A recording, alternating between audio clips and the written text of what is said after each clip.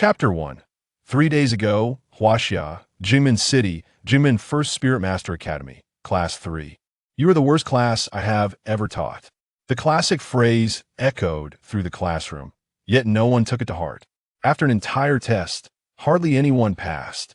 He slammed the tightly clenched test papers onto the podium, producing a thunderous sound. Bang! The students below were momentarily taken aback. Their aspirations for the future of the nation quickly tucked away along with their novels, phones, and mirrors as they nudged their sleeping deskmate awake and exchanged furtive glances. This was a written exam, the worst in the entire school. Tomorrow is the martial arts test. If you try to pass off these abysmal scores, you will regret it. The junior spirit examination is fast approaching. You should be seizing the moment to train. You are about to step onto the battlefield. If you do not acquire more knowledge now, you will realize just how foolish you are when you enter the fray. After venting his frustration, he cleared his throat. Those whose names I call, come and collect your test papers. Zhou Mingmen, 38. Be prepared for tomorrow's martial arts test. If you embarrass yourself, I will ensure you undergo rigorous training.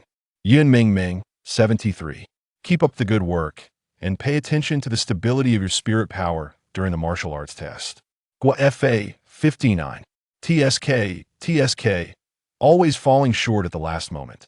Remember, a slight misstep on the battlefield could mean never being seen again. Take heed.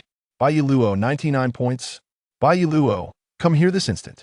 As his fury erupted, a surge of pure spirit energy burst forth, causing the classroom's air pressure to increase dramatically, leaving the students' faces pale.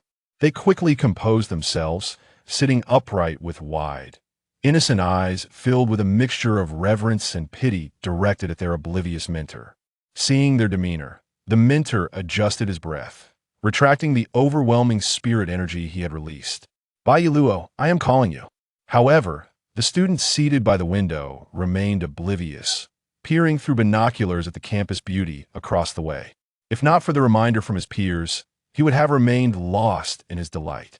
Bai Luo blinked, finally realizing the entire class gaze was fixed upon him in admiration, except for the fearsome figure at the podium.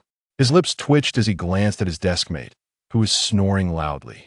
Is this the disparity between deskmates? That fatso! Muttering under his breath, Bai Luo, donning a benign smile, withdrew the binoculars and cautiously inquired, Instructor, is there something you need? What do you think? The instructor retorted, his gaze piercing as he pointed at the test paper. This is an accident. An accident. I was too engrossed in studying the documentary last night and didn't sleep well, so I dozed off during the exam. Oh, what documentary was so captivating? Share it with us. He approached step by step. It's not suitable to discuss in public. Come to my house later, and I'll show you, Bai Luo suggested cautiously. Is that so? Then tell me, how did you end up with just 9 points? With that, a spark ignited within him, and a wave of spirit energy surged forth, enveloping the binoculars in a swirling vortex. With a mere flick of his fingers, the binoculars, which Bai Luo had tucked beneath his desk, began to bounce around like a monkey. Seeing this, Bai Luo hastily exclaimed, Teacher, I was wrong. I was wrong. Isn't it a bit late to apologize now?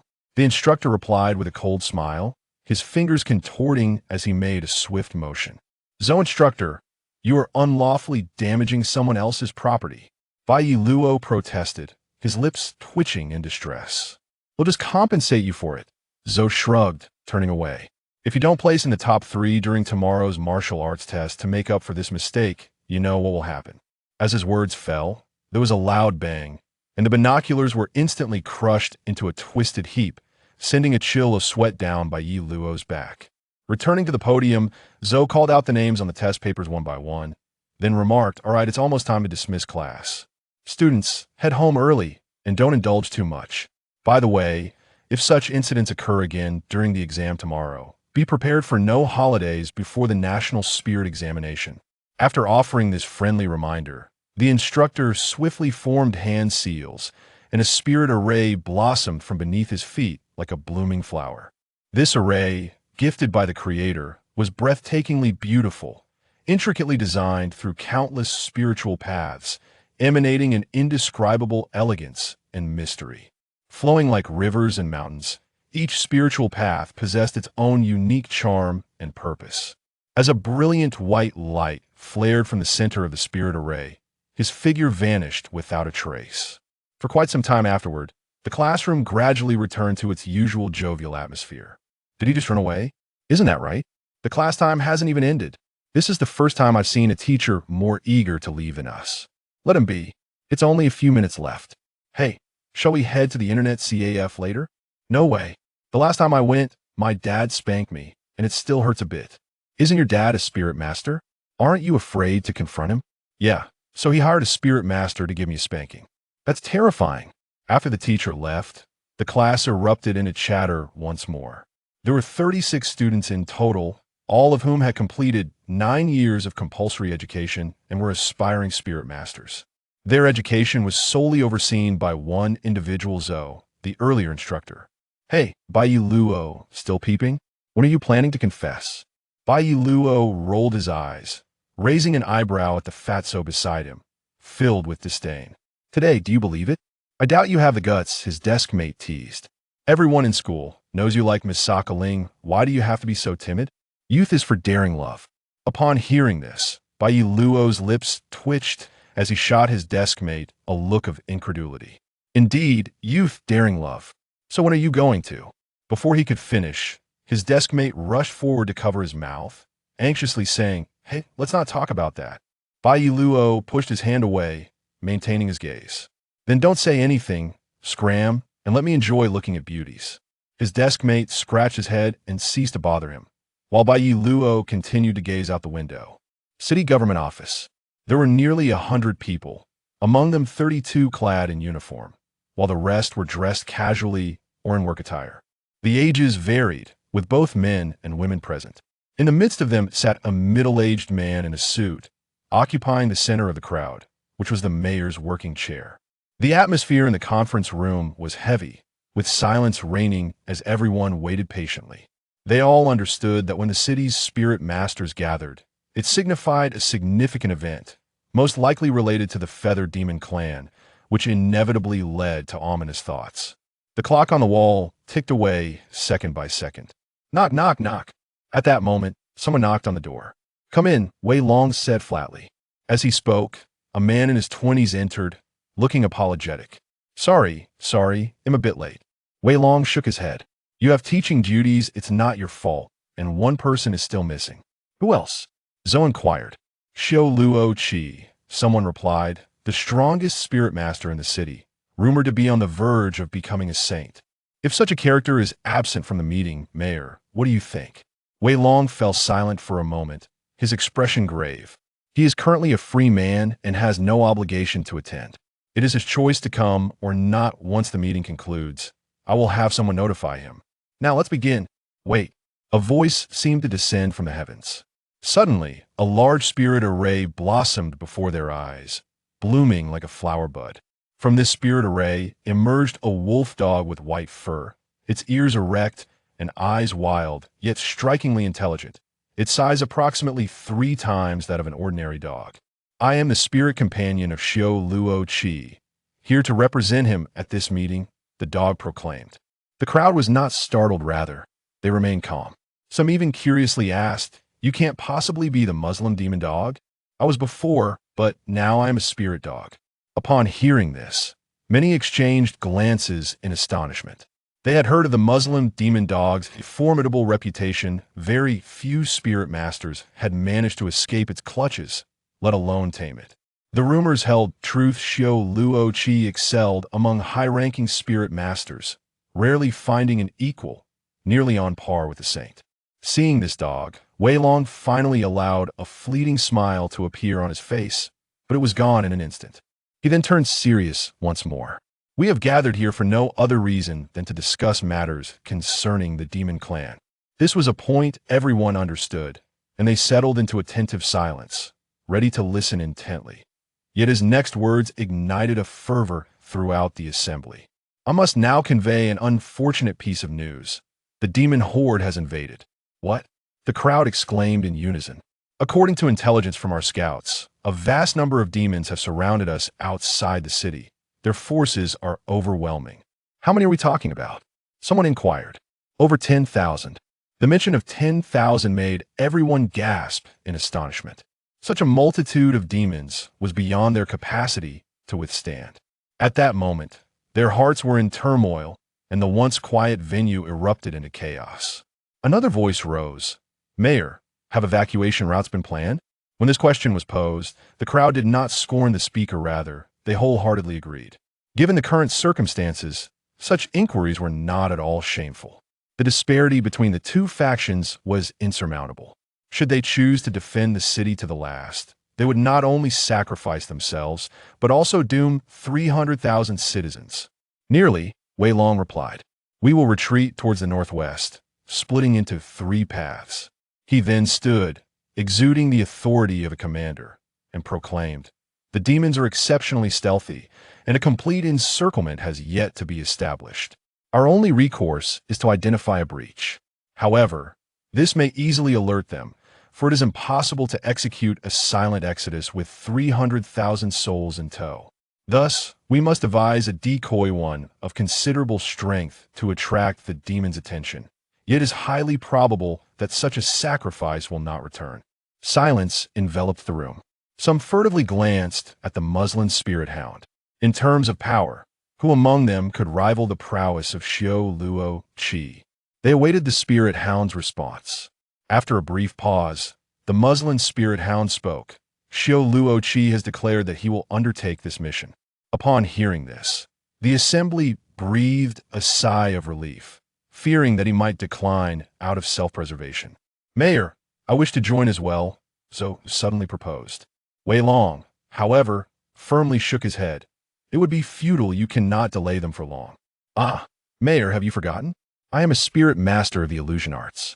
While I may not be able to face many foes like my predecessors, buying time is my forte. I might even outlive Xiao Luo Qi.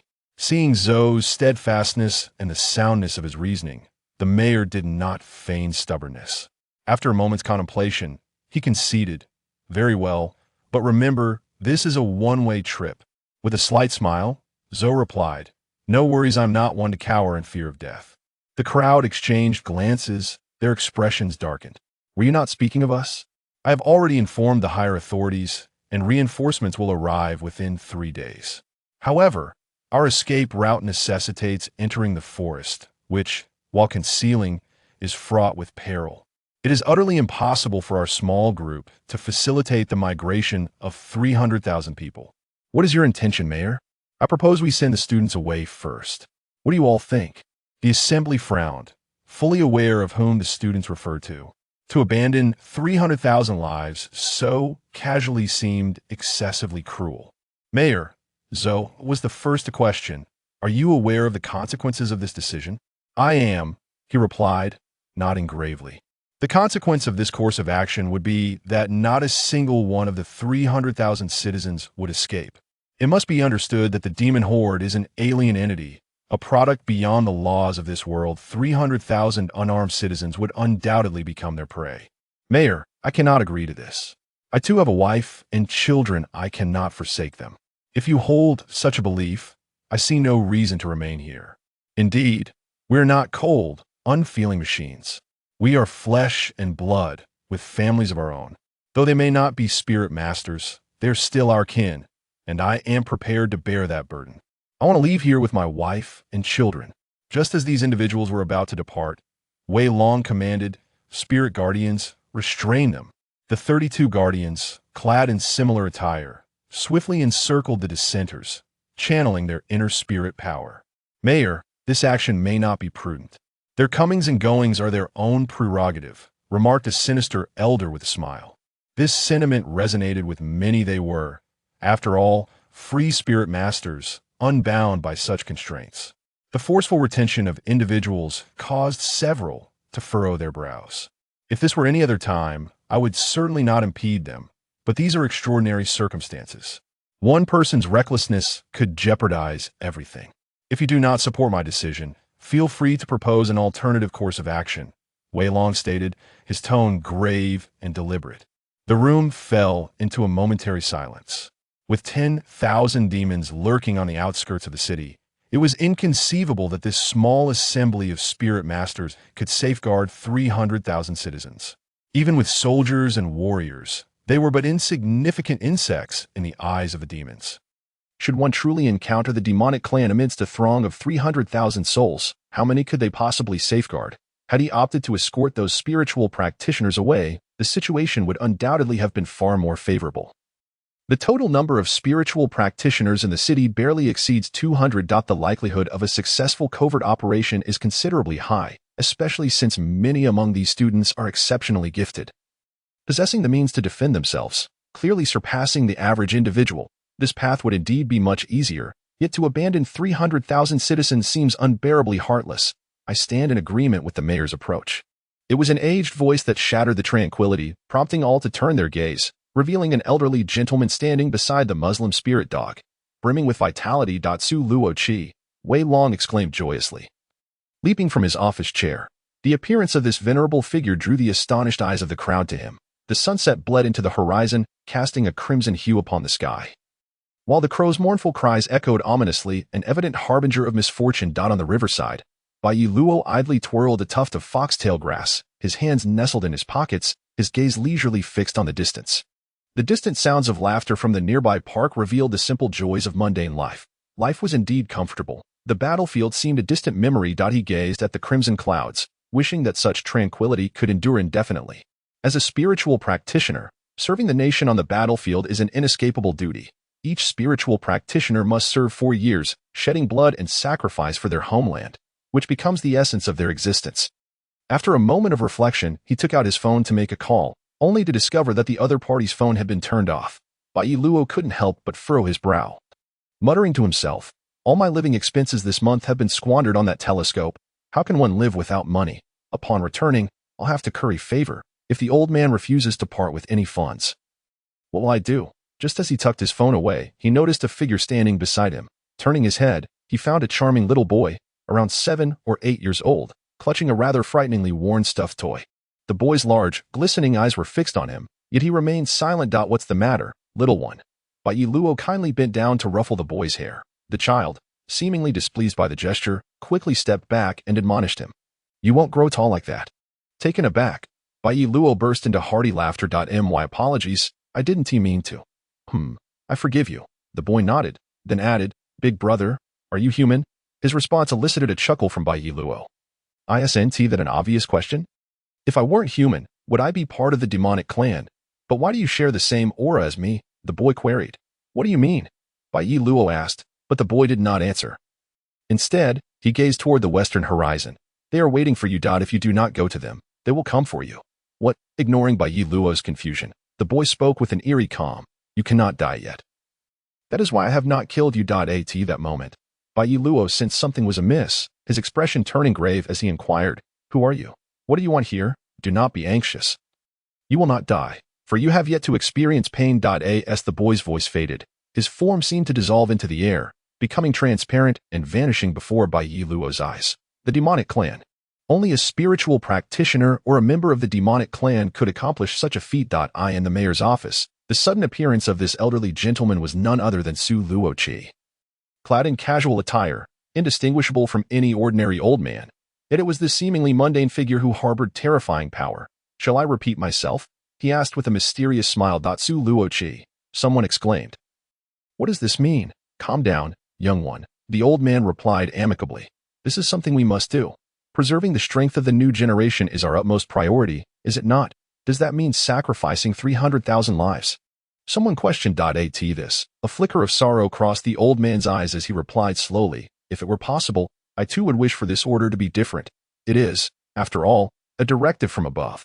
At these words, everyone gasped, their attention shifting to the mayor. Wei Long exhaled deeply, solemnly nodding. Indeed. Upon hearing his affirming response, many clenched their teeth in anger. To send 300,000 citizens to protect 200 students is nothing short of a massacre. The faces of those present turned pale, and a faint smile emerged on the old man's weathered face. There is no need to be so despondent. Whether complete sacrifice is necessary remains uncertain. What do you mean by that? Consider this. How did the demonic clan manage to invade our Chaoyang city? We are not a mere fringe city. Logically, before invading us, they would first annihilate Fuhua City and Jing'an City. Only then would they dare infiltrate Chaoyang City, fearing we might ensnare them. Although their stealth is impressive, we have only just now discerned their presence, yet their current position is quite disadvantageous. News is already spread. Fuhua City and Jingyang City cannot possibly remain idle, and a counterattack from the rear would be quite the spectacle. The higher-ups have dispatched numerous spiritual practitioners, at least over 5,000, before they can rescue us. They must first unite with the two cities to form a siege, completely eradicating these 10,000 demonic beings. By the way, it seems the higher-ups have dispatched a saint. As he spoke, Su Luoqi surveyed the crowd, all of whom wore expressions of joy. The mention of the saint carried immense weight for them. The saint, a savior of countless lives. One could imagine their powers transcending the ordinary. Even Su Luoqi could only look up in awe. If a saint were present, what fear could there be from a mere 10,000 demonic beings? In a residential complex at the city center, Bai Luo opened the door, flicking on the lights. And after retrieving a drink from the refrigerator, he reclined on the sofa to watch television. It was precisely 5:40, and the afterglow of the setting sun had yet to fade, with the sounds of children playing in the nearby park. Where has the old man gone? Bai Luo glanced at the wall clock, then pulled out his phone to make a call, only to find it still turned off. Damn it, he exclaimed, tossing his phone aside and fixating on the television screen. Though his mind was clearly elsewhere, the encounter with that little boy had left a profound impression upon him. What frightened him most was not the boy's words, but rather the unsettling sense of familiarity he felt towards him. This disquieting familiarity troubled him, as thoughts raced through his mind, yet were consistently suppressed by a singular phrase: forget it, this is too annoying. I'll just take a nap. A moment later, Bai Luo stretched his back. Feeling drowsy, and closed his eyes. He found himself in an extreme world, a realm of desolation and ruin. The sky was drenched in crimson, the buildings askew, the ground riddled with cracks, the earth trembling, the winds howling. And the cries and prayers of the people echoed around him, alongside the divine figure that loomed above, casting its gaze upon humanity. That figure was Fei Ertina. Bai Luo was captivated by her breathtaking beauty. Clad in white, she resembled an angel. A halo radiated pure light from her being, seemingly capable of soothing troubled hearts. Her eyes sparkled like crystal, a treasure of the world, vibrant and dazzling like a multitude of stars. Even her smile could evoke a different kind of enchantment. Such beauty was unattainable for any woman in this world, commanding the utmost reverence from all males, who dared not harbor any thoughts of disrespect. In this apocalyptic setting, she embodied the last vestige of purity and hope, coldly observing all that transpired in the world below. Do you not find this rather childish? The debate between good and evil is such a tiresome topic. At that moment, a ragged girl appeared before him. Bai Luo regarded her, and she possessed a beauty that could topple nations, a face that could eclipse the moon. Her long, dark hair cascaded chaotically over her shoulders, draping over her chest, and beneath the tangled strands, one eye glimmered with an eerie darkness, standing barefoot before him. Who are you? Bai Luo finally inquired after a thorough appraisal. The girl smiled warmly, taking delicate steps forward, and in an instant, she stood before him. Take a guess. Though she did not speak, her melodious voice resonated in his ears. As he gazed down at the enchanting beauty of a similar age, his heart involuntarily tightened. It seemed as though he had been ensnared, unable to part from her exquisitely flawless visage. Bai Luo immediately reacted, retreating a couple of steps. Who exactly are you? The girl's melodious laughter echoed in the air. Are you frightened? Frightened? Bai Luo was momentarily taken aback. How could that be? No. You truly are afraid, the girl asserted with unwavering certainty. I can perceive every emotion within you. This scent cannot deceive me. It is fear. Upon hearing her words, Bai Luo felt a surge of caution. After calming the tumult within, he replied in a low voice, Scent? A member of the demon clan? Yes, you could say that. The girl casually twirled a lock of her hair, appearing utterly composed amidst the apocalypse. However, I possess no capabilities at present. There is nothing I can do unless you assist me. Assist you? Absurd. You will? She insisted, her enchanting eyes deepening with a shadowy hue. You cannot escape me. Otherwise, you are incapable of achieving anything. What do you mean? Bai Luo failed to notice that his heart was racing faster. You will discover it soon enough. The girl smiled sweetly, akin to the last bloom in a world slowly wilting. Soon. He furrowed his brow in confusion, his heavy breaths betraying his growing agitation. Why do you appear in my dreams? At that moment, Bai Luo realized this was a dream. A breathtakingly intense dream. In this realm of fantasy, time seemed to be in a constant cycle, the same voice echoing in his ears multiple times, while the fiery clouds in the sky remained unchanged. Time has arrived, or rather, what is destined to come will eventually arrive. The girl uttered this enigmatic statement, When you encounter me next, you should be prepared to assist me. Assist you in what? In slaughter. Upon hearing the name of the saint, all rejoiced, except for Xiao Luoqi, who felt the opposite. Setting aside the authenticity of this news, even if it were true, it was undeniably peculiar. Not only did it go against the actions of the Empire's high-ranking officials, but it also contradicted the infiltration of the demon clan. Transforming an army of 10,000 into a target within the enemy's grasp was an overtly foolish act, after battling for thousands of years. How could the demon clan be so ignorant of the fundamental principles of troop management? Moreover, dispatching a saint to support merely 1,000 magical beasts seemed excessively dramatic. Saints are inherently remarkable. During this era of war, every region requires substantial strength for protection, let alone a military stronghold. A saint is a formidable force, capable of single-handedly holding back thousands. The Empire's map clearly indicated several strategic locations guarded by saints. Thus, no saint would abandon their post lightly. The consequences would be dire. However, to engage a saint for such a minor conflict was indeed astonishing. As Xiao Luoqi pondered deeply, the others in the room began to discuss fervently. If that's the case, there is hope for a portion of the 300,000 to survive. But even if the higher-ups send a saint, we cannot hold out for many days. No, I believe we can.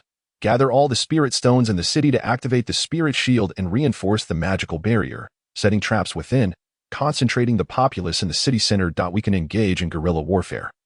Perhaps we might prevail, but who will escort the students? I believe around 10 spirit masters should suffice for the 200 students, while the others defend the city. Yet this approach does not ensure the safety of the students. One misstep could lead to the sacrifice of all 200. Thus, we must devise a highly meticulous and concealed route, leaving no room for error. Just as the discussions escalated, Zhou approached Xiao Luoqi and spoke in a low voice. Do you also find this war unreasonable? Indeed, Xiao Luoqi nodded. I do not believe the demon clan would make such a fundamental error, nor does the Empire's stance seem overly vigilant. I concur, Zhou agreed. There must be some underlying motive. Why else would the demon clan recklessly sacrifice 10,000 soldiers? As for the Empire, I suspect the higher-ups have discerned the demon clan scheme, which is why they are so concerned. Perhaps, Xiao Luoqi murmured. What could attract the demon clan to take such risks in our remote region? His voice grew softer, and his complexion paled, noticing Xiao Luoqi's demeanor. Zhou furrowed his brow and inquired, have you come to any realization? I hope it is not as I fear. Xiao Luoqi replied softly. A hint of a smile graced his lips, revealing the unique essence of his harrowing experiences. Akin to the distinct aroma of a century-aged wine, imbued with an indescribable charm and a subtle note of mockery. After extensive discussion, no consensus was reached regarding the handling of the students. Those students represent the future military strength of the Empire. In a certain sense, they are far more significant than the general populace. Thus, any rational elite would naturally prioritize the Spirit Master students above all else. Therefore, Wei Long's prior proposal lacked merit. However, the majority present had families of their own. How could they heartlessly abandon them? This caused even Wei Long, who had been resolute, to waver. He was not a cold-hearted individual. But the rules dictated a mayor's responsibility to the citizens. How could he let emotions cloud his judgment? A single misstep could lead to a cascade of errors. In his quandary, he inadvertently noticed Xiao Luoqi's silence and sought his opinion.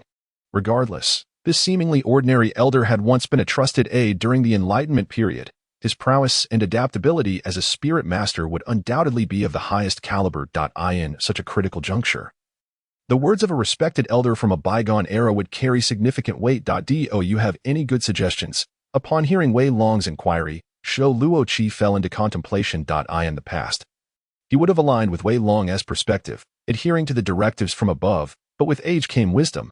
Some matters were no longer viewed through the same lens. As Wei Long approached Xiao Luoqi, all eyes in the room converged upon him, enveloping the space in a heavy silence. I tend to agree with the latter's perspective. After a tense and somber atmosphere enveloped the discussion hall, Xiao Luoqi's words shattered the stillness. The students are undoubtedly vital. They are the cornerstone of the Empire's future resistance against the demon clan. Losing them would equate to forfeiting our capacity to fight back. At this point, Xiao Luoqi scanned the room, noting the grim expressions on everyone's faces, their brows furrowed tightly. However, it seems we have forgotten the fundamental question. He continued slowly. Why are we fighting? Upon hearing this, many present shuddered. Even Wei Long felt a tremor in his heart. For the status of humanity? For the dignity of humankind? Let us not forget why we embarked on this journey simply because the road is long. We fight for the future of our families, for the future of our nation. And they, the 300,000, are the heirs. We fight to protect them and ensure the continuity of our legacy. Furthermore, it appears we have neglected to consider the sentiments of those directly involved, the parties involved. The crowd was momentarily taken aback. Do those students truly wish to abandon their families and flee? At this juncture, a bitter smile crossed Wei Long's face, for he had not contemplated this. In his blind adherence to orders from above, he had merely focused on relocating the students without pondering their willingness to comply. The youth of today tend to be quite headstrong, often disregarding the wisdom of their elders, possessing their own opinions, particularly the new generation representing the military strength of the empire, who possess an inherent rebellious spirit. In many aspects, their thoughts diverge from those of their predecessors. If you were to convey this matter to them, it is likely that few would be willing to depart. Then what do you suggest? Wei Long asked. Let us observe the choices of those children.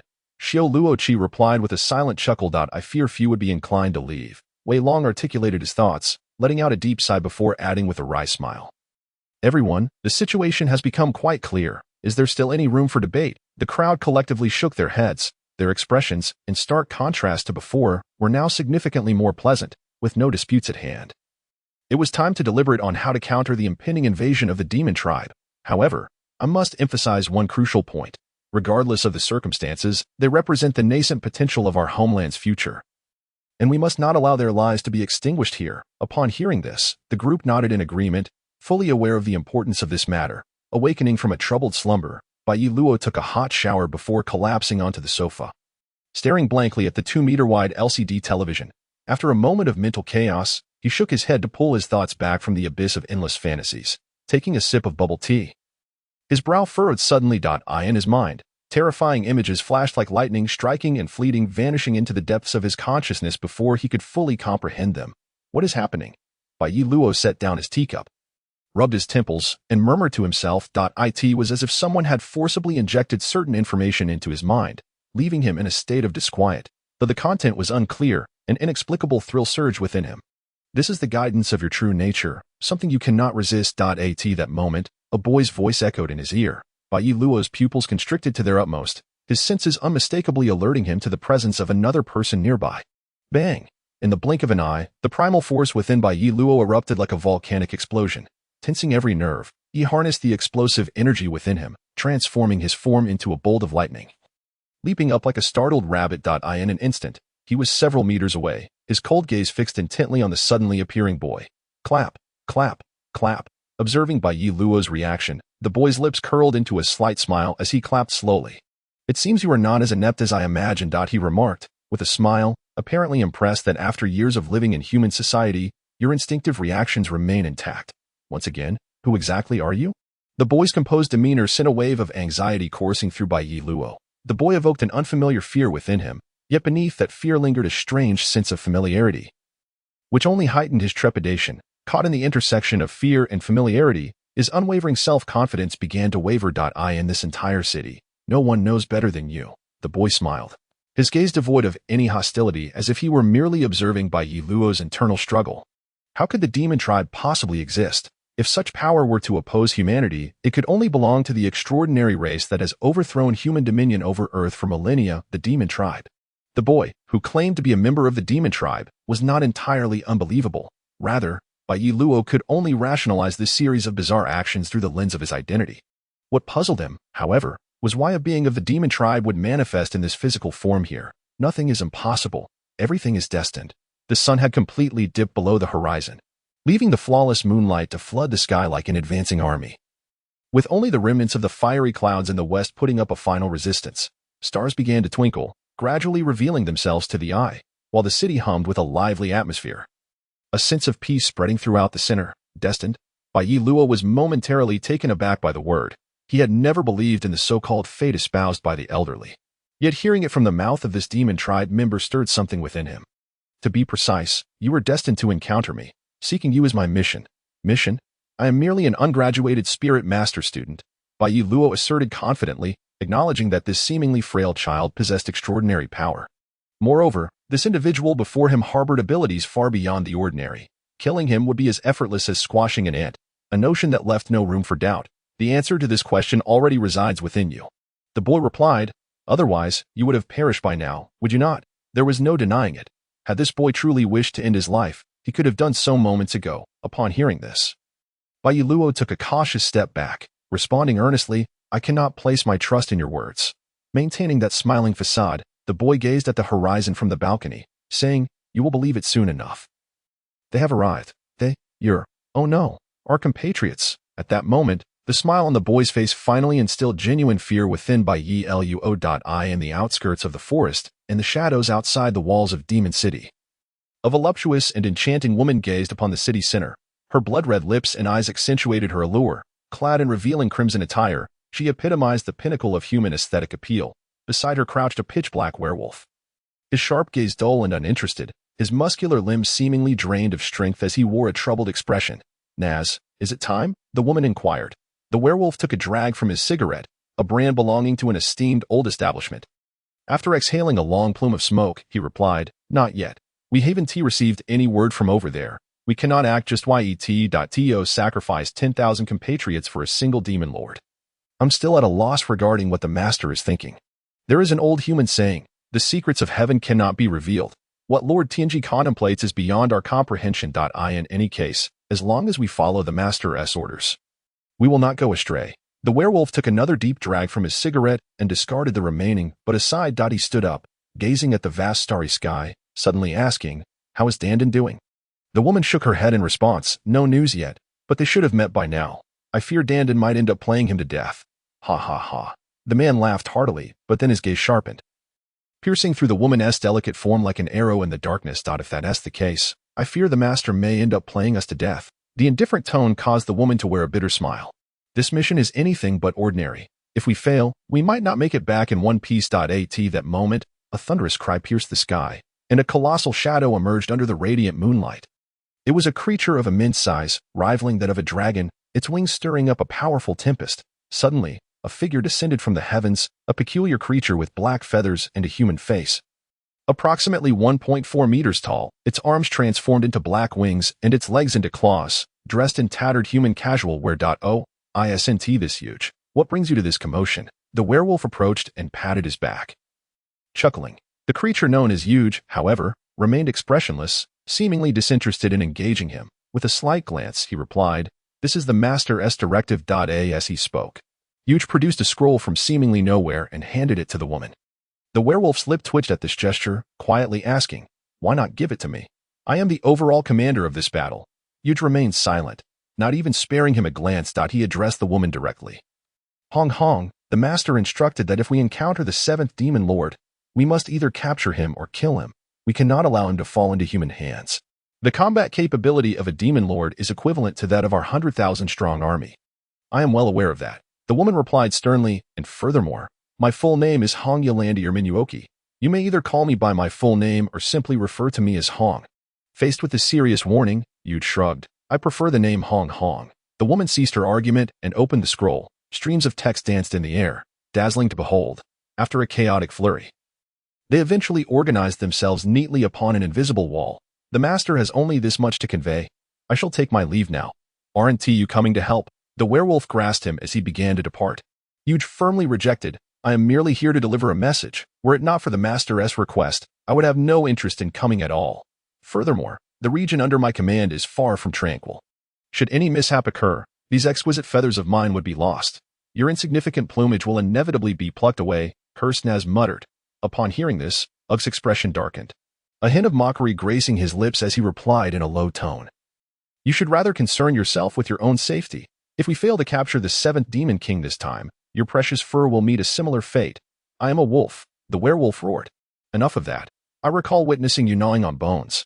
Tell me, do human bones taste good?" Yuji scoffed. "Can a wolf not gnaw on bones? Those bones are of inferior quality, unpalatable. After all, humans are a subpar species. How delightful could they possibly be?" With a grand gesture, Yuji unfurled his wings, the ebony feathers fanning out like a fallen angel's plumage. "I have matters to attend to. It is rumored that remnants of humanity have been discovered in my vicinity.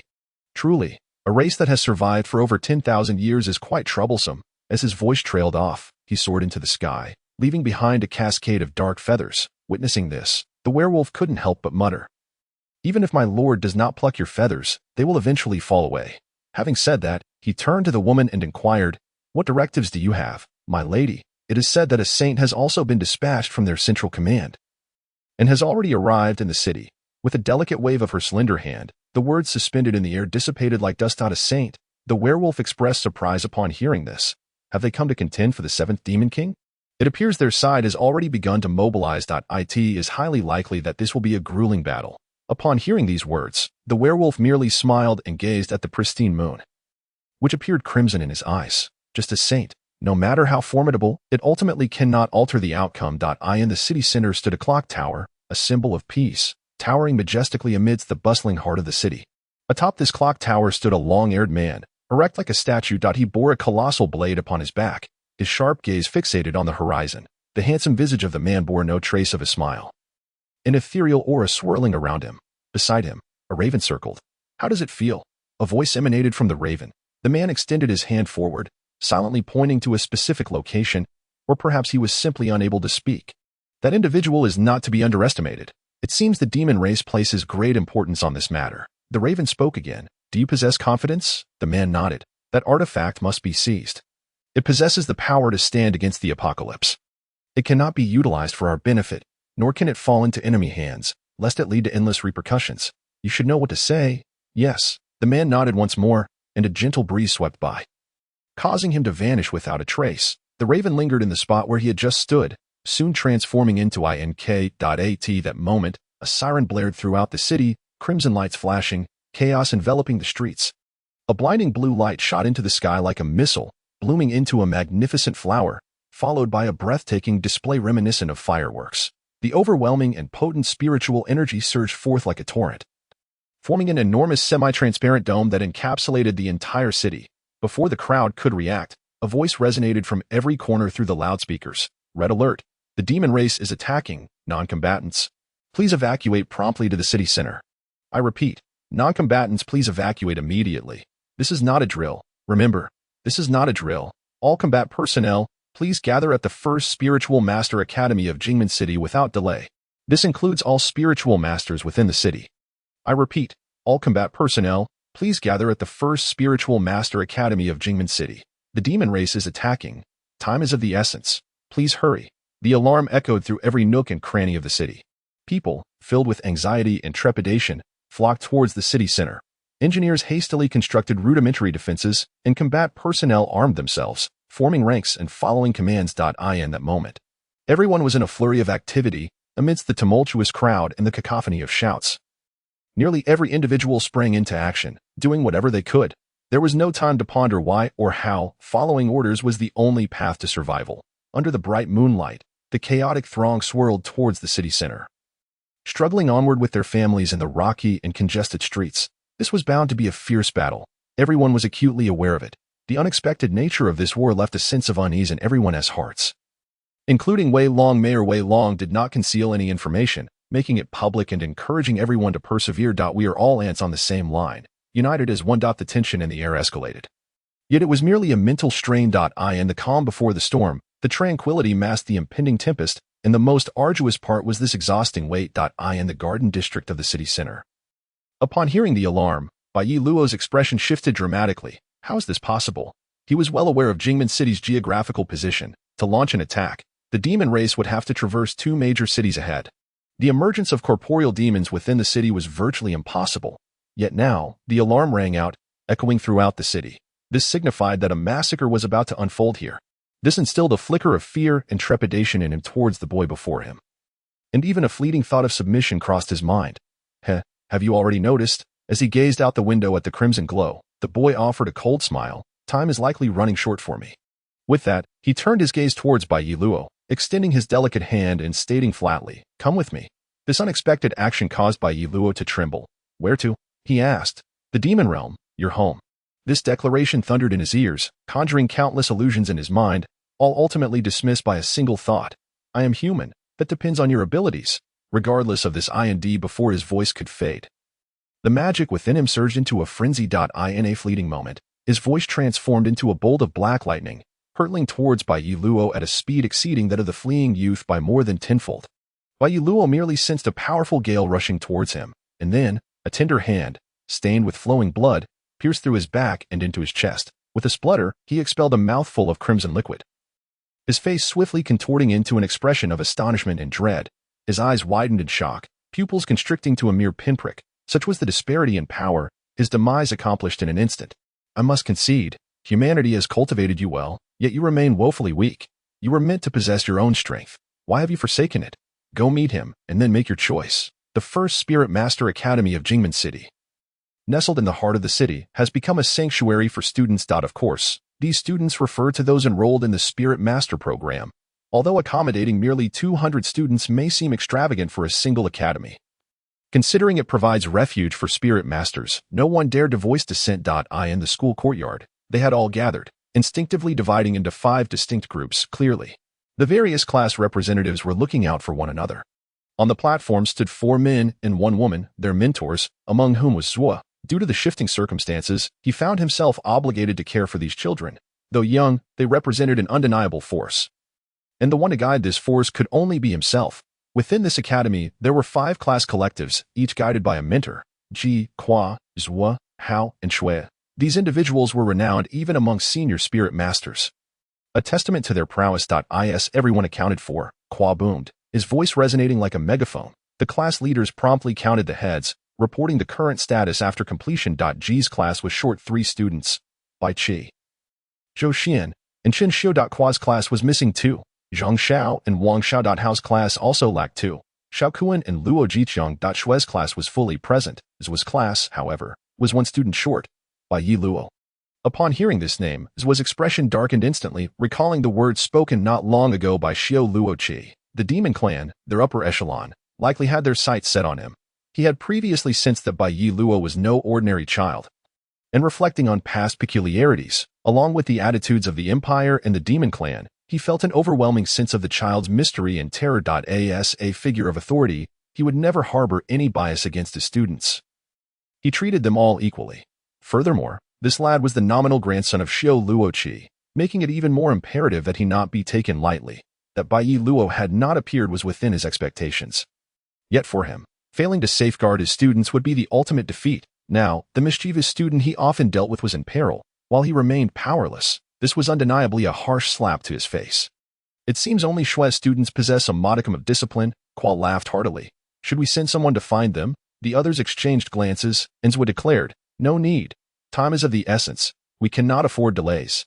These children are not small anymore. They have discernment and likely have been delayed, but should arrive shortly. The crowd on the playground appeared somewhat chaotic, with all faces bearing a somber expression. They were vaguely aware of the situation. As the alarm had stated, this was no drill. This implied that their youthful days of enjoyment were to be exchanged for a battle for their lives. Silence, Kwa roared, commanding the attention of the entire assembly. As the students gradually quieted, he solemnly addressed the 200 before him, saying, I trust you are all aware of the demon clan's invasion. There is no need for me to elaborate. The current state is dire. With the enemy numbering 10,000, while our side can barely muster 300. This is a lopsided battle. Upon hearing these words, the young men and women displayed expressions of sheer horror, although they could roughly surmise the battle's difficulty. The magnitude of the disparity was beyond imagination. After a brief moment of shock, the light in their eyes dimmed. They ceased whispering and chose silence instead. The playground, occupied by over 200 individuals, fell into a profound stillness. At this moment, Hao spoke. I believe all of you are feeling fear, unease, and confusion. However, do not forget why you stand here. You are Spirit Masters. You must use your blood and flesh to protect your families as heroes. From the very first day of school, I stated that choosing this path means shouldering an extraordinary mission. It is both a hero's journey and a road of no return. Li Bai Long and Wang Xiaoming both lifted their heads, each wearing expressions of determination. Since we cannot evade it, we must choose to endure.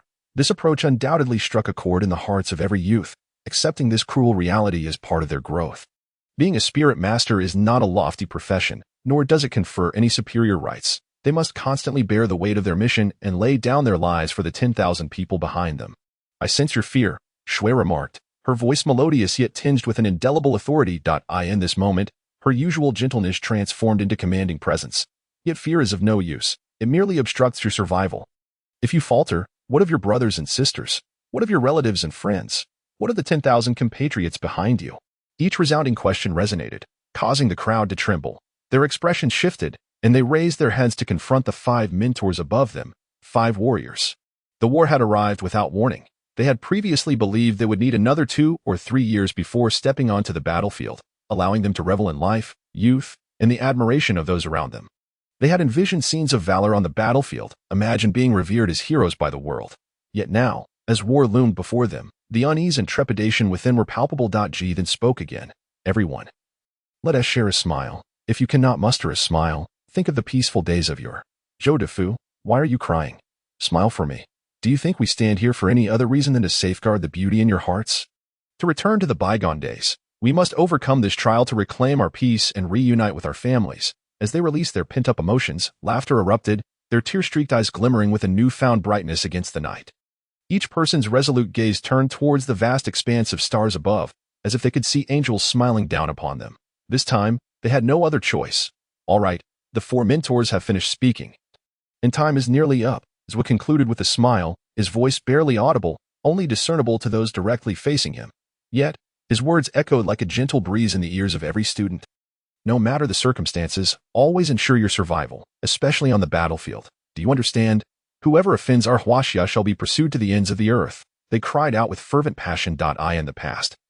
When uttering these words, they bore no special emotion. Today, however, they shouted them in unison, discovering that nothing could soothe the heart more than this phrase. Even after a millennium, this powerful declaration still resonates within each individual's heart. Though the world may have changed and political systems transformed, this proclamation continues to flow through the currents of history. It was a paradise on earth, an idyllic realm, a breathtaking landscape reminiscent of a dream. Bai Luo stood amidst countless blooming lotus flowers, gazing around in confusion. The spring breeze caressed his face, swaying gracefully. As the ancients said, in Jiangnan, amidst the misty rain, the lotus sways. Welcome back. You've returned. In the distance, amidst the swirling mists, a figure of exquisite grace lay among the flourishing lotuses. Am I dead? Bai Luo pressed his hand to his chest, only to find himself unscathed. He cast another glance at the enigmatic woman and inquired, who are you, truly? At first, Bai Luo believed her to be a vengeful spirit. Vengeful spirits are life forms that exist in a quantum state, capable of traversing every corner of the world at will. Yet devoid of any aggression. Much like a ghost, they are imperceptible and intangible, yet can forge connections with one's mind, conjuring illusions and amplifying one's darker side to the brink of mental collapse, thereby seizing control of the body. This kind of entity is of a non-material form, rendering it indefensible. Consequently, instances of individuals being possessed by vengeful spirits and subsequently attacking their kin are not uncommon throughout the empire. The targets of such malevolent entities are typically those with psychological flaws or those suffering from despondency. Any spirited and mentally healthy spirit practitioner is unlikely to fall under their sway. Bai Luo had encountered vengeful spirits before, so he was not surprised by the presence of this demoness resembling a girl. However, his perception had indeed shifted, regardless of whether this being was truly a vengeful spirit. It was evident that the demon clan held him in significant regard. This inexplicable weight of expectation relentlessly assailed his mental defenses. Choose, she beckoned. The girl's laughter was bright and melodious, a truly delightful sound. Bai Luo vaguely recalled a boy who had uttered similar words. Choose what? He inquired. The girl rose, a blooming lotus gliding towards him like a delicate boat. Choose the power that you were meant to possess. In that moment, the hazy moonlight cascaded down, and the enveloping mist gradually dissipated. In the expansive river, the pink lotuses also floated away. Before Bai Luo, there lay not only the tranquil waters but also a visage that should not exist in this realm. I have granted you 16 years to relish life. It is now time for you to shoulder your mission. Shoulder a mission? I believe you are mistaken. Upon hearing these words, Bai Luo offered a faint smile, tinged with bitterness. He had never envisioned encountering such peculiar circumstances. Yet, he was grateful that he had not perished, or rather, that his consciousness still lingered. I am merely a mundane spirit practitioner student, and my mission is trivial. I could easily meet my end on the battlefield any day. This is not your fate, but theirs. The girl delicately dipped her toes into the water, gliding towards Bai Luo. You are the one I have chosen. Thus, you possess your own destiny. Bai Luo was taken aback. Such words were not something a vengeful spirit would speak. I thought you were a vengeful spirit. It seems I was mistaken. Who are you? Truly, after calming the turmoil within him, he asked cautiously. I have never claimed to be a vengeful spirit. The girl beamed a radiant smile. As for what I am, that depends on your own perception. Some call me a demon, others a deity. Such notions are truly laughable. Bai Luo retorted, demons and deities are fundamentally opposites. How could they coexist within a single being? Indeed, I also find those opinions quite amusing. The girl nodded in agreement. At her words, Bai Luo's lips twitched, silently acknowledging, I am referring to you. For now, let us refrain from discussing this matter. The girl's delicate hand brushed against Bai Luo's flushed cheek, and her enchanting eyes seemed to draw him in, rendering his gaze captive. Tell me, do you wish to witness the demise of humanity? Demise is impossible. Bai Luo uttered these words without conviction. Had he not endured enough suffering already, the fate of humanity was not something he could dictate. You possess the power to sway the very existence of both races, yet, until now, you remain ensconced in a dream. Bai Luo fell silent, listening to the echoes of his own heart. You have long guessed why the demon clan seeks you, yet you persist in your slumber. Humanity is indeed a foolish species.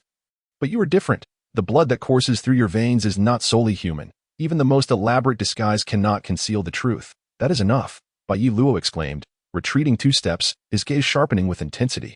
What proof do you have? Sometimes, a fool is easier to deal with. The more intelligent one is, the sooner they must bear the weight of suffering and helplessness. It is of little consequence. The girl released her hand, gazing at the full moon. As long as you are capable of making a choice. What exactly do you want me to choose? Will you depart so easily, or will you become a witness to history? The girl smiled, embodying true beauty beneath the hazy moonlight. Bai Luo came to a realization. It seemed he had already met his end. If I choose the latter, what consequences will follow? He inquired. Recognizing that he had little choice in the matter, you will endure greater suffering. Behind the girl, a blue magic circle gradually unfurled, merging the sun, moon, and mountains within its confines. What does that mean? Torture. Bai Luo struggled to comprehend her words. Upon hearing the word torture, the girl smiled and shook her head. Everything is predestined. It cannot be considered torture. Rather, it should be called fate. In Jingmen City, at the East City Gate, rows of soldiers stood at the ready, weapons poised, vigilant against any unusual occurrences. The night was unnaturally quiet, a stillness that sent chills down their spines. Utilizing their night vision, they strained to discern movements within a 20-meter radius. Without this technology, these non-spirit practitioner soldiers would undoubtedly succumb to mental collapse. This was a critical moment. Under the imminent threat of war, they were the most perilous and the first to fall. Each victory in war was built upon the countless bodies of these insignificant figures, a truth they all understood. Death, for them, could even be seen as a form of solace. Their movement, the tense silence, pregnant with danger, was shattered. Instantly, everyone's nerves tightened to their breaking point, anxiously scanning their surroundings for the enemy. In the sky, a voice directed everyone's gaze upwards. Before the bright moon, a figure floated like Chang'e, clad in a flowing red gown, her beauty unparalleled. Beneath her exposed feet, a magical array blossomed like a rose. It's a demon. Even the most exquisite visage could not divert attention from the slowly fluttering wings behind her delicate form. Level in the urban expanse of Jingmen City, nestled within an unremarkable alleyway, one could not help but be awestruck by the formidable atmosphere that pervaded. The presence of the J-29 and long 1216, along with the formidable 394, spoke volumes of the abundance of spiritual stones in this locale, yielding a plethora of crafted spiritual artifacts. The impact of these spiritual projectiles, upon striking the body, would likely not be excessively painful. A boy lingered at the alley's entrance, covertly observing the movements of the troops outside. Much like a rustic villager marveling at the wonders of the city, while he admired the advanced equipment of others, he could not help but belittle his own kind, pondering the thoughts of the adults. Why were they not equipped with such superior tools? With that thought, he straightened his posture, leaning against the wall and casually greeting the man behind him. I say, must you depart so abruptly? It leaves me quite embarrassed. Bai Luo's body jolted, his previously stealthy demeanor transforming into a frantic sprint.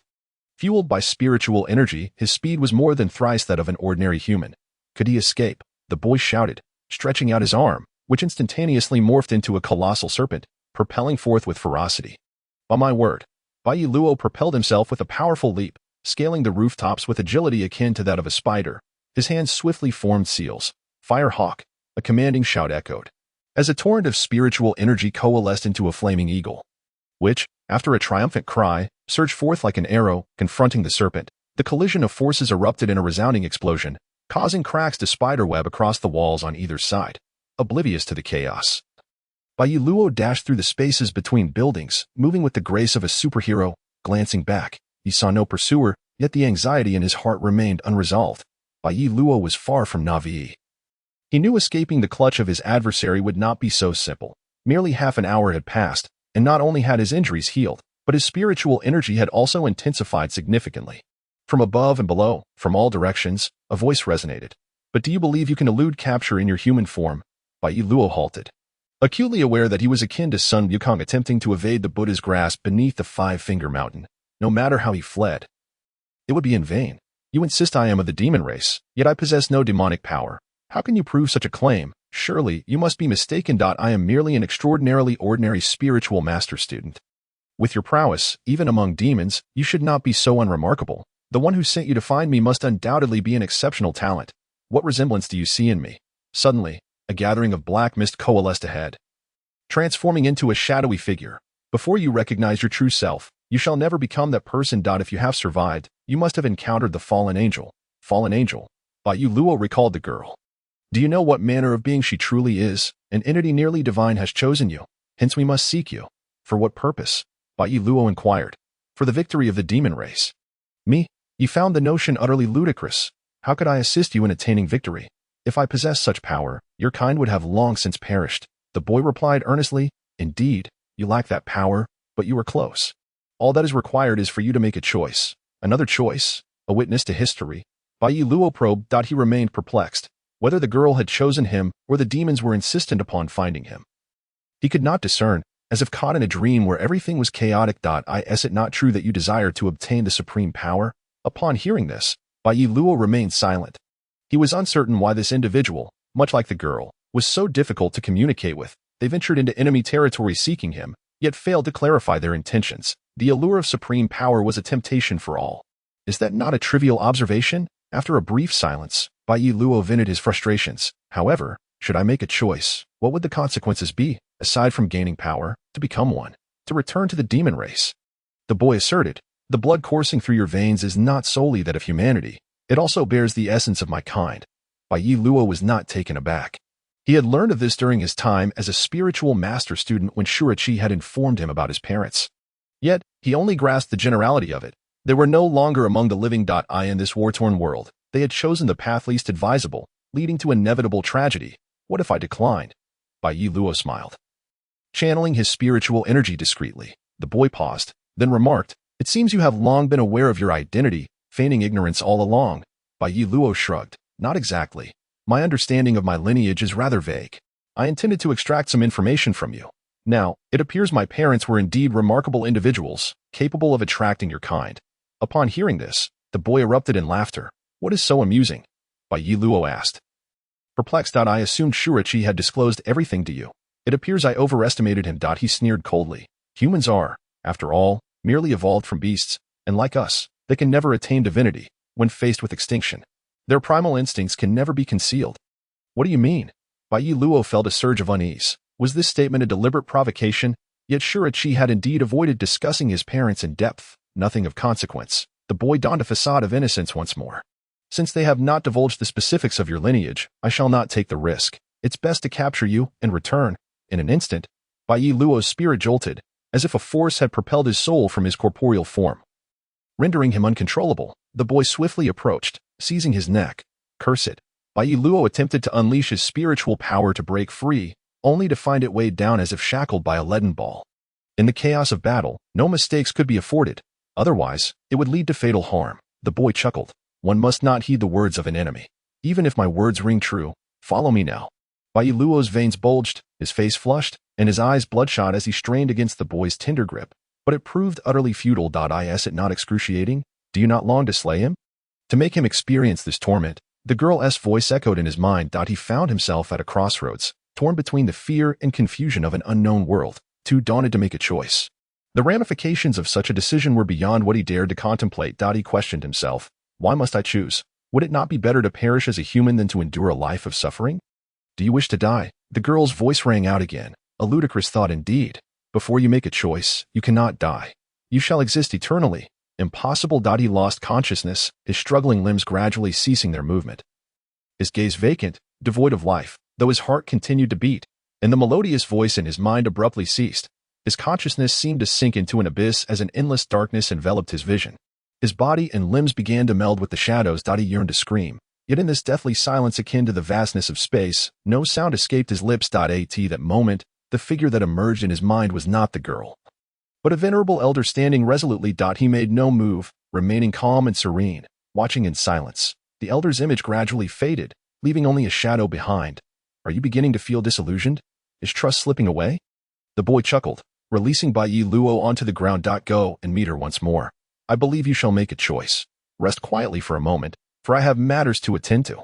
He rose, and suddenly, the surroundings were enveloped by a powerful surge of demonic energy. In this shroud of magic, every subtle movement within miles could not escape his perception. No matter how well one concealed their presence.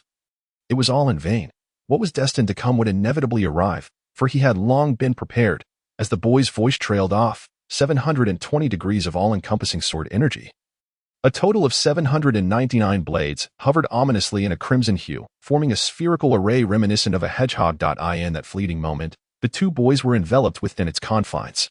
Above this array, a man, distinguished by his flowing white hair and bearing a colossal sword, stood poised on the hilt of one of the blades. His gaze, sharp and frigid, resembled that of a snow wolf in a wintry gale.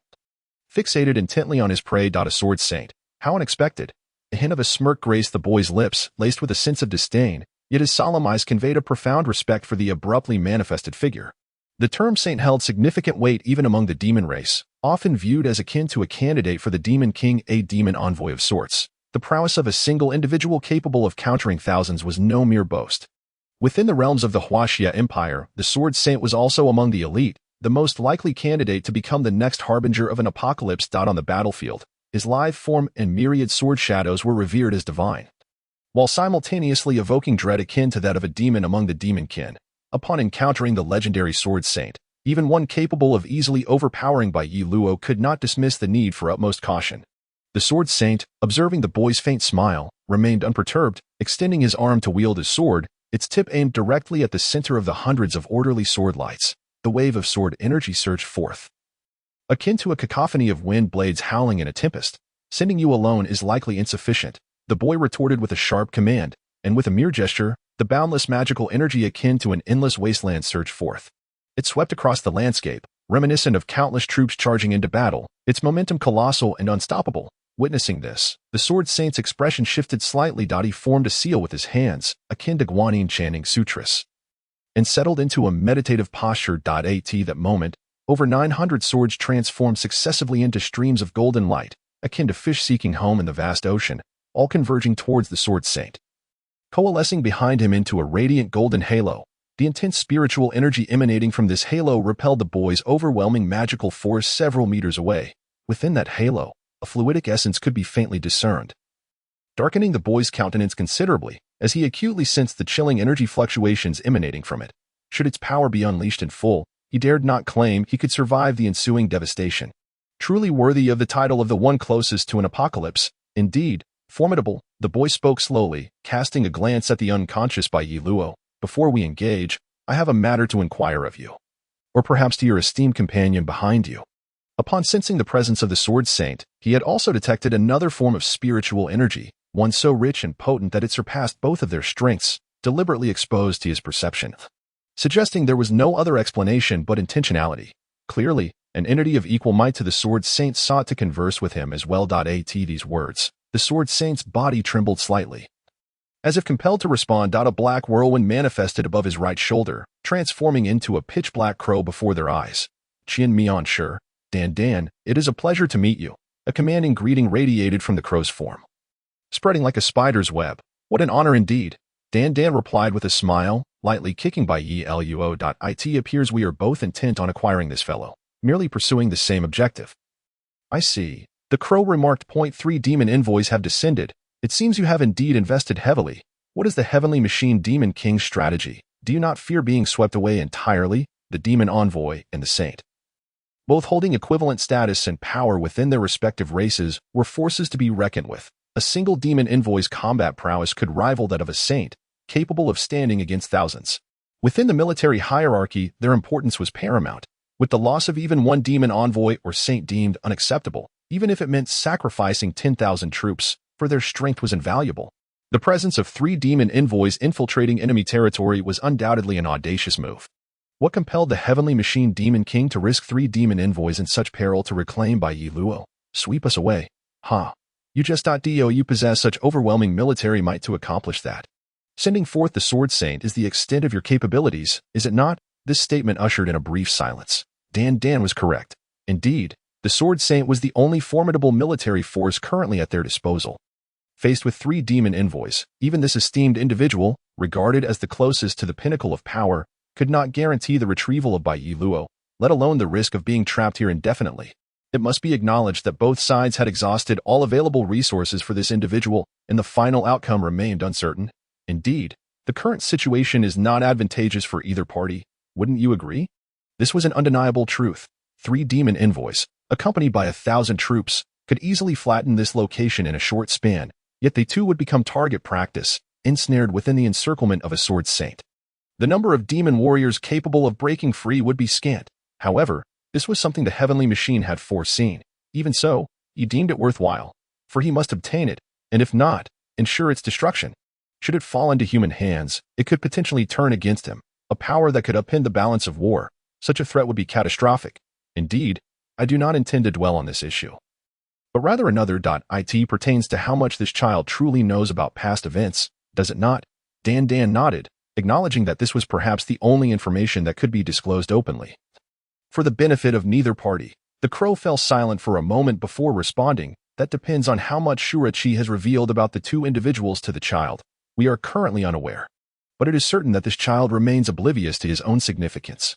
You are a person of stature. Such falsehoods do not befit you.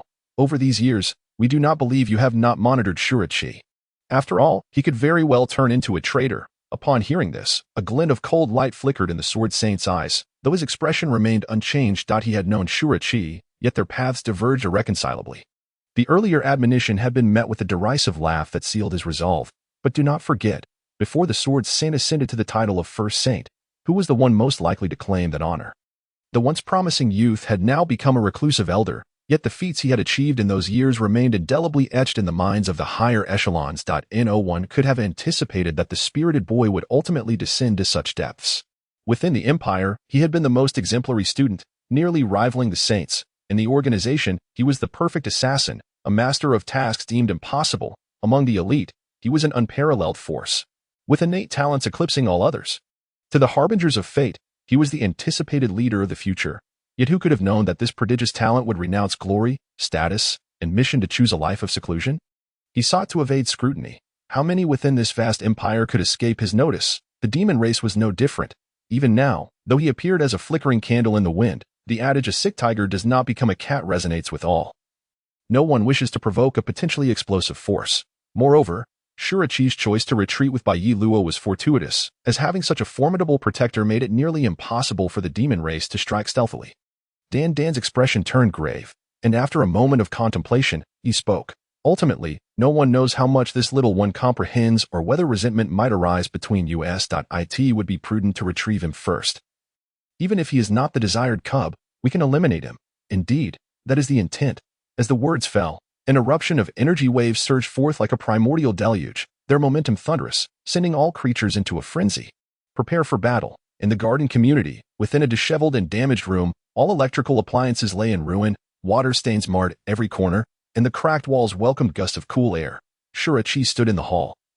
Sensing the residual magical energy, his expression darkening to an extreme. He bent down, his aged hand pressing against the wooden floor, as the spiritual energy within him coursed through the meridians, resonating against the floor like ripples spreading across a lake.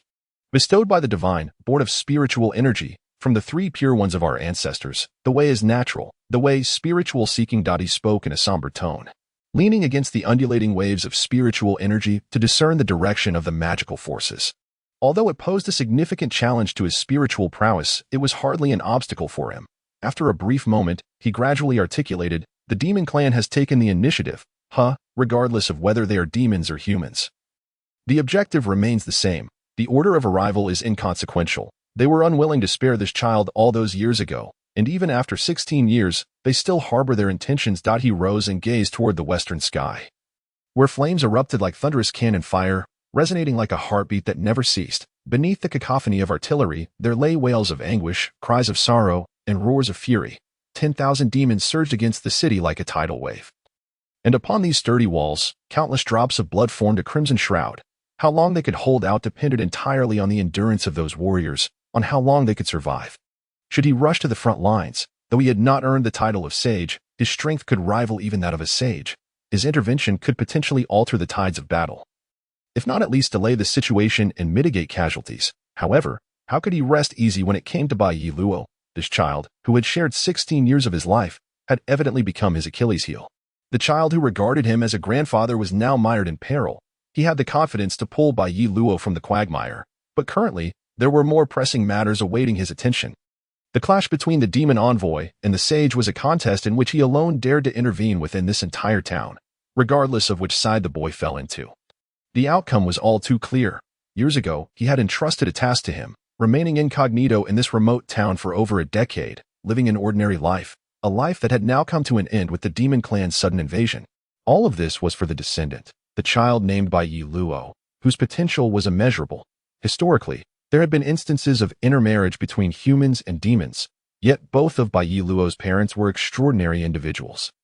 They held significant positions within their respective races, and the potential of a child born from such formidable beings was unknown to anyone. However, one thing was certain, this child had been chosen. It was precisely for this reason that the demons had launched their frenzied assault. Once Bai Yi Luo's powers were acknowledged, he would inevitably become the object of contention between both sides. Better to be shattered like jade than to remain whole like tile. Regardless of which faction he fell into, it would certainly incite a frenzy of slaughter from the opposing side. Yet, for the time being, he was still safe. Even if he rushed over now, it would already be too late. At least it was certain that he was not in immediate danger. As he spoke, he turned to leave. Casting one final glance at the dilapidated room, in his deeply sunken, aged eyes, there lingered an indescribable sadness. This elder, who was meant to enjoy a treatment fit for an emperor, wore a bitter smile as he recalled past events. Departing the chaotic room like a wolf in the wind. As the saying goes among you humans, the heart of a person is the hardest to fathom. Your trust has begun to waver. Even towards the old man who has accompanied you for over a decade. No, that is not the case. He yearned to struggle against it. I have not. I am aware of every thought that crosses your mind. Suspicion is an instinct inherent to your humanity. In this world, aside from oneself, whom can one trust completely? Even the closest of kin cannot escape the vigilance against the treachery of the human heart, a sentiment that has been passed down for millennia among your kind. Get out. Stop bothering me and let me be alone. Bai Yi Luo roared, crouching in the dark corner, burying his head within his arms, his legs drawn tight, becoming the sole object within that corner. He resembled a forsaken child weeping, surrounded only by mockery and indifference, filled with disdain. To escape, he must seal himself off from all external perceptions, seeking solace in isolation. His helpless sobs closed him off from the world. His cold gaze peering into the outside realm. Do you wish to know your true origins? That voice echoed once more, reverberating in every direction. You know? Bai Yi Luo raised his head slightly. He discovered that a girl of unparalleled beauty was crouching before him. She was so breathtaking that, in this dim world where he could barely discern his own fingers, Bai Yi Luo could still distinguish each strand of her hair, her delicate cheeks, the ethereal sparkle in her eyes, and her cherry-like, luscious lips, all etched vividly in his memory. I know, she spoke, her voice akin to an angel's call, fragrant and serene. But I cannot disclose it. You must choose. Promise me, become a witness of history. What does it mean to be a witness of history? Is it related to my parents? Bai Yi Luo inquired. Naturally. Your selection is a progression of history. You are a precedent. For millennia, humans and demons have waged war. Yet there have been children born of intermarriage who perished amidst the turmoil. You are the only one who has survived to this day. Not only humans and demons, but even the gods are intrigued by what such an incomprehensible being might become and the magnitude of the impact it could bring. No one has intervened in your growth. Both races await. Awaiting what? Awaiting the curiosity of the gods. The curiosity of the gods is about you. Indeed, it is apparent that I can hardly contain my excitement. You are a unique existence, the most significant one. I wish to take you to witness history, to see who will ultimately endure between humans and demons. Upon hearing this, Bai Yi Luo once again buried his head, murmuring, it would be better to grant me a conclusion, to become a being that all despise. What significance does that hold? You were even more astute than I imagined. The girl smiled sweetly, extending her hand to lift Bai Yi Luo's head, her star-like eyes locking onto his bewildered gaze. You do not lack the will to escape, but you possess the power of choice. Choice. There is but one option. Is this truly power? Bai Yi Luo chuckled bitterly. This pain is forced upon me, leaving me with no real power whatsoever.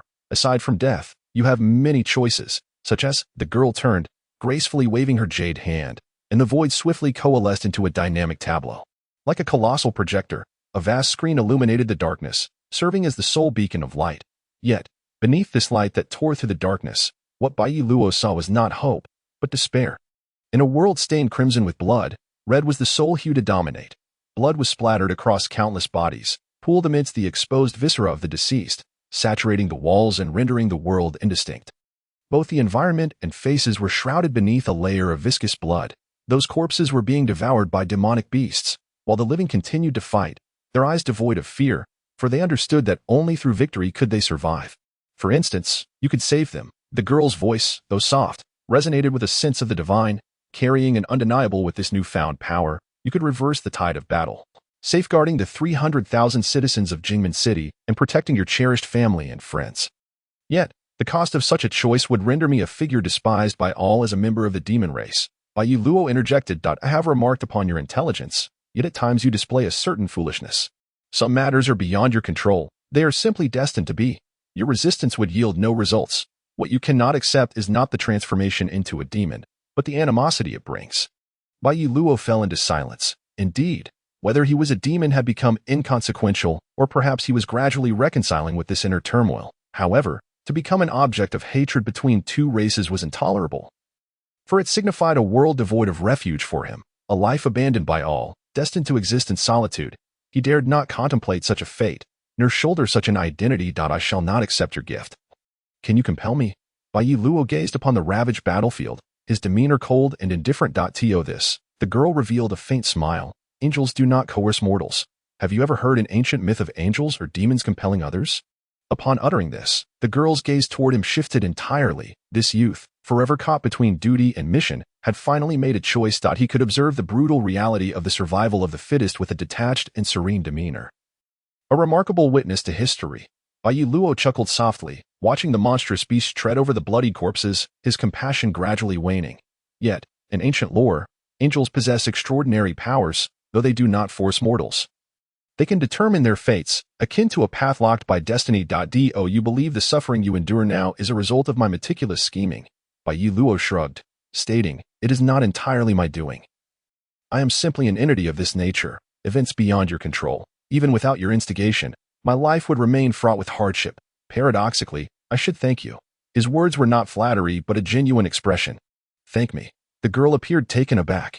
Had you not provided me with choices, neither race would have placed such significance upon me, Bai Luo stated matter-of-factly. Ha ha ha. The girl laughed heartily. You were truly amusing. Among those I hold dear, you are the most unique, disbelieving in fate yet striving against it. Is that not contradictory? Humans, fully aware of the non-existence of deities, still engage in prayer. Does that not present a contradiction? Bai Luo retorted. Indeed, it does not contradict, she nodded before inquiring. So you still refuse to accept this power? Tell me the origin of this power. His gaze sharpened suddenly. He no longer cared for the war between the two races. As a being caught between human and demon, he belonged to neither side. Previously, he could masquerade as an ordinary human, yet now, having invoked the conflict between both sides, he could never return to the comfort of yesteryears. Why not inquire of them? The girl chuckled lightly. You already know the answer. You simply refuse to believe it. Bai Luo did not deny it. He clasped his heart, his voice low. I wish to consult the old man. I hope he can provide me with the answer, even if it is the one I dread most. But before that, there is a matter that must be resolved. The girl's beautiful eyes blinked playfully. Teasing. Hiki, how deeply has the faceless one left its mark on you? The faceless one. Ha ha. No wonder they are so formidable. He clenched his fist slightly, the intensity in his gaze unwavering, regardless of who he was. This humiliation must be avenged. Before acquiring power, you will undoubtedly suffer in pain. The reason humans feel helpless is that their abilities are inadequate to resolve their issues. With your current strength, there exists no possibility of defeating him.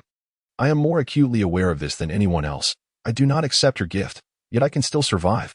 As for whether I can overcome him, no one in this world dares assert that the strong will always triumph over the weak. Now, let me return. His commanding tone reached the girl's ears, eliciting a rare smile from her.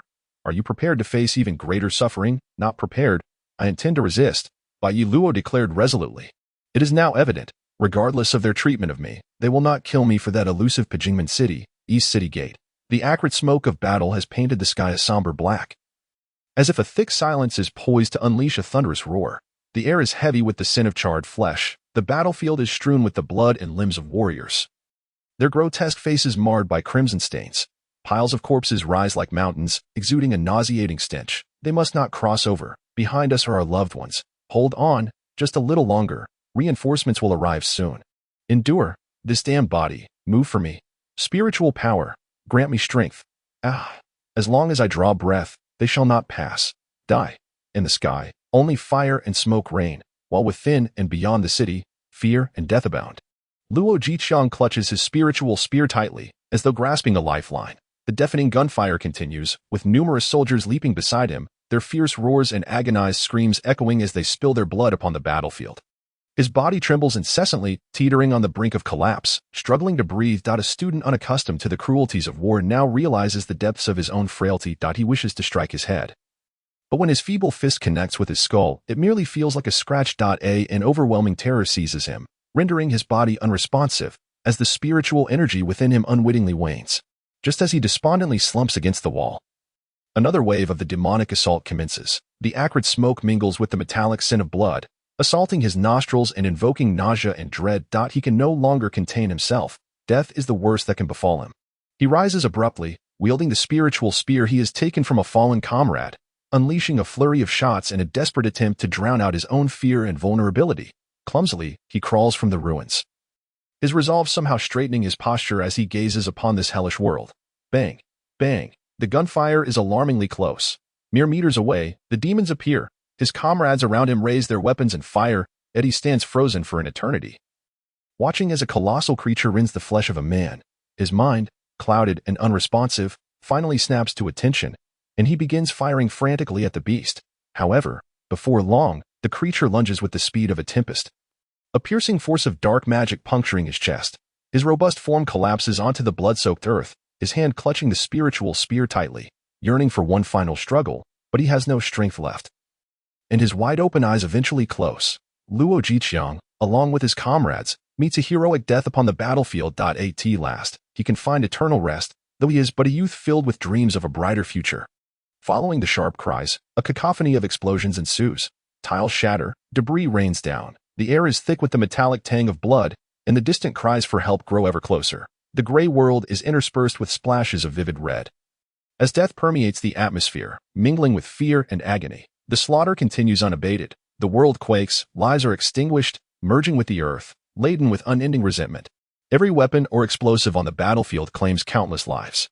None can leave this place unscathed. The blood of those valiant soldiers is buried beneath the earth, their mangled limbs still struggling in their final throes. Each face is a mask of desperation, enduring excruciating pain to halt the enemy's advance. Their minds are consumed by the thunderous roars surrounding them, with only the desire to kill surging within.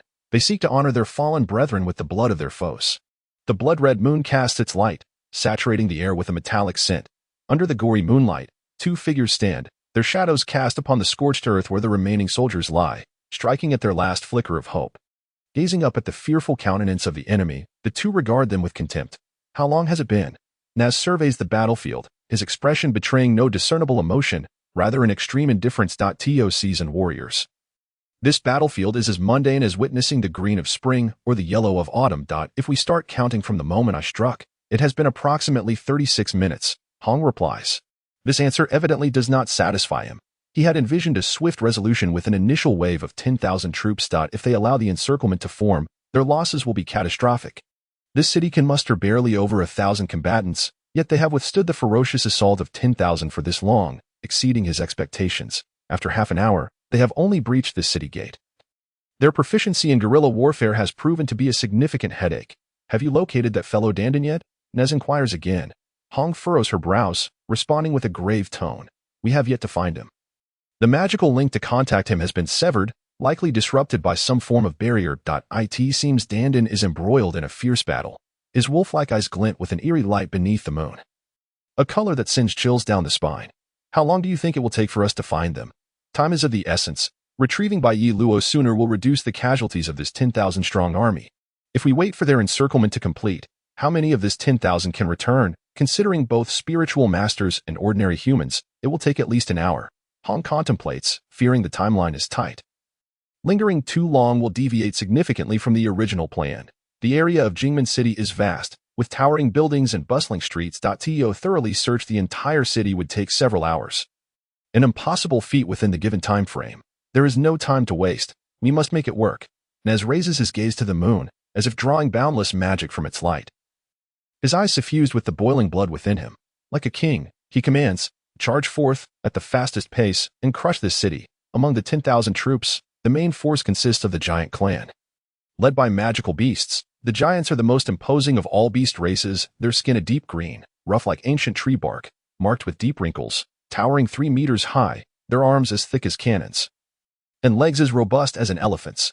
Each side of their mouth sports a crescent-shaped tusk. Their brute strength is unparalleled among beast races, capable of tearing a grown man asunder with ease. While their magical aptitude may not be exceptional, it is this raw power that grants them a place of prominence among their kin. Half of the 10,000 troops mobilized are from the giant clan.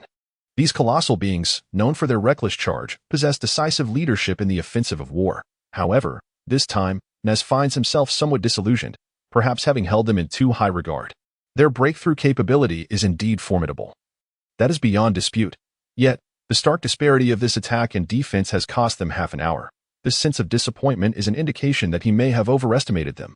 With each heavy step, their feet shake, the debris settled upon the ground, sending shards scattering, the rolling stones accentuating their overwhelming presence. Their feet crash down like Mount Tai, once more clearing the battlefield strewn with corpses. The splattered blood, stomach contents, brain matter, and other unspeakable fluids coalesce as they crush the bodies beneath them, erupting in a grotesque display. This particularly revolting scene elicits no response from them, the perpetrators, as they blindly advance, eradicating all obstacles, annihilating any life that is not of the demonic race. They are of an immense stature, yet their minds lack agility. Upon receiving orders from their superiors, they obey with mechanical precision, rarely exhibiting any acts of rebellion. This race, naturally endowed with brute strength, towers over others by 2 to 3 times, yet they are relegated to the role of subordinates, dutifully following the commands of their masters. In this moment, they resemble monstrous entities, ravenously devouring and ravaging humanity. The desperate cries echo throughout the land, haunting the atmosphere. As one wave of warriors falls, another rushes forth with fervor. Besides the spiritual projectiles raining down upon these creatures like a torrential storm, they can also sense unusual auras lurking nearby. Familiar with these energies from a lifetime of encounters, they recognize it instantly. It is the aura of a spiritual master. It is the emergence of this surrounding spiritual energy that finally alters the expressions of the two. Is this the main event? Naz reveals his sharp fangs, a sinister smile illuminating his wolf-like eyes, slicing through the darkness of the night. Red, with a charming smile, delicately clenches her jade-like hands, her magical energy quietly stirring, indicating that at least 100 individuals are prepared for a desperate struggle. Yet, who knows how long they can endure? No matter the duration, it is all in vain. No one cares about their survival. Otherwise, would we find ourselves here? Naz scoffs, lamenting their futile struggles after being ruthlessly abandoned. Truly a tragic existence. Perhaps they possess other means. Upon hearing Naz's words, Red becomes slightly more vigilant. These pitiable beings have battled against the demon race for millennia, still retaining the capacity to fight to the death. It is evident that humanity is not a lesser species. They are worthy of consideration. What do you think the chances are? Naz retorts in response to Red's suspicion. Very slim. By all logic, they have reached the end of their road. However, our time is also limited. Red contemplates taking action herself, driven by both restlessness and urgency. Although with their immense strength, they could eventually flatten the past, time is simply insufficient for such an endeavor. Naz nods, his own impatience mounting after witnessing a war. The turbulent magic within him clamors for release. Let us see how many I can tear apart. Beneath the luminous moon, he transforms into a wolf, his proud howl resonating across the land, invigorating his ambition. Charge forth. His laughter is wild and unrestrained, his roar echoing through the heavens. The celestial wolf descends, trembling the very core of existence. In an instant, he becomes a shadowy meteor, hurtling forward. Defend. Quick, defend. We have been discovered. Everyone, stay calm, form ranks. None notice the 2 eerie lights darting about like will-o'-the-wisps in the dimness of night. Along every path he traverses, blood flows freely, painting the ground crimson. Boom, boom, boom. In mere moments, amidst the dense skyscrapers, the blood of numerous spiritual masters is woven into an ancient totem, the ancient wolf totem. The scythe of death sweeps through their very souls in an instant. And those who cannot react in time can only succumb to his embrace. This is the irreparable chasm between the strong and the weak. Quick, retreat. He is beyond our capability to confront. Do not make unnecessary sacrifices. A voice cries out in the darkness. Naz's keen senses detect his upon witnessing the scene. Zoe merely chuckled softly. The werewolf before him possessed a formidable power, one he had clearly recognized a decade ago. That year marked his initial foray into the battlefield. Having successfully acquired the Advanced Spiritual Master certification, he was imbued with high expectations as he stepped onto the front lines to serve his nation. Still lost in boundless, beautiful fantasies, he encountered the brutal reality of war for the first time. Here, there were no rousing calls to arms, no grandiose battles, and certainly none of the heroes he had longed to meet. The anguished cries of his comrades echoed in his ears, an unending symphony of suffering, as a massacre unfolded before him that starkly contrasted with his imagined notions of warfare. The air was thick with the metallic scent of blood. As dismembered bodies spilled their innards, mingling with the vibrant crimson that cascaded around him, the monsters feasted upon the intact corpses as if savoring exquisite beef. To that horde of beasts, this was not war. It was a grand banquet, and they were merely the sustenance within this ruthless feast. It was the first time he witnessed those creatures devouring his kin, the rivers of blood flowing freely. And the image of a powerful being advancing towards him, having trampled countless lives, was a sight he wished to never behold again. Today, upon seeing again the nemesis that had slain his beloved, his heart was surprisingly serene, devoid of turmoil. However, beneath this calm surface, dark tides churned, and a vortex akin to a black hole was forming. From your words, I sense a fury. Your hatred surpasses mine. The one who perished in your embrace was undeniably significant to you.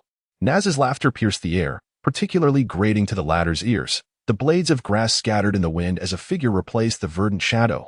This time, I shall not flee. His gaze blazed, igniting with the flames of vengeance. At that moment, the azure sky darkened ominously, thunder rumbled, and lightning danced like mischievous sprites amidst the clouds. Has no one ever told you that an illusionist must possess a heart as tranquil as still waters? Observing the sky shift eerily as if dictated by his mood, Naz smiled faintly, declaring, I truly admire your gaze. Yes, it is precisely that look. You long to slay me. Spare me the banter. Today, only one shall depart. Zoe spoke coldly, enduring the pain. I have clung to life for these years, all for this battle. Should I fail to vanquish you today, I shall descend into hell. Upon hearing this, Naz tempered his arrogance. And amidst the thunder, he replied, It seems your choice to teach in this remote locale is well-founded. Though I do not know who illuminated your path, as an illusionist presenting yourself before your enemy. You are either a fool or possess absolute certainty. As a human, you instill in me a modicum of fear, which is indeed a source of pride for you. He gazed skyward, his own magic power erupting like a volcanic plume of molten magma, piercing the thunderclouds. Instantly, those clouds dispersed under the weight of his overwhelming magic. Indeed, as the storm clouds parted, the spiritual array concealed within them emerged. It was an expansive formation enveloping both combatants' line of sight, stretching infinitely towards the horizon, with no end in sight. Each spiritual pathway resembled a stream, intertwining and merging to form various intricate patterns, seamlessly woven into the array. To dare appear before me. You have evidently prepared well. Naz observed, his eyes gleaming with excitement at the sight of the boundless array. This formation should be formidable. Why not make a guess whether it can contend with me? Seeing Naz reveling like a child with a cherished toy, Zoe momentarily faltered, his expression swiftly turning grave. I had inquired about the Wolf Demon Lord's reputation as one of the most combative among the 49 Demon Lords, yet I had not anticipated this level of prowess.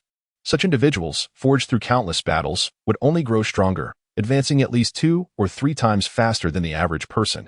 Thus, he was no longer the same as he had been a decade ago. The extent of his combat ability could only be gauged through experience. The spiritual array he had meticulously prepared over the past decade was essentially the culmination of his life's work. If it could not defeat the Wolf Demon Lord, he would be condemned to endure a life of solitude, burdened by pain. Having devoted everything, even his very existence, to this array, he must possess unwavering confidence in it.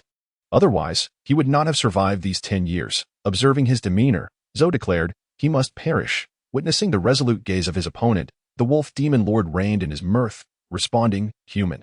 Do not let emotions blind your judgment. I recognize that as an illusionist, you have crafted such a vast offensive array. Your 10 years have not been in vain.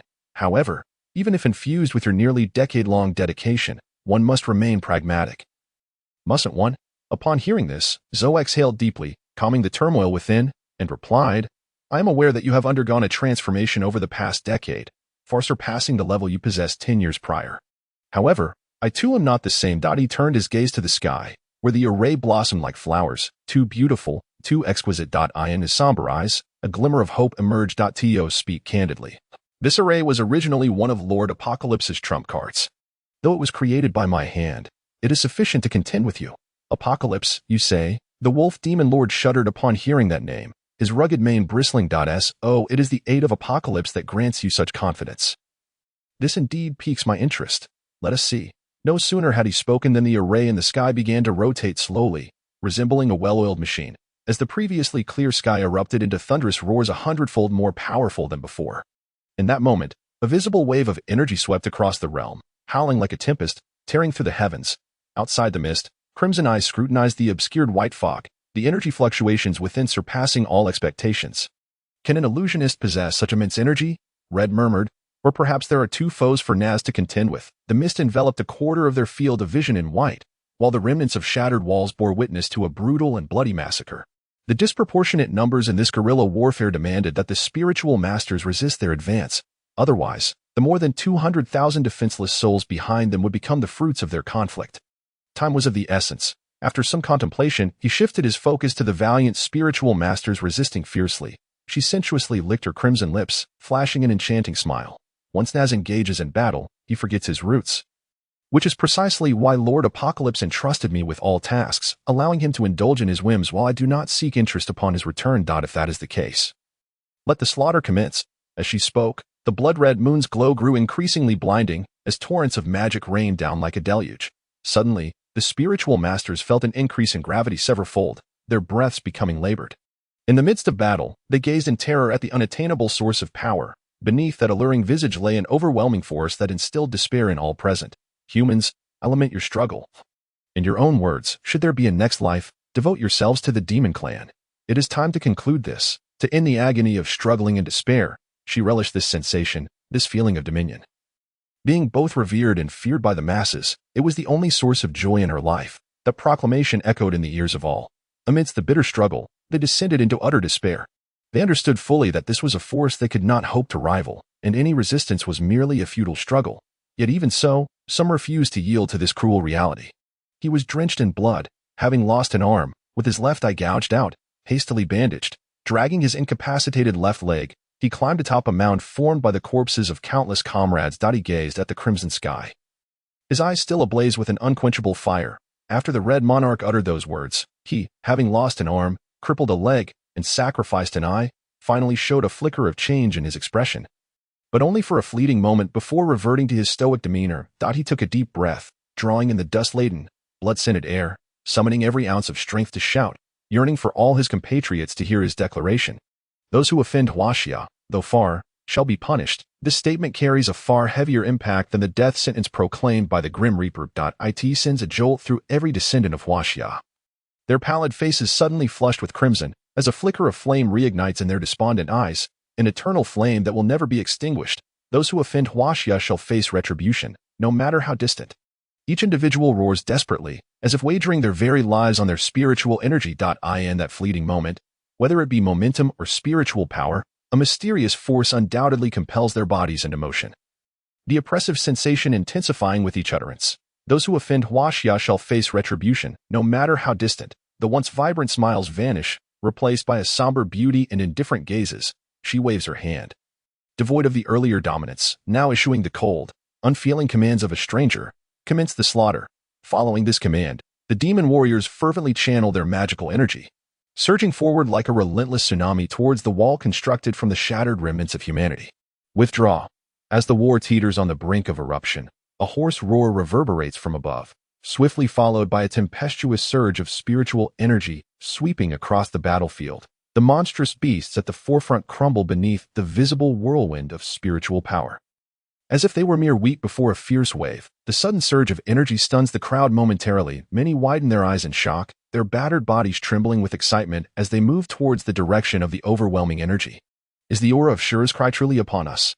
We are saved.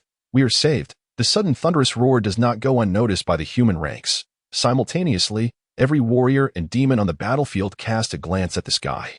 Now shrouded in a gray haze from the smoke, within the city, in several locations, those with formidable powers, be they human or demon, gaze in astonishment at the source of the spiritual energy's tumult. A bolt from the blue, sudden and fierce, tears through the heavens. Just as everyone is taken aback, a silver figure darts through the air like a bolt of lightning. This figure moves with such swiftness that it is indiscernible whether it is male or female before it streaks across the sky. Even the famed speedster, the demon-winged dragon, can only catch a fleeting glimpse of the silver flash in the firmament. The figure sweeps over the battlefield, and in mere moments, it descends from the distant city into the very heart of the conflict. Finally, an individual enveloped in verdant spiritual energy materializes in the sky above the fray, resembling the immovable king of wisdom, directly above the crumbling human defenses. Upon the emergence of this emerald figure, the gaze of the demon army finally grasped that the earth-shattering wave of spiritual energy was indeed unleashed by this enigmatic elder. From the moment he began to speak, the surge of spiritual power erupted, culminating in the appearance of the mysterious figure enveloped in green energy, all within a mere 2 or 3 seconds. As he reveals himself to the crowd, the techniques of Shura's cry reach their completion. Behind him, a blue spiritual formation manifests before all. Suddenly, a faint yet distinct sound pierces the ranks of the demons, as a 3-meter-tall beast at the forefront begins to writhe grotesquely, its muscles contort and twist. And in the blink of an eye, it transforms into a blood beast, exploding into chaos. The unexpected detonation leaves the demon horde momentarily stunned. What manner of attack is this, so terrifying and utterly defenseless against? Just as the demons reel in shock, a low, rumbling explosion echoes through their ranks. This sound ignites their fear completely, as one after another, those demons at the forefront of the battle line begin to self-destruct. The bizarre explosions occur without a moment's pause, a relentless chain reaction. Each demon warrior's muscles seem to twist from their throats, for they emit not a single cry of anguish. The transformation from contortion to explosion occurs in silence. In this moment, a strange terror fills the hearts of countless individuals, causing them to tremble uncontrollably. Amidst the chaos, a muffled grunt sweeps in from afar, initially faint but soon resonating like thunder across the heavens, shaking the entire battlefield. Underneath this thunderous roar, after being restrained, the fate of the egg remains uncertain. Meanwhile, Naz finds himself trapped in an illusion, unable to escape, and now he must confront this formidable adversary. The army has been entirely immobilized, and if the battle does not conclude swiftly, once the encirclement is complete, the number of warriors capable of breaking free will be alarmingly few. Indeed, after a moment of contemplation, Hong nods. Originally, it was presumed that 3 demon envoys would easily seize Jingmen, yet the situation has proven to be far more troublesome than anticipated. One can only blame your Tianji for underestimating the situation. Shura Qi sneers coldly, remarking that such reckless endeavors, if undertaken without thorough preparation, are likely to result in severe losses. With a 9 out of 10 chance of failure, he inadvertently casts a glance at the mist below, his eyes betraying a hint of concern. He is well aware of the only illusionist within this town and senses that Zhu's attempt to hold back the wolf demon envoy is somewhat ambitious. However, Shura Qi must concede that had it not been for Zhu's unforeseen intervention, dealing with 2 demon envoys would have been equally overwhelming for him. Despite his illustrious achievements, it does not imply that his strength surpasses that of the envoys. In reality, even when facing this red-clad envoy, he must exert all his power to approach the encounter with seriousness. No, Lord Tianji had long foreseen this scenario, albeit with some variations. The red figure hovers in the air, retracting the immense magical energy radiating from them. For the moment, the war subsides, and all eyes are drawn to the 2 suspended figures. It was supposed to be the thousand-faced envoy battling against you. Yet it was preemptively claimed by another saint from the imperial capital. Were it not for this, you would not find yourself here. Thus, I must still fulfill the role of the thousand-faced envoy. I wish to ascertain just how much Bai Yi Luo knows about their parents, Shura Qi inquires with a cold smile. Upon hearing this, Hong solemnly nods. This matter is of utmost importance. Without understanding Bai Yi Luo's circumstances, one cannot apply the appropriate remedies. Even if that individual inherits tremendous power, they may still become uncontrollable, much like their father. 16 years ago, under the pretense of eliminating traitors, they seized that child. And today, 16 years later, they disregard the invasion of a great army for the sake of that child. Zhuo moves a finger, yet that child still fails to exhibit remarkable talent or strength. What, then, compels your unwavering obsession? Upon hearing these words, Hong slightly raises her head, her crimson hair flowing like ribbons in the wind. She gazes into the city's interior, pondering calmly. Are you not the same, humans? Over the years, has your Tianji ever considered abandoning the surveillance of this child? Your Tianji is astute. It understands that the offspring of angels and demons, beings from entirely different worlds and races, could yield either a waste or a genius. The former is manageable, as both sides reap no benefits. But the latter could potentially alter the course of the world's warfare. Just for this possibility, Shura Qi queries. Indeed, it is precisely for this possibility, Hong declares solemnly, as spiritual power is not inherited, nor is magical power. Among your billions of beings, those who become spirit masters are the chosen ones of the divine. Every demon possesses magical power, yet most high-ranking demons are born with innate magic. And not all predecessors are strong, some may be exceedingly weak. This irregular selection of dominion over human strength is an immutable fact, even after a millennium of warfare with the demon race. Now, a child representing the animosity of both sides has emerged. Do you believe he can attract the attention of the divine? Shuri remains silent, quietly observing Hong, his sunken eyes narrowing into a sharp slit akin to a sword's edge. The divine has always existed as the ruling class, arrogantly manipulating all things, and no one can escape their gaze, including that child. Whether the divine will take an interest in that child remains unknown. But the crux of the matter is this: even the slightest possibility can pose a fatal blow. I must admit, you are indeed mad, Shuri states. Hong smiles faintly. Likewise, we are merely reclaiming the power that rightfully belongs to us. You should convey that sentiment to Tianming. I cannot be concerned. Those who dare to utter the name of Tianqi are few and far between in this empire, and Shuri is one of them. He asserts, I am indifferent to your conflicts, but do not involve this child. Even if he possesses the power to change the course of the world's war, he will not be utilized by either of your factions. He should inherit the will of his parents. You mean, peace. Hong laughs, her rosy lips curving into a captivating arc after a millennium-long war. How could there be peace? If there were, it would undoubtedly signify the annihilation of a race. I do not believe it. His parents serve as the finest example, Shuri insists. Indeed, Hong nods thoughtfully. A saint and a demon king united in marriage create a significant upheaval for both sides. She recalls the uproar that ensued when this matter reached the ears of the demon race, even inciting suspicion among other demon kings and causing a degree of unrest, although it was ultimately quelled. The incident undeniably inflicted considerable losses and psychological damage upon the demon race.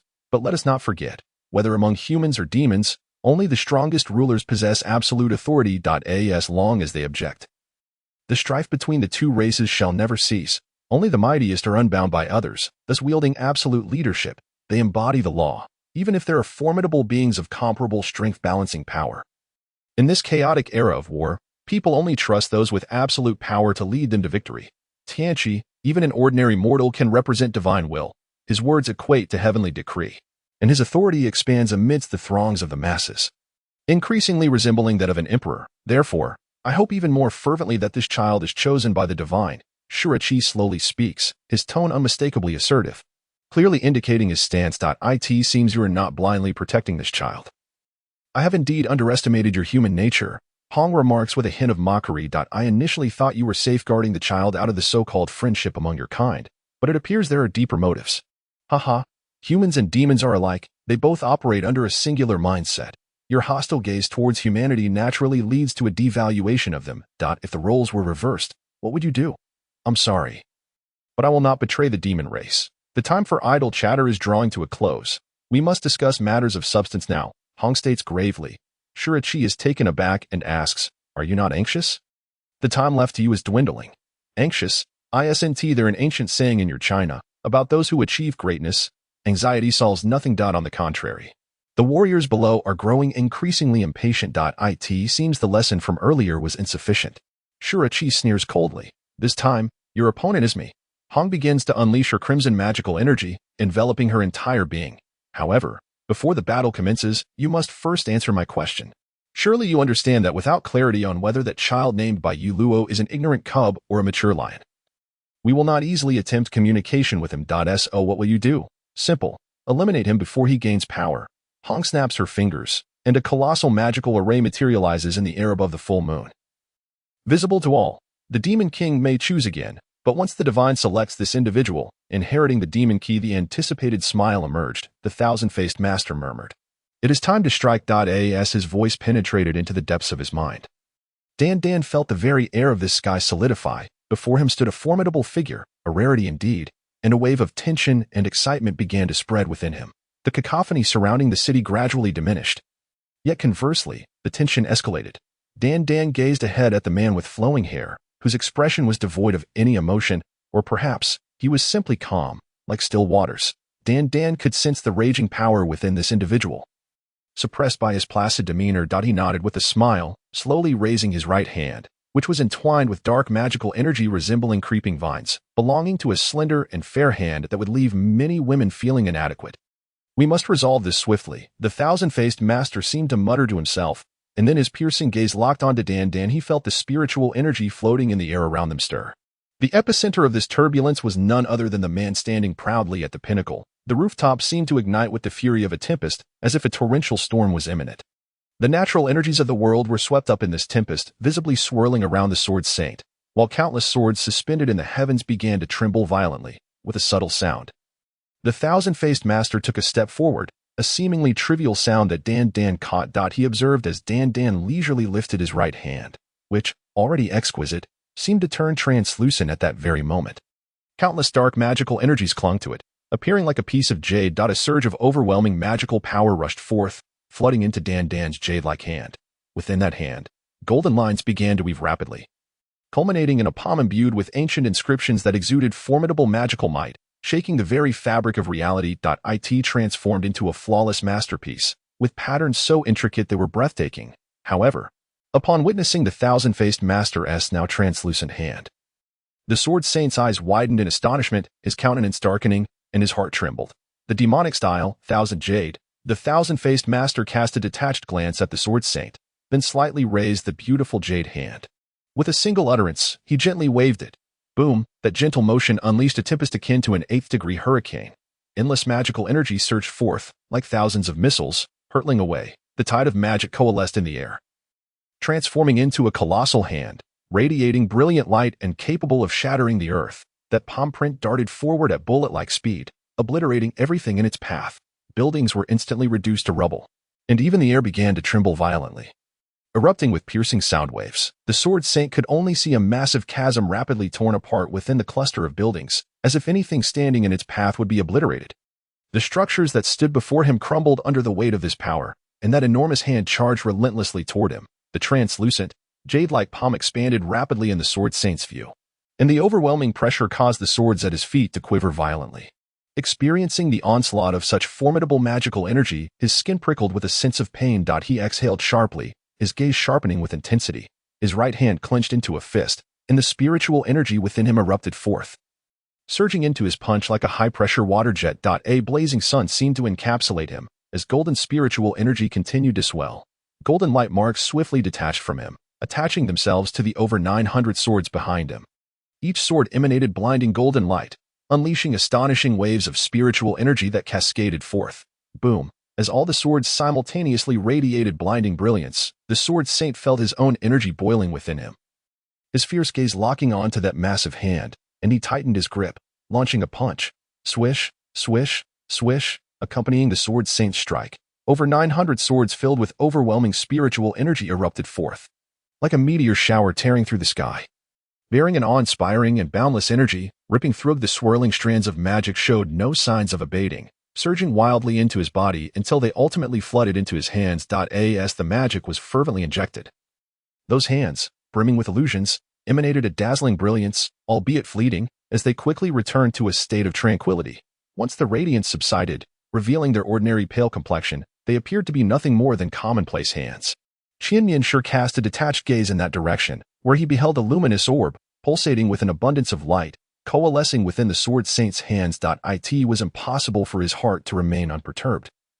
But under the steadiness of his resolve, those ripples of emotion swiftly dissipated. At last, under the sword saint's unwavering gaze, he calmly extended his pale fingers. Yet, this singular digit bore no apparent distinction. With a light touch, it pierced the air. The gesture of the milieu finger zen. As Qianmian's finger descended, the very space around them rippled with waves. Those ripples rapidly expanded, spreading into the skies above the enveloped city.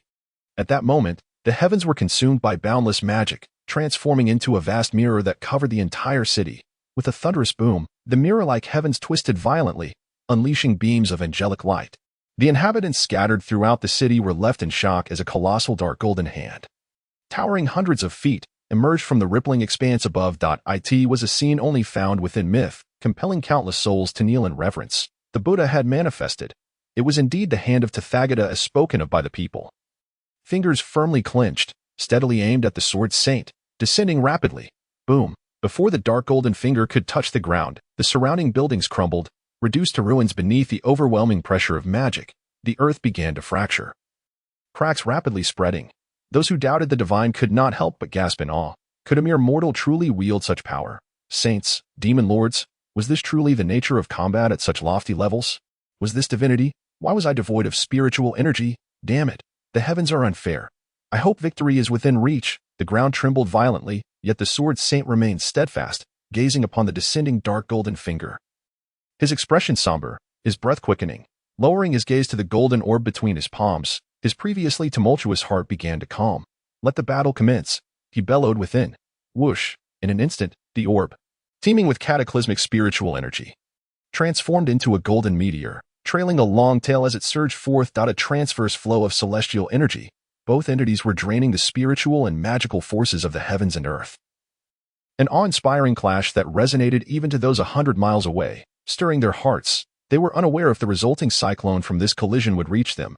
Under countless terrified gazes, the two forces drew ever closer. Boom!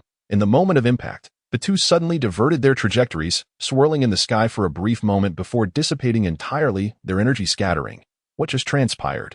This scene was undeniably comical, setting aside the expressions of ordinary folk.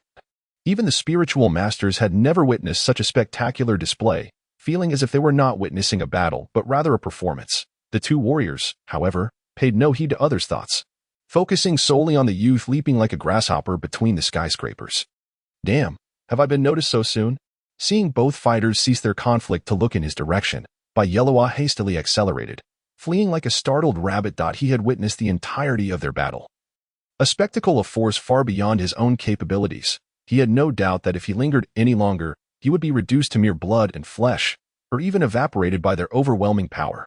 In truth, where Yellowa had previously collapsed, a dual barrier had been fortuitously erected by both parties, ensuring that as long as he remained within, the residual force of their combat would not breach it.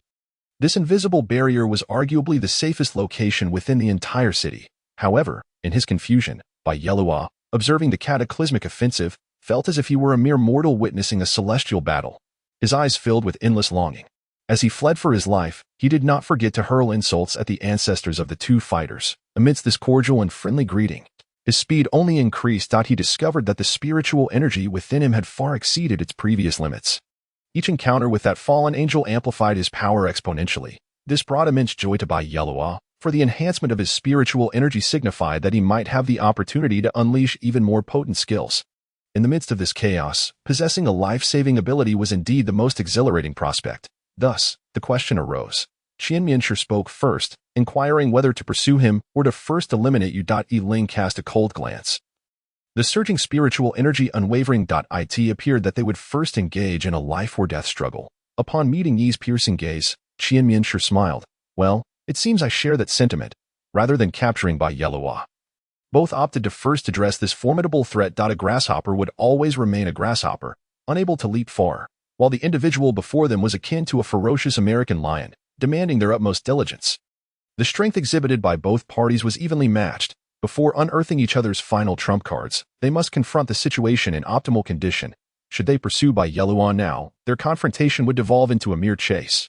Each warrior had their own preferred style of combat and specialized skills. Neither dared to ascertain if this new form of battle would yield superior results, and thus refrained from attempting it lightly. Furthermore, the residual energy waves from their clash posed an existential threat to Yellowa, who was not shielded by the barrier. Like an ant facing a tsunami, there would be nowhere to hide.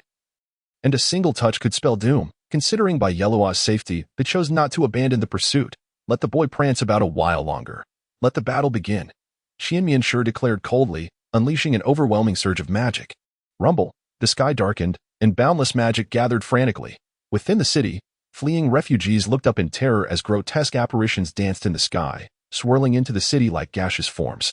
There, a tempest coalesced, as an immense, intricate magic circle slowly began to move, its countless magical paths continuously intertwining. The complexity of this magic circle rivaled that of a sprawling ancient tree, intricate yet crystal clear, a true masterpiece of nature.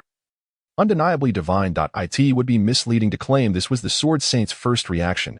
He lacked the confidence to withstand this assault. Qianmianshi was indeed a rare powerhouse. He could not help but utter this thought internally, his gaze sharpening as it bore down upon Qianmianshi. Ha! Under the Sword Saint's keen, blade-like gaze, Qianmianshi silently exhaled. At this moment, he was nearing the brink of exhaustion. Only the revered sage could compel him to such a state.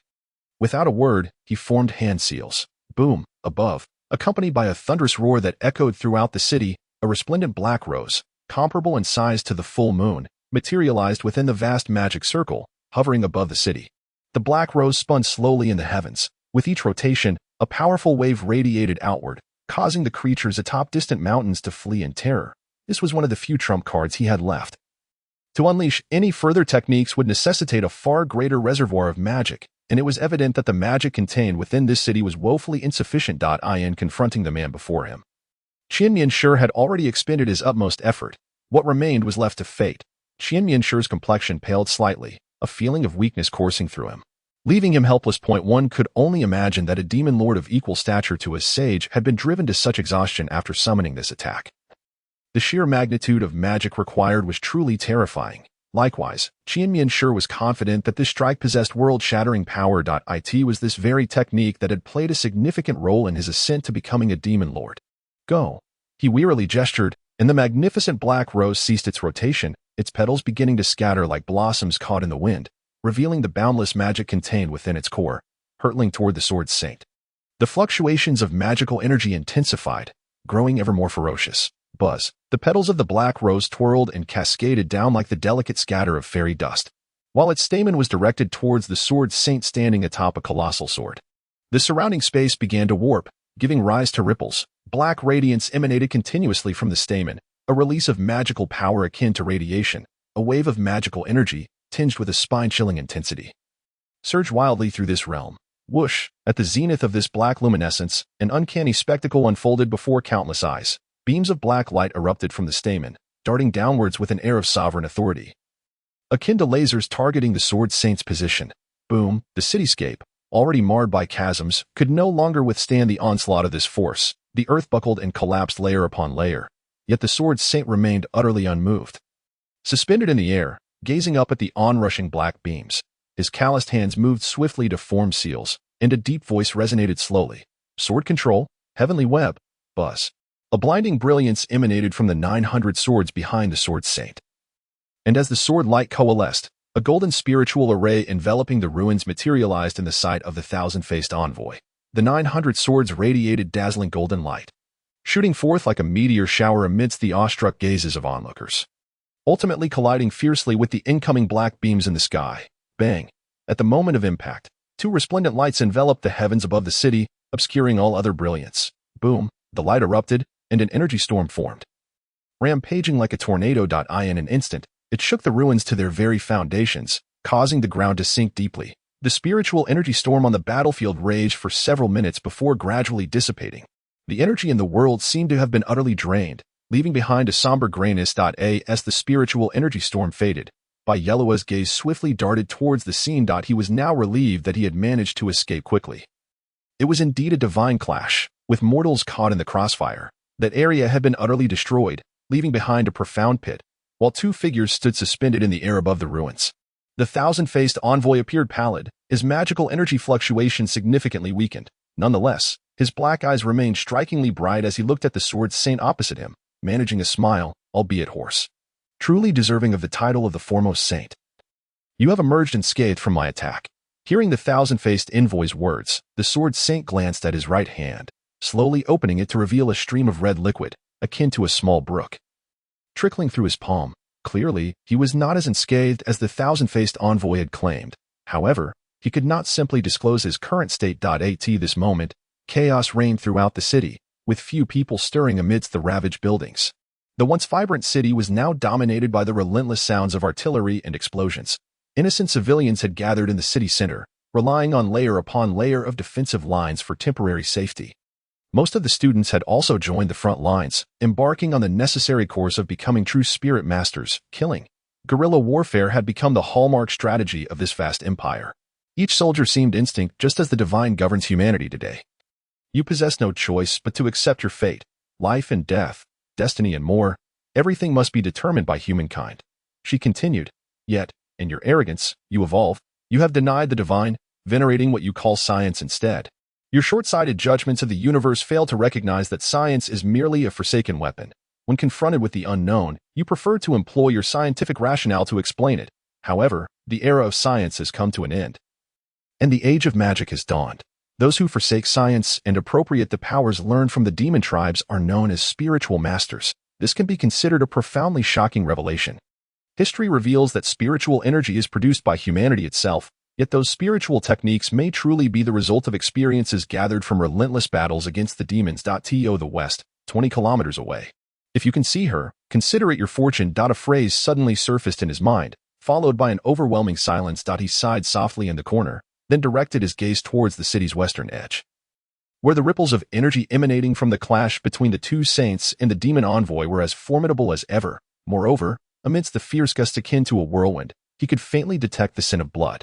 After a brief moment of silence, he murmured, "The old man must be at the front lines." He wished to seek clarity from Shuri-Chi, yet he lacked the courage. The wafting smell of blood sent chills down his spine, and he felt as though he could hear the wails of countless tormented souls echoing in his ears. That battlefield would not be a stage for youthful, fervent combat, but rather a nauseating slaughterhouse, reeking of repulsion, where one must strain their nerves to the utmost. After a moment of contemplation, he pressed down on his trembling thigh, chastising himself for his lack of fortitude. He then stepped out of the alley, gazing left and right before leaping into the air. From a higher vantage point, he felt a modicum of reassurance. However, the smoke from the conflict obscured his view, rendering the situation unclear. Yet, he could sense the erratic fluctuations of power radiating in all directions, indicating that the battle had yet to be lost and was still ongoing. Rubbing his youthful cheeks to regain composure, he resolved, under the crimson moonlight, "I must see for myself." After uttering this phrase, though hesitant, he took a step forward. She concealed herself in the corner of the room, covering her mouth, holding her breath, and struggling to suppress her trembling body due to fear that a tear mingled with a streak of blood at the corner of her eye. Her starry, enchanting gaze was filled with terror, yet she endeavored to maintain her composure. In the room, a boy moved about barefoot, neither hurried nor slow. Each step was audible. He displayed a chilling smile, his pearly white teeth stained with crimson blood, which marred the corners of his mouth and soiled his tattered collar. His obsidian eyes scanned the dilapidated room with a sense of enjoyment. Rather than devouring his prey, he relished witnessing their expressions of despair. "Sister, come out. Are you still hiding? What's the point?" The child's cheerful laughter echoed in the night. "Sister, where are you? I can't find you." His voice grew increasingly closer. She curled her body tighter, tears of despair flooding forth uncontrollably. "Someone, please save me," she cried internally. "Anyone, please save me." The chasm of power between them was the most lethal. To the strong, they were akin to insects, existing only to be toyed with. She understood all too well that the boy could dispatch her companions in an instant. Unfazed, while he savored his meal, faced with such blatant provocation, she felt no anger. Instead, her heart was consumed by fear.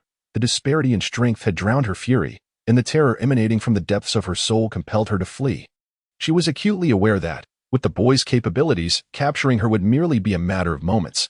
Yet, the hope she had for escape endured until now. That creature harbored no desire to kill her. He was tormenting her. "Sister, I found you." She jolted, her vision locking onto the boy's silhouette. He wore a tattered shirt, small and frail, his skin clinging to his collarbone as though devoid of flesh. His skin was unnaturally pale, almost ghostly. He grinned menacingly, the bloodstains at the corners of his mouth glaringly conspicuous, his eyes resembling voids devoid of anything noteworthy. In a moment of terror, she sprang up, desperately channeling the last remnants of her spiritual energy. Leaping through the window, "Sister, where are you going?" the boy called after her. "I'm tired of playing hide and seek. Isn't there another game?" His innocent words felt like the summons of death in her ears, and she yearned to escape that boy. Clutching the demonic blade Muramasa tightly, she gritted her teeth and fled with all her might. Esodol, observing his sister's singular focus on escape, he pouted, then unleashed a torrent of formidable dark energy that erupted from within him. "Since the game is over, it's time to get serious." His voice shifted abruptly, becoming hoarse yet piercingly high-pitched. In the eyes of you humans, you should be regarded as a beauty, right? Delicate and tender. I imagine you would be far more delectable than that one.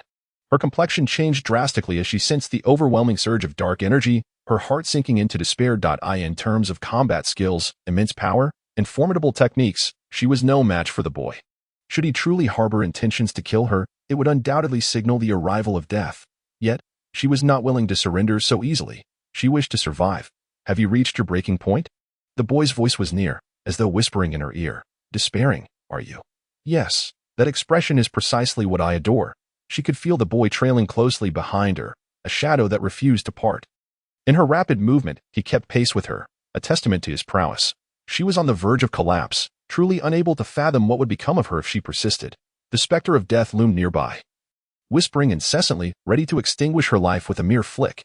Yet, he refrained from doing so. He relished in her torment, amplifying her men as the boy uttered these words. A surge of magical energy enveloped his left hand, and with a single, forceful strike, he shattered the grip of the girl tightly clutching her enchanted blade. The weapon clattered to the ground, the ethereal power coursing along its edge gradually dissipating. The girl struggled, endeavoring with all her might to pry away that tender yet formidable hand. But her efforts were as futile as a mantis attempting to stop a chariot, remaining utterly immobile, gasping for breath. Her complexion turned crimson, blood vessels began to lace her eyes, and she kicked her legs wildly, expending her strength to no avail. I will take you back to the demon clan. They will surely cherish you.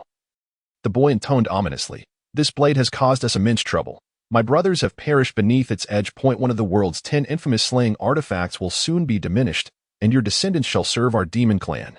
Tears welled at the corners of her eyes as she felt the weight of helplessness in that moment, and apart from sorrow, her heart was as cold as ash. The girl glared at the boy, contemplating that return to the demon clan, a place shrouded in unknown tortures, possibly more agonizing than descending into hell itself. After exhausting every ounce of strength in her resistance, she slowly closed her eyes, her struggles waning until they faded into tranquility. Have you surrendered your will to fight? The boy chuckled, not unexpectedly. Well, that spares us the trouble. After severing your tendons, I shall take you back. As he spoke, the magic swirling around his left hand suddenly intensified, enveloping his palm entirely, transforming into a double-edged sword that emitted a piercing crimson light. Feel the agony in your despair, he commanded. And the words sent tremors through her heart.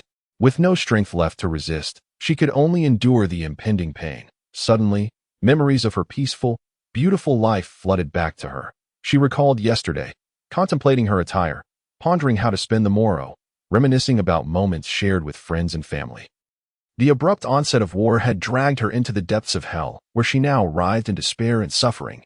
She regretted being born into this world. The fleeting recollections of happier times vanished in an instant, accompanied by a single tear that slipped away forever. The boy's dark eyes, glinting with a hint of red, locked onto the girl's face, and the corners of his parched lips curled upwards, as if he were admiring the Mona Lisa.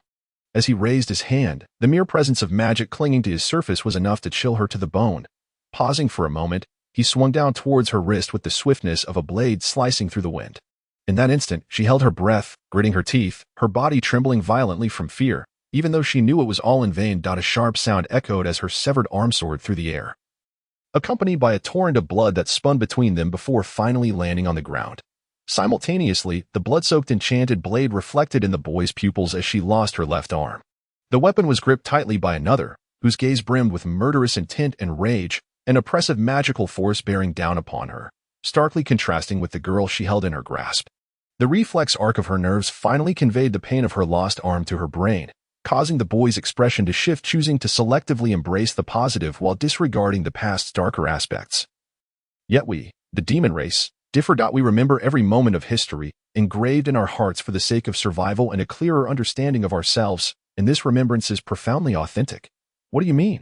Bai Luo is perplexed. Was it not your demon kind that instigated this war? Such short-sightedness. The boy realized that he and the one he spoke to were not discussing the same matter. Sighed, and shook his head, then added, the chit-chat is concluded. Let us commence the serious business. Indeed, that is precisely the intention. Bai Luo suddenly unleashed all the spiritual power within him, a whirlwind of energy roaring past, rendering the boy's expression considerably grave. This power was not inferior to his own immense spiritual force, undeniably placing considerable pressure upon him. During the earlier conversation, he had suppressed the agony of his severed hand and even regained some magical energy. Now, with one hand lost, it signified that any magic requiring hand seals could not be cast, leaving only incantations and magical veins as options. This tilted what was once a 50-50 situation to one of disadvantage. The loss of a hand would severely diminish his effectiveness in close combat, making it nearly impossible to engage in close-quarter battles. Otherwise, he would face dire consequences. Moreover, he had failed to notice Bai Luo's sudden appearance, or he would not have lost a hand. It was evident that the other possessed extraordinary animal spirit techniques that amplified his speed exponentially. In close combat, the odds were decidedly against him. Was he left with no choice but to engage from a distance? The boy exhaled softly, gazing at Bai Luo, who was not preparing to take the initiative. His black eyes suddenly emitted a blinding red light. Fortunately, ranged attacks were his forte. With that thought, an enigmatic smile emerged at the corner of his mouth, and he began to murmur in a deep voice, as if reciting poetry or singing, yet in no language known to the world. As anticipated, Bai Luo let out a cold laugh, asserting that with one hand lost, his power would be significantly diminished. Without hesitation, he shouted, "Eagle's fury." His body leaped into the air, shooting forth like a bullet. So swift, Misaka Ling felt a gale sweep past, unable to even catch a glimpse of Bai Luo's figure. Such speed rivaled that of the boy, if not surpassing it. Sensing the formidable spiritual energy rushing towards him, the boy hastily retreated. The two figures weaved through the ruins of shattered buildings like black and white meteors in the night. This speed exceeded his expectations. The chase lasted mere moments before Bai Luo caught up. Skillfully manipulating the spiritual energy within him, he brandished his blade and cried, "Demon slash!" Buzz. A miniature spiritual array briefly appeared at the hilt of his sword, and the crimson blade suddenly exuded a pungent, blood-like scent. An overwhelming force erupted, transforming into wind blades that split forth from the sword with lightning speed. The attack was comparable to twice Bai Luo's speed, carrying a power that neither dared to easily withstand. Arriving mere inches behind the boy. In that instant, the boy spun around, a smile dancing on his lips, as if he had completed a most satisfying creation. Before them, a magical array radiated dazzling red light. And then a chilling skill echoed in Bai Luo's ears. Raskamoto It was the language of the demon race. However, Bai Luo had seen this magic in textbooks, which translated to divine right of the heavens in Chinese. On the battlefield, two colossal forces roared and clashed in the air above, energy hurricanes expanding as the energy waves dissipated, each claiming its territory amidst countless horrified gazes. Boom.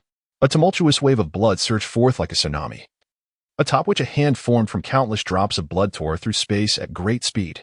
Boom. Shurichi looked up, witnessing the torrent of demonic energy rushing towards him like a sea of blood. The verdant spiritual energy within him spread throughout his body like a rising tide, and behind him, a spiritual array materialized, revealing a white tiger, treading the void. The Huaxia totem, white tiger divine seal. Unfazed, Shurichi unleashed a punch, and the sovereign white tiger let out a fierce roar, transforming into a white meteor that collided with the blood tide. Boom, the violently clashing spiritual energies caused the earth beneath them to crack rapidly, and waves of unbearable energy fluctuation swept across the battlefield. Everyone was forced to the ground by the tremors akin to an earthquake, channeling all their strength to withstand the lethal shockwaves. Yet, the two figures in the sky remained utterly undisturbed. Under such impact, their expressions showed no signs of alteration, betraying not a hint of the effect upon them. As the energy fluctuations on the battlefield gradually subsided, the gazes directed at the two figures in the sky brimmed with admiration and reverence. This was the kind of power they could never hope to attain in their lifetimes. Even mere fluctuations were overwhelmingly discomforting. A gust of wind, tainted with the scent of blood, swept through, dislodging small stones as they rolled across the battlefield. The two figures in the sky stood like towering trees, resolutely facing each other, embodying the hope and faith of their race. Bang! Before the sound even reached them, the figures had already vanished from their positions. They transformed into two meteors, colliding furiously in the sky above the battlefield. Green light and blood light illuminated the night, and in each successive collision, they erupted into dazzling brilliance, sending violent waves radiating outward. Each time the two meteors met, faint outlines of legs and fists could be discerned, rushing forth, each carrying overwhelming power, colliding fiercely. The deep sounds of their fists and feet clashing resembled not a duel between two individuals but more like the collision of mountains, with each explosive sound resonating. The trembling of the earth was palpable to all. Observers could only track the two streaks of light soaring through the sky, unable to discern their strikes, even when all eyes were fixed firmly on those two beams of light. Only the afterimages of their attacks were visible. With each clash of fists and feet, the energy waves colliding scattered like raindrops falling upon a pond, rippling endlessly, shattering the ground. Boom. Such an intense confrontation caused the onlookers to clench their fists tightly. With each impact, they felt their hearts momentarily cease. Their victory was a matter of life and death. Boom. The two figures once more intertwined, their powers colliding without a hint of concealment. The energy waves emanating from the impact were noticeably weaker than before. And after a brief contact, the two were sent flying back over 100 feet, leaving long trails on the ground. Countless spectators held their breath, not daring to exhale, knowing that the outcome of these two individuals would determine the war's trajectory. After all, the past was the past. The lifespan of humans is far shorter than that of demons. In human terms, you have aged. Hong slightly moved her slender fingers, a chilling expression swirling across her enchanting face as she fixed her gaze intently upon Shurichi. Now, I shall grant you the comfort of an early rest. Within Hong's blood-red eyes surged an eerie energy as she frantically channeled the demonic power of the universe. My blood, the sorrow of the divine. Lamenting the world's corruption, may the sacrifice of blood bring peace to the realm. No need for desire, eradicate the malevolent. Hong's form shot into the sky like a bolt of lightning, her palms uniting as a torrent of furious energy surged forth from within her, transforming into a fountain of blood that stained the vast sky crimson. Shurachi, prepare to receive. Before her words faded, the blood sea, composed of overwhelming demonic power, coalesced into a massive blood-colored serpent, hurtling towards Shurachi. Observing this, Shurachi rapidly retreated, his hands coming together as he mumbled incantations, the verdant spiritual energy within him surging forth like a tidal wave, extending outward to envelop his clothing. Behind him, another spiritual array took shape, and a magnificent avian creature, akin to a phoenix rising from the flames, soared through the sky, its illusory wings beating with fiery energy, filling the darkened heavens. The surge of spiritual energy from the space drew gasps of excitement from the onlookers. This was Shurachi's signature skill. It was this very technique that had once allowed him to rival the saints. Can you withstand it? The Huaxia totem, vermilion bird divine seal. Shurachi, expressionless, thrust both palms forward. And the dazzling firebird, imbued with magnificent spiritual energy, spiraled twice in the sky before colliding with the onrushing blood sea at astonishing speed. The vermilion bird divine seal, once a pinnacle of spiritual techniques, had only grown more formidable over the decades since Shurachi first unleashed it. Sizzle. At the moment when the vermilion bird collided with the sea of blood, the crimson serpent swiftly coiled around it, poised to enact a dramatic spectacle of snake-devouring chicken in the skies. Yet, before the spectacle could unfold, the body of the blood-colored serpent began to dissolve. In the heavens, blood mist swirled, and the rapidly dissipating serpent still struggled in its final throes. Witnessing this scene, the onlookers naturally bore grim expressions. The blood river was a manifestation of malevolent power, impervious to mere flames, thus reflecting the extraordinary potency of the vermilion bird's flames, known as Shuracry. Clearly, this technique was far from ordinary. Vermilion bird, explode! Shuracry exclaimed, unperturbed by the unfolding events, for this was her trump card, one she could not easily be defeated by. After a moment's contemplation, Shuracry flicked her right hand, and a fierce conflagration erupted from within the vermilion bird, engulfing the struggling crimson serpent and vaporizing it entirely. With a triumphant cry, the vermilion bird, having obliterated the serpent, was left with a blazing fireball. Shuracry focused her mind, and the fireball transformed into a fiery red beam, streaking across the sky and, with astonishing velocity, collided fiercely with the red figure below. Bang! The dazzling flames erupted like a magnificent firework, adding splendor to the pitch-black night sky, a breathtaking sight indeed. Impressive. Ha ha ha. Our imperial totem reigns supreme. The crowd erupted in joy, exclaiming, indeed, Shuracry is truly formidable. Amidst the cheers, Shuracry merely lifted her gaze, fixated on the radiant center of the fireworks. If you cannot withstand this move, you might as well leave the land of Huaxia. Upon hearing Shuracry's words, all warriors of the Huaxia Empire were taken aback. Could it be that the opponent had not been vanquished? Countless eyes turned toward the fiery display in the sky, where the flames gradually faded, revealing a figure emerging before the crowd. Clad in blood-red armor, she stood defiantly amidst the chaos. The ornate armor concealed her exquisite form and stunning beauty, leaving only a warrior forged from coagulated crimson blood. The residual flames flickered upon her armor but soon began to wane. This was the true, complete form of the blood-garb enchantress, as she fully entered the spectator's line of sight. The air thickened with the scent of blood. She resembled a deity of death, suspended in midair.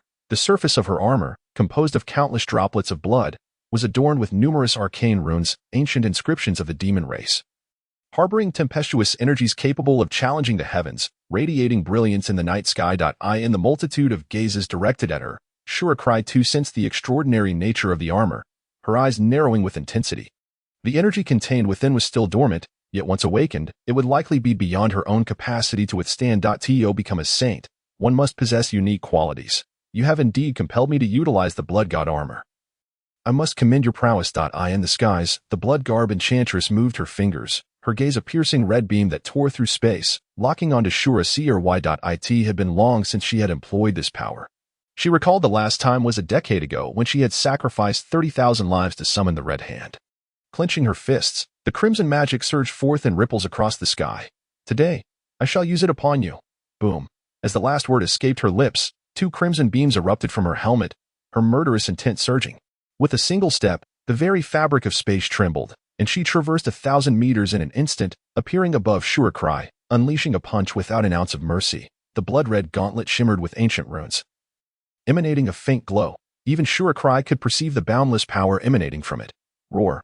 However, at the precise moment the blood-garb enchantress struck, Shurikrai's figure blurred, accompanied by a dragon's roar, retreating swiftly and leaving behind an afterimage. Bang! The punch from the blood-garb enchantress shattered the afterimage into fragments, causing the ground beneath to collapse, the once solid rock splintering instantaneously, and great fissures spreading across the terrain. Shurikrai's figure suddenly reappeared 100 meters away. Gazing at the rapidly expanding cracks, her expression shifting slightly. The power concealed within that armor was no jest. Shurikrai, shall we have a proper battle? The blood-garb enchantress taunted after her punch went amiss. This armor was one of her most formidable trump cards, endowing her with unmatched strength and speed. But a beam of bloodlight flickered like a star, and her figure vanished from sight, reappearing directly in front of Shurikrai. Unleashing a punch infused with tempestuous magic without a moment's hesitation, the oncoming storm of power surged with earth-shattering energy, compelling Shurikrai to channel her own spiritual energy to its utmost. Her legs propelling her backward. Swish! Yet, as Shurikrai retreated, the blood-red armor had already matched her speed.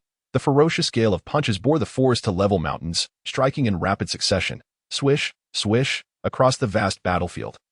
The two combatants had elevated their agility to the extreme, leaving the onlookers in a daze with the numerous afterimages scattered throughout the sky. Such incredible speed, the warriors could not help but marvel. They could only sense the shockwaves from their clashes, unable to discern the moments of impact. On the battlefield, countless imperial warriors and spirit masters focused intently on the fray, daring not to blink, aware that each blink might witness 100 skirmishes. In this rapidly shifting arena, even the slightest movement could yield tremendous consequences. All held their breath, fixated on the two radiant figures. Boom. Another punch from the blood-garb enchantress flew forth. Yet this crimson light merely soared above Shurikrai's form, allowing her to feel the terrifying force of the strike without inflicting tangible harm. Boom. A tremendous surge of blood erupted from the armor, transforming into ethereal wings reminiscent of a dragon, abruptly flapping, and she became a streak of blood-red light, appearing directly above Shurikrai.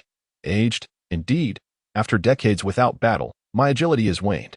The blood-garb enchantress sneered, her blood-red eyes locking onto Shurikrai. Undoubtedly, her combat experience was exceedingly rich. No wonder she had ascended to the rank of demon enchantress, one of the most elite among the demon race. Shurikrai, sensing the pungent aura of magic charging toward her, wasted no time, channeling her own spiritual energy with urgency. Now, it is time to conclude. The blood-garb enchantress's gaze, filled with murderous intent, pierced through Shurikrai's chest.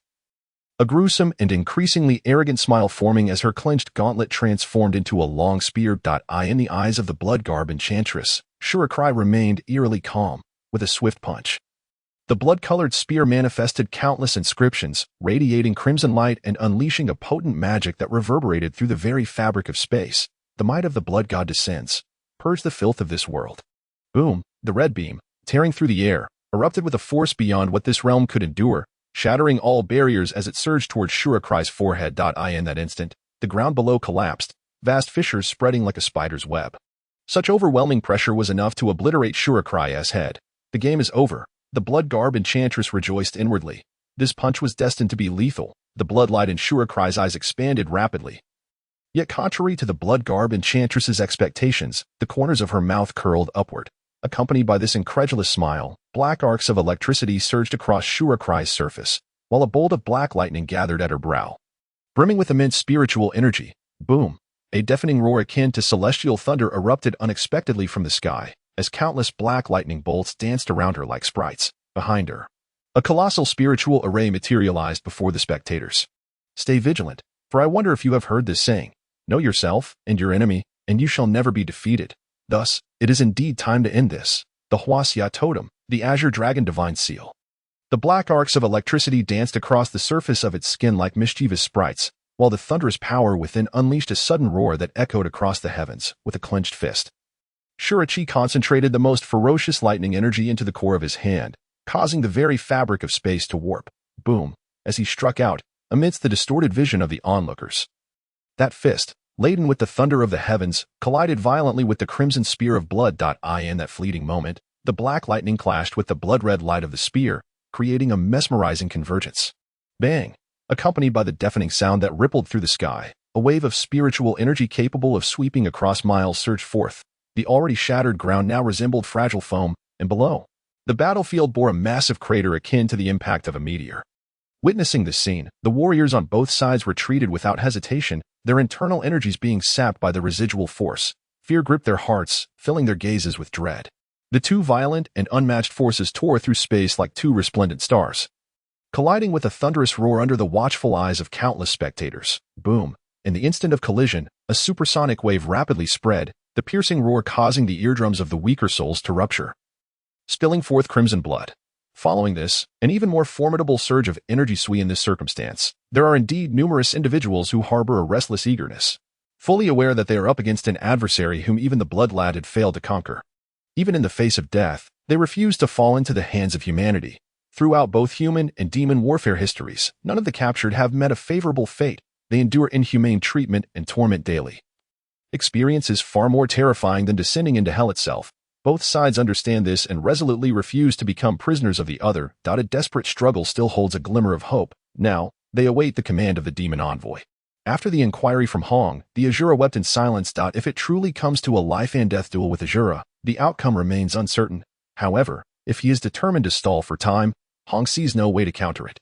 Ultimately, she cast her gaze into the mist, holding her breath as she declared, "That depends on when that fellow concludes the battle." This statement sent a chill through Azura, akin to a biting winter wind. As he too turned toward the vast fog, veiled from sight and hindered by spiritual interference, a colossal illusion unfolded within it, a clash of magnitude rivaling the titanic battle between himself and the blood lad. The master of the night, Zhou, a formidable illusionist, had come to this place for reasons unknown, his prowess far surpassing that of other mentors. His comprehension and enlightenment regarding illusions had reached a masterful level, making him a rare competitor within the empire. Yet it was precisely because he was an illusionist that Azura furrowed his brow. The energy fluctuations emanating from within indicated an intensely fierce battle, starkly different from the typical methods of an illusionist. Generally, illusionists possess combat capabilities inferior to those of other spirit masters, relying on their illusions to achieve effects comparable to those of their more powerful counterparts. From the energy fluctuations within the mist, it was evident that Zhou and Naz were engaged in an all-encompassing contest of spiritual skills. Zhou did not conceal himself within illusions, avoiding detection to disrupt the enemy's mental defenses and ultimately achieve the effect of vanquishing them. Given the current situation, Zhou could not possibly be in the advantageous position. Let us speculate on who will emerge from that illusion. Hawk's enchanting smile illuminated the battlefield anew, as the once-dim red moon shone brightly, intensifying the metallic scent of blood in the air. You already know the outcome. Hong's smile was chilling, and Azura sensed the precariousness of the previously stable situation beginning to waver. What do you think? Her form floated into the air, the blood armor shattered by Azura's earlier strike now enveloping her entirely, obscuring her exquisite figure. It seemed this matter would not be resolved as easily as she had hoped. Azura's expression grew increasingly grave, his inner spiritual energy coursing wildly. For the sake of that child, Lord Tianji had invested heavily. Even in the worst-case scenario, they could retreat unscathed, let alone now. Hong scoffed. Currently, you can stand against me. But that will soon change. Azura's visage darkened, his eyes glinting with cold light. After gazing into the crimson-clad eyes, he suddenly unleashed a torrent of spiritual energy, transforming into a comet of emerald light, plunging straight into the depths of the mist. Do not think you can succeed. Azura's actions took Hong by surprise, but she quickly pursued him. The illusionist had managed to ensnare Naz for such a duration, indicating his extraordinary strength. If Azura were to rescue him, it would undoubtedly be a severe blow. All troops, advance and crush them. As she commanded, her voice echoed across the battlefield. Now she could fully restrain Azura, allowing her forces to surge forward. Charge! In mere moments after her command, an army tenfold the size of the spirit masters surged forth like a tidal wave, and the battle was on the brink of eruption. Damn it! Upon witnessing the massive army charging forth, Azura clenched his teeth and uttered fiercely, yet he did not reduce his speed in the slightest. Only Zhou, and he could stabilize the situation. Losing even one would tip the scales. He had to rescue Zhou. Blood compassion. With a fierce grip, Hong conjured a long spear formed from what appeared to be, which then surged through the air with a glimmering cold light, aimed directly at Azura's spine. Sensing the chilling intent of murder approaching from behind, Azura pivoted sharply, forming a spiritual array. Raging winds break. The collision of their two forces created distance between them. Azura, you are beginning to panic. Do you feel fear? Hong's injuries were still far from negligible, yet a mocking smile graced her fair face. Under this blatant provocation, Azura chose silence, murmuring coldly, "It seems that the only way to enter is to eliminate her completely. Or perhaps so will not sacrifice herself in vain." With this thought, his icy gaze turned sharply toward Hong, and in that moment, her smile froze. She could sense the overwhelming murderous intent directed at her. This old man wished for her complete annihilation. "Is it truly fine not to rescue your compatriots?" Hong stated in a low voice. Azura's hands were now tightly clenched into fists, his expression shifting before solidifying with resolve. At this moment, he had shed his usual gentle demeanor, transforming back into the ruthless commander of the battlefield. An easy life can lead to complacency, a notion most evident on a spiritual level. Throughout the years, he had never relaxed his vigilance, and his cultivation of spiritual energy had never ceased. After ensuring his strength from decades prior, he had progressed even further, yet he still felt the change within himself. The comfort of an easy life had softened the once merciless warrior he had been on the battlefield. Much of his past glory was attributed to the battlefield version of himself, the one whose victories altered the Empire's landscape.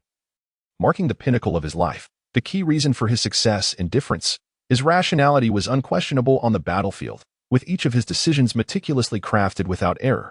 Yet it was precisely because of his coldness that those around him feared and shunned him. Disregarding the lives of his comrades, using them as mere tools, earned him the moniker of Azura, and now that Azura, having awakened from decades of complacent slumber, felt the light in his eyes gradually fade. His cold gray pupils resembling a world of the deceased. Seeing Azura's silence, Hong sneered, "After all, humans are but evolved animals. The beastly nature often proves to be more reliable. We could have enjoyed life. Yet you insist on shattering this beautiful tranquility. The beastly nature is also part of humanity. When we find ourselves powerless, we must sacrifice something. Because we must survive, we carry on the memories of those who fell in battle." As her words lingered, a tempestuous whirlwind of energy howled ceaselessly, dark clouds gathering in the sky above them, thunder clapping ominously. Spiritual arrays of various sizes bloomed throughout the expanse, akin to a garden of flowers bursting into life. Under the astonished gazes of all, the overwhelming spiritual energy surged forth like a tidal wave. "Do you wish for a swift resolution?" Hong's lips curled into an eerie smile. "I fear that may not unfold as you desire." Her hands transformed in a frenzy, weaving seals with wild abandon, as the melodic incantations emanating from her lips spread through the air. The crimson full moon seemed magnified severalfold, illuminating each warrior's profile and drawing forth the terror from the depths of their hearts. Nearly 100 magical arrays adorned the western horizon, draped in bloodlight and suffused with a metallic tang. At this moment, the convergence of spiritual and magical energy reached its zenith. Is there truly such immense magical power? Azura spoke grimly. This could become troublesome. The soldiers below, witnessing this extraordinary spectacle, were left utterly astounded. The saints and demon envoys, the closest to the apocalypse, were limited by their weakness, unable to fathom the magnitude of a battle between such powerful beings. Today was a sight that could haunt them for a lifetime. If a true conflict were to erupt, the warriors below would be doomed to accompany them in death. "Are you certain you wish to proceed?" Hong asserted her absolute leadership, inquiring with calm indifference, "And what of you? To sacrifice nearly 10,000 troops for this?" Azura replied gravely. "Do you know the greatest difference between humans and demons?" The blood-clad raised her right hand, as if to decree the arrival of death. "You humans are greedy for peace. You have forsaken your beastly nature, rendering you so feeble when facing us. Yet we demons have never abandoned our instincts. Ever mindful of our ancestors' teachings, we are demons, always have been. The brutality of war is inevitable as a sacrifice. Throughout the annals of demon history, we have always fallen in battle. Until today, we firmly believe that our demonic nature will lead us to victory."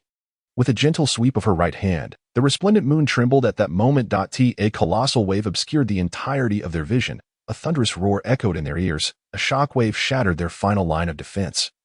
And it was the pronouncement of death. They stood in silent observation of a scene they would never witness in their lifetime, and in that moment of despair, the impending sense of danger faded into nothingness.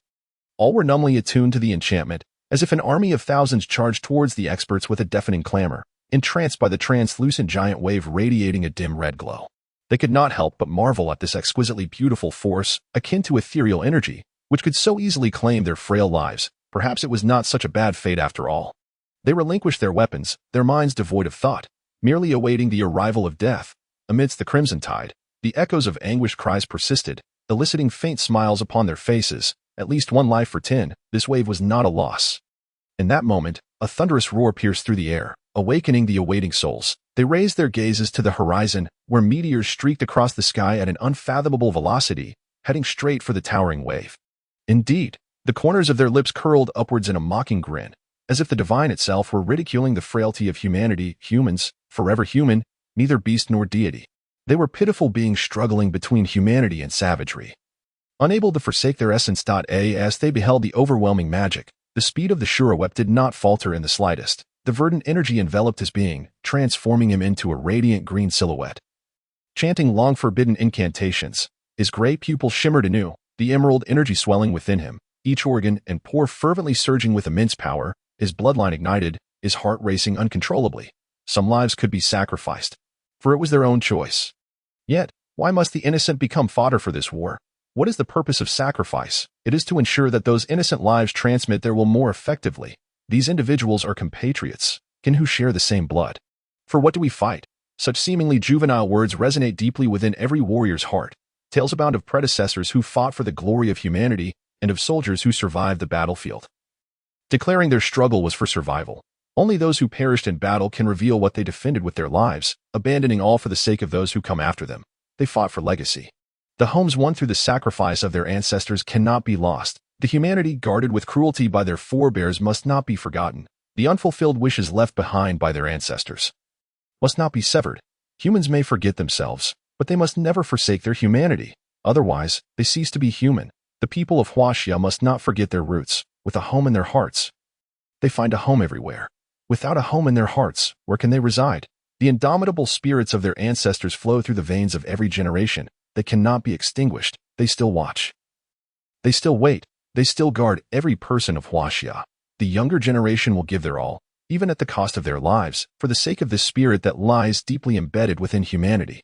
When humanity is mercilessly tortured by reality, they will rise unhesitatingly, warning others, "You are human, not a beast." Now, this solitary elder, in an effort to protect the soldiers behind him, faced the most formidable attack from the enemy without flinching.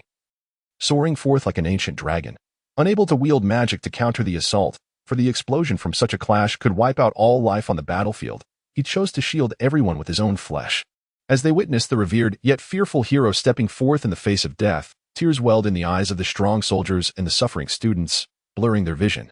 They began to recall their first day in the Spirit Master class, when their mentors urged them to shout a phrase in unison, as if awakening a long-slumbering divine beast, compelling them to scream until their throats were raw. Yet now, that once seemingly meaningless phrase, which had even elicited laughter, caused a torrent of emotion to burst forth, compelling them to roar in the final moments of their lives, proving that she had never truly slept. She had always been present. The spirit of Huaxia shall never perish. The spirit of Huaxia shall never perish. The spirit of Huaxia shall never perish. This voice drowned out the booming thunder, the wails of countless souls, and the rumbling of the overwhelming magic sweeping through, echoing in the ears of every Huaxia person, resonating throughout the city, leaving an indelible mark in the hearts of all. Among the crowd seeking refuge in the city center, they could hear the roar resonating within their souls, a call of the spirit. Dragging their weary and trembling bodies, at the most desolate moment of their spirits, those words lifted their heads, restoring calm to once panicked faces. A little girl, emerging from her mother's embrace, wiped the tears from her tender cheeks and, like the adults, raised her gaze to the battlefield above. "Why aren't you crying anymore?" inquired a nearby boy. "And why aren't you crying?" the girl retorted, pouting. "There is a phrase in my heart that comforts me. I don't know its meaning, but it flows easily from my lips. Me too, me too," the girl exclaimed, bouncing with joy. "Perhaps we are both thinking of the same phrase. Can you tell me what that phrase is?" "It sounds so juvenile, but you go first." The boy hesitated, then said, "I feel like the phrase in our hearts is the same." "Really?" The girl paused, then reflected, "Though I don't truly understand its meaning, I am certain that the adults are also thinking of the same phrase." "Adults? Their world is so complicated. How do you know what they think?" "I just feel it." The boy was speechless. After a moment of awkward laughter, he proposed, "How about we say it together? That way, it won't feel embarrassing." "Okay. I'll count to 3, and we'll say it together." "All right. 1, 2, 3. The spirit of Huaxia shall never perish." The two stood in astonishment for a moment, then burst into hearty laughter, as if they had discovered a shared passion, filled with joy. Even though they did not comprehend the phrase's meaning, they were nonetheless elated. "The spirit of Huaxia shall never perish." Their laughter echoed through the bustling crowd, inspiring many others. At that moment, the adults willingly immersed themselves in the children's world, sharing in their joy. "The spirit of Huaxia shall never perish." More and more voices joined in unison, gradually gaining acceptance among those around them. In this gathering of 300,000 souls in the city center, there were teachers, engineers, students, children, delinquents, and bullies, all were present. In this moment, they bore no prejudice or inequality. Their shared belief coalesced into a unified entity, the spirit of Huaxia. Steadfast for 7 millennia, they roared with all their might, striving to spread the message throughout the entire Huaxia Empire, across the globe. The spirit of Huaxia shall never perish. The vast magical array spanning the sky turned like gears, yet it had lost its original luster. In this earthly paradise, 2 individuals wreaked havoc upon the splendid scene. The myriad pits and charred forests, alongside the rivers drained by their opposing forces, all bore witness to the horrors of war. The combatants continued to fight valiantly, clinging to the hope of victory. What do you still cling to? You have already lost. Naz plunged his claws deep into the blood-soaked severed arm, his cold visage reflecting the ferocity of a wolf. In his grasp lay that he gazed upon the fragile formation, which seemed poised to shatter at any moment. Clearly, you have triumphed in bringing me to this point. Yet I remain perplexed by your intentions. Do you harbor such deep-seated hatred for me? Must you strike a few blows upon my person? Even at the cost of your own life. He extended his arm, the grotesque wounds upon it silently narrating a tale of their own. Zo could have prolonged the encounter further, but he found himself unable to suppress the fury and murderous intent surging within him.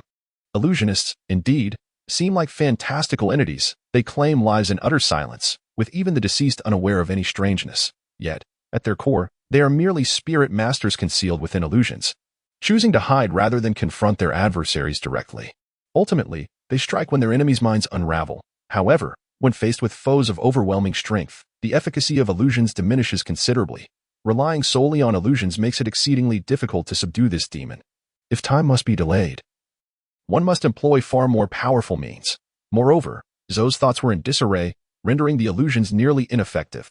Indeed, some matters can be exchanged for life itself.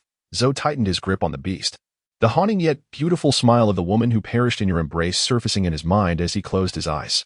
For that woman who died in your arms years ago, Naz still recalled the warrior who wept on the battlefield, escaping his grasp, a true display of pettiness in human terms. Those destined for greatness must abandon personal attachments. Do they not? It is no wonder you find yourself confined to the role of a teacher here. Greatness, after millennia of contact with our Huaxia, having learned much, do you not comprehend the meaning of enlightenment? Enlightenment? Naz furrowed his brows at this newfound term. Is it a form of belief? Yes, enlightenment can indeed be considered a type of belief. Every individual standing upon the battlefield possesses their own enlightenment, which is why they do not cower in the face of death. Though united by a common goal, they harbor distinctly different beliefs within their hearts. Nevertheless, these simple beliefs coalesce into a greater conviction. Your demonic kind's enlightenment must be what is deemed the immortality of the demon race. Yes, and what of humanity's? To infringe upon Huaxia, though distant, is to be vanquished. That is the enlightenment of the ruling class.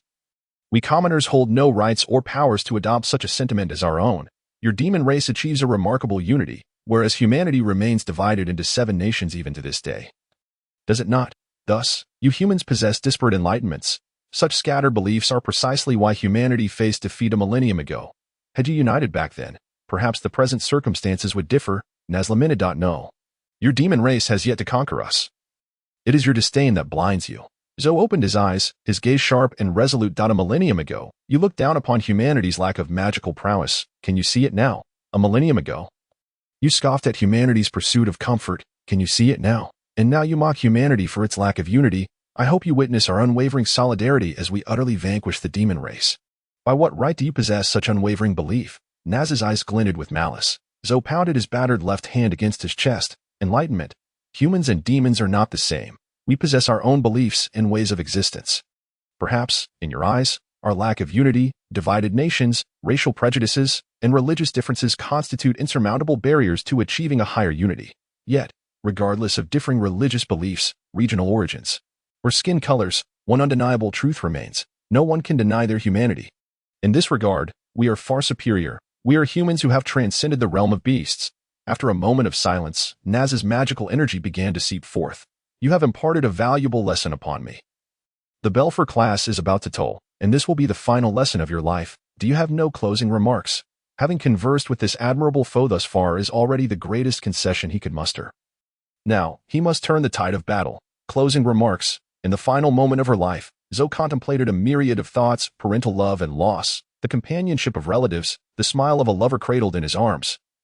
The laughter of children, the tranquility of life, and the chaos of the battlefield. At this instant, the tapestry of his life unfurled, and within this timeless realm, he pondered what words he should utter, and to whom he should bestow them. He wrestled with this contemplation for an extended period, yet could not conjure any profound words to offer to anyone.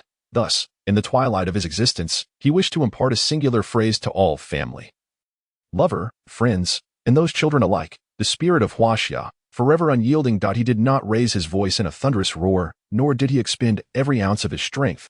Rather, it emerged as a simple conversation, akin to an explanation upon a stage, or a tender whisper in the ear of a lover. As Naz's claws pierced through his chest, a faint smile graced his lips, and within the dimming light of his eyes, he beheld a warm tableau. It was his home. His parents sat serenely, reading newspapers and knitting. Two children frolicked nearby, and as she stepped from the kitchen, she paused upon seeing his return, smiling gently. "You're back?" He stood transfixed, yearning for that home. "Yes, I have returned. May this dream never awaken." After defeating Zoe, upon witnessing the smile gracing his lips, Naz stood rooted in place for a while, quietly observing his face.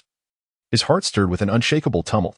Thus, he silently gazed upon the lifeless corpse, and after an indeterminate time, he lifted his gaze to the sky, which began to collapse as if the end of days were nigh. The surrounding environment warped, and the ethereal energy dissipated entirely. I concede that you humans have exceeded my expectations. However, the ultimate victor of this millennia-long war shall inevitably be the demon race, as it is the divine selection. We, in our humility, are powerless to alter the will of the gods. Everything is preordained. After softly murmuring these words, a magical array blossomed beneath Naz's feet, and as crimson light enveloped him, both he and the array vanished. The conclusion of this battle heralded the impending end of the war. With a rumble akin to a volcanic eruption, the surging magical energy swept through everything, reducing all that could be destroyed to ashes. Beneath the fiery tumult, a meteor, seemingly drawn by a black hole, valiantly resisted the overwhelming force of destruction. The blue light was both blinding and striking. It defied the more potent force, and from within, the furious roar of a young boy could be heard as he unleashed his full spiritual power, facing the raging inferno before him without an ounce of fear, amidst the unrelenting roar. The comet finally broke free from the black hole's grasp, transforming into a searing blue light in the boy's vision, unleashing an immense and boundless spiritual force towards the very center of the black hole. "I invoke the three purities. With a single gesture, I shall shatter the yin and yang." Within the vortex of flames, a pale blue spiritual energy enveloped the eye of the whirlpool, expanding outward until, under their watchful gaze, it completely engulfed the rampaging inferno. At this moment, the violent energy finally subsided. One cannot deny that among spirit master students, you must be a top-tier individual, the boy remarked with a chilling smirk. Standing tall as if atop a 100-story building. "I have never witnessed a spirit master student capable of countering this attack." Yi Luo smiled faintly as he gazed into the distance, where the horizon was rent by radiant beams of light, a sense of something elusive stirring within him. Observing the direction of Yi Luo's gaze, the boy turned his attention to the battlefield. All that reached them was a cacophony akin to thunder, engulfed by the overwhelming magic that emanated a blinding luminosity, rendering the distinction between foes and allies indistinguishable. It seemed as if everything was consumed by a colossal tsunami, under a pressure so immense that even light struggled to penetrate, leaving only the ethereal waves visible, a realm known only to the warriors within. Is the time for resolution upon us. At that moment, a hint of sorrow flickered across the boy's grim and fearsome visage as he turned to Yi Luo and stated coldly yet resolutely, "It is time to conclude this. I have more pressing matters to attend to." "So do I." He withdrew his gaze from the enchanting waves, the vast spiritual energy having quietly blossomed unbeknownst to her, as he gripped the demon blade in his hand, which shimmered with a radiant red glow akin to stars in the night sky, showcasing its formidable power. In the distance, Misaka Ling beheld the magnificent scene with a heart heavy with sadness and confusion. It was a spectacle of grandeur, reminiscent of divine craftsmanship. The beauty of the perilous waves concealed beneath their surface had claimed countless lives. A gentle breeze brushed against her face, instilling an overwhelming sense of weight, as if conveying something significant, leaving her both mournful and with a sense of something precious yet cheap within her heart. She clutched her chest, where her heart resided, striving to feel the remnants of what had been salvaged from the depths of hell. At that moment, what the fallen warriors had forcibly bestowed upon her could easily be disregarded. Yet as a human, she found it impossible to forsake the sacrifices made by her predecessors. This object, no larger than a heart, was ancient, its age lost to time, passed down through generations from the Xia, Shang, Zhou, 7 states, Qin, to Han, 3 kingdoms, Wei, Jin, 16, Northern and Southern dynasties, Sui, Tang, Song, Yuan, Ming, and Qing. She looked at Bai Luo, whose expression remained impassive, knowing he too had received this burdensome gift. Let the battle commence. Before the words could fully reach her ears, he arrived in a flash. Two beams of light streaked across the inky night, colliding and unleashing a devastating starburst of crimson and azure brilliance. Boom, boom, boom. In an instant, the once pitch-black sky flickered with the luminous flashes, transforming the night into a tapestry of vibrancy. The two forces released layer upon layer of ripples, the waves expanding through the air, compared to the rampant slaughter on the battlefield. This energy fluctuation would scarcely stir a ripple in the eyes of the strong. It was akin to a torrential downpour splashing upon the surface of a lake, the sky quaking under the impact of the two forces. You are indeed formidable. It seems I cannot allow you to leave alive. If you were to survive another 2 or 3 decades, you might very well become a sage. From behind him, for robust blood-red tails unfurled. Pardon my laughter. Bai Luo eased the numbness in his arms. Alas, I will undoubtedly defeat you. Your spiritual energy is powerful, and your techniques are executed with precision, yet you lack one crucial element for victory: battlefield experience. As a student, you likely have never faced the terrors of war to utter such bravado. This remark did not extinguish Bai Luo's flames of determination, but instead caused Misaka Ling to tremble slightly. Having just witnessed the battlefield's brutality, she was acutely aware of the truth behind his words. Within the blink of an eye, those warriors confronted the dual torment of time and space. Without a resilient and formidable will, survival was nearly impossible. Most astonishingly, they were attuned to the surrounding atmosphere, every whisper of the wind eliciting their vigilance. This was the reflexive response of battlefield warriors. Only those who survived were granted such a boon. Proving invaluable in actual combat. It was indeed the sharpened instinct akin to neural experience that allowed warriors to evade a premature demise. Now, Bai Luo was evidently up against a seasoned veteran of numerous battles. While his magical prowess might match Bai Luo's, in terms of combat mastery and practical experience, he would undoubtedly far surpass him. Real combat was not merely a rehearsal among students, a distinction she understood all too well.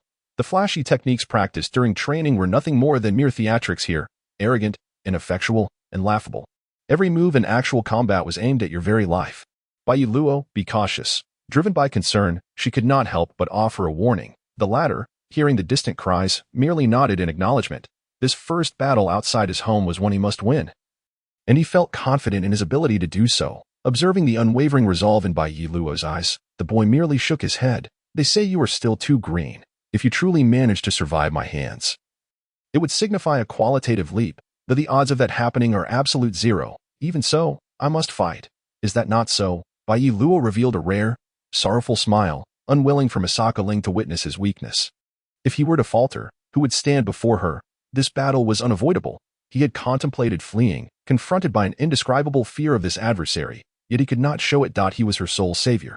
Though death loomed ominously opposite him, he felt a twinge of fear. However, upon hearing her concern, a sense of reassurance washed over him. This boy would not spare them both. Knowing this, he had to stand tall and face it. Thus, the boy's 4 bloodtails waved aimlessly as he rose onto his toes, his diminutive frame hovering in the air. In the face of death, your performance is commendable. Yet, this will not prevent its arrival. Now, it was time to bring this inaugural battle to a close. His 4 bloodtails suddenly stood erect like clubs, black blood coursing rapidly, incantations coursing through his body like veins. He slowly opened his eyes, the crimson glow enveloping his dark orbs, as a magical array blossomed and spun like a rose, channeling boundless magic into this very formation. He spread his arms wide, the depths of time and space beginning to ripple with a 5-star fluctuation. An ancient, resonant bell tolled within him, a mournful wail echoing from the depths of hell. Witnessing such a spectacle, Bai Luo swiftly gathered all his spiritual energy, a serrated spiritual array unfurling behind him. This was an unprecedented pressure and fear. He could not fathom the magnitude of this technique and dared not strike prematurely, only aware that his 6th sense warned him he would die in the face of this unparalleled terror. He envisioned demons erupting from the boy's body, intent on dragging him into the abyss of hell. Ling, lend me your strength. In the face of an unknown danger, Bai Luo instinctively sought aid from his companion. Hearing her name called out, Misaka Ling shuddered momentarily before quickly regaining her composure. What should I do? Chant the scriptures. Upon hearing this, Misaka Ling felt a surge of panic. She understood which passage Bai Luo wished her to recite. Yet she was inexperienced. Are you certain? We have only just begun learning this scripture. She struggled to entrust her life to an unfamiliar technique. Is there any choice now? Bai Luo declared as he plunged the demon blade into the concrete slab, his hands forming intricate seals, shifting unpredictably. At this, Misaka Ling bit her lip resolutely. If it fails, do not blame me. Bai Luo turned back, revealing a radiant smile. When have I ever blamed you? His words ignited a profound guilt within her. Yet now is not the time for sorrow. Drawing a deep breath, she aligned her hands and feet, fixing her gaze upon the source of her fear, intertwining her fingers and closing her eyes. Love's voice resonates within legends, a king performing for him, yet you never cared to listen. He walks with laughter and tears, embodying both strength and vulnerability, singing hallelujahs of confusion for millennia. As she commenced her chant, the spiritual array beneath her blossomed with gentle spiritual energy, that ethereal power, akin to verdant brilliance, enveloped by Yi Luo's surroundings. Noticing this, the boy's expression flickered with doubt, wondering if the Western teachings had truly made their way here. Europe, a region where the number of spiritual masters is less than a tenth of that in Huaxia, has yet to achieve its ambition of annexation, and it is precisely due to the influence of the Bible. The singing of the Bible has been spreading throughout Europe for an unknown duration. During the Great War a few years ago, he deeply understood that the might of the Bible did not lie in its explosive power, but rather in the terrifying amplification it bestowed upon spiritual masters. A choir of hundreds could significantly enhance the spiritual power of thousands, a magnificent scene that remains vividly etched in his memory. The inability to conquer that region stemmed from the formidable spiritual power granted by the Bible, rendering them invincible on the battlefield. Now, witnessing the Bible's chanting performed by Misaka Ryo, a sense of unease began to stir within him. As the boy awakened, the spiritual formation of Bai Luo suddenly expanded several times, as if infused with a vast reservoir of spiritual energy, rejuvenating it. Is this the amplifying power of the Bible? Bai Luo mused, ultimately focusing his gaze on the boy high above.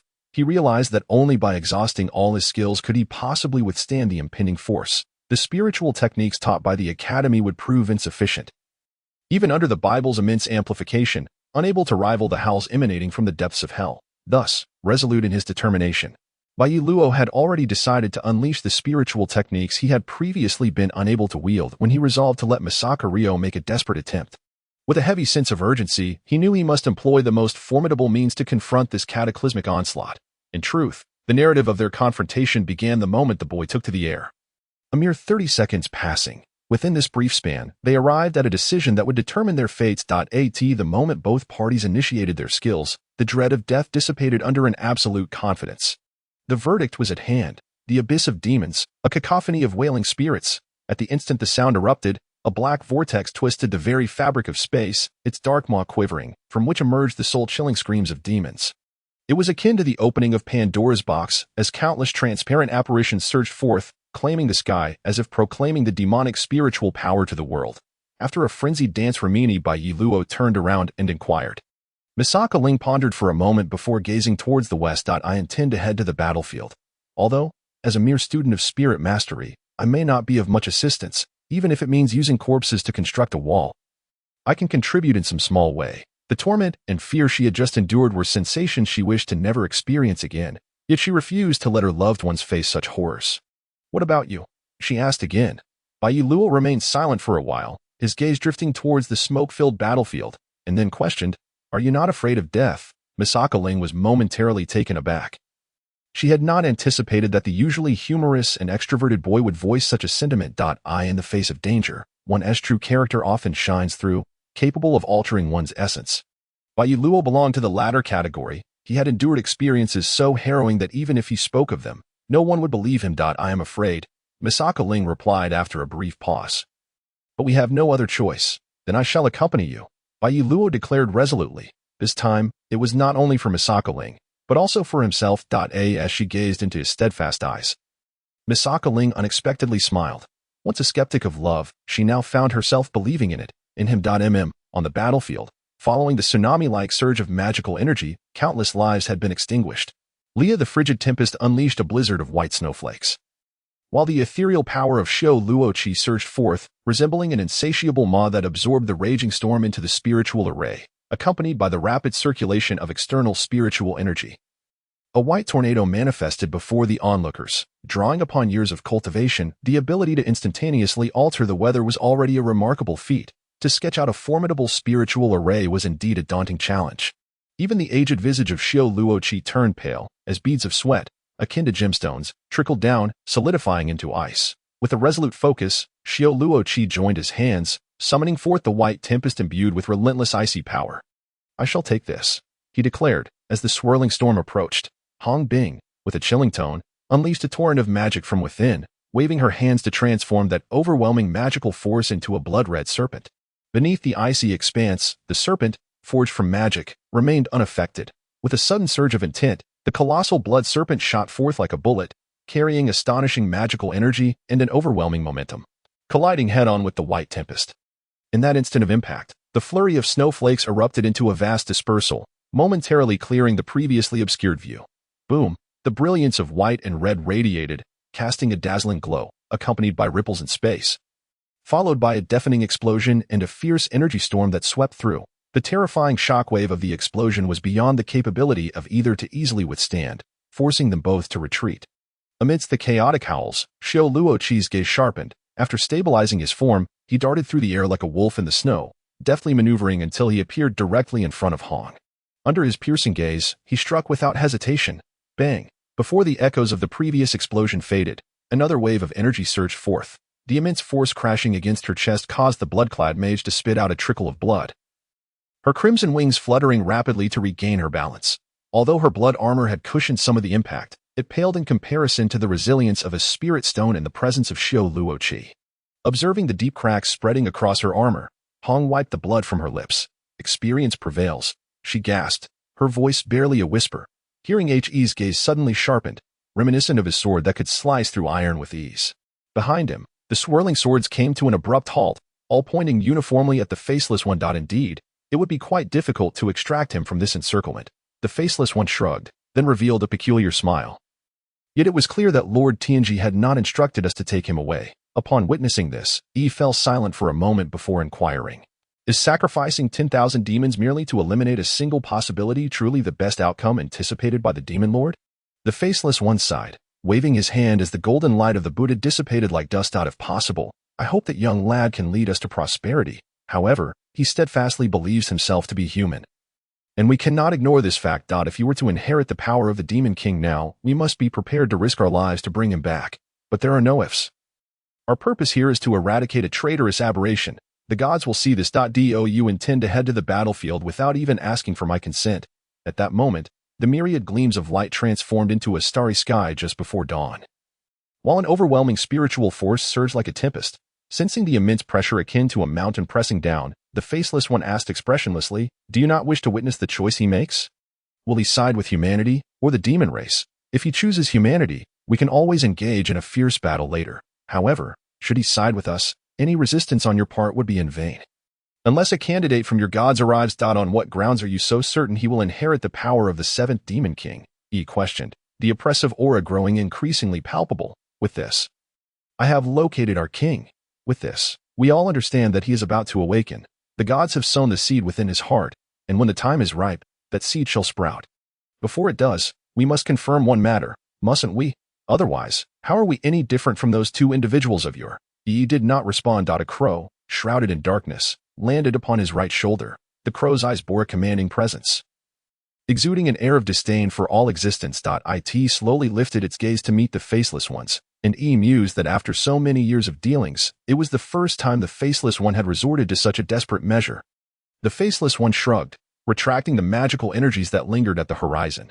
"This is a decision made out of necessity by our Lord. This matter involves the gods, and it is beyond his control." "So, you are indeed prepared to kill him?" "Yes. Our purpose here is not to welcome the king's return, but to eliminate the dissenters. May the gods choose a more reliable candidate to assume the mantle of Demon King next time." The Demon King is not a hereditary title, nor is the Celestial Sovereign. Both are dictatorial rulers of all existence, representing the power and status of the gods, unreachable, controlling everything in the world. Who can fathom the gods' choice for a representative among mortals? Those celestial sovereigns or demon kings may have been beggars or ruffians before becoming objects of reverence. No one can definitively say who can lead their race to greater strength.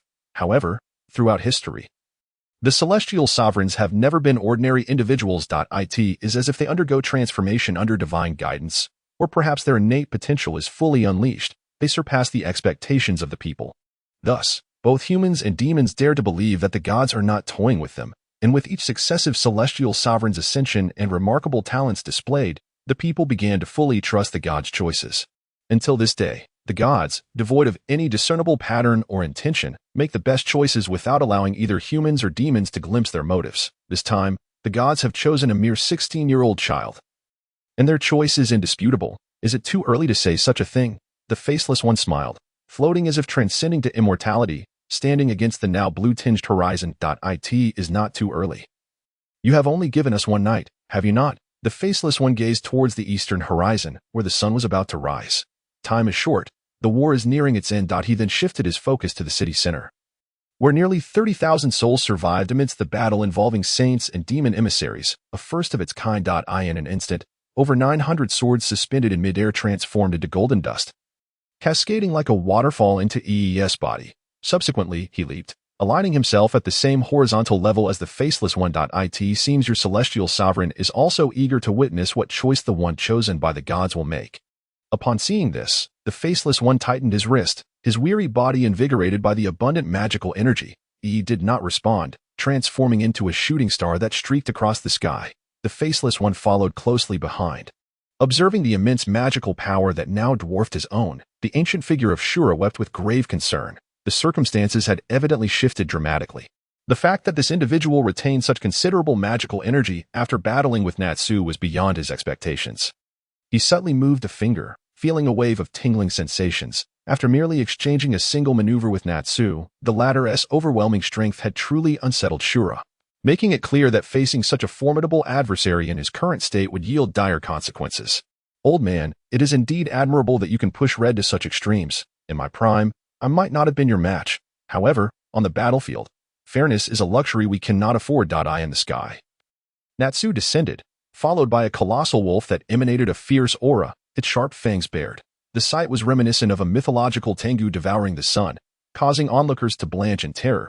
Yet, Shura remained remarkably composed, shaking off the numbing sensation in his arm before leaping into the air to confront Natsu directly.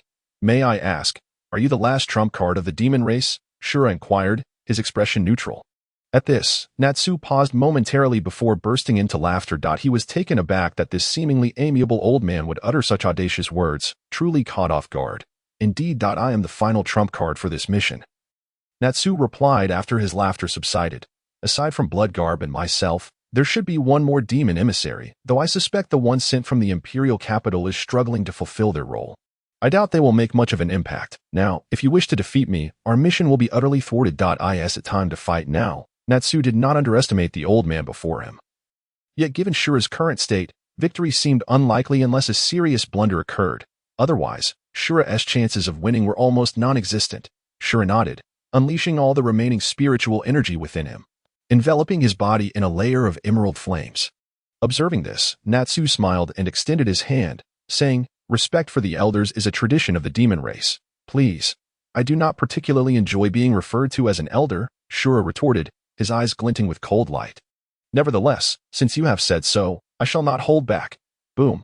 As soon as his words fell, he abruptly flipped his palm, his gaze sharpening at that moment. A torrent of spiritual energy surged forth, enveloping the space around him. The blazing flames rose like a beacon, forming a sea of fire in the vast sky, the flames converging rapidly to morph into a colossal serpent cloaked in fire. Its eyes burned with emerald flames, exuding an unyielding aura of intimidation. Celestial Fire Soul Serpent.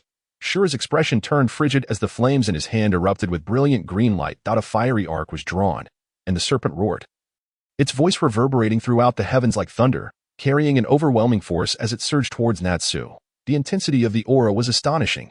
Haha. Excellent. Natsu laughed heartily at the sight, and in an instant, the vast magical energy around him surged forth like an ocean embracing the rivers. Behind him, the ethereal giant beast that had been seated now rose majestically. Roar. The overwhelming magical energy surged into the colossal wave, causing its roar to resonate with an unfathomable power. Go. Natsu brought his hands together, and in the moment of impact, a cold command rang out. Upon hearing this command, the giant wolf leapt into the air, rushing towards the flaming serpent with an unstoppable force. Boom. The two forces clashed violently, unleashing a tempestuous whirlwind that ravaged the sky. Bang. Under the relentless impact of the two powers, the flaming serpent ultimately succumbed to the 100-foot giant wolf. Disintegrating as it was torn apart by the beast, with a soft gasp, the countenance of Shuro-chi paled instantaneously upon perceiving the scene before him. A single drop of blood, startling in its vividness, trickled from the corner of his mouth. Ultimately, unable to withstand the force of the impact, his form retreated like a kite severed from its string. The towering wolf, measuring 100 feet in height, surged forward, unrelenting even after breaking through Shuro-chi's assaults, its ferocity unabated. Saint's shield. Shuro-chi bellowed in fury as he staggered back, flipping his right hand to reveal a deep yellow shield that materialized before him. As he summoned it, the shield gradually emanated a dazzling golden radiance, blinding in its brilliance. Boom! The colossal wolf, laden with an overwhelming aura of slaughter, exhibited no trepidation towards Shuro-chi's shield, colliding with it head-on. The saint's shield quaked violently, the sharp sound of its shattering resonating in Shuro-chi's ears, as blood continued to pour forth from his fingertips. The energy surge propelled Shuro-chi backward for several hundred meters, his legs embedding deeply into the earth, leaving behind a trail of destruction spanning 100 meters. Just as he neared a heap of carcasses by mere meters, he finally managed to stabilize himself with a roar. The magical force intrinsic to the massive wolf dissipating slowly. Struggling to rise from his weary state was no small feat. He vigorously shook his head in an attempt to regain his senses.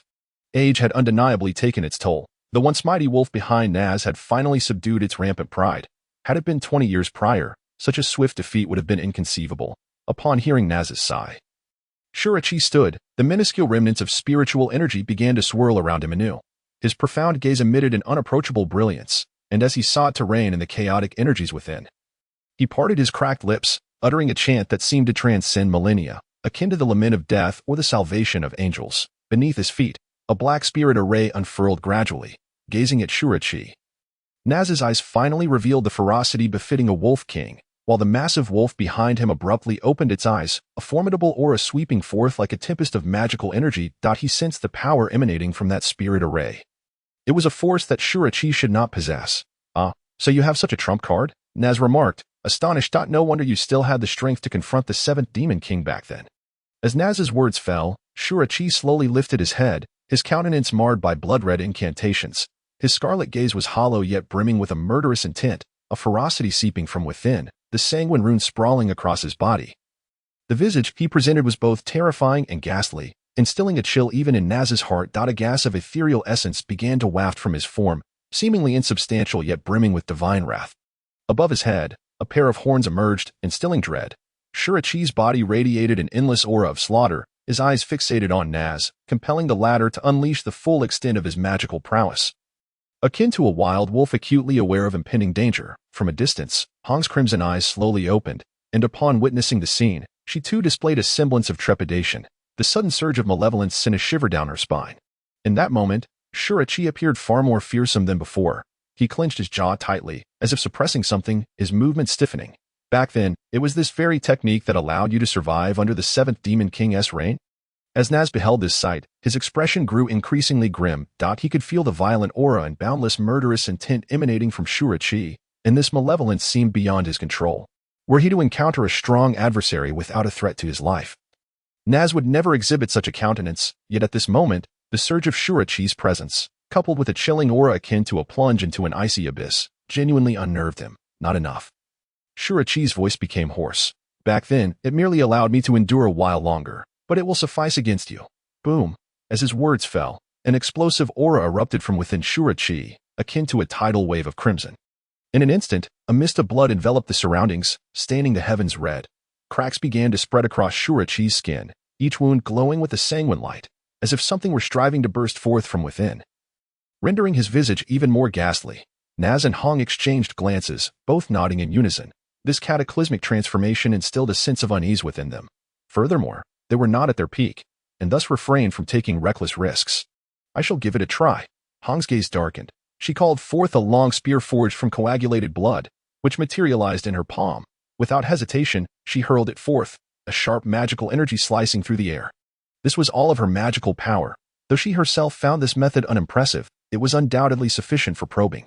Boom, the bloodlight enveloped the air, solidifying it. An endless stream of sanguine energy erupted from Shuro-chi. And as the lethal spear pierced through the atmosphere, he showed no inclination to evade. Sizzle, the spear, imbued with formidable magical energy, collided fiercely against Shuro-chi's flesh, yet the immense force did not budge him an inch. As the last vestiges of the spear's might were countered, the murderous aura emanating from Shurachi began to grow increasingly murky. Subsequently, the spear, devoid of magical support, collapsed into a pool of foul blood. Seeping into the rocks with a hissing sound, it had begun to corrode the stone. His eyes now a fierce crimson, Shurachi fixed his gaze upon Naz and Hong, flipping his right hand abruptly. The volatile spiritual energy surged forth, transforming into a blood-red spear, which he cast with a swift motion. In response, Hong's pupils dilated, and she summoned the scant magical energy remaining within her, forming another spear with a flip of her hand. Launching it without hesitation towards the oncoming crimson projectile. Swish! The tips of their spears met with a resounding clash, a collision of two potent energies sending shockwaves across the battlefield, sending debris flying and causing the already ravaged earth to crumble further. Boom! The spear wielded by Naz was shattered by the terrifying force of Shurachi, yet fortunately, it altered the trajectory of the blood spear, sending it towards the distant mountains. His magical energy is abundant. Naz murmured solemnly, then spread his arms wide. At that moment, the celestial wolf behind him began to roar furiously. The surging magical energy erupted forth, and as it howled to the heavens, the ethereal wolf behind him gradually materialized into an enormous beast, exuding an overwhelming aura of dominance. Shurachi, come and face me. Buzz, the celestial wolf, imbued with unfathomable and terrifying power, rampaged across the realm, as if it possessed the strength to shatter mountains and rivers.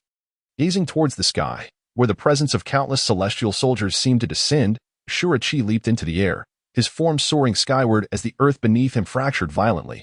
This was precisely the intention. Boom! An overwhelming torrent of spiritual energy was unleashed, causing Naz's expression to grow considerably heavier as he beheld Shurachi, whose hands were weaving intricate seals, the dazzling hand gestures transforming in mere moments. Roar! As the final seal was completed, a crimson spirit array manifested beneath the sky, followed by the echo of a tiger's roar reverberating through the air. Shurachi hovered mid-air as torrents of spiritual energy converged upon him, the 100-foot tiger behind him becoming increasingly corporeal as relentless energy surged into the white tiger's form. Roar! The white tiger let out another resounding roar, the sanguine light enveloping the battlefield, an endless vortex of spiritual energy swirling around it.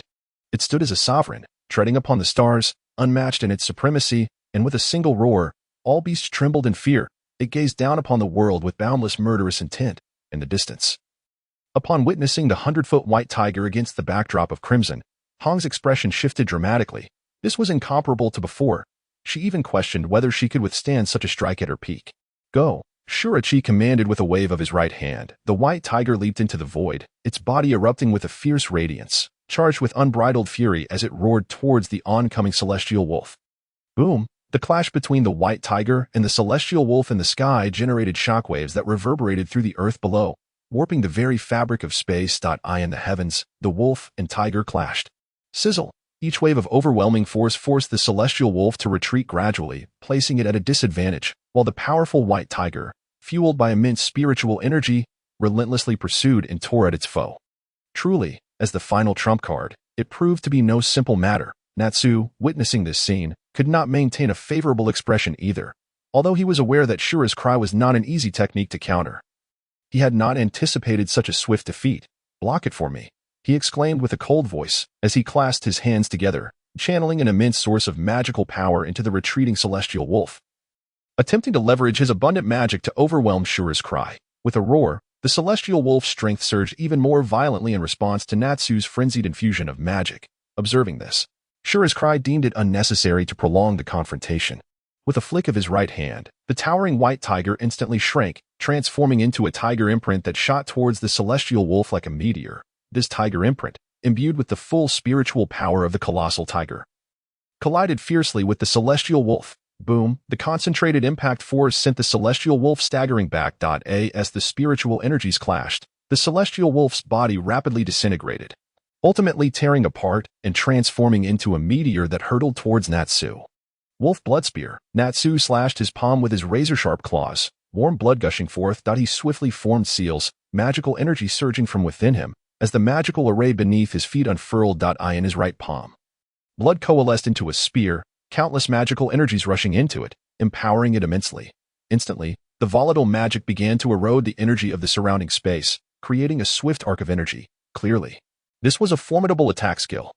Buzz! Natsu focused on the oncoming tiger imprint, A glint of cold light flashing in his eyes, he tightened his grip on the spear and hurled it forth, its speed akin to tearing through space. Accompanied by a torrent of overwhelming magic, colliding head-on with the tiger imprint. Bang! The cataclysmic explosion of energy resonated with a deafening roar, as the ferocious waves seemed intent on obliterating all obstacles in their path. Both Shura's cry and Natsu attempted to withstand the explosive shockwave, yet they underestimated the force of the energy surge, their figures propelled like arrows from a powerful bow, crashing into two towering concrete structures, which shattered instantaneously. Natsu could not suppress the torrent of blood surging within him, spitting out a mouthful of crimson. He felt the damage inflicted upon his internal. Not far away, Sho Luoqi abruptly coughed twice, capturing the attention of Hong. At that moment, the blood curse etched upon Sho Luoqi's visage had receded, leaving only a withered countenance, as if the vitality within him had been entirely siphoned away, rendering his complexion devoid of the hue typical of a living being. His form resembled that of a zombie, drained of flesh and blood, with parchment-like, pallid skin tightly clinging to his skeletal frame. Struggling desperately, Sho Luoqi attempted to rise, his parched hands trembling as they barely supported his emaciated body. The pain from numerous injuries coursed through him, causing his face to contort in agony as he gasped for breath. Ultimately surrendering to the futility of his struggle, devoid of any spiritual energy within him, he realized he could do little more than sit, as the strength to stand eluded him. Observing this, Hong felt a slight sense of relief. If the old man still possessed the capacity for action, it would indeed be a terrifying prospect. She turned her gaze to Naz, placing her delicate hand upon his chest, channeling a modicum of magical energy into his body. Thankfully, there were still signs of life. He would not perish. Once the magic circulated within Naz, it returned to Hong, revealing that the old man had miscalculated, not once, but twice. The anatomical structure of the celestial wolf differed from that of earthly wolves. Wounds to the heart and throat were lethal to earthly beings. The embodiment of Sho Luo was indeed fatal. Having uttered these thoughts, she turned her attention to the ailing Sho Luoqi. I must inquire, from whence does your Shura incarnation arise? Such power is beyond the grasp of mere mortals. Upon witnessing the legendary Shura embodiment, Hong's astonishment rivaled that of Nas.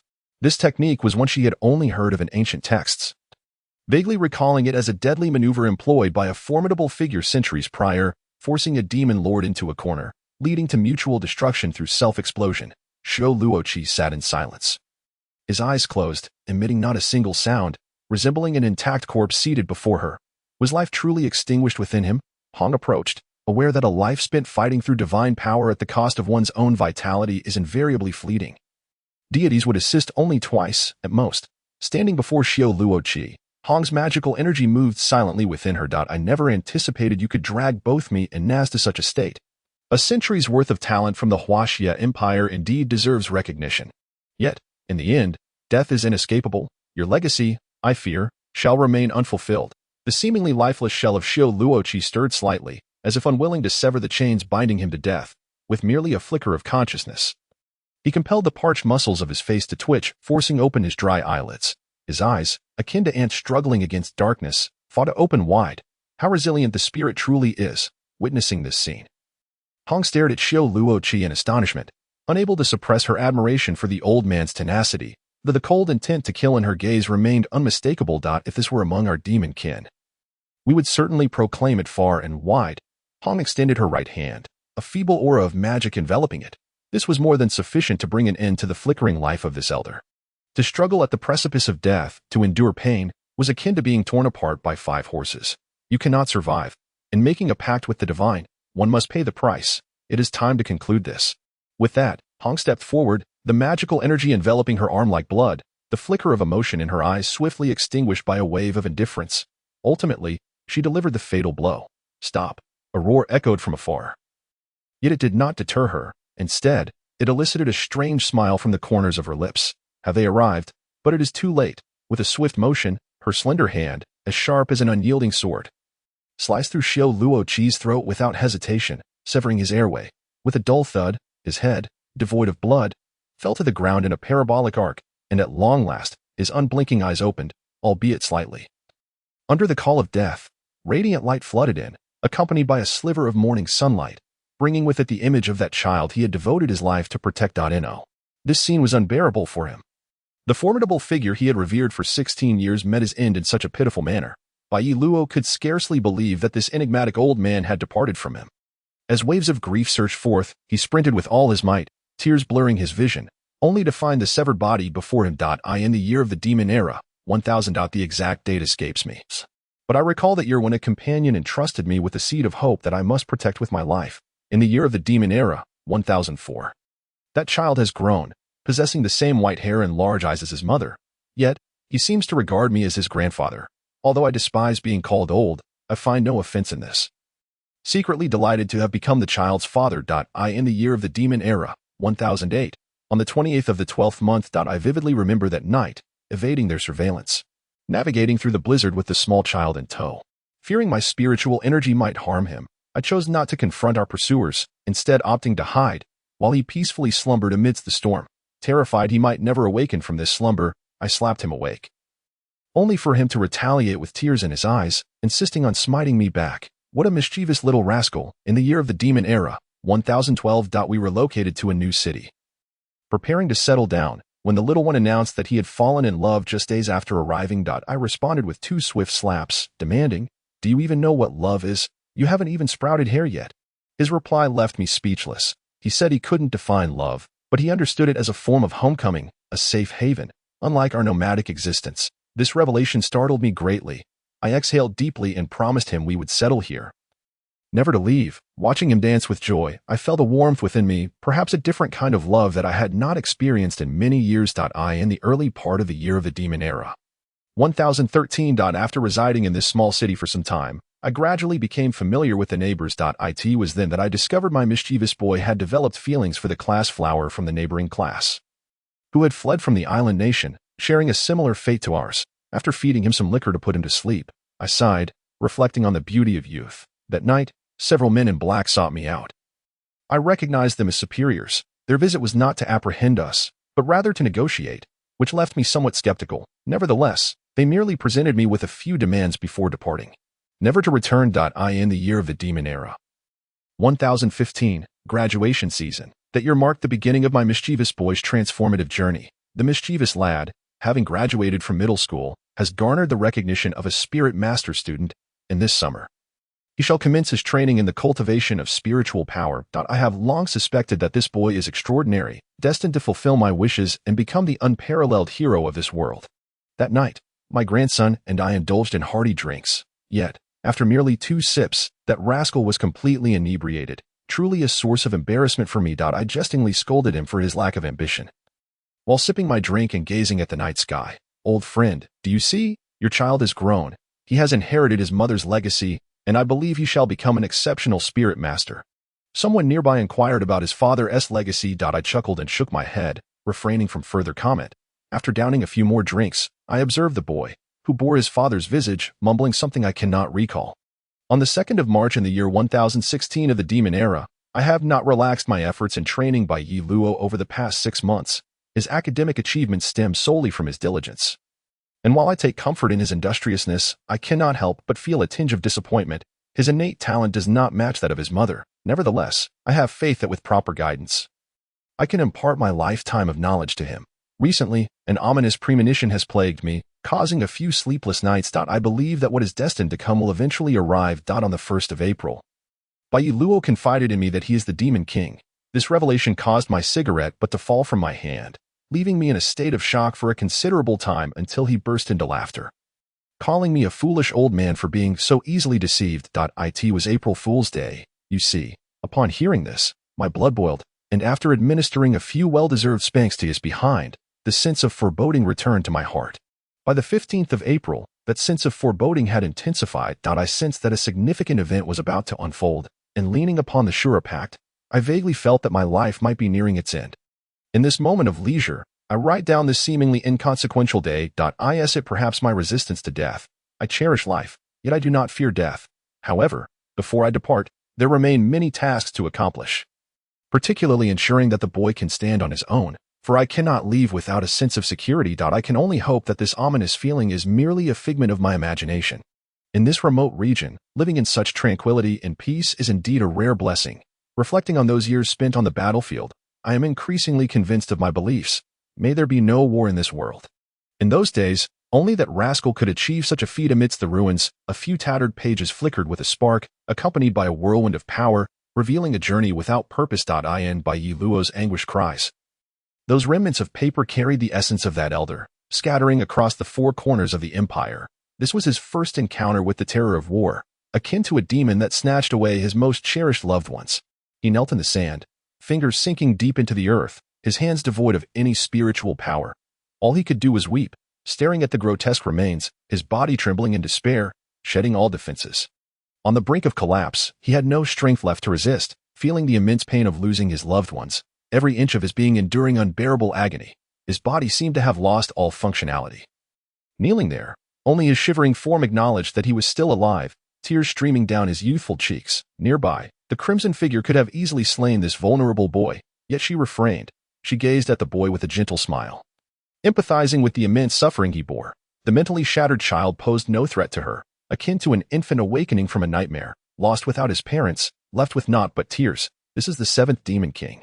Under the tremendous pressure weighing upon by Yi Luo, she sensed the kingly aura, growing ever more potent. Observing the anguish and despair etched on by Yi Luo's face, the red figure's expression gradually morphed into one of warmth and reverence. Akin to glaciers melting, she considered stepping forward to experience that intensifying pressure. For any demon warrior, the aura of a king is a fatal temptation, an inexhaustible source of magical power, the most formidable force in existence. Capable of upheaval. Yet, at that moment, a flash of red light streaked through the air, slicing through space. Her expression shifted abruptly. Her feet, poised to advance, halted instantly. As she channeled her magic, she retreated several meters. Bang!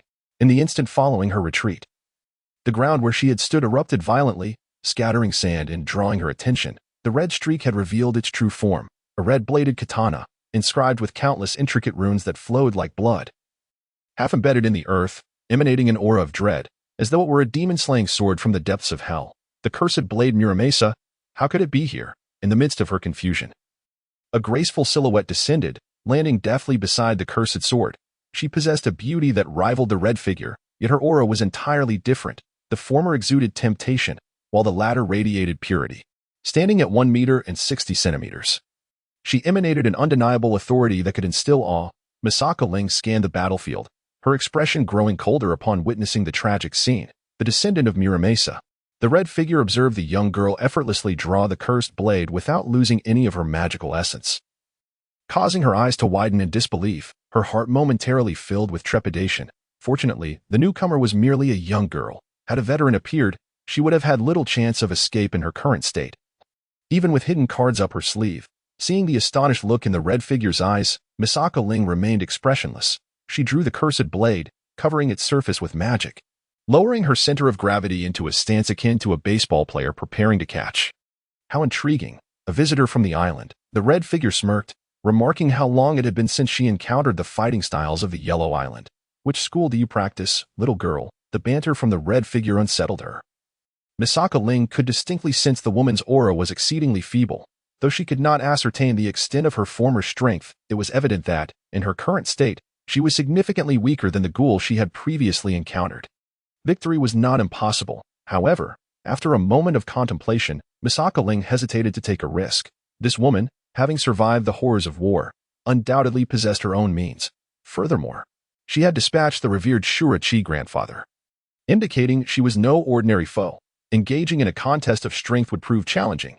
Your hands are trembling, the red figure remarked, observing Misaka Ling's pale, delicate hands gripping the hilt of the sword. Are you afraid? Your fear is unfounded. Retreat now.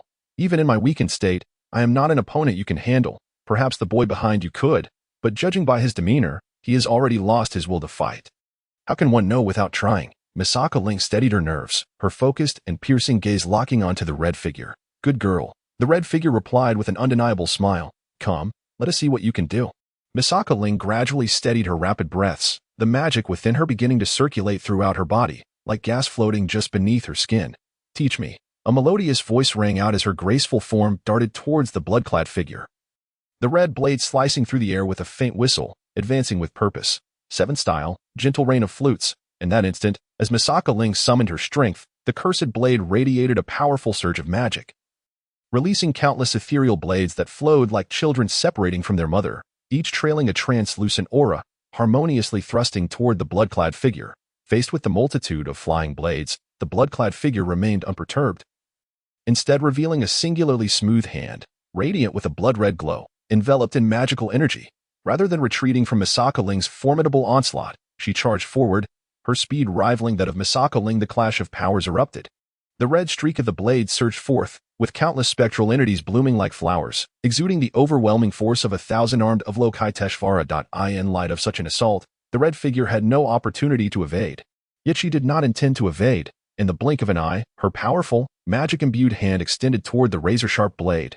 Did she think mere magical energy would suffice? Upon witnessing the scene, Misaka Rin cast a cold smile. Fully aware that the malevolent blade, Muramasa, had earned its reputation through genuine prowess, its edge was renowned as one of the artifacts capable of severing any magical force. Even the most mundane strike was far from something that could be dismissed by mere magical energy. Moreover, the blade was suffused with spiritual power. In that fleeting moment of contemplation, a smile graced the lips of Hongya, just as the white arm was about to clash with the cursed sword. Blood began to seep from the surface of the skin. The wicked blade pierced into the palm yet elicited no tremor. Rather, one could distinctly observe as the arm transformed into a stream of blood, astonishingly gliding over the blade before reverting to its original alabaster state. How could this be possible? As Misaka Rin gasped in astonishment, the crimson-imbued hand stealthily encircled her delicate throat. All of this transpired in the blink of an eye. The overwhelming surge of magical energy coalesced into a forceful impact, abruptly snapping the arm that gripped the cursed sword. Accompanied by a high-pitched scream of agony, the multitude of spiritual entities surrounding them dissipated like smoke. Clang! The lustrous sheen of the cursed blade gradually faded without the infusion of spiritual energy, landing on the ground as nothing more than a piece of ordinary scrap metal. In that moment when Misaka Rin's throat was tightly grasped, Hong deliberately took a step forward, whispering words that pierced through her very being. Instantly, a phrase of despair echoed in her ears, yanking her hatred from the deepest recesses of her soul to the forefront of her heart, consuming her entirely. I believe this technique is called blowing flute in the drizzle. While it might indeed frighten an ordinary person, I must apologize. I witnessed this move a decade ago, though I cannot recall the name of the one who wielded it. Had he used this very blade, perhaps there would have been a glimmer of hope, but alas, it is unfortunate. And you, with your half-baked swordsmanship, lack the ability to unleash the full might of the cursed blade. Compared to the excruciating sensation akin to having one's bones shattered, what truly brought tears to her eyes was the psychological assault that pierced through all her mental defenses like a bullet. I will kill you. I will kill you. Like a madwoman, she screamed, her fingers digging deep into Hong's arm. The blood fell. The formidable aura that was rapidly approaching startled the thousand-faced sorcerer, causing him to feel a profound sense of dread. In an instant, the suspension of his magical power compelled him to cease his flight, making an emergency landing atop a building. The relentless pursuer, followed suit, landing nearby, observing the expression on his face. It was evident that something significant had transpired. I sensed it. Just moments ago, you experienced a brief suspension of your magical power, he inquired silently. Your current state is far from optimal. The thousand-faced sorcerer could not deny a faint smile. It seemed that the young one had become enraged. And this overwhelming pressure was indeed beyond his current capacity to bear. So, it is true that he has inherited the Demon King's power. Yi's eyes glinted with murderous intent. No, not yet. A deity does not compel a person.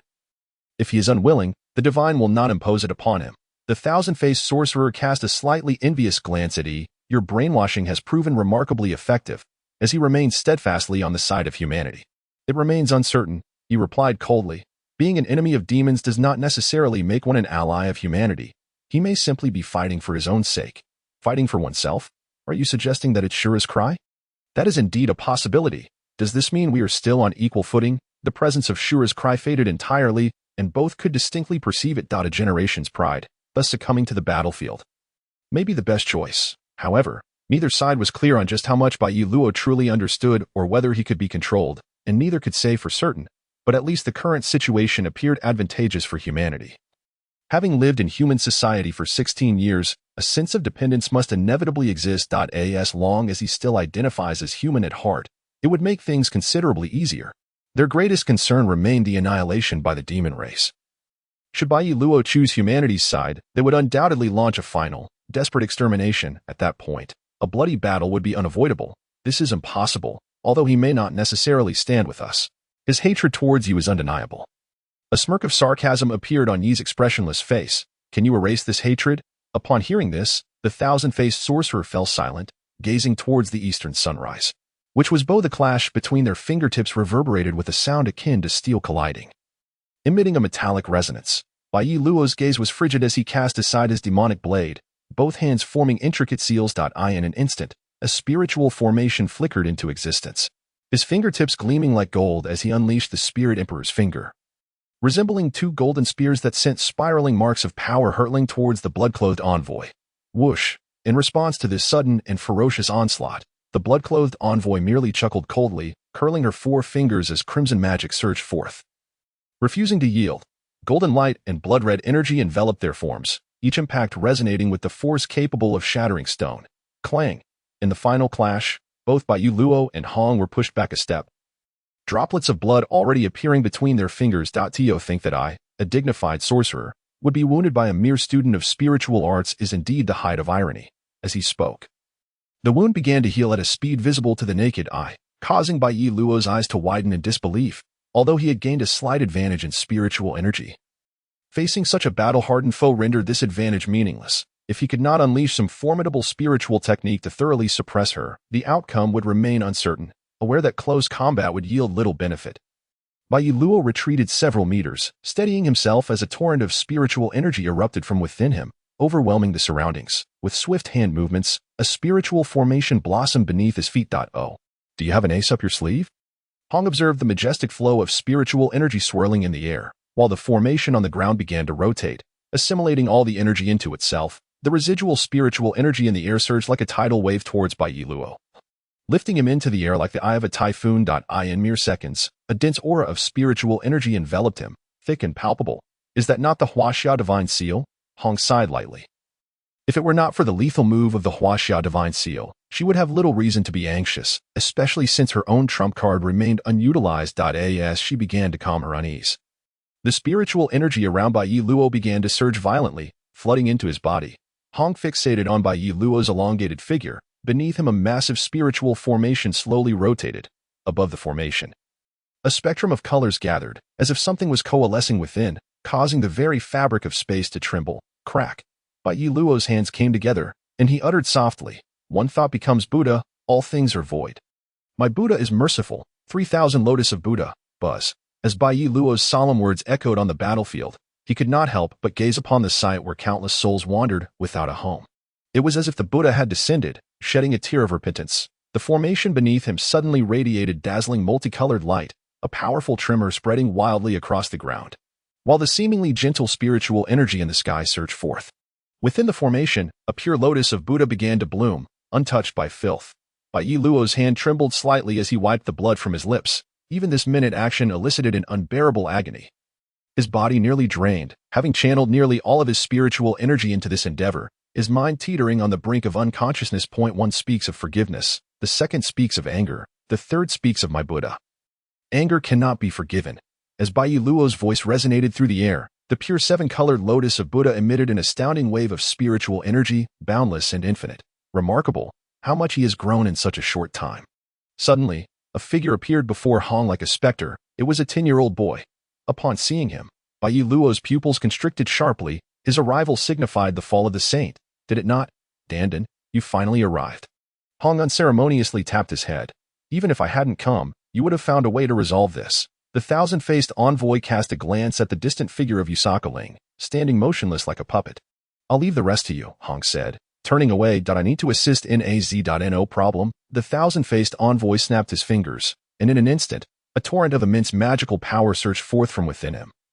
As he clasped his hands together, transforming that overwhelming power into a two-headed hellhound that howled to the heavens, this creature, adorned with patterns reminiscent of flowing lava, had razor-sharp fangs capable of rending mountains, spewing forth flames as if from the depths of hell. Infused with chaotic and violent magical energy, the scorching gusts of heat that accompanied its appearance raised the temperature of the battlefield significantly.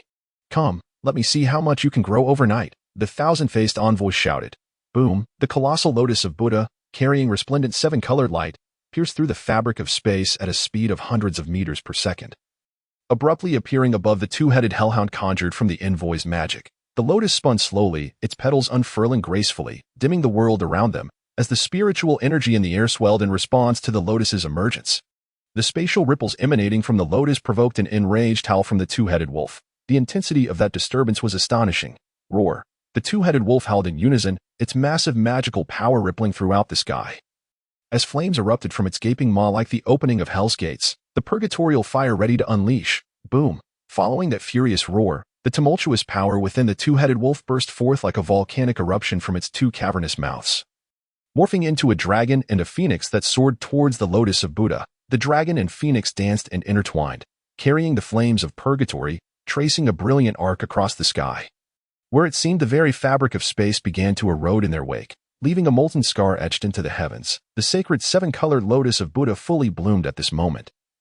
Its radiant light enveloping an expanse of 100 miles, intensifying the spiritual energy in the surroundings, all converging towards the heart of the lotus, the dazzling seven-colored glow, under the embrace of the rising sun, radiated an indescribable beauty. Whoosh! Subsequently, everyone in the city center beheld the enormous seven-colored lotus, where a golden hand emerged from its heart, crashing towards the dragon and phoenix amid their astonished gazes. The golden giant hand seemed to double in size with every meter it traversed.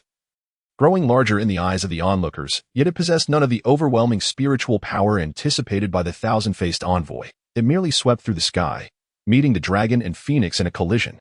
Bang! In that instant, it was as if 1,000 waves had been stirred, the sky quaking like the surface of water disturbed by raindrops, a powerful wave of energy rippling outward, distorting the very sight of those who beheld it. Roar! The dragon and phoenix roared furiously, attempting to break through the golden hand with their purgatorial flames, yet the thousand-faced envoy was astonished to find that, before the hand forged of pure gold, the dragon and phoenix appeared as feeble as a snake and a chicken. No matter how much magical power they harbored, the cataclysmic shockwave they unleashed held no threat to the divine hand.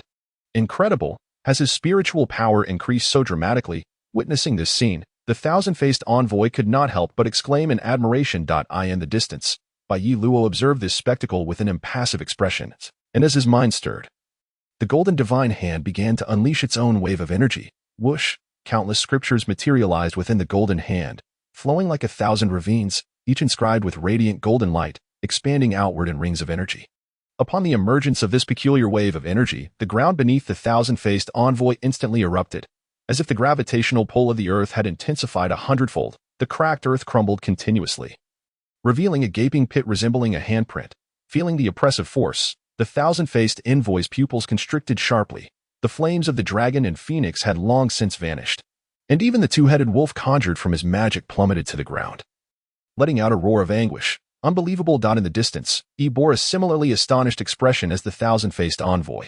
Regardless of the circumstances, the thousand-faced envoy was one of the sorcerers, even in a state of extreme weakness. A casual move from him would be beyond the capacity of ordinary individuals to withstand. Even many advanced spiritualists would struggle to counter the thousand-faced envoy's techniques. Yet now, a mere student of spiritual arts had completely suppressed the aura of the thousand-faced envoy. How could this not evoke profound astonishment? Give me death. Just as the two-headed wolf was entirely crushed by the magical force, the thousand-faced envoy's expression suddenly shifted, a chilling aura of death sweeping over him. Impressive, at this moment. Although the thousand-faced master wore a bitter expression, he could not help but utter a sigh of admiration. The old man, Shurachi, had indeed imparted his teachings with remarkable skill, and coupled with the terrifying amplification of spiritual power, he was astonishingly comparable to a genuine senior spiritual master. Annihilation. Bai Yi Luo's gaze was cold and merciless as it bore down upon the thousand-faced master, a voice erupting from his throat, infused with boundless fury and murderous intent. Boom! The pressure, akin to a mountain pressing down, caused the ground to crack and splinter like a spider's web, while the collapsing earth pulverized all rocks into dust. As he ignited a murderous intent, the thousand-faced master scoffed coldly, displaying not an ounce of fear in the face of such lethal maneuvers. Even though he was acutely aware that, with the residual magic power remaining in his body, it would be a near impossible feat to endure for 3 minutes against this assault. Boom! The overwhelming suppression of spiritual power compressed space itself, shattering all existing matter, as the ground began to collapse frantically at a rate of 100 meters per second. In his current state, his magic power was evidently depleted. Without the support of formidable magical energy, he could not unleash any more potent spells. At this moment, he found himself at the end of his rope. Tianze, strike! Just as Bai Yi Luo prepared to unleash his full might, the thousand-faced master's expression abruptly changed, and he bellowed in rage. Die! Blinded by fury, Bai Yi Luo disregarded the thousand-faced master's roar and poured forth all his strength in a single palm strike. Boom! In that instant, the golden divine palm dissipated like smoke. What is happening? This scene caused Yi's eyes to widen in disbelief. He swiftly shifted his gaze to Bai Luo. Pooh. As Bai Luo spat forth a mouthful of blood, the hovering black Buddha lotus vanished into thin air. The pure spiritual energy, once swirling in the sky, promptly dissipated like a gentle breeze, scattering in all directions. Tick-tock. A pale, blood-soaked jade hand pierced through the gaping wound in his chest, and a continuous stream of blood oozed forth. Pooling onto the parched ground, Bai Luo turned around, incredulity etched on his face as he gazed at the figure behind him, whose hollow eyes revealed everything. How could this be? This girl is remarkably strong. Far stronger than myself, and Tinaz gently caressed her throat, striving to absorb the magical energy to expedite the healing of her wounds. Before unveiling her trump card, let us see how many lives she can extinguish. Hong twisted her slender fingers, and vibrant red magic surged forth like a rising mist. Let us proceed. At the moment the thousand-faced one's voice fell, the four ascended into the air, infused with a palpable murderous intent. Darting forth with ferocity, unknown to all, above the sky of Bai Luo, a solitary black feather drifted down, accompanied by a melodious sound that resonated in everyone's ears. The gods remained unseen, and the heavens bore no witness. How dare you defy the will of the heavens? This proclamation echoed in the ears of every individual, the refugees, the spirit masters, the sorcerers, the saints, and even the mightiest beings scattered across the world. The black feather descended, lightly brushing against the hard ground, from which an imperceptible wave emanated. It swept across the sky, past the sorcerers, and over the armies, requiring but a fleeting instant. Its velocity was beyond the realm of human perception. Unattainable by all living things, that was the speed of light. In an instant, it spread throughout the entire world. In its wake, all signs of life vanished without a trace. Every creature on this earth seemed to be frozen in time. Rendered immobile, including blood, organs, and hearts, they resembled exquisitely crafted toys, devoid of vitality. At this moment, the world was tranquil, eternal. Tears shed by people hung suspended in midair. The hands of clocks ceased their relentless ticking, as if all had perished.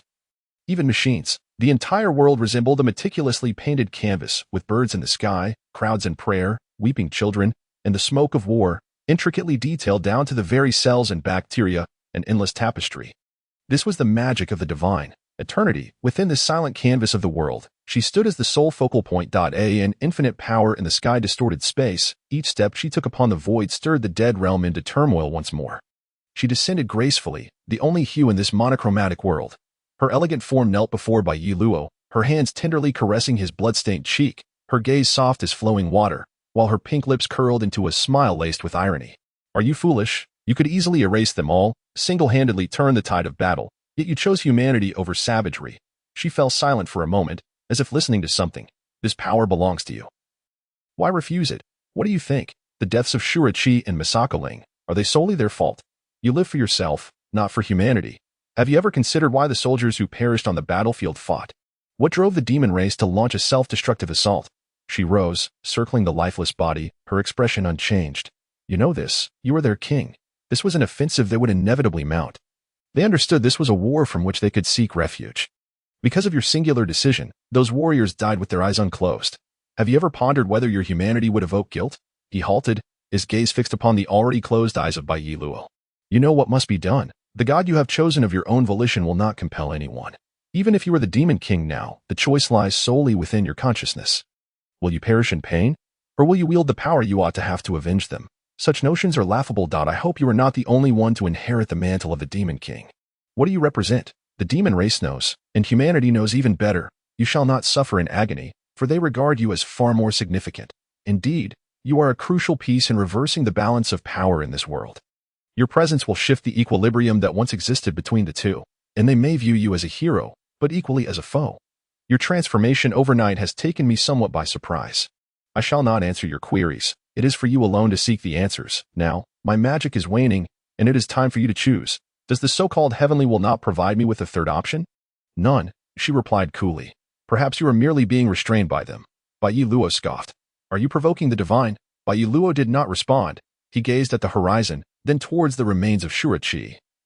Whispering softly to himself, I still remember, the old man told me I would possess the power to change the world. He anticipated my inheritance of the demon king's strength. Do you doubt that the familial bonds of these years are mere fabrications? She inquired. I shall not question humanity. The old man's wishes must be fulfilled. This is my choice. She smiled, her graceful form transforming into a streak of white light, gradually dissipating. You will come to regret your choice today. And the source of your anguish will be the humanity you strive to protect. By Yi Luo. No, the seventh demon king, by the decree of the divine, I bestow upon you this title. I in his ethereal state. He gazed up at the luminous points that filled the void, akin to countless stars bursting forth from a cosmic explosion, breathtakingly beautiful. His eyes, filled with starlight, now bore a sorrowful smile at the corners of his mouth. To safeguard humanity, must he become the demon king, seventh demon king, by Yi Luo, title of eternity, in the name of the divine, the heavens bear witness, young one, you were the first to instill in us a sense of unease. Yet how could the powers of the divine be fathomed by you? Even if the heavenly will chooses you, you remain but an insect. This shall never change. So, commence the slaughter, and use your life to honor the eternity bestowed upon you by the divine. The sky was adorned with resplendent golden stars, cascading like fireworks in all directions. This was the faint yet beautiful starlight that lingered in the gray world, as if it could awaken life itself. Settling all around, reviving all things. Beneath the most ravaged radiance of the stars, a vibrant and colorful feather stood out starkly in this gray realm. Within its serene glow lay boundless power, commanding all creation to gaze in awe. It floated down slowly, almost imperceptibly, in this timeless world, where all transpired in but a moment. As the feather dispersed like smoke, a magical array enveloping the celestial borders materialized. Countless incantations were etched upon the golden disk, resembling a flurry of golden butterflies dancing in the air, exquisite beyond measure.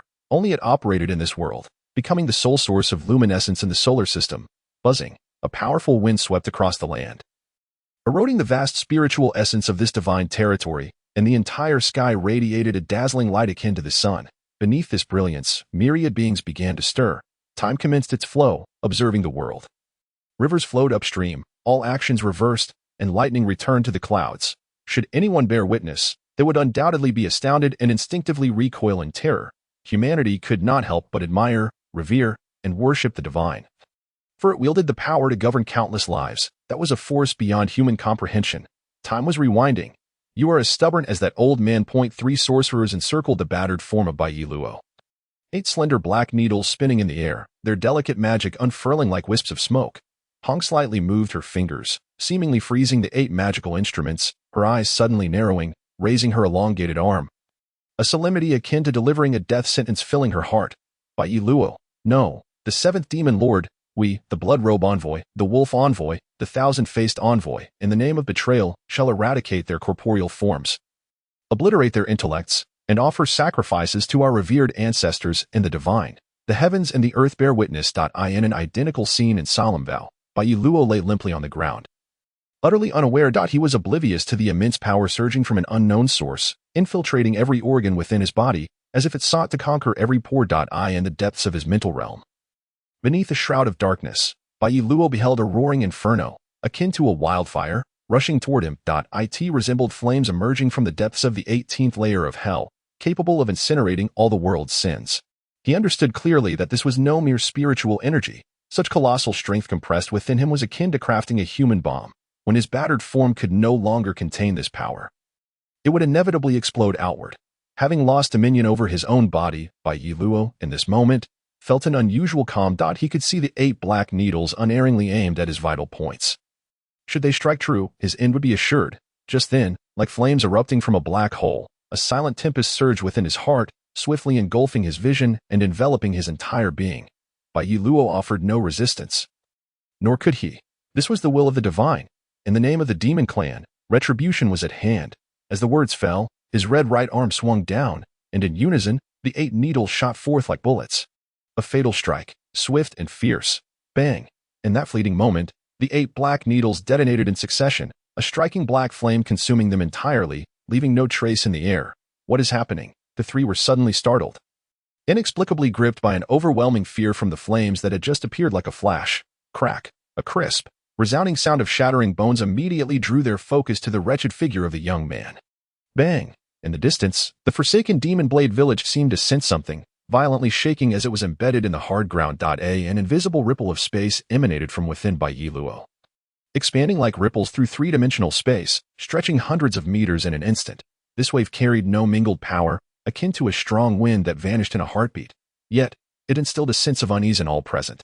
Under the gaze of the multitude, the figure rose, as if a wooden stick had transitioned from lying down to standing, making no discernible movement. A mysterious force tugged at him, the onlookers thought, beneath the tattered garments. The wounds on the young man's body were visibly healing at an astonishing rate. The gash that had pierced his chest was continuously eroded by the newly born black flames from within. And when the flames dissipated, his skin appeared as fresh and supple as that of a newborn. What on earth is happening? The thousand-faced envoy murmured in astonishment. Could it be that he has inherited? Who knows? If that is the case, it could spell great trouble. This fellow still sees himself as human. He likely won't spare us. Attack. Before he regains consciousness, we must eliminate him. In a flash of anger, Hong bellowed, for no matter the circumstances, dispatching him was their only foolproof guarantee. Upon hearing this, the three strained to channel the scant magical energy remaining, their eyes narrowing as three figures surged forward. In the blink of an eye, three powerful, lethal bursts of magic descended upon him. At that moment, Bai Luo slowly opened his heavy-lidded eyes, revealing a hint of red light within his dark orbs. Like the solitary star in the vast universe, emitting a faint glow, the seasoned experts present, having weathered countless storms, felt the tremendous power surging within him subside like still water at the instant his eyes opened. Roar. A deafening roar erupted from Bai Luo's throat, a sound akin to a legion of wailing spirits. The pure magical power swept forth like a tempest, crashing mercilessly upon the three rushing demon envoys. Boom. Under the onslaught of such tempestuous magic, the three formidable adversaries, accustomed to facing multitudes, flailed like dying birds, their terrified eyes and swaying forms betraying their inner dread. Bang, bang, bang. The storm whipped up dust and debris, casting the three figures like kites with severed strings, sending them hurtling 100 meters away, mercilessly crashing onto the hard, shattered earth. Merely relying on sheer momentum had sent them reeling. I in the distance. One could see this scene unfold, their expression darkening with unprecedented gravity, even fear etched clearly across their features. Such magnificent force was beyond the capability of any ordinary person to rival. Even if one were to muster their full strength, they would find it impossible to withstand a mere 10 exchanges with such a monster. Whether human or demon, the physiological structures between races impose limitations on their strength, a notion commonly referred to as limits. This boundary was established by the divine at the inception of humanity, a line that mortals cannot transcend. The most evident testament to this is the divine's chosen harbinger, the apocalypse, an entity that no human can surpass. The strongest seven from the empire, the saints, have not seen anyone exceed the apocalypse in a millennium. Yet now, the power unleashed by Bai Luo far surpassed the limits of both human and demon races. Clearly marking him as chosen by the divine, amidst the rampant winds of magic, the once surging tide of tens of thousands of troops came to an abrupt halt. The howling wind shrieked. Dark clouds swirling like a vortex, eclipsing the morning sun, which was entirely banished by this overwhelming magical force. The crowds within the city began to stir restlessly, their fearful gazes drawn to the source of the monstrous magical energy. What could be lurking there? At the edge of the crowd, Wei Long's expression mirrored the unease and impatience of those around him. He had never witnessed such a phenomenon in his life. The vast magic felt like a prison, obscuring his entire field of vision. An indescribable sense of oppression enveloped his heart, refusing to dissipate. Among the throngs of over 30,000, each and every one yearned for the dawn's arrival. Yet, the sudden, all-encompassing dark clouds seemed to swallow the light of dawn whole. The implications were self-evident. What on earth transpired there?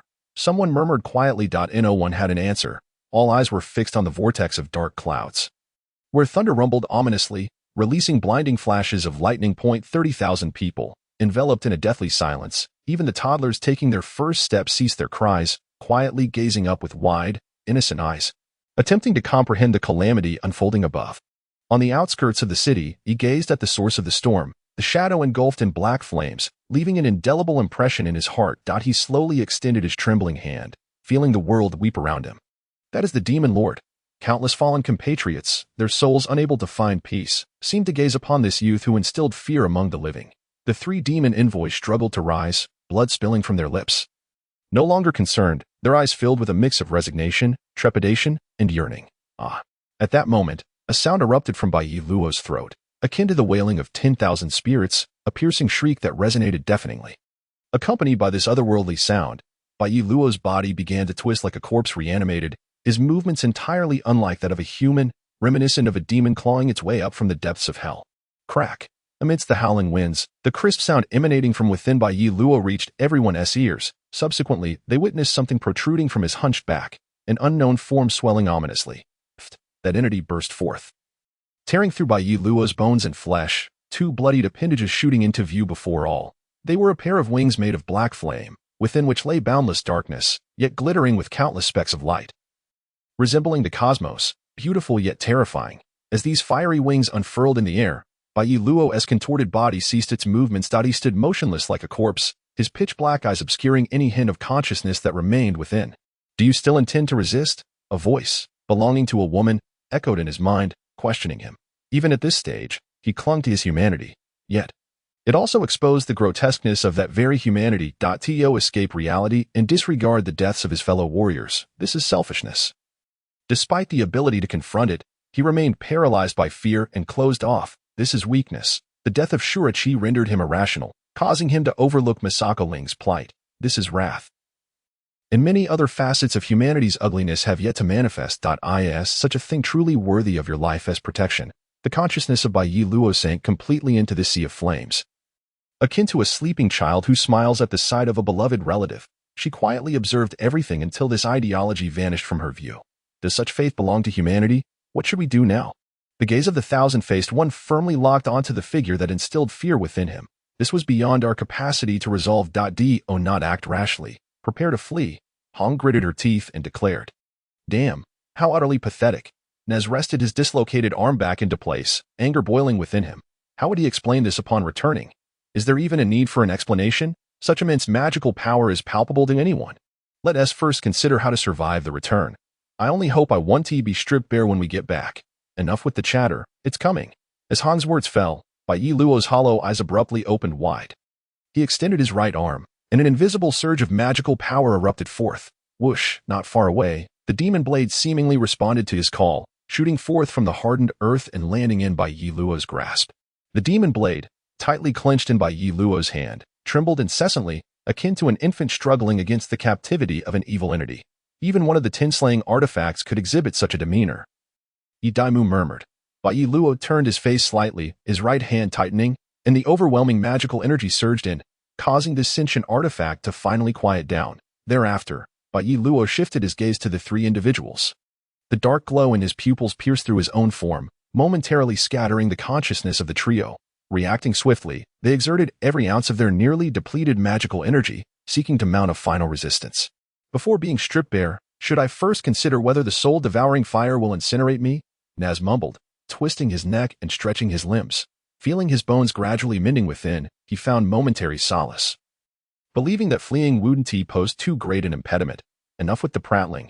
Dan shook his deformed fingers, solidifying his stance to brace for the next strike. If the soul-devouring fire touched him, merely ending up as half-cooked wolf meat would be the greatest fortune. Yet here he was, still prattling about your fur. I am a wolf, Naz emphatically asserted. Naz took a liking to the title given to him by humanity, Hong calmly declared. Glancing back at Bai Luo, we have no path left. This is our final resort. Whoosh, a fierce tempest surged forth, intensifying the dark flames that danced wildly in its wake. The blade in Bai Luo's hand was on the verge of shattering. With flames seeping through the fissures and enveloping the cursed sword, an endless power condensing within. With a downward flick of his wrist, the vast ocean of arcane energy surged towards him like a tidal wave, causing the magic circle beneath his feet to vanish abruptly. Hurry, there's no time to waste. Witnessing this scene, the three sorcerers were engulfed in panic, for they understood that Bai Luo's power was fully charged. Amidst their frantic cries, Bai Luo swung the cursed blade horizontally. Bang! The sword shattered like glass, scattering into fragments. The infinite flames contained within erupted forth, forming a towering black wave that surged outward beneath the 8th-level storm. The sky was shrouded in darkness, obscuring the survivors' view of the city. Tiny black fireballs descended like raindrops, showering every corner of the metropolis. What in the world is this? Beneath the eaves, someone attempted to grasp these flames. Feeling no warmth in their palms, seeing him unscathed, many others reached out to seize these strange flames. What are these things? They resemble sparks, yet why do I feel no heat? I feel the same. How can these things fall from the sky? It's neither rain nor snow. But upon closer inspection, they are quite beautiful. Indeed, the radiance of these sparks resembles stars in the night sky. Do not touch these mysterious entities. They surely cannot be benign. Ahai, you are too timid. This isn't timidity, it's caution. Yes, but look, I am fine, aren't I? Perhaps it's just the demon's way of celebrating, and these are mere spirit arts. While that is a possibility, it is best to remain vigilant. Quickly, let's go inside. Oh, Very well. The girl nodded, preparing to release the flickering flames back into the sky, allowing them to drift freely. However, when she focused on her palm once more, everything had changed. What is happening? What is wrong with me? She asked in a panic, staring at her hands. What is this? My skin. The girl sought help, glancing at her childhood friend, but in his eyes, she saw fear and shock. As if he had encountered something dreadful. Hi. Why are you looking at me like that? What is happening to me? She forced a smile, her gaze returning to her hands, unable to believe that these lifeless hands belonged to her. Why has she fallen silent? She realized her voice had turned hoarse and sharp. In Hi's eyes, she perceived even more. Help me. She attempted to move closer, but it felt as impossible as climbing a mountain. Help me. She extended her hands with all her might towards Hi, as if returning to his side would resolve everything. Don't come any closer. The boy took 2 steps back. Stay right there. I will fetch someone to help. Those words shattered her youthful heart completely. Hi. She could hardly believe that this weak, timid boy was her beloved, and Hi could not fathom that this grotesque figure was his childhood friend. She yearned to draw nearer, to discern if this person truly resembled the Hi she knew, but her hands could no longer support her. Collapsing to the ground, she found herself devoid of strength. Help me. Anyone, please. Help me. Her pleas went unheard. For among the throngs of 30,000, more victims emerged, their screams echoing like the tearing of throats, amplifying the cacophony of what was once a bustling street. Help. My life. My body. My appearance. Who will save me? I do not wish to die. God. Please save him. What has he done wrong? Thud. Thud. Amidst the struggles and cries of impending death, a greater calamity approached. It was a sight beyond the capacity of words to replicate. A vision that 30,000 souls had never witnessed in their lifetimes and would never see again. As the earth trembled violently, some people finally turned to gaze into the distance. The familiar beauty had been devoured by a sea of flames. And all around them, the singular, dark fire consumed their entire field of vision. Where they tread, not a blade of grass remained. The thunderous explosions drowned out all sound, rendering the once boisterous city eerily silent. Within the raging inferno, countless skyscrapers crumbled and sank into the fiery abyss. The dark flames ravaged the city mercilessly, eroding every inch of land. There was no light, only an endless darkness, with even the rays being wholly consumed. And now, the flames that heralded this darkness surged swiftly towards them, advancing at a speed of 500 kilometers per hour. Help, those initially shocked began to mutter. Yet their feeble voices were utterly insignificant amidst the overwhelming tumult. With terrified gazes, their limbs paralyzed, and trembling legs and arms, they etched their resistance against death. Help, more voices cried out, and they began to flee with all their might. The throng of 30,000 surged like wild horses unleashed. With no one caring for anyone else, chaos ensued. Help, help, no. God, what have we done wrong? Please save us. Mother, I want my mother. Wah, mother. The apocalyptic scene unfolded before their eyes, and Wei Long did not pray to the elusive deities. He fixed his gaze firmly on the onrushing tide of flames, standing resolutely at the forefront of the crowd. Is this the end? He questioned himself. Have we been wrong from the very beginning? It seems that Shura's lamenting of Lord Tanchi's orders is indeed correct. We insignificant figures are no match for those capable of battling the demons. He had once considered whether he should send the students away. But, alas, it was too late. This must be retribution. He had foreseen this day, yet he lamented for the innocent people. The roaring flames approached, uprooting cobblestones and turning them to ash. They devoured countless fleeing souls. Consuming them in their struggles, they coated everything visible in a layer of black paint, dissolving it rapidly. Amidst the incessant screams, Wei Long closed his eyes, and in that instant, his body was met with a heat akin to the earth's core. And death arrived in that fleeting moment. In less than a quarter of an hour, the flames swept across the entire city, amidst the cries of thousands and the crashes of collapsing buildings. More lives have been extinguished amidst this inferno, their bodies enveloped in rich spiritual energy, which, under the overwhelming tide of demonic power, shattered barriers as effortlessly as a bullet piercing through cheese. The black flames invaded their very beings, ultimately reducing them to dust amidst their anguished cries. In comparison to this moonlit magic, these insignificant flickers of fireflies were destined to perish here. Life held no value in the face of such calamity. The lives within this 100-mile radius would be sacrificed for the birth of the Demon King. This was the divine will. From a vantage point 1,000 meters above, waves of fire unfurled like black buds. Blooming slowly, countless lives merged into this spectacle, adding a mysterious hue to this infernal flower. He gazed upon it all, a survivor by mere chance, silently observing. Finally, he closed his heavy eyes with a soundless sigh. In this world, there is no absolute right or wrong. only a division of strength and weakness. The dark forest is no different. Layer upon layer of flames consumed all tangible matter within reach, reducing the city to nothingness, as ephemeral as a mirage. The blooming of the buds lasted for about 10 minutes before abruptly vanishing, as if doused by a sudden torrential rain. The demonic energy that had pervaded the skies dissipated in an instant, leaving behind a colossal wound on the Earth's surface.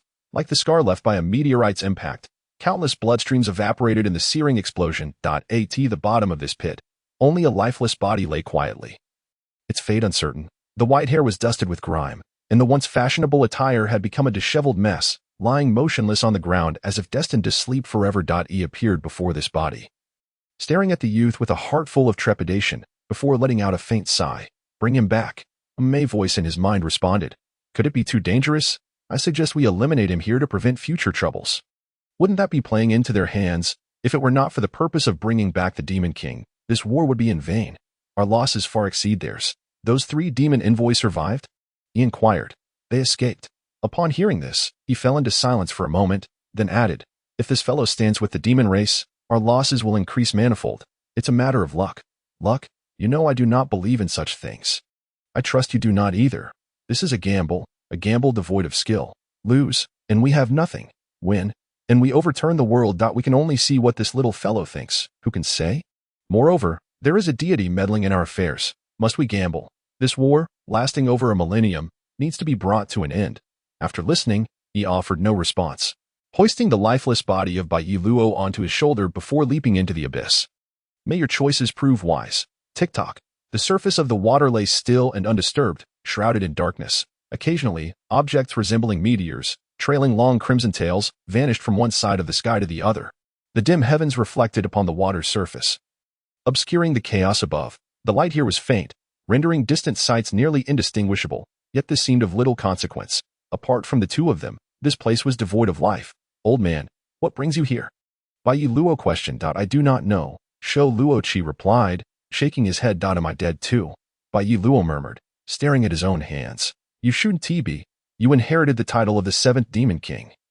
It isn't so easy to perish. And you?" he inquired again. At this, Shou Luoqi furrowed his brow, fell silent for a moment, then smiled. "This is the last time we meet. There are some things I must tell you." Hearing these words from the old man who had raised him for 16 years, Bai Luo felt a wave of emotion, struggling to hold back tears as he nodded. "Yes, speak." Before they passed away, "Your parents entrusted me with a message for you. If you inherit this power, never use it for others' sake." Shou Luoqi's form appeared somewhat blurred in Bai Luo's vision. Whether from his own tears or not, he could not tell. Is there more? Bai Luo choked, then asked. Shou Luoqi chuckled softly. "Yes, remember not to eat instant noodles for breakfast, eat less spicy snacks. Bathe more often, avoid staying up late, and make sure to flirt with girls. Don't end up 30 without a wife. And also, cut down on, well, you know." When did this become the time for such frivolity? He could see the contours of the old man's figure fading further. "Ha ha ha. I can't think of anything else at the moment." Shou Luoqi waved his hand, then added, "You little rascal, let me ask you one last question. Which side do you stand on?" "Which side?" "I do not know. I do not know what to do." Bai Luo lowered his head, the mirror-like surface beneath him offering no surprise. Observing this, Shou Luoqi silently regarded the bewildered child. Sensing the unrest beneath that tranquil facade. 16 years old, he is but 16. Shou Luoqi lamented inwardly. The pressure on such a young heart was immense. Why couldn't I have been granted more time? "Old man."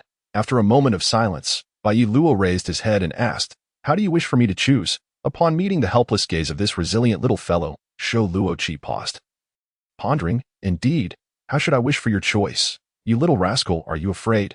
Afraid of being abandoned, of being discriminated against? Can you bear the solitude and helplessness?" Each word from the old man struck at the very core of his heart. It was precisely this fear that held him back from making a choice. "Yes, I am afraid. I cannot bear to imagine the gazes of those people. I cannot fathom living alone in solitude." "Yet you also fear the demon race. You do not know what kind of world it is, what cultural disparities exist. You do not know if you will encounter similar situations there. So tell me, how am I to choose? Why must all of this be thrust upon me alone? Why?" His tears burst forth, unable to be contained any longer. Silently observing this scene, Shou Luoqi sighed deeply. He had once deceived himself, believing that as long as he told no one, he remained human.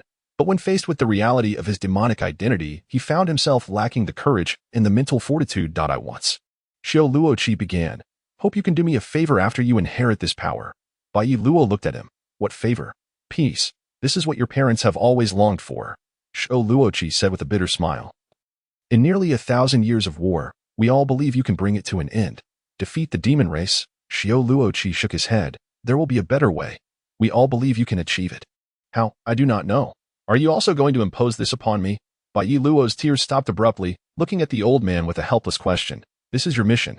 Xiao Luoqi's body radiated a golden luminescence, his form gradually dissipating. Another meaningless mission. Bai Yi Luo clenched his fists. Old man, have you considered my feelings? I have, but what am I to do? Upon hearing this, Bai Yi Luo was momentarily taken aback. It was the first time in 16 years that this omnipotent old man was asking him what he ought to do. What do you want me to say? Bai Yi Luo laughed. A heart-wrenching laugh. If you do not know, how can I? No one can help you with this, not even I. Xiao Luoqi's form melded into the golden glow. I know it is difficult for you to make a choice now, and you cannot negotiate with the gods. However, everything beneath this will fear you threefold. Do not forget, you are the demon king. The gods have granted you this identity, yet they cannot control your actions.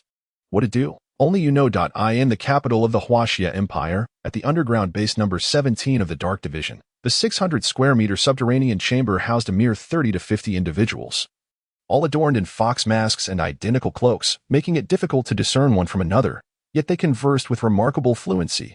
Lord Apocalypse has arrived. A man casually uttered these words, causing a ripple of attention within the studio as everyone set aside their documents and tasks, preparing to welcome the visitors at the entrance of the base. Soon after, the doors swung open, revealing two figures. One was slender, towering at nearly 2 meters, his face obscured by a mask that concealed his entire visage, leaving only a pair of piercing eyes that betrayed his coldness and might.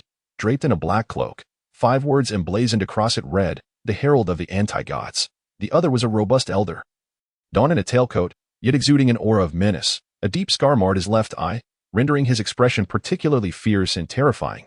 Where is he? The elder barked in a gravelly voice. Report, my lord. He is in the dungeon. Since Lord E brought him yesterday, there have been no signs of life. He is likely long gone. That matter is of no concern to you. The elder seemed perturbed by the presence of loquacious individuals, asserting, simply escort Lord Tanchi to meet him. Yes, please follow me. The guide replied respectfully, turning to lead the way. The trio proceeded, the studio enveloped in a hushed silence, conversations limited to brief exchanges regarding tasks. With no one paying undue attention to the unfolding events, they arrived at an iron door, where the guide pressed his hand against the impenetrable surface, channeling a modicum of spiritual energy. Immediately, the door, seemingly flawless, split down the middle, revealing the scene beyond. The interior space was vast, capable of accommodating thousands, with walls crafted from spirit stones on all sides. Darkness enveloped the area.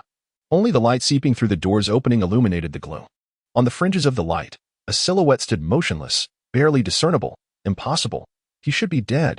Panic gripped the observer momentarily, but he quickly regained composure, channeling all his spiritual energy, his eyes narrowing like a hawk's as he focused on the ragged boy before him. Those confined within such a place were no ordinary individuals. Any lapse in caution could prove fatal. Stand aside. The elder behind him shoved him aside, declaring, we need to speak with him. You must withdraw. Upon hearing this, the man refrained from further inquiry. To them, commands were absolute and required no justification. Understood. Before the words had fully left his lips, the figure vanished from their sight.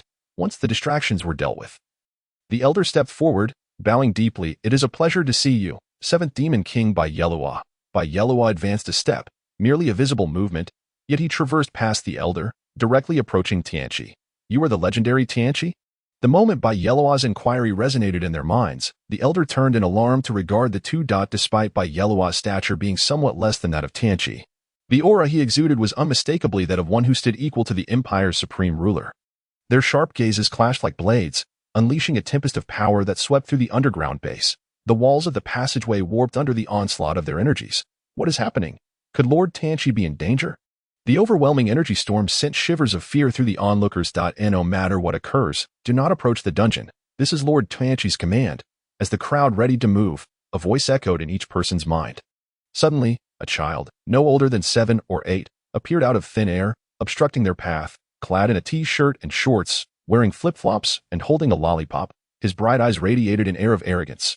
Lord Bing? Yet the crowd's attitude toward this child was no less reverent than toward the elder. This is an order. Do you wish to rebel? Abruptly, amidst the two raging tempests, another gust of wind swept through. We dare not. What do you wish to know? Tianqi's voice was as placid as autumn waters. Or perhaps, do you wish to kill me? Upon hearing this, Bai Yelua let out a cold chuckle, taking a step back, and suddenly appeared in the corner of the dungeon. Let us go. I have no desire for knowledge, nor do I wish to kill you. There is no benefit to me in that. Then what do you intend to do? Tianqi inquired again. What do you want? No one can stop you. I have yet to decide. A voice emerged from the darkness. Tianqi fell silent for a moment, casting a glance at the elder. The elder nodded, then addressed the darkness. Esteemed seventh demon king, I hope you will listen to what I have to say next. Regardless of your opposition, we shall not interfere with your choices, observing the state of global warfare. The demon race has cornered us with overwhelming might. Huaxia has fared somewhat better. The neighboring Tianwang Empire is engulfed in turmoil, with countless citizens slaughtered. People across the globe yearn for a hero to bring an end to this millennia-long conflict. You are the most suitable candidate, Lord Bai Yelua. Your kin await your aid. Silence reigned in the darkness. The elder glanced back at Tianqi, who showed no sign of acknowledgement. If you lack the resolve, so be it. Yet your father Bai Yuji and your mother Ali Air both wish for you to inherit their legacy, and so does Shurichi. The elder continued earnestly, even if you do not wish to consider humanity's plight, you ought to reflect on your own. He still received no response. The atmosphere grew tense. The elder was at a loss for how to sway this child, who had just endured profound suffering. Having never encountered a similar situation before, persuading a demon king was beyond the imagination of most.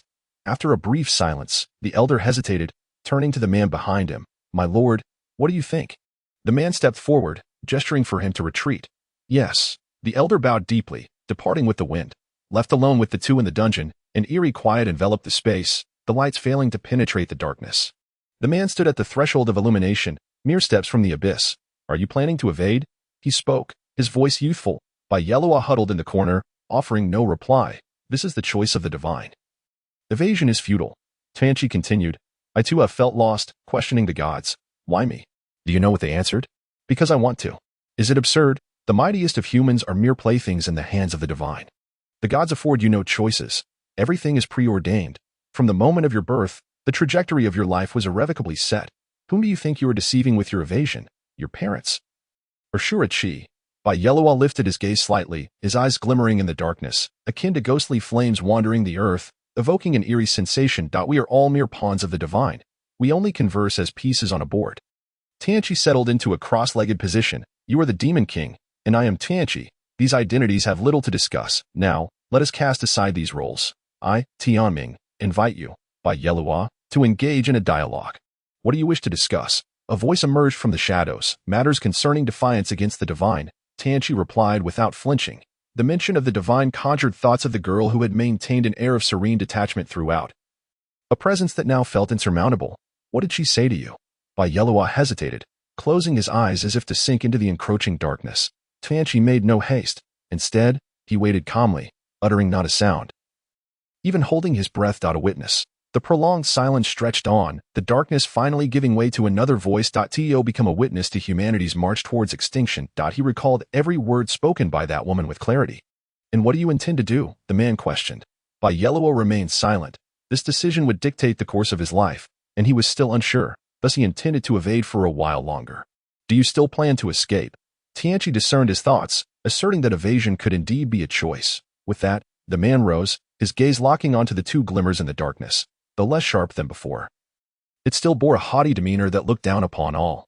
Before you make your choice, everything remains uncertain. The divine, too, is powerless. Now, you may leave this place. I will grant you the life you desire. The life of an ordinary person. Until you make your decision, no one shall interfere with your will.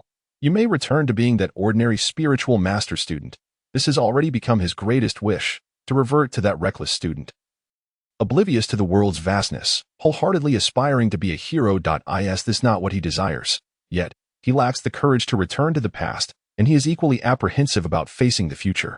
Everything has arrived so suddenly, he is not yet prepared. This thought echoed in Bai Yelua's mind, startling him momentarily, his brow furrowing slightly as he inquired, Do you believe I will stand on the side of humanity? Leaving the Demon King in the imperial capital is undoubtedly absurd. This apocalypse is undertaking the most insane actions in history. If Bai Yellowa does not transform into what he hopes to become, it would be akin to digging his own grave, dragging the Huaxia nation down with him.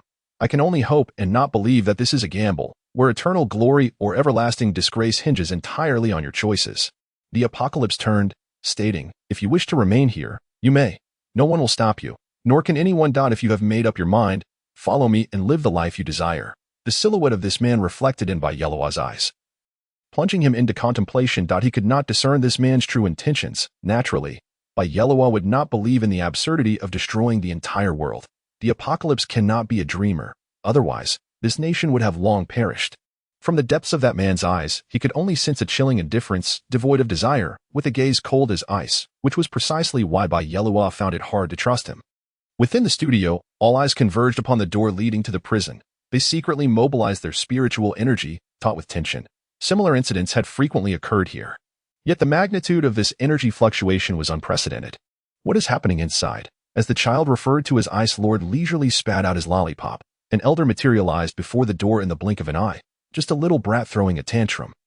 The elder muttered, feeling that the adult had made a mistake in summoning him. The boy, grinning widely, climbed onto the elder's right shoulder, asking, so, did this negotiation fail? The elder seemed unfazed by his audacious behavior and did not respond to the boy's question, instead handing him an envelope that he had inexplicably conjured. This is the information you wanted. It's all inside. Upon seeing the envelope, the boy's eyes lit up, and with the lollipop still in his mouth, he exclaimed, great, I finally got this. He quickly tucked the envelope into his pocket and then leapt down from the robust elder's shoulder. Is the adult alone in there? Isn't that a bit unwise? As soon as he landed, the boy inquired further. Clearly, both knew the terrifying figure that resided within. Should anything unforeseen occur, the consequences would be dire. The elder glanced back at the profound passage, assuring, the adult is confident. Your worries are unfounded. Let us hope so. If anything unfortunate transpires, it would be troublesome. He bit down on the remaining candy and chewed thoughtfully, then asked, where are you going? The elder did not pause, walking towards the exit. To fulfill another task assigned by the adult. The boy heard the elder's voice as his figure vanished from sight. He shoved his hands into his pockets, his clear eyes blinking as if he recalled something. Yet he remained silent. Soon, footsteps echoed from the depths of the prison. Can only those who share the same plight hear the footsteps of the two? The boy muttered under his breath, shortly thereafter spotting a weary youth following the tall man. The two appeared at the doorway, drawing the crowd's vigilance. Ice, where is Kue? The apocalypse inquired succinctly. The boy shrugged, replying, he went to complete the task you assigned him. By the way, the person behind you must be Bai Yellowa. Right? TSK, not bad. It seems the old man Shura has put you through your paces. The man ignored him, instead striding forward, his figure seeming to fade into the background with each step, gradually disappearing from sight. You should make arrangements for this matter. A voice echoed from above. How should I arrange it? Knowing he wouldn't receive an answer, the boy nonetheless couldn't help but ask, taking on this task himself. The boy, appearing no older than 7 or 8, clearly expressed his dissatisfaction, turning to the masked staff and bellowing, what are you staring at? Hurry up and get to work. Yes, with the decree of expulsion. In an instant, only 7 from the 30 or so remained. All of the spiritual masters witnessing this scene caused Bai Yellowa to recall those words. After the outburst, the boy felt his anger dissipate and turned back to Bai Yellowa, saying, come with me. Where to? Bai Yellowa asked. Just a stroll. Ignoring Bai Yellowa's hesitation, he continued, don't you find it boring to stay here? Without further thought, Bai Yellowa followed closely behind. The imperial capital, Beijing, this city, steeped in over 2,000 years of history, remained unscathed even after the demon race's massive invasion a millennium ago, becoming a wellspring of Huaxia's faith. For 1,000 years, it has stood in the east, proclaiming to the world that humanity has not given up on reclaiming its homeland. That humanity has not lost. It carries the embers of humanity, shining uniquely amidst the darkness of the universe. This is the beacon of hope for mankind. This is the imperial capital, contrary to his expectations. This place lacked the so-called high-tech industries or an abundance of spiritual masters. The myriad buildings exuded distinctive charm, while the roads radiated like petals in bloom. Countless hovering vehicles zipped to and fro, and the throngs of people revealed a scene of prosperity. At the heart of the city stood a tall, circular edifice, Huaxia Palace, the very core of Beijing. Gazing from the towering walls, one could behold a magnificent vista. So what do you see? The boy levitated and inquired with ulterior motives. Is this the allure of a city that can still thrive amidst global warfare, the heart of Huaxia, as he admired the city's beauty? Bai Yelua often reminisced about the peaceful days of yore. This city showed no signs of vigilance, reminiscent of the pinnacle of the peaceful era from a millennium ago. Everything was so splendid. If you only see these things, you will never choose the path you wish to take. Bai Yelua jolted, staring at the boy in astonishment. What else is there? The hidden truths behind this facade of prosperity. Without the company of candy, this seemingly 7- or 8-year-old boy exuded an air of profound maturity. This is the heart of the empire, where the blood flowing within has begun to grow murky. This heart, which has throbbed for over a century, is on the verge of exhaustion. Death is merely a matter of time. The boy's eyes were truly remarkable, captivating Bai Yelua pure white irises, as pristine as snowflakes. Beneath that purity, a chill was unmistakable. With the apocalypse present, wouldn't your concerns be unwarranted? The boy turned his head, smiling at Bai Yelua. The apocalypse is not omnipotent. Neither are you. Otherwise, you wouldn't be in such pain. Then what is the issue you speak of? Do you believe in the faith of certain individuals? Faith. There was someone who embodied my faith, but that has since faded. After gaining such formidable power, wouldn't you place your hopes on others? Perhaps one day, upon encountering someone trustworthy, I will entrust my hopes to them. However, you still haven't revealed what the issue is. This matter has nothing to do with you. Asking is merely idle curiosity. Come, I will take you on a tour, and then introduce you to someone. Meet someone? Who? Your guardian. Come, let us take a stroll. First, let us go to Wangfujing. There's a renowned restaurant serving Peking duck. You wouldn't want to leave the imperial capital without trying it. In the Huaxia Palace, Dragon Room. An extremely simple chamber, yet undoubtedly the most sacred place of the empire. A plethora of documents were neatly arranged on the desk, while the surrounding walls were adorned with portraits of eminent figures throughout Huaxia's history. In the corner stood a bookshelf filled with timeless literary masterpieces. The man gazed out the window, easily surveying the bustling streets below from his vantage point. Knock, knock, knock. Come in. The man exuded an air of indifference. The door swung open to reveal a provocatively dressed woman, likely in her 20s. Standing at a height of approximately 1.70 meters, her fiery red hair was styled into a ponytail cascading down to her slender waist, while her ample bosom seemed to strain against her work attire, threatening to burst forth. The ultra-short skirt, adorned with black lace, hinted at an alluring realm that was sure to ignite passions. So, what brings you to me? She inquired bluntly, taking a seat and crossing her exquisite legs. Am I interrupting you? You seem quite irate, she remarked. The man did not turn around, his gaze fixated on a distant corner of the street. Of course, we've finally made some progress on the mission, and your command has thrown everything into disarray. The woman raised her voice, her frustration palpable. To what stage have we progressed? The man asked. What difference does it make? She reached for an orange from the fruit bowl on the table, her mind racing. I've already uncovered the whereabouts of the wand within the pharaoh's pyramid, and the demons have begun to mobilize. The situation there is perilous, and extraction will not be feasible anytime soon. The man appeared to recall something. Is the Demon King personally involved? Of course. That artifact is a slaying tool, one of the 10 legendary slaying artifacts. If Tannibel acquires it, we will be in grave trouble. She popped a few orange slices into her mouth before continuing, with such a monumental issue at hand. Why was I summoned back? The man turned to face her, settling into his office chair. It pertains to Bai Yelua, the son of that Demon King. The woman clearly had some knowledge of the matter. Indeed, he is now the Demon King. The man retrieved a file from his drawer containing detailed information about him. Take this and study it. What purpose does this serve? She asked, perplexed as she accepted the document. I wish for you to become his mentor. His calm tone detonated like a bombshell. Surely you jest. Me, a mentor to the Demon King? That is utterly impossible. What if he decides to end my life on a whim? Lord Tianchi, please do not jest. This is an order. His cold declaration froze her smile entirely. You are the best candidate in the entire empire. This conclusion has been reached after careful consideration. The man locked eyes with her. Yuki, you possess the capability to teach him. She furrowed her brow, lowering her gaze, lacking both the confidence and the inclination to accept such a role. After a long pause, she managed to utter, Does the Demon King truly require guidance? The man nodded solemnly. Bai Yelua, age 16, is an orphan. Without the care of Xiao Luoqi, this extraordinary individual might have forsaken his humanity and succumbed to the demon race. Xiao Luoqi sheltered him for 16 years, allowing him to grow up like a normal child. However, within him lies an indelible scar. A scar? Yuki raised an eyebrow. He is an orphan. The man gazed out the window, where crowds flowed by, the sounds of laughter emanating from children accompanied by their guardians. Upon hearing this, Yuki's expression darkened. She coldly regarded the man and stated, "So, do you believe that orphans share a deeper connection?" Precisely. The man seemed oblivious to the rising anger in the woman before him. "Fine, I understand. One last question, and I implore you to answer. Are you truly unaware of the 10,000 demon troops lurking in Jingmen City?" The air thickened as the man fell silent, his gaze still locked on the alluring woman before him. His eyes devoid of any emotion, cold as it appears I need not respond. With a bitter smile, Yuki stood and departed the room without a trace of hesitation. "Wait," the man suddenly called out to her. "Is there anything else, Lord Tianchi?" For reasons unknown, he emphasized the words Lord Tianchi. "Please notify that the 10 legendary slaying artifacts have been reduced to 9. That demon blade has been utterly destroyed by Yellowa." Yuki was momentarily taken aback, as even a demon king would find it challenging to obliterate such artifacts. How could it have been so easily annihilated? "Lord Tianchi, this just is in poor taste."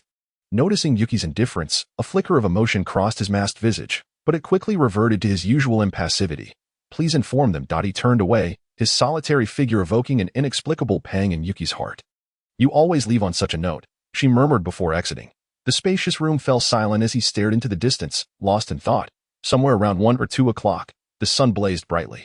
In a quaint CAF, 2 individuals occupied a window-side table. Yellowa relished this spot, for the sight of the bustling crowd outside inspired a cascade of thoughts. The soft background music within the CAF brought him peace. And he mused that the boy had chosen a delightful location. "I never imagined such a leisurely place could exist in the capital." Savoring the rich coffee, he expressed his sentiments. This was a stark contrast to his preconceived notions of the capital, which he believed to be the lifeblood of the nation and a crucial stronghold in global warfare, characterized by high security and the omnipresence of spirit masters. Yet, after wandering for half a day, aside from the boy who had shown him around, he had seen no other spirit masters. Even the patrolling guards were ordinary citizens. He grinned at the boy sitting across from him. "There are plenty of places like this. Next time, I'll take you to a maid CAF. It will be much more thrilling." The mention of maid CAFs conjured unseemly images in Yellowa's mind. "You don't mean those kinds of maids, do you?" he asked, curiosity piqued. The boy nodded seriously. "There really are such establishments. Didn't otaku culture cease to exist a millennium ago?" he exclaimed, astonished. The boy appeared taken aback by this question, his eyes sparkling as if he had encountered a kindred spirit. "You know about otaku culture? Haha. We've found a soulmate."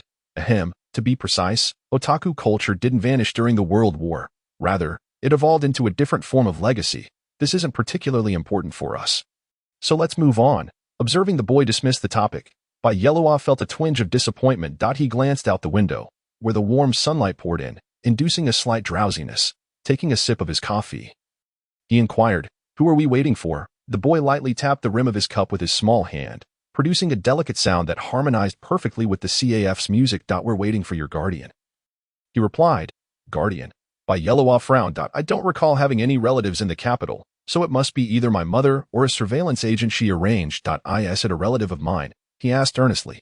"Not quite, but there is a connection." The boy languidly rested his head on the table. "What's wrong?" "Afraid that Tianchi might have placed a spy on you." "You're the first person I've seen who dares to refer to Tianchi in such a manner." Yellowa took another sip of his coffee. "It's truly bitter. Honestly, I'm not concerned about him placing someone beside me." "Dude, you don't even add sugar to your coffee. How can it not be bitter?"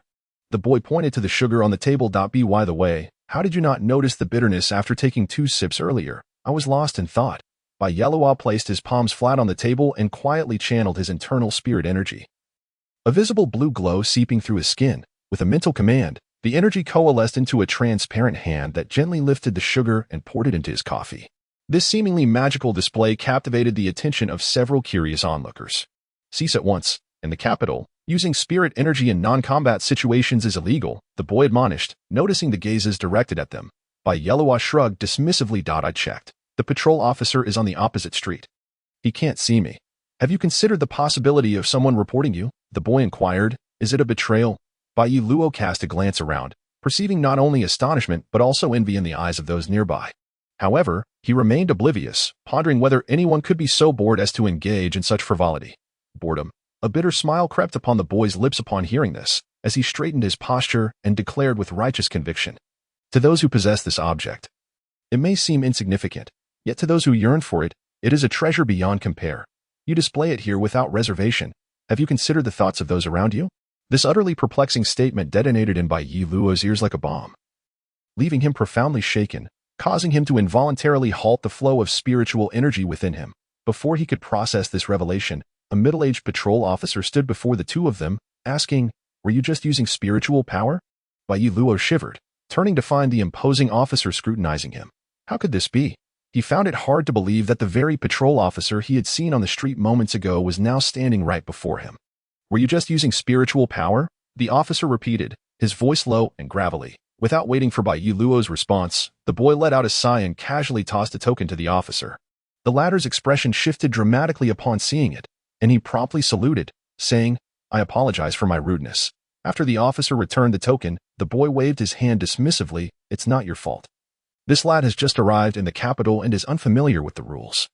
You may resume your duties." "Yes." The officer straightened up and, after receiving his orders, left without delay. The crowd, witnessing how easily this 7- or 8-year-old boy had dismissed the patrol officer, erupted in whispers. Yet none dared to pry any further. Once the officer departed, the boy turned to Bai Yi Luo, clearly having anticipated that this young man would be unable to handle even the slightest setback, his expression clouded with gloom. "Regardless, you are merely 16 years old. There are many aspects of human society that you cannot fully comprehend," the boy remarked, his youthful voice carrying an unexpected gravitas. Bai Yi Luo stirred his coffee, lowering his head in contemplation, lost in thought and unresponsive.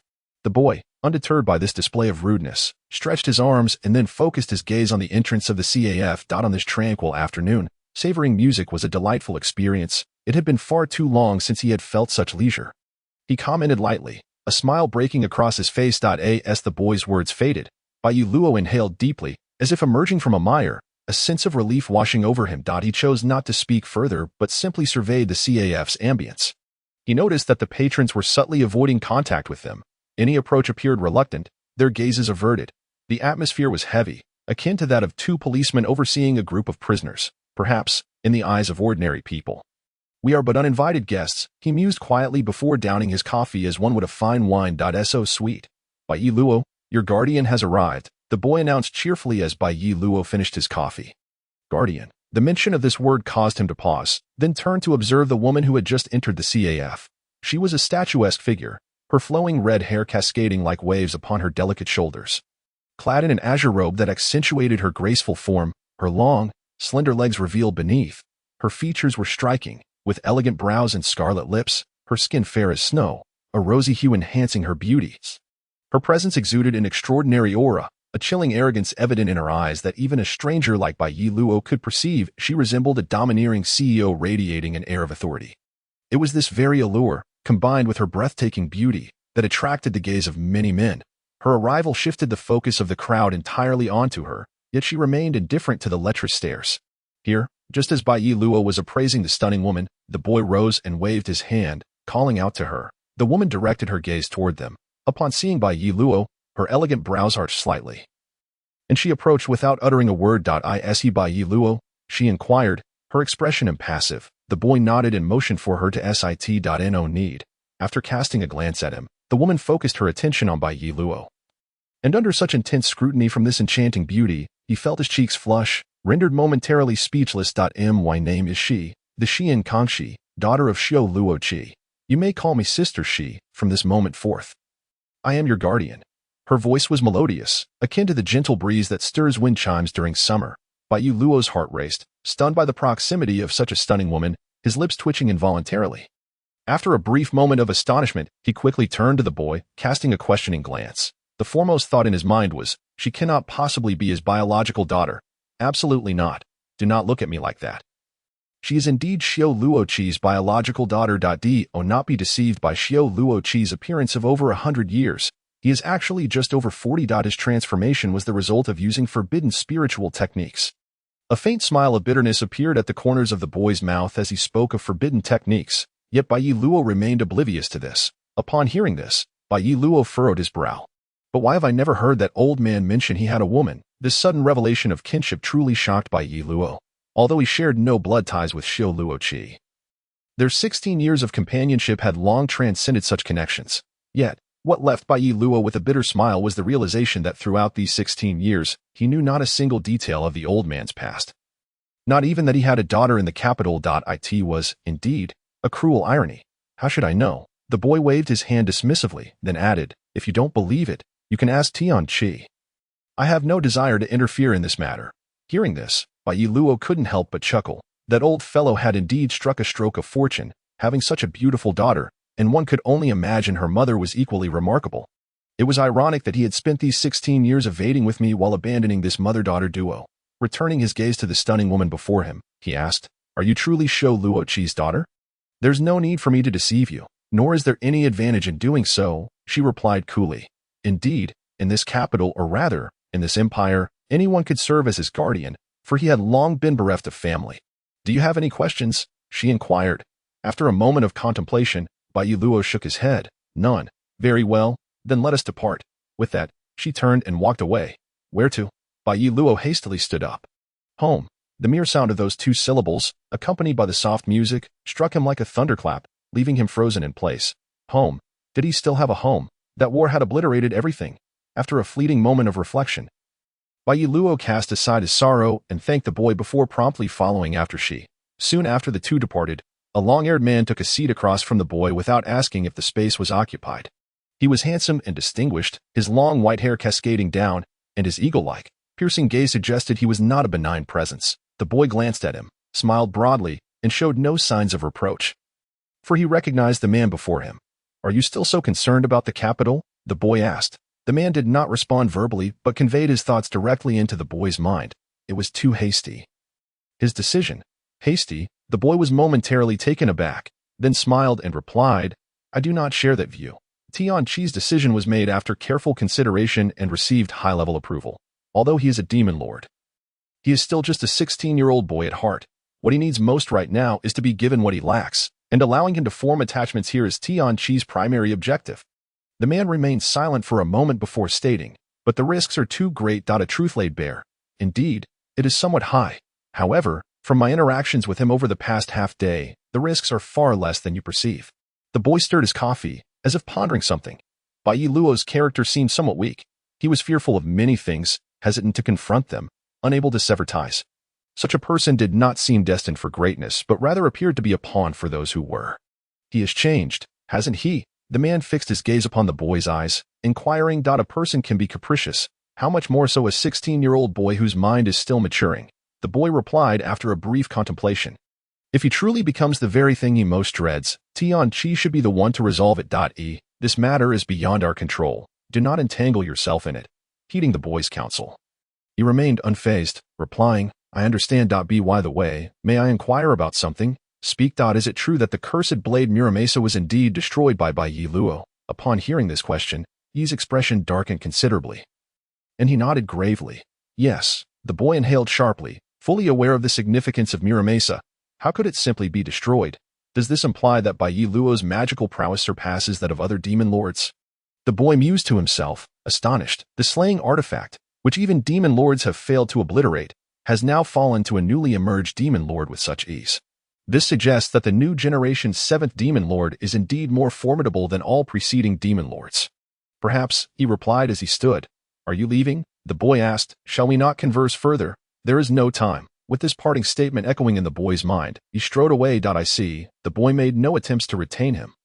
Raising his right hand to signal the waiter. Check, please. At 4:50 p.m., after a day of labor, workers from various posts were ready to clock out, yet the bustling atmosphere showed no signs of abating. Resembling an unquenchable flame, burning brightly in the eastern part of the earth, indifferent to day or night, amidst the throngs of people, Bai Luo trailed closely behind Shi, as the cacophony of the crowded streets engulfed them. The two walked in silence, with no superfluous conversation exchanged. To onlookers, Bai Luo appeared more like a younger brother who had angered his elder sister, keeping his head down in silence, stealing a glance at her silhouette. An unsettling feeling of guilt washed over him. He pondered. Why did the old man choose me, forsaking his wife and daughter? What could be so significant as to warrant such a sacrifice? Is peace truly so intensely desired? The vibrant streets faded to gray in his eyes, rendered silent. Despite his contemplation, he could not grasp the relentless commitment of Shurachi. What was it that sustained the old man, who had accompanied him for 16 years? And what bestowed upon him the courage to abandon his family? Death has forever severed their worlds, and he could no longer extend a greeting to that old man. The long-held tranquility of sister she was destined to be disrupted. Gazing at her retreating figure, Bai Luo finally uttered his first call. What is it? She did not turn around, her tone as frigid as a machine, devoid of any emotion. This icy demeanor, however, prompted a moment of silence from Bai Luo. After considerable thought, he slowly raised his head and uttered in a voice barely above a whisper, "Do you hate me?" It was a rather abrupt inquiry. They had only known each other for a couple of hours, making it difficult to speak of hate. Nonetheless, their connection had been established 16 years prior. The question, akin to a clear spring emerging from molten lava, startled her, causing a subtle change in her expression. She had not anticipated Bai Luo would voice such sentiments. Halting her steps, she still did not turn around, but with a hint of sorrowful mirth, she nodded slightly. Yes, but this is my father's choice. I should hate him more. This statement ushered in a moment of silence, prompting Bai Luo to lower his head once again. Do you know why he made this choice? No, perhaps it is for the peace he spoke of. Peace, in this war-torn world, is the most exalted term, evoking aspirations yet remaining elusive. Though I do not comprehend the old man's thoughts, I am certain he must have endured great torment to arrive at this decision. He understands Shurachi. He is not a heartless individual, but rather a man of deep affection and loyalty. His execution of such a cold-hearted act must have been preceded by an emotional struggle. Perhaps, but that is no longer significant. Indeed, it is no longer important. Bai Luo managed a mournful smile, recalling that scene felt like a boulder pressing against his chest, suffocating him. Following this exchange, silence enveloped them. The two continued down the street, where a white sherry drew the attention of the crowd, many snapping photographs. Bai Luo's gaze was inevitably drawn to the sight, a striking white sports car. Its design exuding both simplicity and power, with an aggressive front end and a sleek, decisive aesthetic. The grille featured a grid pattern, and the lines along the engine hood were harmoniously balanced, showcasing a natural flow. The headlights were composed of distinctly layered clusters, powered by liquid spirit, a new generation sports car. Clearly, this was the Sherry FLL he had once seen in a magazine. In Jingmen City, such a vehicle was virtually non-existent. As the latest generation of spiritual vehicles, its materials and maneuverability were second to none. Beneath its dazzling exterior lay unmatched speed and power, nationwide. Only 200 Sherry FLLs exist. It is evident that anyone possessing such a vehicle must be either affluent or noble. Reports suggest that in the capital, merely 23 Sherry FLLs are in circulation. The conspicuous presence of a Sherry parked by the roadside was indeed a rarity, drawing crowds eager to behold it. Generally speaking, the more valuable a car, the more closely it is guarded. Yet this type of vehicle is an exception. Even if one were to leave the keys inside, very few would dare to steal a Sherry. It could be said that the Sherry FLL symbolizes power and prestige. Amidst the bustling crowd, she strolled toward the white Sherry, opened the door before turning to Bai Luo, calmly instructing him to get in. Before the crowd could fully comprehend the situation, she had already taken her seat.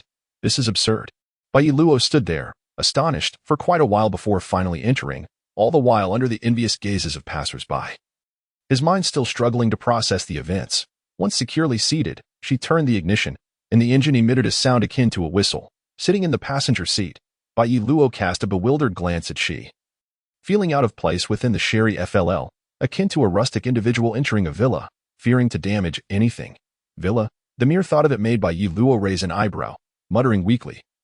No way. The journey continued in silence. Although Bai Luo had not seen much of the world, he was no uncouth savage. Aware that Sister She was disinclined to engage with him, he deemed it unnecessary to force a conversation.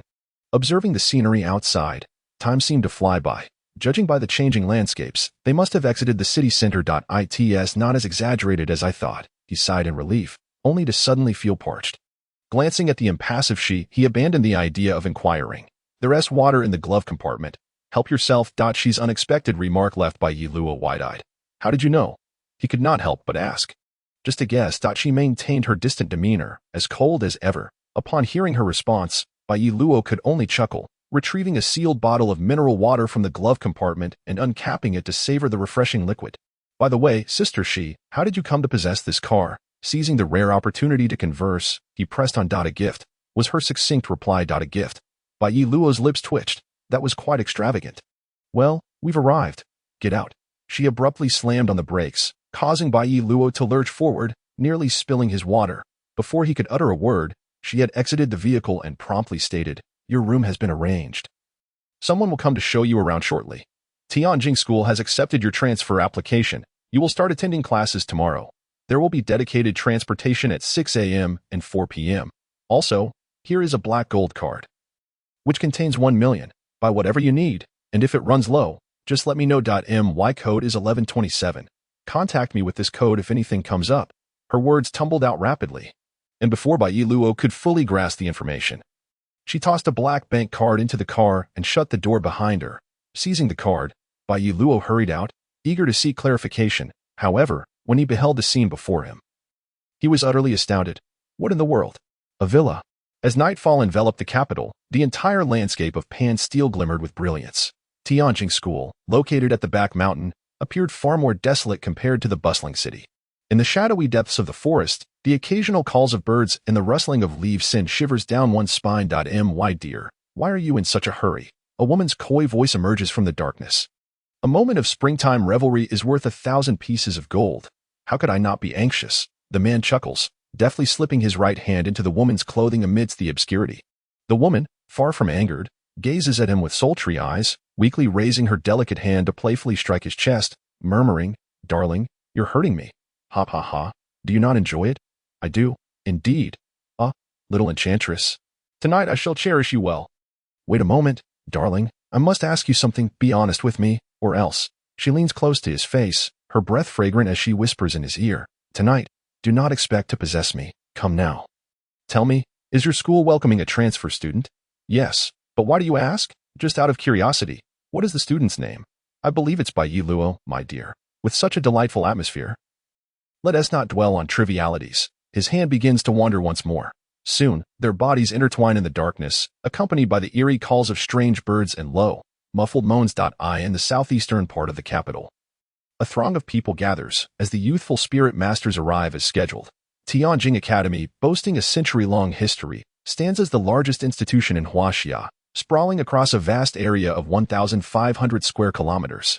The academic buildings are square in design, impressively expansive, exceeding the size of an ordinary school by fourfold. The front features a small artificial plain, while mountains rise at the back. 100 meters to the left lies a lake, home to mutated corpse-eating sharks. To the right, a military base with a modest surface area, its pyramid-shaped structures extending 100 meters underground. Comprising these 5 critical components, Tianjing Academy accommodates over 3,000 faculty and students, organized into 81 classes. On the 3rd floor of the teaching building to the east, Class 36 is in disarray, filled with the incessant chatter of adolescents, each engrossed in their own conversations. I heard a corpse was discovered on the back mountain. Is it true? Indeed. I rushed over to see. It was a female corpse, and according to the guards, she was quite beautiful. How did she die? I'm not sure. I was hurriedly shooed away before I could hear the details. Only a spirit master could commit murder here. Isn't that obvious? To breach Tianjing's defenses and toss a body here, who else could manage it? Such a person is unworthy of being a spirit master. As the moon entered the classroom as usual, her ruby-like eyes surveyed the surroundings, sensing an atmosphere that felt distinctly different from the norm. However, she chose not to inquire further and took her seat. Have you heard? Her deskmate, noticing her arrival, leaned in eagerly, neglecting the snacks in her hands. What is it? You frowned slightly at her deskmate's anxious demeanor. There has been a death on the back mountain. The classmates in front turned around without hesitation, boldly proclaiming, and it was a female corpse. Are you interested in going to take a look? A corpse? You gazed in astonishment at her classmate, pondering her thoughts. Her deskmate, annoyed at having her words snatched away, retorted, "Turn back quickly. Who would want to see something like that?" I think you're just scared," the other replied, grinning widely. "Chin Momo, this is a dead body we're talking about. Be cautious." I know. Just eat your chicken leg and stop nagging." With that, Chin Momo waved her hand toward you, asking, "What are you thinking about?" Coming back to her senses, you felt a slight shiver run through her body. Forcing a strained smile, "Oh, nothing much." After speaking, she unconsciously twirled her vibrant red hair with her slender fingers. Observing her, Chin Momo rested her head on her desk, pouting. I envy you for having such beautiful hair and stunning eyes. So lovely. If I were born with hair and eyes like that, I would consider myself fortunate, no matter the troubles I faced in life." I feel the same way." Her deskmate nodded, popping a few chips into her mouth. Mumbling, "Indeed, lineage determines one's life." Teased by her friends, you chuckled in agreement before asking, "How did that female corpse die?" Upon hearing this, Chin Momo perked up, her eyes sparkling with excitement. "Do you want to know? Why don't we go check it out after school?" "Chin Momo, you're leading you astray," exclaimed a girl nearby. munching on a chicken leg. Do you not realize how dangerous it could be? What is there to fear? We can bring my brother along. What is there to be afraid of? Whenever she mentioned her brother, pride swelled within her. In her eyes, that sunny, handsome brother was a powerful presence. Second only to a sage, not only was he just, brave, and confident, but also charming, making him an ideal figure admired by girls. This left her momentarily speechless. She had seen Qin Momo's brother, a handsome score of 8 out of 10 for looks, 9 for physique, and a perfect 10 for strength and family background, a flawless benchmark for a future husband. Thus, whenever Qin Momo brought up her brother, she found herself at a loss for words. So, what else is there to say? Qin Momo said with a triumphant smile. Is there any chance you could take me with you? Qin Momo smirked. What do you think? If you don't take me, then you can't go either, or else it's friendship over. She crossed her arms defiantly, raising her chin high. Gao Zihan, how could you use friendship to coerce you? How cruel. We're both the same. Didn't you use curiosity to manipulate you? I want to let you take her title as her best friend. Haha, sharp-eyed. It seems I have no choice but to bring you along. What do you think? Their eyes crackled with a thunderous rage, the tension palpable in their gazes. Well, I never said I wanted to go. You spoke softly. What do you mean you want to go? Both girls exclaimed in unison. I don't really enjoy witnessing such scenes. You shook her head lightly. True, while you excel academically, your practical skills leave much to be desired. Gao Zihan patted U.S. shoulder gently, recalling past practical training experiences. U.S. performance had been dismal, yet she excelled in written examinations. In their eyes, you was a delicate being, unable to tolerate even a hint of bloodshed. You forced a smile, suggesting, how about we discuss something else? By the way, I heard a transfer student is joining our class. The two girls exchanged glances, simultaneously exclaiming, the teacher mentioned it before class yesterday. Oh, really?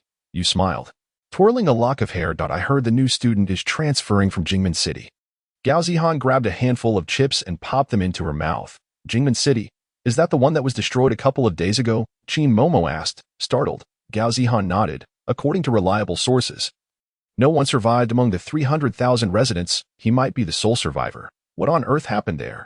300,000 people were brutally slaughtered. Cursed demon race. Qin Momo sank into her chair, her expression tinged with sorrow.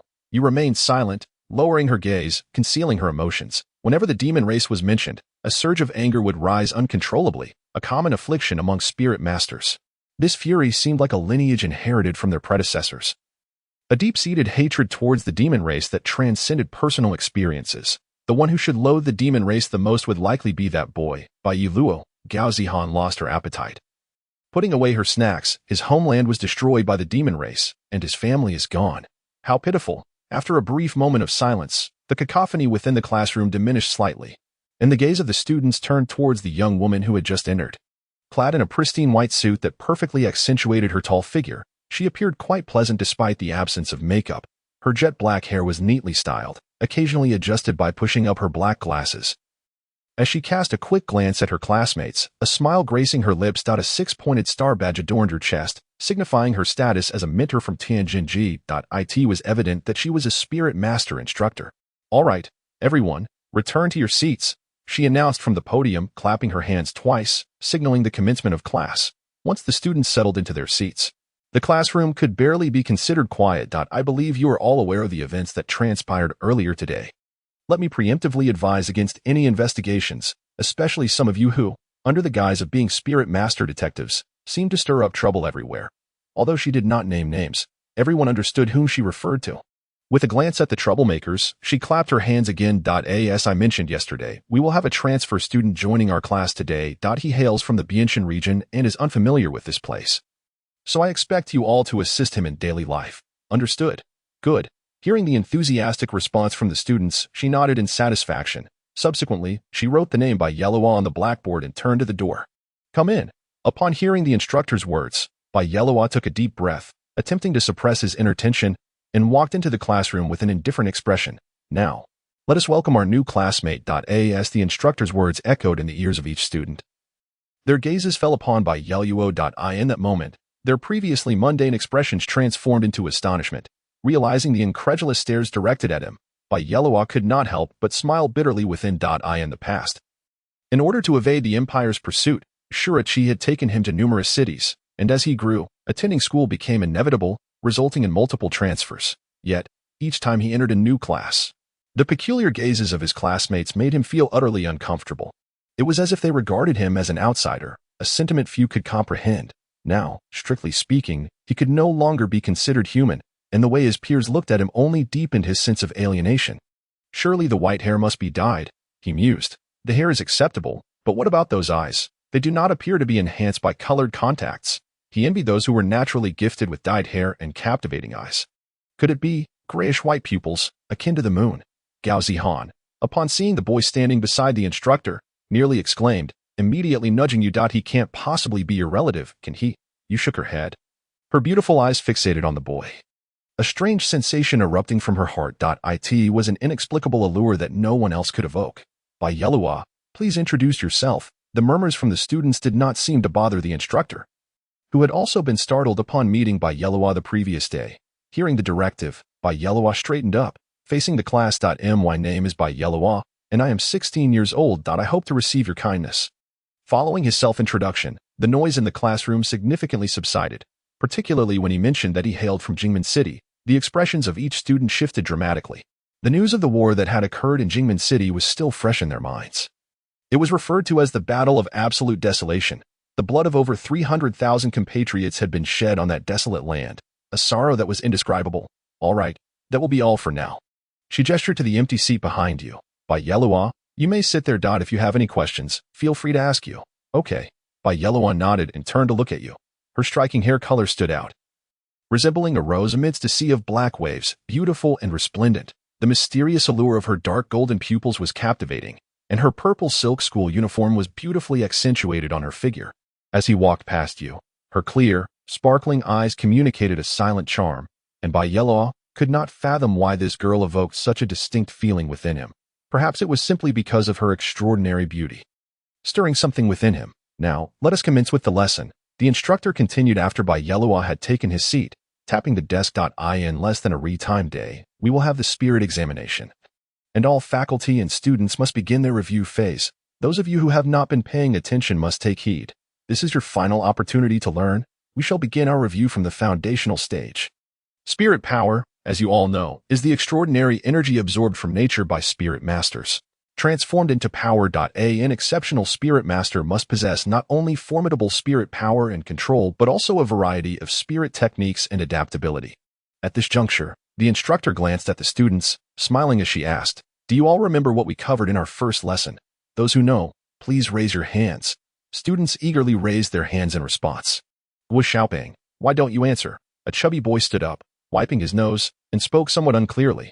I remember it was the cultivation of spirit wave jade. Yes, that's it, spirit wave jade. Instructor, I am not mistaken. Am I? Correct. You may sit down. The instructor nodded, and once the boy took his seat, she continued. Spirit wave jade is the most fundamental spirit technique. It can be deemed difficult or easy, depending on one's perspective. It primarily tests the student's spirit power and precise control. With that, she spread her palm, and the tranquil spirit power within her began to swirl, gathering in her palm like a whirlwind. Spirit wave jade is the simplest of spirit techniques. Strictly speaking, it may not even qualify as a true technique. It requires no incantation or hand seals. One simply needs to gather their spirit power in a spiral form within their palm, achieving dual or even triple rotations from the inside out, and then compress it. This will produce a sphere of spirit power far more potent than a standard one. As her words faded, a deep blue, semi-transparent sphere began to whirl violently in her palm, and the students could perceive that within the seemingly chaotic vortex of spirit power, there were multiple distinct rotational directions. Today, we will practice this. Each of you must demonstrate it for me to pass. Otherwise, do not expect to go home tonight. The students collectively groaned in despair. What are you whining about? With the spirit examination approaching, you should not be thinking of play. Remember, I want to see the dual rotations of the spirit wave jade and assess its size and strength. You may start practicing. I will go retrieve the new type of spirit stone. Class 3 to 7 should have exhausted theirs. With that, she swiftly dashed out of sight. A classroom without the instructor was bound to be unruly. The moment her figure vanished, several students' eyes sparkled with excitement. After a brief moment of silence, the noise erupted, permeating every corner of the classroom. By Yelua, right? Gao Zihan turned her chair to face him, resting her head on his desk. I'm Gao Zihan. Nice to meet you. By the way, are your hair and eyes really natural? I am pleased to meet you too. They are indeed natural. Wow. I knew it. You. Finally, someone like you. Gao Zihan pushed the red-haired girl beside her. You turned around with a smile. Hello, my name is Yu. Hello, hello. Bai Yellowa scratched his head. Grinning awkwardly, gazing at Yu's rose-like red hair, he was suddenly reminded of the bloodthirsty clan sorcerer, Hong. The two shared a similar hair color, yet Yu's was far more vibrant. Hey, Bai Yellowa, is that hair hereditary? Gao Zihan inquired again. I'm not sure. I'm an orphan. I'm sorry, I didn't realize you were an orphan. I didn't mean to touch on a sensitive subject. It's alright. I am used to it. Speaking of which, Yu is also an orphan, and she has such an unusual hair color. I wonder if you two could be long-lost siblings. Gao Zihan, what nonsense are you talking about? You pinched the fat on her arm. I think that's highly unlikely. He cannot possibly have siblings, and no one understands this better than Bai Yellowa. You truly have a wild imagination. Qin Momo approached Bai Yellowa and greeted him. Hello, my name is Qin Momo. Just call me Momo. Bai Yellowa politely nodded in acknowledgement. By the way, Bai Yellowa, are you truly from Jingmen City? Curiosity, a hallmark of youth, bubbled forth as this group of adolescents, encountering a new face, found themselves filled with questions, especially considering Bai Yellowa's unique presence, both in appearance and background. Classmate Qin Momo, could you please refrain from being so lacking in social awareness? Interjected Gao Zihan, unable to contain herself upon hearing the question. After all, he has just endured a calamity. Is it appropriate to ask such a thing now? She pondered. I am merely curious, Qin Momo retorted, playfully sticking out her delicate pink tongue. Moreover, some events have transpired, and one must bravely face them rather than evade. Wouldn't you agree? Classmate Bai Yellowa. Bai Yellowa shuddered slightly, deep in thought. Yes. I am the only one who survived. Is it truly the case that you are the sole survivor?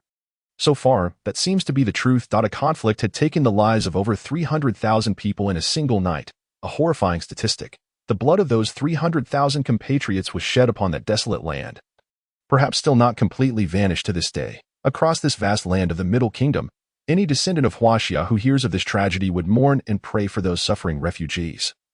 No one would be an exception. I see you managed to escape, came a voice that resonated in the ears of the four. A tall young man strode forward, his demeanor striking and noble, with sharp brows that hinted at his distinguished lineage.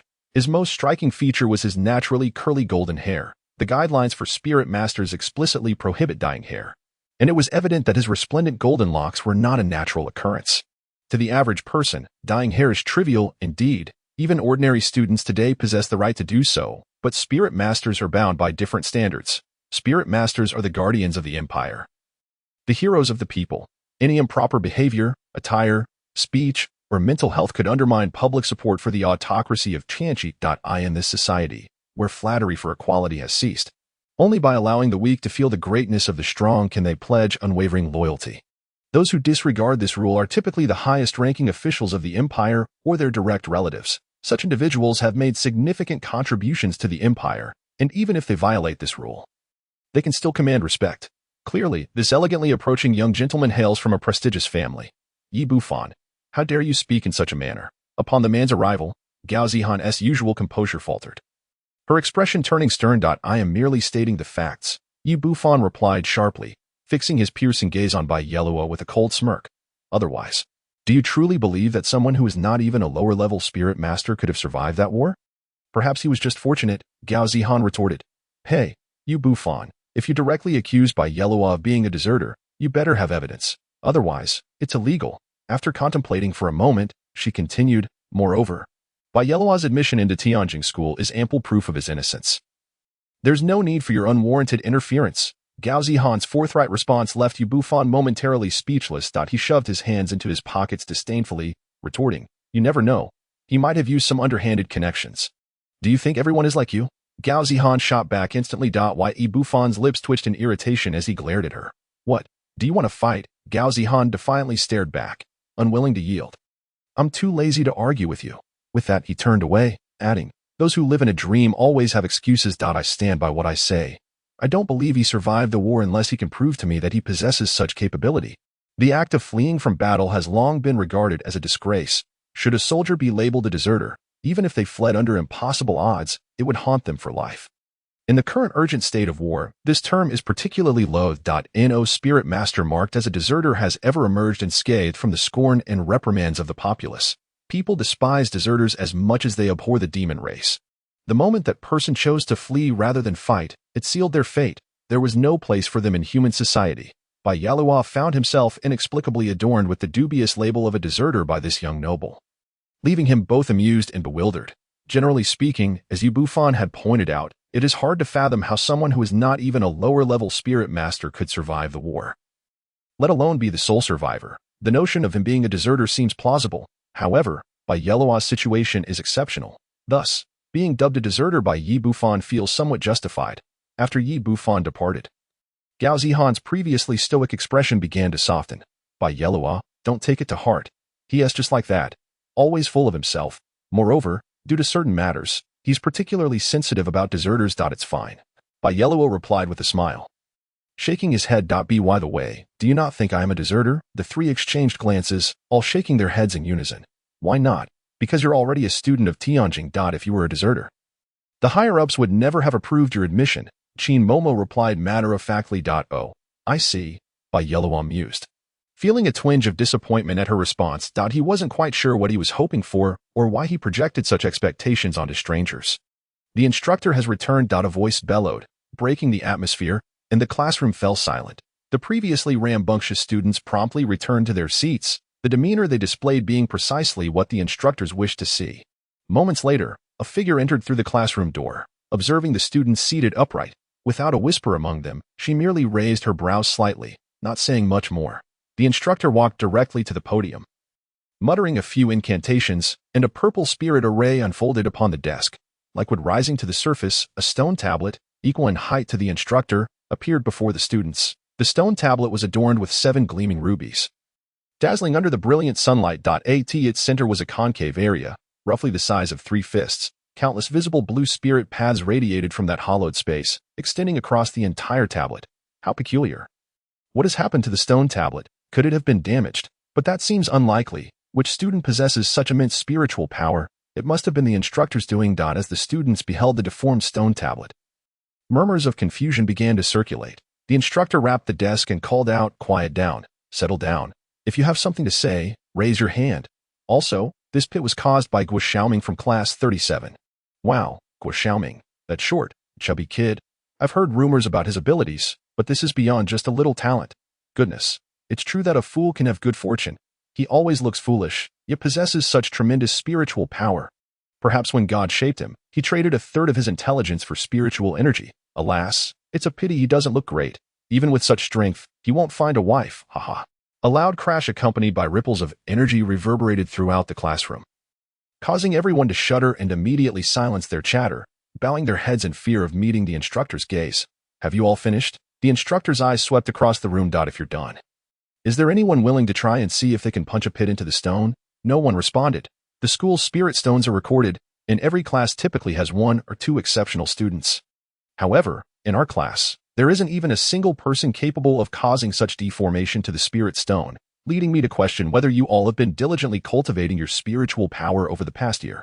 No one dared to speak. They buried their heads low like the dead, their expressions an inscrutable mystery. After a moment of silence, she rubbed her brow, not wishing to exert pressure on the students regarding this matter. Yet, each time she recalled it, especially when other mentors discussed the issue, her inner fury intensified uncontrollably. In the past, she could afford to wait, for spiritual power could be developed through innate talent or diligent effort. However, with the spirit examination looming and the teasing remarks from the mentor of class 37, the suppressed anger within her erupted violently. This outburst was the culmination of long-standing frustrations.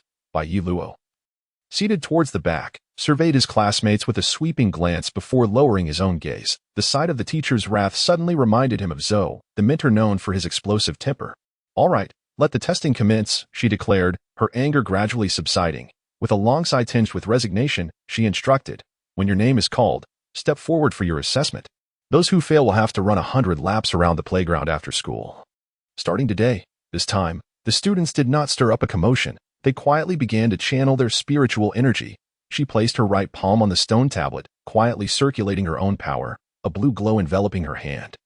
The engravings on the stone glimmered like flowing blood, and suddenly, the previously indented area transformed into a smooth, flat surface. Now calling Hu Jie. Here, a boy responded, promptly rising to approach the podium. He took a deep breath, his internal energy swirling like a tempest, coalescing in the palm of his right hand, forming a spherical mass of blue spiritual energy that quivered vigorously. With a focused gaze, he bellowed sharply, channeling all his energy into his right hand. Straining every nerve to weave together the chaotic force. Amidst the erratic currents of energy, the spiritual orb gradually took shape. Remember, your adversary won't grant you such ample time to prepare your skills. A mentor reminded from the side. Understood. He replied, and with a sudden surge, he released the excess chaotic energy, leaving behind a sphere of spiritual energy roughly the size of his palm, spinning like a tempest. Seeing this diminutive orb, the boy felt a twinge of disappointment. He glanced at the mentor, wishing he could start anew, yet he understood that an enemy would not afford him a second chance. Give it a try, the mentor said, her tone a blend of indifference and exasperation. The boy nodded, directing his focus towards the stone tablet, where 7 dull red gemstones emitted a faint glow. Without further ado, he steadied his stance and struck with vigor. Boom! The instant the spiritual orb made contact with the stone tablet, the 7 dull red gems burst forth in resplendent radiance. The entirety of the impact was absorbed, leaving even the mentor to feel only a gentle breeze, barely passed. Next, Lucinshin. Upon hearing this, the boy exhaled in relief. At least I passed. Otherwise, the days ahead would be unbearable. Bai Luo found this testing method novel. During his time in Jingmen City, the assessment of spiritual orbs had not been conducted in such a manner. Back then, it involved striking Zhou directly to gauge the student's capabilities. He recalled the times he had struck Zhou out of vengeance, only for the latter to appear unfazed each time. Reflecting on this, a bittersweet smile crept across Bai Luo's face. Everything had irrevocably changed. Next, Yu Bufan. Here, upon hearing the name, Bai Luo furrowed his brow. Shifting his attention to the boy at the podium, Yu Bufan unsteadily raised his right hand, his internal energy bursting forth, enveloping him in a layer of blue ethereal light. In his palm, the energy swirled rapidly, as if programmed with precision, devoid of any erratic fluctuations. How swift! Everyone was taken aback. Unlike the previous students, it was evident that Yu Bufan had mastered the art of forming the spiritual orb to perfection. Achieving this speed with ease, the mentor's eyes sparkled with intrigue as he observed the orb in Yu Bufan's hand. Within 2 to 3 seconds, the spiritual orb had grown larger than a palm. The visible energy pathways within the sphere crisscrossed with remarkable speed. Without waiting for the mentor's command, he struck the stone tablet. Boom! In that instant, as the red gemstones radiated brilliantly, even Bai Luo could distinctly feel a wave of energy surging forth. While it bore no harm, it was clear that the immense power absorbed by the stone tablet was nothing short of extraordinary, showcasing Yu Bufan's formidable abilities. After a collective gasp, a smile crept onto Yu Bufan's lips as he leisurely withdrew his hand. There, in the center of the stone tablet, a perfect handprint was clearly visible. This sight astonished everyone. To leave a mark on the tablet signified immense strength, and Yu Bufan's achievement was indeed incredible. Well done, the mentor exclaimed, unable to suppress his praise. It seems you've been putting in the effort these days. Keep it up. With your capabilities, passing the spirit examination should be a certainty. This commendation was not spoken lightly. Yu Bufan had always been an outstanding student, excelling in practical applications as well. Today, his display of power suggested he was well prepared for the impending examination. Yes, mentor. Yu Bufan bowed respectfully before turning away. Feeling the astonished gazes of his peers, a subtle smile tugged at the corners of his mouth. The admiration of his contemporaries was irresistible. Next, Yu. The mention of her name elicited knowing smiles from the crowd. Even the mentor couldn't help but smirk. Clearly, no one held high hopes for this girl, who had consistently demonstrated her exceedingly weak spiritual abilities over the past year, regardless of her efforts. Her lack of talent had established an insurmountable chasm between her and her peers. She had once strived valiantly, and the mentor had taken note, yet it seemed destined that only silence awaited her. Students like you, who were so lacking in innate ability, were not uncommon in the school. Most had the foresight to abandon their dreams of becoming spiritual masters, opting instead for the life of an ordinary student. Only a few, under tremendous pressure, continued to fight for their aspirations, though to the average observer, such persistence appeared futile, like attempting to run a race with crippled legs. You stood, her head bowed as she walked towards the front under the gaze of her classmates. Bai Luo, curious about this girl named Yu, could not shake the feeling that something was amiss in the atmosphere. Begin, the mentor urged, noticing Yu's hesitation. She nodded, contemplatively gazing at her right hand. Ultimately, with a determined gaze, Yu summoned her spiritual energy, which emanated a blue glow around her, albeit much dimmer than that of her predecessors. In her palm, a visible mass of energy floated, coalescing into a vortex. After a few seconds, a ball the size of a ping-pong appeared before everyone. Witnessing this, several students began to snicker. They were not surprised by the result. It had been so long since they had seen such pitifully weak spiritual energy. Yet, seeing it again brought them a perverse sense of satisfaction. Relishing in their perceived superiority, this scene pained by Yi Luo, causing him to furrow his brow. Perhaps the heavens were inherently unjust. Why did she persist in her desire to become a spiritual master? The barely perceptible fluctuations of her spiritual energy were almost undetectable. Had she not been holding the orb, he might not have sensed its existence at all. Clearly, Yi Luo understood her predicament. Yet he could not fathom what drove you to endure. In the past, those with exceptionally low aptitude would often choose to abandon their aspirations, for being a spirit master is a perilous profession. Far more dangerous than most other occupations. Without extraordinary abilities, few would willingly embrace the role of a spirit master, especially those who fail to meet the minimum requirements. Just as Bai Yelua found himself perplexed by this reality. You extended her hand and firmly struck the stone tablet. The sound echoed crisply within the room, drawing forth a chorus of derisive laughter from below. The mentor beside her could not help but sigh. At least the previous students had managed to conjure some gust of wind, but this one, observing the 3 meagerly glimmering rubies on the tablet, you said nothing further, after retracting her right hand. She bowed respectfully to her mentor. The mentor, feeling a pang of sympathy for the usually well-behaved girl, wondered how her aptitude could be so lacking. Without further ado, adhering to the established protocol, she declared. From today onward, you shall run 100 laps around the playground after school, until the spirit examination. Her tone bore no hint of anger, but was instead laden with regret. Understood, you replied with a nod before returning to her seat. Her head bowed so low that Bai Yelua could not discern her expression. Next, Zhang Gaoyuan, Gao Zihan wished to offer some words of comfort to you, but found herself at a loss for how to begin. Aptitude is not something that can be altered by mere effort. Many things are predestined, unchangeable no matter how hard one tries. You, do not despair. Everything will turn out fine, Gao Zihan reassured her. You shook her head in a gesture of denial. It's all right. The spirit examination does not solely assess the spirit wave jewel. I still have opportunities. Each year's examination is distinct, with a balanced difficulty across various aspects. The spirit examination is not merely a test of students' spiritual strength and control. It places greater emphasis on candidates' combat parameters, reaction speed, judgment skills, application of spiritual techniques, and survival capability. Relying solely on spiritual strength does not guarantee success. Those with weaker spiritual energy can still triumph over their stronger counterparts. A warrior does not solely depend on brute force to prevail. The higher echelons of the empire are well aware of this, which is why the examinations in recent years have become increasingly disconnected from the measure of spiritual strength. Listening to Yu's words, Gao Zihan could not help but smile wryly. It is best to think that way. A lack of spiritual power can be compensated through other means. Regardless, this year's examination content has yet to be disclosed. And everything remains uncertain. Yes, I know. However, the mentor is rather harsh. She knows your spiritual power is weak yet still imposes punishment. There is no other choice. The mentor cannot alter the rules for my sake. Wow, she's already made you run 100 laps, and you still defend her. Do you think 100 laps is too few? Should I say something to the mentor? 100 laps is already quite a lot. Must you mock me? If it comes to it, I won't pass either. I can run alongside you. No, please don't. I certainly do not wish to drag you down with my personal shortcomings. Alas, my foolish sister, why do you always consider others and never think of yourself? Bai Yelua, shamelessly eavesdropping on their conversation, gazed blankly at Yu's silhouette. He felt that this girl was somehow different. An inexplicable sense of familiarity washing over him. Yet, he could assert with certainty that he had never encountered this young lady before. What, then, was the source of this strange affinity? Such feelings had never manifested even in the presence of the Shura weeping who raised him for over a decade. Why was it that upon first meeting this girl, such wondrous emotion surged forth? Could it be love at first sight? At this thought, Bai Yelua shuddered and immediately shook his head. Impossible, absolutely impossible. What nonsense. Love at first sight. I refuse to believe such a thing. He continued to gaze at Yu's flowing hair, becoming increasingly entranced, as if an invisible force were drawing him in, ensnaring him in a web of infatuation. How beautiful. I wish to embrace her, to kiss her, bah. Am I not simply lusting after beauty? Bai Yelua chuckled bitterly, rubbing his forehead.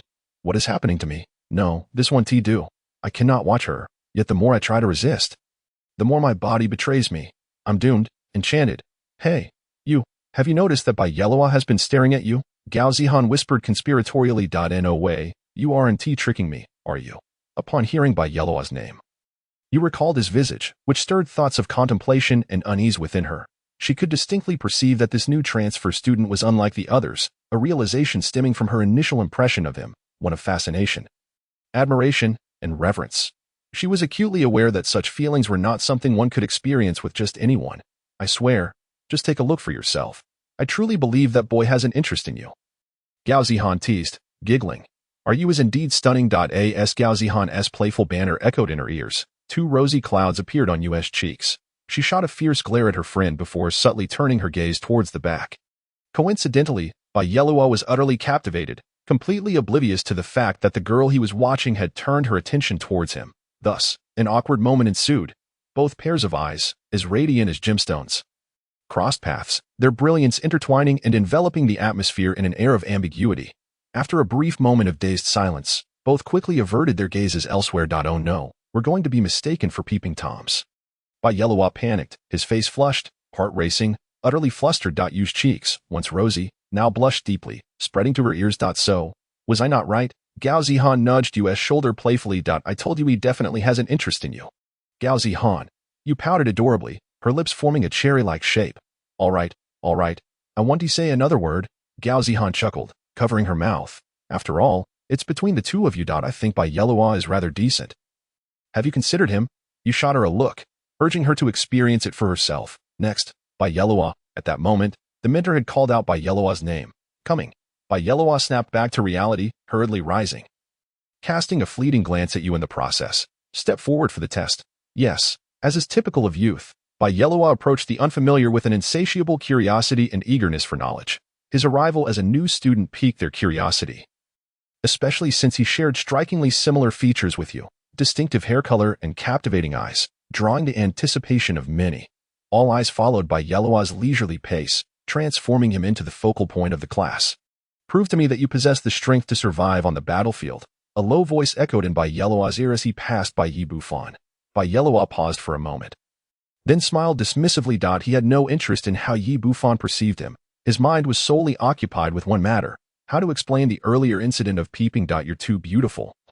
This is unacceptable, too ambiguous. Your hair is too lovely. It's unacceptable. Others might be able to accept it, but I can't possibly make a convincing case. An inexplicable allure seemed to draw him in. Yet he was not there to confess his feelings. Bai Yelua stood still, his gaze vacantly fixed on the stone tablet, his thoughts a mystery to all. Bai Yelua, begin. After standing there for half a minute, the mentor urged him on. Yes, all right. Shaking off his stupor, Bai Yelua stammered a reply, looking at his raised right hand as if making a momentous decision. Should he pretend to be something he was not?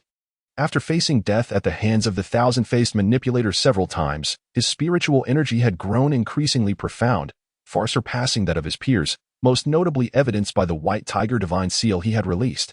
Despite the enhancements from the sacred scriptures, his previous level of energy would have been wholly inadequate. By Yelua's calculations, his spiritual energy could easily exceed that of his contemporaries by more than double.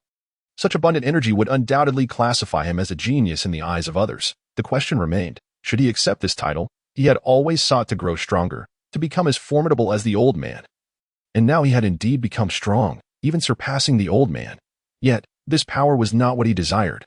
All of this strength had been bestowed upon him by the divine, including this immense spiritual energy. If given the choice, he would prefer to forge his own path to strength, free from the influence of the gods. I shall forego this power, he murmured to himself, his gaze shifting towards the back.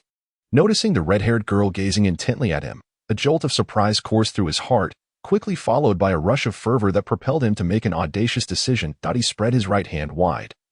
And as the atmospheric pressure abruptly plummeted, the spiritual energy within Bai Yelua surged forth like a raging river, coalescing into a whirlwind that radiated outward, visible to the naked eye. A blue ethereal glow enveloped his entire being, while the spiraling mass of energy rapidly converged into the palm of his right hand. Everyone present widened their eyes in astonishment, marveling at the incredible spectacle before them. His spiritual energy was remarkably rich, even vast. The mentor closest to Bai Yelua felt the overwhelming waves of energy wash over her, recognizing this purity as the hallmark of a prodigious talent. In less than a moment, amidst the incredulous gazes of the crowd, the vortex sphere in Bai Yelua's right hand swelled larger and larger. The classmates could even distinctly hear the whistling sound produced by the rapidly spinning spiritual wave. Goodness, it's as big as a watermelon. Damn, I misjudged him. I thought he would be on par with you, but it turns out he is a genius. My word, just how much spiritual energy does he possess? That enormous spiritual orb, how many in the entire school could achieve such a feat? By estimation, it must be at least 1.5 times my own. Stop being shameless here. He undoubtedly has at least 3 times your capacity. Hey, your husband is quite impressive, Gao Zihan whispered softly. He is indeed formidable. Wait, what do you mean my husband? Hee, I feel you two have quite the couple's resemblance. You two are the only ones in the school that truly complement each other. How about red and white together? Consider it, Gao Zihan. Stop teasing me. Are you really not the slightest bit moved? Look at the girls in our class. Their eyes are practically sparkling. If you don't pursue him now, it may be too late. They're merely intimidated by Bai Yi Luo's overwhelming spiritual power. Stop spouting nonsense. Besides, matters of the heart cannot be rushed. I understand. Affection grows over time. There is nothing more to discuss with you. As Bai Yi Luo's formidable spiritual power manifested before the onlookers, the atmosphere began to stir with excitement. The mentor, unfazed by the commotion, fixated her gaze on Bai Yi Luo as if he were a glimmering pile of gold. Before the mentor could issue her command, Bai Yi Luo had already grounded himself, preparing to unleash a powerful strike. In that instant, the expressions of the majority turned serious. They had every reason to believe that Bai Yi Luo's strike could very well eclipse the illustrious achievements of Yi Bufan, or even that of Guo Xiaoming. They felt as though they were witnessing a legend unfold, their faces solemn, breath held, their eyes fixated on the spiritual orb in Bai Yi Luo's right hand. Here it comes, all silently chanted in their hearts. In a flash, Bai Yi Luo struck out with a force that was almost blinding. The tremendous wave accompanied by a howling whirlwind crashed against the stone tablet. Boom! The deafening sound was met with a violent gust of wind, causing the fluctuations of spiritual energy within the classroom to crash upon them like tidal waves. As the vibrant blue light at the podium dazzled the onlookers, the spiritual wave swept through the room, tangible and palpable, allowing them to feel the frenzied spiritual energy whirlwind, even imagining the scene if they were to be struck by that spiritual orb. They were left in awe. Bang! The wooden podium could not withstand the impact of the spiritual energy and shattered into countless pieces. Thud! Thud! Thud! The energy-laden whirlwind wreaked havoc within the classroom, shattering the glass on the windows and doors. Incredible! At this moment, even Yi Bufan had to admire this man, the sole survivor of a war. Witnessing the upright figure of that man, his silhouette appeared so grand, even divine, while he felt admiration and awe. He also recognized his own insignificance and ignorance. This world was not lacking in geniuses. As the roar of the tempest subsided, the blue luminescence gradually dimmed, and the classroom returned to a state of disarray from the overwhelming force. When the onlookers finally turned to regard the stone tablet, they were met with a shocking sight. Perhaps, many years later, they would not forget how the transfer student from class 36 had been such a clown. The stone tablet had not succumbed to the fate they had envisioned. It remained intact, hovering in midair, starkly contrasting with the debris below. Most amusingly, of the 7 gemstones on the tablet, only 3 radiated light. Mirroring the results of Yu's earlier test, this scene rendered the crowd utterly speechless. Even the mentor stared wide-eyed, incredulously watching Bai Yi Luo, her expression revealing the one thing she wished to exclaim at that moment: "Are you toying with me?" In light of such an awkward situation, Bai Yi Luo scratched his head sheepishly, breaking the silence. "Apologies, I have a slight issue with controlling my spiritual energy." Upon hearing this, the mentor's lips twitched uncontrollably. Her gaze fixed on Bai Yi Luo with a fierce intensity, as if she were ready to devour him whole. In truth, this explanation was not entirely far-fetched. Among spiritual masters, there existed inherent flaws in their energy. The most common being a deficiency, like Yu's insufficient energy, while the rarest was a lack of control over one's energy. The theory of spiritual energy deficiencies explicitly stated that a minuscule fraction of individuals struggled significantly with their control, exhibiting a stark disconnect between their consciousness and energy perception, a barrier that no amount of effort could surmount. In other words, regardless of how powerful such individuals' energy was, they could never wield it with precision. Such individuals had almost no chance of becoming spiritual masters. Typically, as spiritual masters strengthened their energy, they simultaneously developed a degree of control. Therefore, when this scene unfolded, it became evident to the onlookers that this fellow was inherently flawed. A spiritual master unable to control their energy was akin to a hunter raising a tiger. One would lose the courage to collaborate with such a person. Furthermore, the potential danger posed by such masters far outweighed that of those with innate energy deficiencies, making them highly undesirable. Moreover, There were explicit legal stipulations stating that such individuals needed to not only pass the spiritual examination but also undergo separate evaluations and targeted tests to possibly qualify as competent spiritual masters. After hearing Bai Yi Luo's words, the mentor wore an odd expression, staring at him as if she had something to say but hesitated. After glancing around the classroom and contemplating for a moment, she finally issued her command. Bai Yi Luo, you were unable to pass the test, and like you will be required to run 100 laps around the field after school every day. Additionally, for intentionally damaging public property, you will incur a fine of 1,000.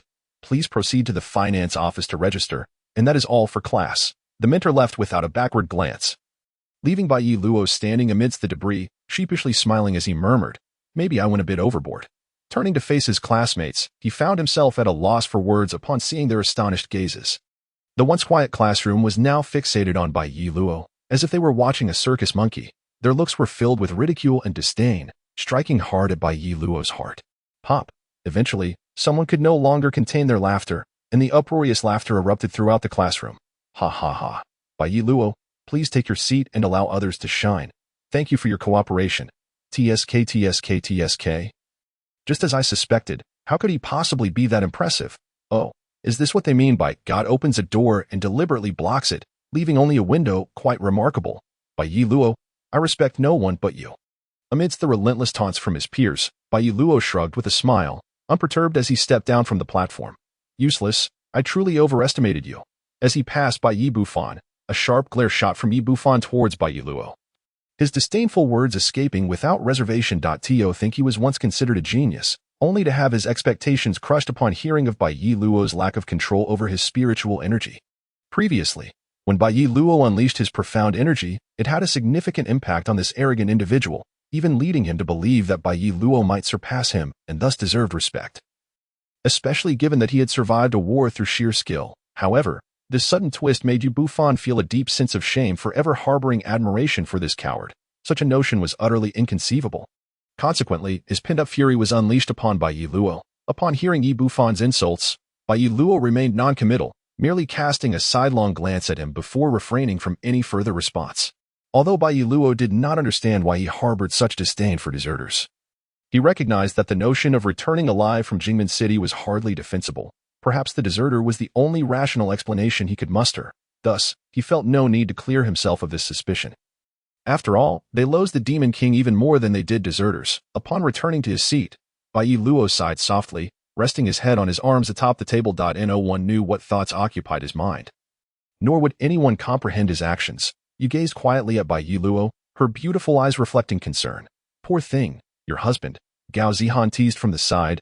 Oh, he really is something. If he struggles with controlling his spiritual power, there's no need to put on such a grand display. Just now, I thought he was that extraordinary genius from that family. You shot her a glance. You have quite the foul mouth. Zihan. Don't you think he might be pretending? Pretending?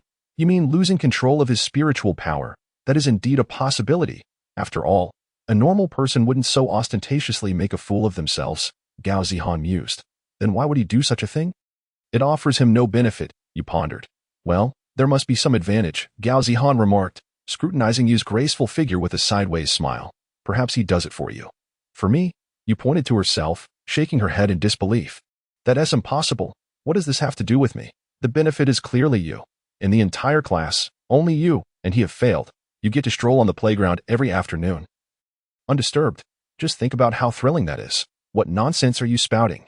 You exclaimed, her face flushing with anger. If you keep talking like that, we'll sever our friendship. All right, I won't say another word. Gao Zihan quickly waved her hands, casting a meaningful glance at Bai Yi Luo. But is he really pretending? After a moment of contemplation, you glanced at Bai Yi Luo, recalling Gao Zihan's earlier words, and felt a twinge of guilt. What if it truly was as Gao Zihan suggested? Wouldn't that be awkward? If he really does have feelings for me, what should I do? How can I ensure I don't hurt our friendship while also erasing this feeling? But then again, it seems unlikely, right? No one would believe in the notion of love at first sight based on typical adolescent logic. Furthermore, there remains much about Bai Yi Luo that I do not understand. Especially why I would have such feelings for him. That should be impossible. You, what are you thinking about? At that moment, Yu's mind was engaged in the most intense internal debate she had ever experienced. After several seconds, she suddenly realized that overthinking would only lead to unnecessary troubles. No matter how much she pondered, she could not predict what would occur in the next moment. She decided to let things unfold naturally. In truth, many students in the class remained skeptical of Bai Luo's feigned antics. They felt he was indeed putting on an act, as no boy would willingly make a fool of himself without cause. Especially in front of the entire class. It is well known that men are particularly sensitive about their pride. So, what could his true intentions be? What benefit could he possibly gain from such behavior? This question sparked a series of discussions among the students, though most of it was mere idle chatter. No one would delve too deeply into the matter. Hey, you two. I'm heading to the back mountain for an adventure. Is anyone interested in joining me? At that moment, Qin Momo approached, her excitement palpable. Adventure? The two girls gasped in surprise. Are we allowed to go in? What are you worried about? I still have my brother. Right? Qin Momo replied proudly. This time, my brother is the main investigator for the case. Getting us in is just a matter of asking. That doesn't seem quite right. When are we going? Count me in. Gao Zihan's sudden change of heart was nothing short of lightning speed. You, what about you? Don't you want to take a look? Qin Momo turned to you. Well, if it doesn't interfere, I suppose I could go, you replied. In the time that followed, Bai Luo refrained from any further blunders. Whenever someone inquired whether he was being deliberate or merely pretending, he would simply shake his head in silence. After all, claiming he was merely acting on a whim would hardly garner belief. The choice Bai Luo made inevitably came with consequences. He could easily dismiss the classmates' teasing, but the ensuing gossip proved to be quite distressing. During this period, every time he encountered Yu Bufan, he was met with an unfriendly demeanor. Bai Luo's presence was met with palpable disdain. The cold gaze directed at him resembled that of someone looking upon an archenemy filled with hatred. Yu Bufan's behavior incited much speculation among their peers, leading to the emergence of rumors suggesting Bai Luo might be a deserter. This news spread rapidly throughout the class, and soon enough, students across the school were vaguely aware of the newcomer from class 36. What was bound to come eventually arrived. Bai Luo had no intention of clarifying matters. He believed this to be the most fitting explanation.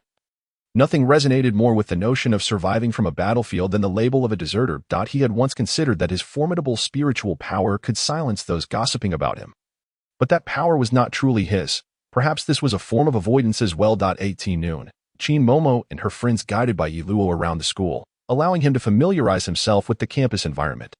Although it seemed superfluous to him, as the spiritual examination was only a few days away, and even if he became thoroughly acquainted, he would soon be leaving the school. The afternoon class continued as usual, reviewing martial arts instruction and combat tactics. Bai Luo felt a deep nostalgia for this school life, though it was ultimately a far cry from the experience he once had. At 5 o'clock. Students began to depart the school in droves. The remnants of the setting sun still radiated warmth, casting a gentle glow that illuminated the bustling city, stretching the shadows of many figures into elongated forms. Those who appreciated this scene gazed at the beautiful sunset, sighing in admiration. Thus, the day came to a close, uneventful yet satisfying. As the weary individuals walked along the streets, they basked in the gentle light of the setting sun. Their spirits lifted considerably. The fatigue from the day seemed to dissipate, leaving them feeling rejuvenated. Bai Luo made his way to the playground, where he could already discern the figure of the young girl. Bathed in the golden hues of the sunset, running energetically, observing her against the backdrop of the setting sun stirred a peculiar flutter in his heart. Bai Luo often wondered why she captivated him so. Was it her exquisite beauty? Her tall and athletic form? Her graceful demeanor? Or perhaps those clear, ruby-like eyes? He had never regarded anyone in such a manner. Not even Misaka Ling had inspired such feelings in him. However, he was certain that what drew him to her was not romantic love. For he felt no special emotions of that sort. He simply perceived you as a family member. He sought to unravel this enigmatic feeling, which was why he had chosen to be here. Forget it. I won't think about it anymore. The very thought is giving me a headache. Bai Luo positioned himself at the starting line, trailing behind Yue. As the sun dipped lower in the sky, the stars began to twinkle. The students of the school gradually thinned out, leaving only the two of them visible on the playground, one ahead of the other. As he watched her back, Bai Luo often wanted to say something. Yet he remained at a loss for words. How could he strike up a conversation that was polite without being awkward, unique yet elegant, romantic yet casual? What should he say? That, no, too cliché, an outdated line from a millennium ago. Would it still work now? What lovely weather we're having today. What on earth am I thinking? Why do I freeze at such crucial moments? I'm not even confessing my feelings. Why is my heart racing so fast? Right, I'm not confessing. I can be natural about this. But how can I be sure that she knows I'm not confessing? Recalling their previous awkward eye contact, Bai Luo wished he could disappear into the ground. It must have been a misunderstanding. It surely was a misunderstanding. But now, if I initiate a conversation, will it deepen the misunderstanding? Probably. Most likely. Should I just remain silent? If I do, what was the purpose of my coming here? Oh God, spare me. I'm just an ordinary student. Why must you present me with such a dilemma? You sense Bai Luo trailing behind her at a distance of 3 to 5 meters. She too longed to break the awkward silence but was uncertain how to do so. She didn't want to recreate the previous awkwardness. What if he truly had feelings for her? What should she do? This is quite the headache. Zihan, where are you? I miss you. The two individuals maintained a silence that lingered until they had completed more than 30 laps. After a prolonged internal struggle, Bai Luo finally mustered the courage to break the silence and greet the other. He licked his parched lips, cleared his throat twice with a low cough, inhaled deeply, and with a blend of politeness and awkwardness, uniqueness and elegance, romance and nonchalance, remarked, "The wind today is particularly boisterous. You." A gust of wind swept by. Ah. In that moment, Bai Luo's mind crumbled. Who am I? Where am I? What am I doing? Why does this differ from the script in my mind? Where is the hole? I must escape into it. What should I do now? What can I say to salvage my image? Who can tell me? Who can enlighten me? Bai Luo shattered the silence. You wished to respond but was at a loss for words. How should one reply to such a statement? Why did he deviate from the expected? Wasn't he supposed to say something like that to capture my attention? Today's wind is truly boisterous. What does that even mean? If I can't respond, will he think my emotional intelligence is lacking? How should I reply? If I take too long to answer, it would be exceedingly rude. Calm down, you. Think carefully and respond in a more artistic manner. Suddenly, a spark of inspiration flickered in Yu's mind, her beautiful eyes brightening as she lightly bit her pink lip and said, "Yet, it seems the wind is weeping." Bai Luo. Oh, another gust of wind passes. Ah, I'm doomed. How could I have uttered such a thing? Surely, he must think I'm insane. Where's the hole? I must escape. If only I had brought Zihan and Momo with me. What do I do now? This is so embarrassing. It seemed both of them recognized that this conversation had grown even more awkward than their previous silence. Their minds teetered on the brink of collapse, if there were no turning point. How long would this embarrassment persist? A mere 2 sentences had subjected their minds to the turbulence of a tempest. They found themselves reluctant to utter another word, eager to avoid further discomfort. Even as the awkwardness lingered, amidst their silence, as the laps accumulated, fatigue began to set in. 100 laps was a standard level for an ordinary student, but for Yu, it had already pushed her to her limits. Around 70 laps in, her breathing became notably labored, her athletic attire soaked with sweat, droplets cascading from her brow to her chin. In stark contrast, Bai Luo wore a calm demeanor, not a single bead of sweat gracing his skin. Given this running pace, as long as he regulated his breath and maintained sufficient spiritual energy, he would experience no excessive fatigue, especially considering the formidable nature of his spiritual power. Conversely, Yu's condition clearly indicated she was exhausting her physical stamina. She was now relying solely on her bodily strength. It was evident she could not endure many more laps. Quietly trailing behind her, Bai Luo felt a pang of compassion as he observed the delicate girl. Her fragrant sweat glistening as she persevered with unwavering steps, despite her faltering form. By the 87th lap, she had likely reached her limit. Bai Luo mused. Yu's speed had diminished significantly compared to the start. Even Bai Luo could outpace her leisurely strides. Her weary body felt as though it might collapse at any moment, yet an indomitable stubbornness propelled her onward as she maintained her running posture through the 94th lap. Bai Luo thought to suggest she take a break. After all, there were only a few laps remaining. He intentionally positioned himself on the inner track, observing as Yu gasped for breath. Just as he was about to speak when he caught the resolute determination radiating from her clear eyes, compelling him to swallow his words. Perhaps she did not wish to stop. Never mind. What can I say? Bai Luo chuckled to himself, quickening his pace until he easily outstripped her in a single bound. In that fleeting moment, as he brushed past her, you felt a pang of envy for Bai Luo's abundant spiritual energy, completing 100 laps without a drop of sweat. Was this the disparity between them? Ultimately, during the 92nd lap, her limbs grew weak, and her breath grew shallow, succumbing to her own frailty. Gradually, she transitioned from a jog to a slow walk, gasping as she sought to regulate her breathing and stabilize her heartbeat. Wiping the sweat from her brow while stretching her legs. In that moment, her mind was blank. In the throes of oxygen deprivation, there was no need for contemplation. She could only quietly adjust her breathing rhythm, soothing her wildly racing heart. Once her breath became less labored, you glanced back, only to find Bai Luo's figure had vanished, The playground stood desolate, the sun having set in the night sky. A few stars began to twinkle, and the neon lights of the city shimmered beautifully against the backdrop of the starlit expanse. Under this glittering canopy, she found herself alone on the playground. A sense of loss washed over her as she leaned against the railing to rest. Gazing up at the star-filled sky, parched. Would you prefer mineral water or soda? A voice suddenly broke through her thoughts from behind. You jolted, quickly turning around. On the path across the railing, Bai Luo stood holding 2 bottles of water, flashing her a smile, thinking, surely, this time it won't be awkward. Such a natural entrance and fitting dialogue. It could not possibly evoke the previous atmosphere. I thought you had left, you remarked with a smile. How could I abandon such a stunning beauty here alone? Wouldn't that bring shame upon all men? Bai Luo shrugged, leaping to her side. So, would you like mineral water or soda? Mineral water, please. You accepted the bottle and took a sip before continuing. What stunning beauty, that's quite unflattering. Just speaking the truth. Are you planning to continue running? The school's instructors have all left, including ours. After pondering his words, you remained silent for a moment before replying. I still intend to continue. I have 8 laps left. Sighing, Bai Luo asked, can you tell me why? Don't say it's because the instructor commanded you. I wouldn't believe that for a second. Perhaps I just want to grow stronger. Ah, is that the reason? Bai Luo was taken aback and inquired further. Do you truly wish to become a spirit master, don't you?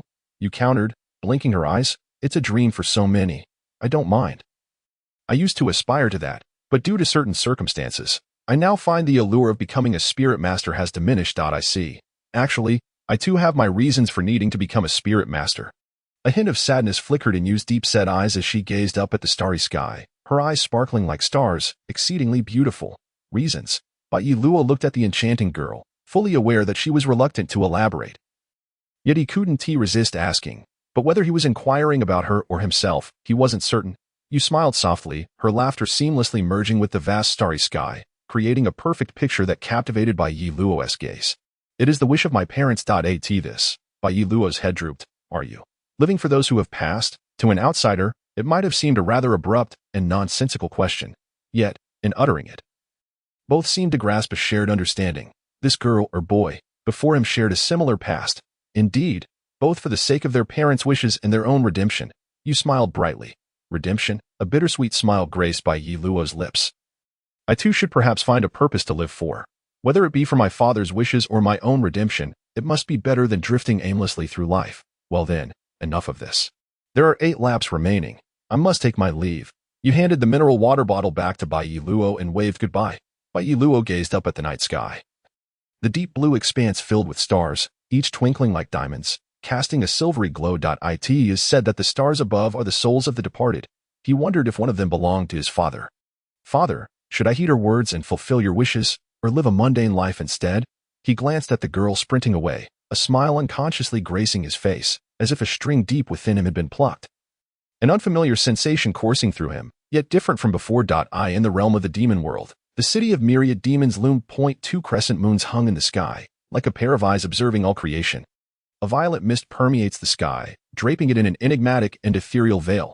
Within the vast expanse of the starlit night, celestial steeds soar while vessels embark on their journeys. A myriad of fantastical creatures emerges, one after another. In the bustling capital, the air is filled with lively chatter and flickering lights. Eccentric figures blend seamlessly into the animated streets, where the wares offered by merchants are peculiar curiosities to humankind. At the heart of the city stands an ancient castle, the grandest edifice of the entire realm.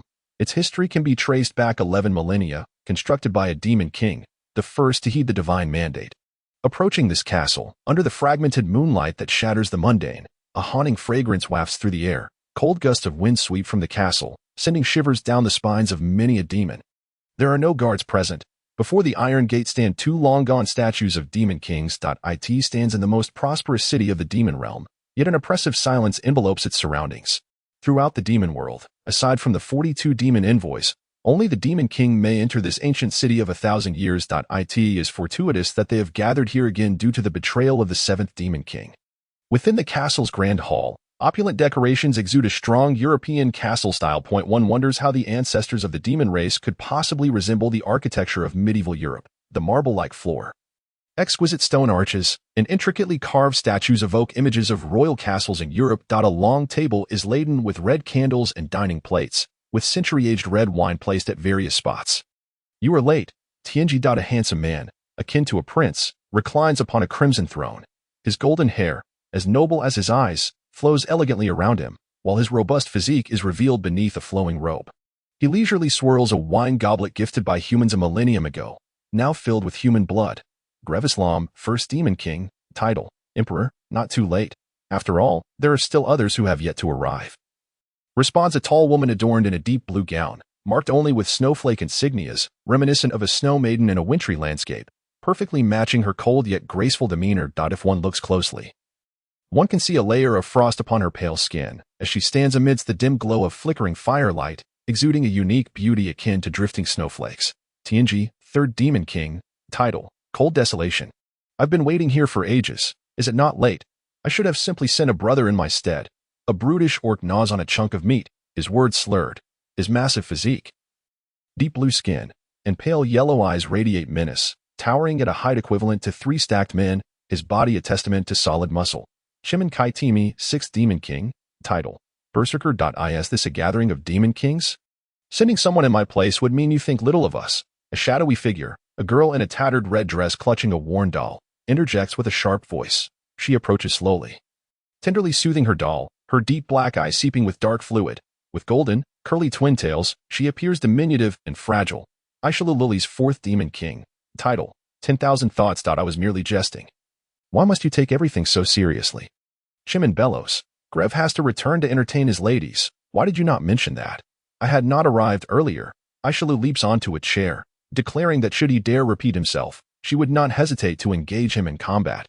Hey, a little girl should maintain a little girl's demeanor, even if she is quite the ancient one now. Boom. Before Grev could finish, a powerful shockwave obliterates the wall behind him. A woman's age is a secret.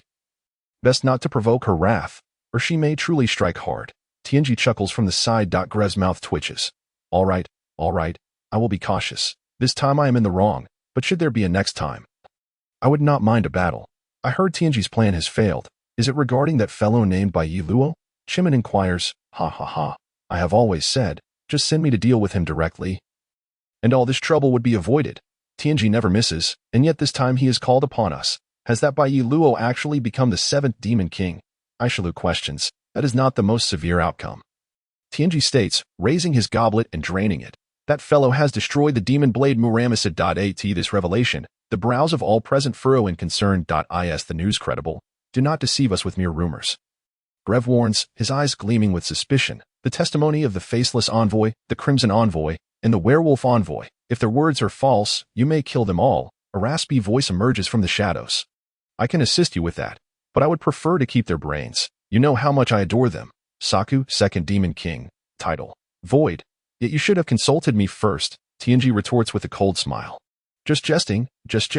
Grev waves his hand. If a fight were to ensue, none would gain an advantage, and it would only delight the onlookers. With the way you speak, should you two brawl, I would certainly intervene.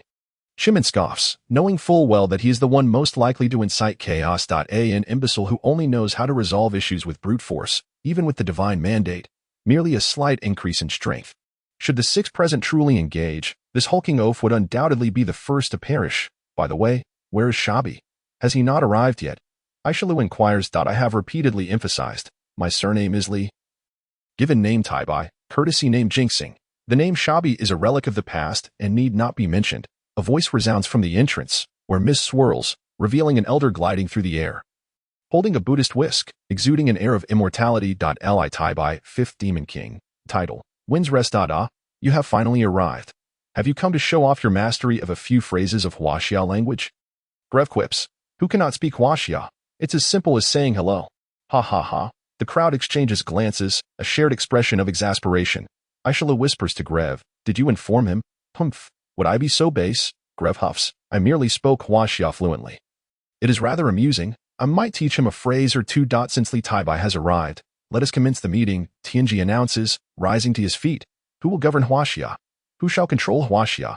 This question lingers in the minds of all, causing them to shudder involuntarily. The nation of Huaxia poses the most formidable challenge for them. Among the few nations that have thrived under the demon race's millennia of oppression, Huaxia stands resilient. This ancient civilization, with a history spanning 6,000 years, has endured the ravages of time, a testament to its strength. A millennium ago, Prior to the cataclysmic war between humans and demons, this nation drew considerable attention. To seize this opportunity, the demon king of that era exerted great effort. However, the outcome remained unsatisfactory.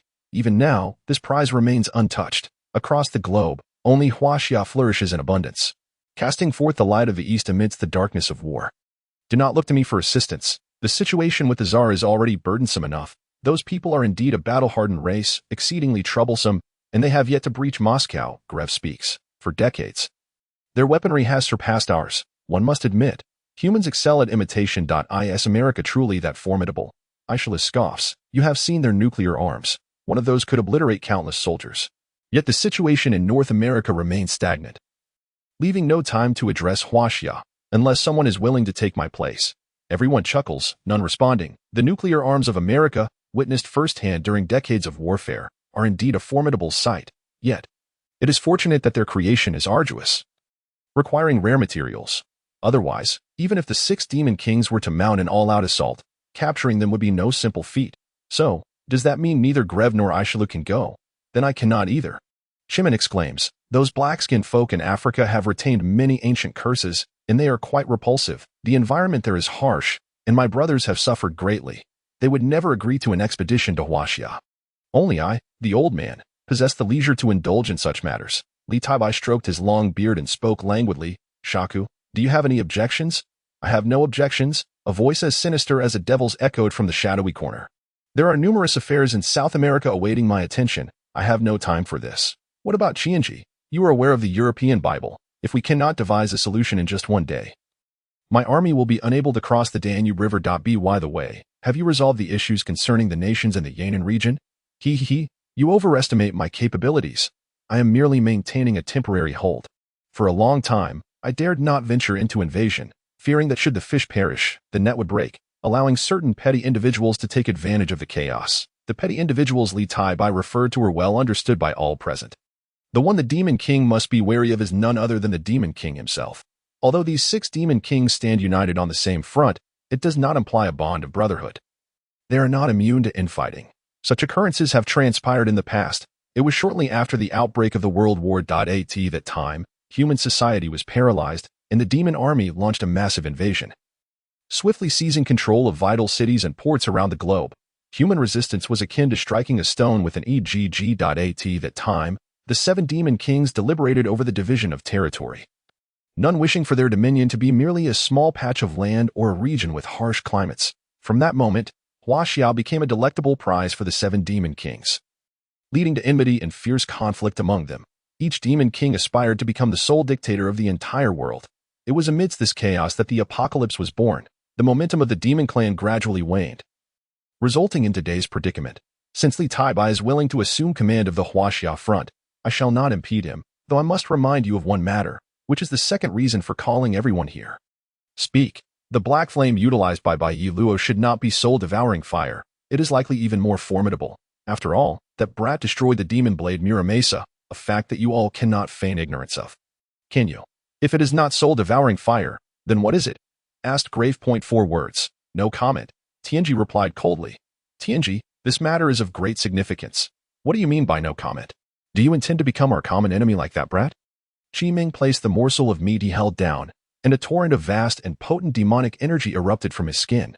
The gazes of the crowd sharpened, locking on to Tianji. I believe there has been a misunderstanding regarding my intentions. Faced with the 5 distinct fluctuations of demonic energy, Tianji remained unperturbed. No comment is the response of the Heavenly Eye, not my personal will. What? The crowd gasped in astonishment. The Heavenly Eye, a divine artifact, perceives all things in the world, determining life and death, and understands the cycle of reincarnation. It records everything that transpires in this realm. In the eyes of the demon clan, nothing exists that it is unaware of. Why do I feel you are mocking us? Grave questioned skeptically. You are welcome to test it. Do not engage in futile verbal sparring with me. It is pointless. Then how do you explain that it is indeed true?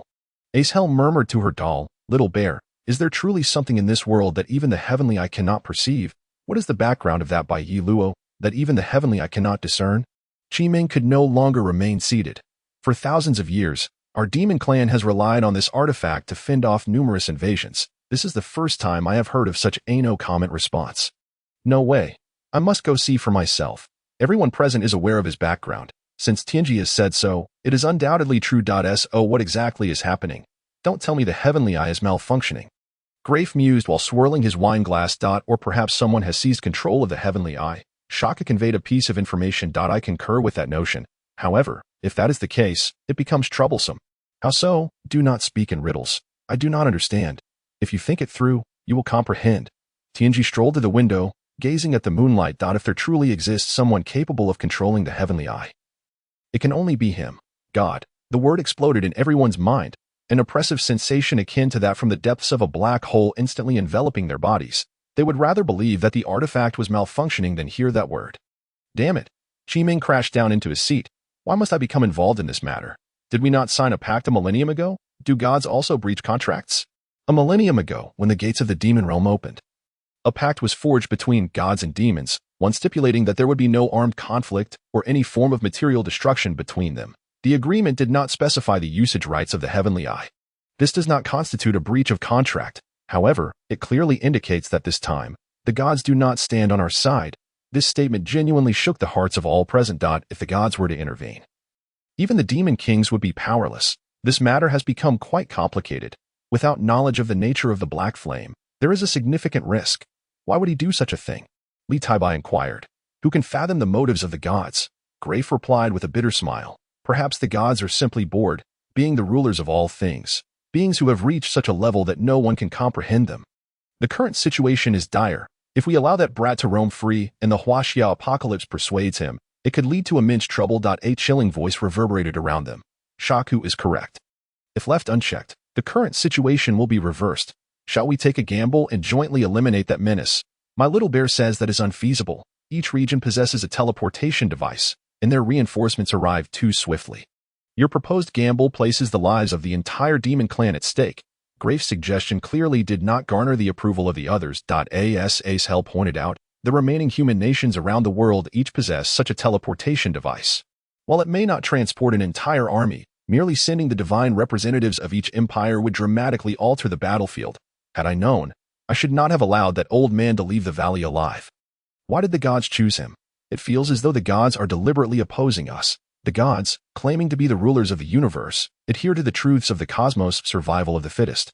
Perhaps they simply wish to observe which race, demons or humans, can survive better. Faced with this invincible entity, they found themselves utterly powerless, many times. These supreme leaders of the demon clan felt as if they were being manipulated like mere pawns. Clap, clap, clap. It seems you have not forgotten the principles of the first king. Indeed, the notes created by Pandora and Gula, the first-generation demon king, over 3 years, 7 months, and 28 days still hold some value. With the crisp sound of applause, a graceful voice emerged from among the crowd. At that moment, it felt as though the very air had solidified. The expressions of everyone grew exceedingly grave. Their gazes converged upon one spot, the seat of Tianji, where a woman had appeared. Who are you? To be able to lurk here without the knowledge of the 6 demon kings speaks volumes of her strength, which must be on par with each one present. It was precisely because everyone recognized this that they refrained from taking action to welcome this unexpected guest. Under the candlelight, her beauty gradually unveiled itself before the crowd. A visage so exquisite that it could eclipse the brilliance of the stars.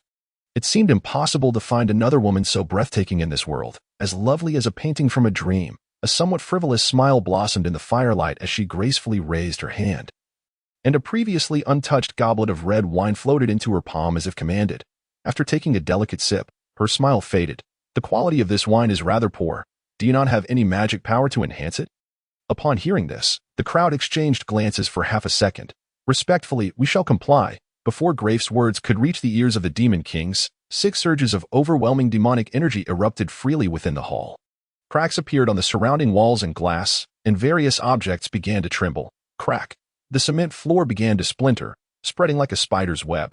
The air currents above rapidly converged, forming a swirling mass of dark clouds. And the muffled thunder drowned out the city's clamor, followed by the onset of a storm. The fluctuations of demonic energy emanating from the castle wreaked havoc across the vast expanse of the demon state continent. Countless individuals gazed up at the ancient castle with confusion and terror, utterly unaware of what transpired within, yet they sensed that calamity was imminent. What has happened? The magical energy emanating from the castle suggests that the 6 demon lords are once again engaged in combat. Could it be that this time they are not merely toying with each other? Such intense fluctuations My Pegasus can hardly withstand them. If a genuine battle ensues, not only your Pegasus, but your entire family could face annihilation. The entire demon city could fall. Do you think the title of Demon Lord is merely for show? Should we seek refuge? Let us make a swift exit. Only a fool would stay to witness this spectacle. Indeed, let us flee. At the command of TNG, 6 shockwaves surged forth like missiles from all directions. A woman's wine glass swayed gently, and 6 droplets of red wine burst forth like untamed stallions. This speed, akin to that of bullets, executed an astonishing sharp turn, racing toward the 6 shockwaves. The droplets of red wine collided with the chaotic magic, yet there was neither repulsion nor explosion. Instead, they seamlessly merged into the magical energy before the eyes of all. What followed was an unbelievable scene. The 6 droplets of red wine, akin to an infant suckling, absorbed and compressed the world-destroying magic. How could this be possible? They were acutely aware that should these 6 forces collide, the vicinity of Demon City would be reduced to rubble. Such power, under the control of this woman, seemed utterly fragile. As astonished gazes fell upon her, the 6 droplets of red wine appeared to fulfill their purpose. Cascading back into the woman's glass, after a gentle swirl, she took a sip, and a dreamlike smile graced her exquisite face. Delightful. They watched in silence, and even Chimmin could not suppress a gulp. The sense of dread this woman instilled in them far surpassed that of mere mortals. Are you a deity? Tianji pondered, remaining relatively composed. From the earlier confrontation, it seemed only a divine being could so effortlessly dissipate everyone's magic. Momi Erfei Ertna, her name in Chinese translates to Tianwukan. Are you familiar with her? The girl's radiant smile provided them with a genuine psychological jolt. Ertna, the world annihilator from a millennium ago? Chimmin struggled to believe it. Could this individual have lived for over 1,000 years? That is not I, Momi explained. She is my superior. I shall invite her for a visit when the opportunity arises. Hiss. Does a deity possess an eternal lifespan? A millennium is not merely a long time for mortals, it is equally so for the demon race. Countless beings live for a century, yet those who reach 1,000 years are exceedingly rare. And even more so for sentient beings of that age. A deity is not merely a spokesperson for nature, but a being that transcends natural laws, deserving of the title. What brings you here today? The deity opposite them commanded caution from the demon lords, who had to tread carefully with their every breath. Regarding Bai Yiluo, Ertna cast a benevolent gaze over the assembly. Would you like to know the abilities of the 7th Demon Lord? Each Demon Lord or Apocalypse possesses their own unique and incredibly powerful abilities that cannot be replicated, often serving as their trump cards. According to TNG, the flames of the new generation's Demon Lord, Bai Yiluo, are said to surpass even the soul-devouring flames, indicating that Bai Yiluo may be even stronger than the previous 7th Demon Lord. Across the world, Apocalypses and Demon Lords have spent decades battling, and both sides have come to understand each other's strengths and weaknesses. If they are prepared to believe, their trump cards may prove difficult to employ. In contrast, Bai Yiluo represents a blank slate for them. An unknown formidable foe brings immense fear, especially one who has betrayed the demon race. Is it true you have blocked the celestial eye system? What is the meaning of this? Grev took a sip of his drink to bolster his courage. Revoke the celestial eye? Ertna smiled. Why? You must understand. A contract was established between the deity and the demon race. Do you wish to breach it? With a wry smile, she added. Even if I were to breach it, what could you do to me? My kin can destroy everything just as easily as they coexist with you. Her chilling words, laced with an unassailable authority, led them to believe that such a statement was not mere bravado. However, as the sovereign of all beings, a deity could not breach a contract. Ertna continued, unless an uncontrollable situation were to arise. And what of now? Chimmin inquired. You must know that revoking the celestial eye represents a substantial loss for the demon race. I have seen the contract. The celestial eye has at least 100 years of usage left. To be precise, it has 107 years, 6 months, 38 hours, 5 minutes, and 27 seconds remaining. However, according to the stipulations of the oath, should one party violate the terms, the other may request compensation for the losses incurred. So, are you implying we have breached the contract first? Then please inform me which clause we violated. Otherwise, my temper may flare. The oath established a total of 16 articles, each meticulously crafted by the demon lords. Faced with an adversary capable of obliterating the demon realm with ease, they had to remain vigilant, allowing no room for error. They knew full well that any lapse would lead to monumental consequences. Yet, as fate would have it, today's troubles had indeed arrived. Oath Article 3. Neither party shall obstruct the activities of the other in any form until the gates of the demon realm are officially closed. Everyone present understood this clearly. So, when did we ever harm you? We haven't seen you in centuries. Only Chimmin raised his voice, while the others turned pale. Indeed, You have not harmed me, but what of Bai Luo? She wore a victorious smile. What does that brat have to do with this? He is not of the divine lineage. Chimin bellowed, still oblivious to the implications. The clause that prohibits any form of obstruction naturally includes Erdna's choice of apocalypse. Upon hearing this, Chimin's flesh quivered. The decision to eliminate Bai Luo was a collective agreement among all demon lords, not merely Tianji's individual wish, which meant they had collectively violated the contract. Conversely, Erdna's choice of apocalypse did not violate the contract because it was established on the widely known task Erdna must fulfill, granting greater power to lower intelligence beings, under that premise. At the time, everyone believed that the deity stood on their side, guiding them toward a brighter future for the demon race. But who could foresee that the war would see Erdna playing both sides? The demon lords had once been infuriated by this, yet their faith, admiration, and fear of the deity prevented anyone from confronting her. Over time, everyone accepted that the emergence of the apocalypse was inevitable. Damn it, why did you have to choose him? The demon lord, knowing full well that scoundrel is on the side of humanity, doesn't that count as a breach of the contract?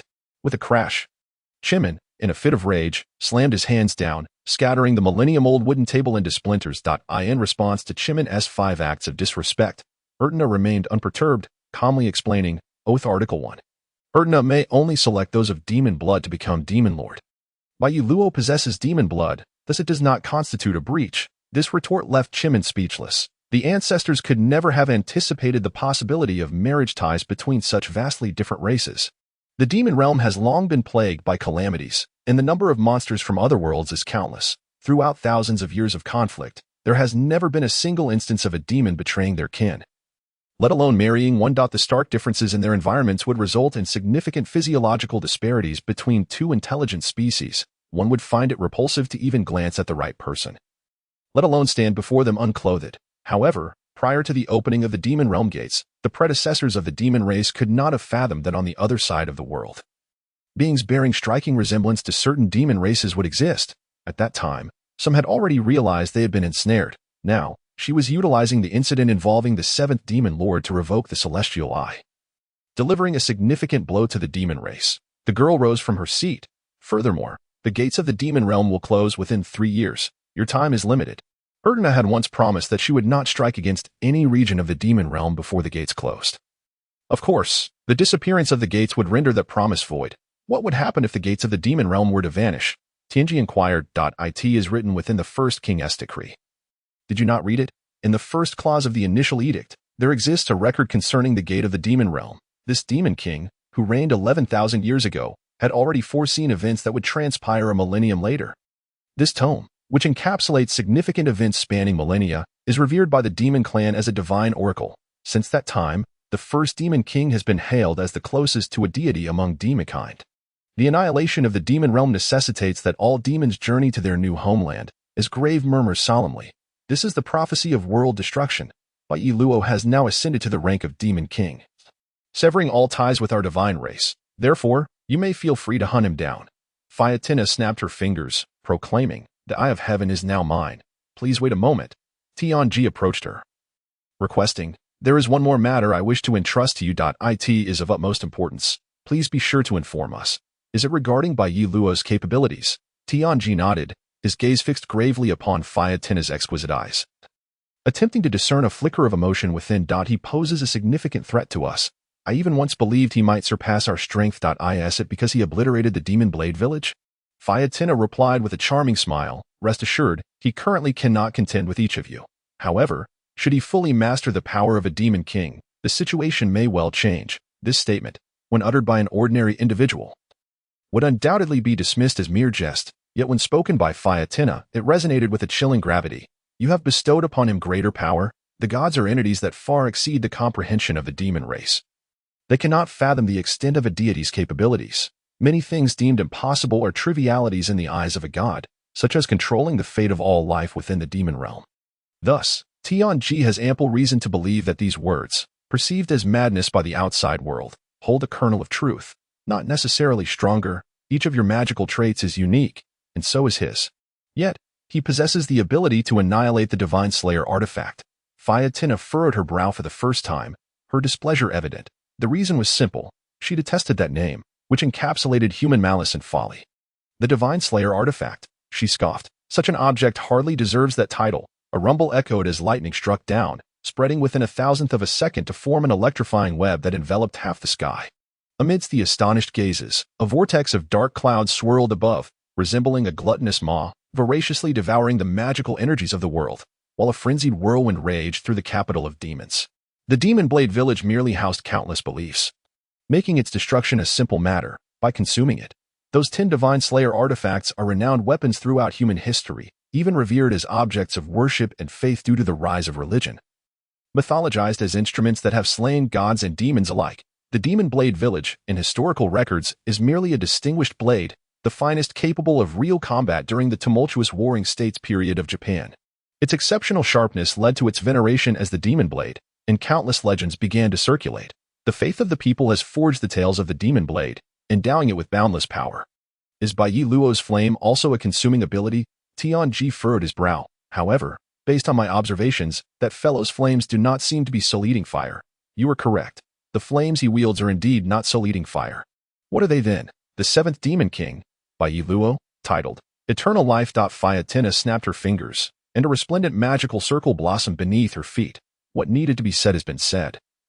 I wish you good fortune. I hope you can resolve this predicament. A beam of light shot forth, piercing the heavens towards the massive vortex above, and with the thunderous roar from the sky. The light vanished, returning everything to tranquility. The ancient castle from 10,000 years ago had undergone numerous restorations, yet never had it suffered such severe damage, even the ceiling torn asunder. What shall we do now? Li Taibai was the first to inquire. Without the eye of heaven to provide information and leaving Bai Yi Luo unchecked, the future held dire consequences. Indeed, with such vastness as Huaxia, where shall we search?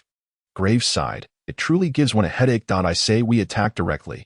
Just as Fiatina suggested, Bai Yi Luo has yet to fully control his magical power. We still have a chance to fight fiercely. If we delay further, our disadvantage will only grow. I concur with Shaku's approach. Damn it. Before matters escalate beyond redemption, we must eliminate that little brat. Grave produced a bottle of red wine, uncorked it, and poured the contents into an intact glass. This is a risky endeavor. You all heard.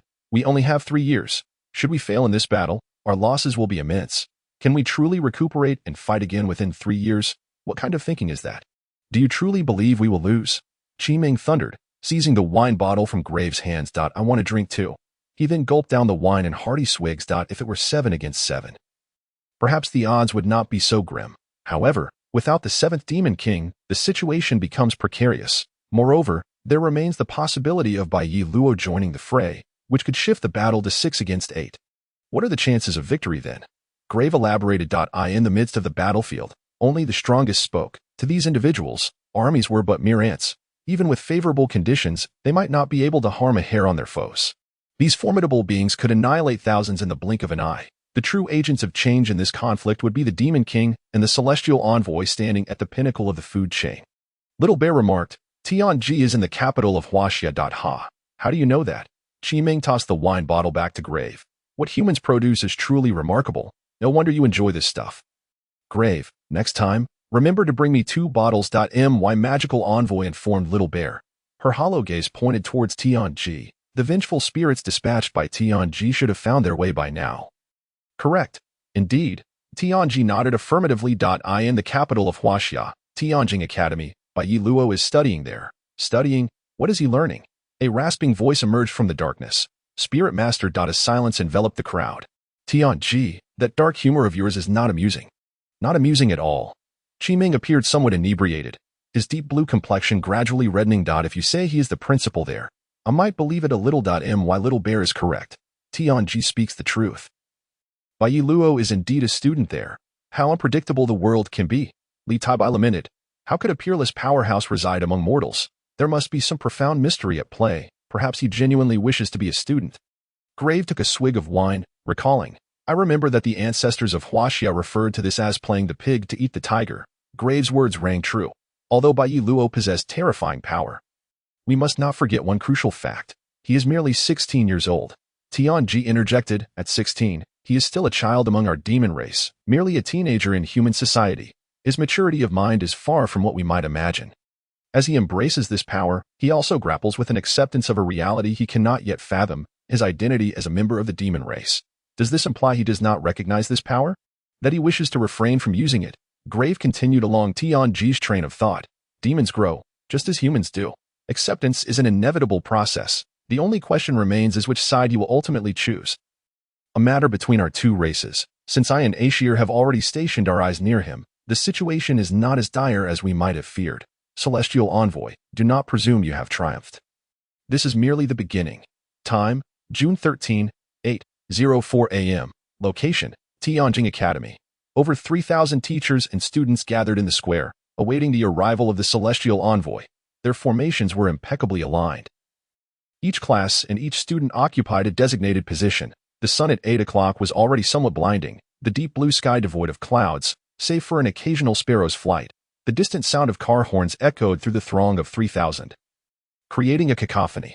Upon the podium, beneath the 5-starred red flag, lay a stack of paper and a fixed microphone, flanked by 2 individuals clad in black uniforms, adorned with white fox masks. Further ahead stood a group of resolute spirit police. Numbering around 50. Clad in uniforms, they exuded strength, instilling a sense of vigor among the students. The spirit police maintained a serious demeanor, their keen gazes methodically sweeping across the assembly. The students, under the watchful eyes of their mentors, appeared somewhat restrained, though whispers between neighboring rows were inevitable. Hey, you, did you happen to be with Bai Luo yesterday? Gao Zihan gently tapped Yu's fragrant shoulder from behind and whispered in her ear. Zihan, what are you doing here? Weren't you at the back? You turned around in surprise and inquired, I changed positions. Didn't you notice that the people around you are no longer the same as before? Gao Zihan said, sweating profusely. You shook her head and, upon glancing around, indeed realized it was so. Forget it. I didn't come to ask about that. Quickly tell me, did you have any encounters with Bai Luo yesterday? As she spoke, Gao Zihan raised her eyebrows playfully, her fist clenched, repeatedly tapping her thumbs together. What encounters? You replied innocently, completely oblivious to Gao Zihan's meaning. Sigh. Gao Zihan frowned and leaned in to whisper a couple of words in her ear. Just those simple sentences caused Yu's face to flush crimson. Gao Zihan, what are you thinking? How could I possibly do such a thing? Then that strange is that boy not capable, Gao Zihan pondered. Gao Zihan, could you behave yourself? Don't corrupt you. Qin Momo, standing nearby, slapped the back of Gao Zihan's head. Momo, how come you're here too? You exclaimed upon seeing her, as if encountering a savior. Finally able to extricate herself from this quagmire. If I can come, why can't I? Qin Momo pouted in response. That's not what I meant. You tugged at her sleeve. I didn't see you here earlier. You switched places rather quickly, didn't you?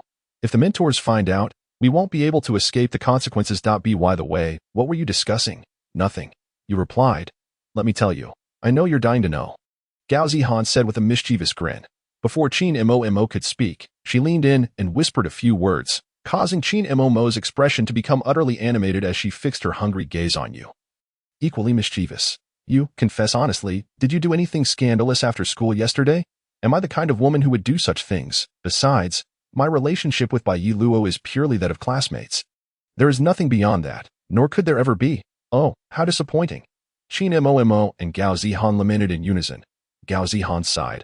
I thought I could boast about it in front of other classmates. But alas, Yu's mouth twitched. Why must my affairs be subject to boasting?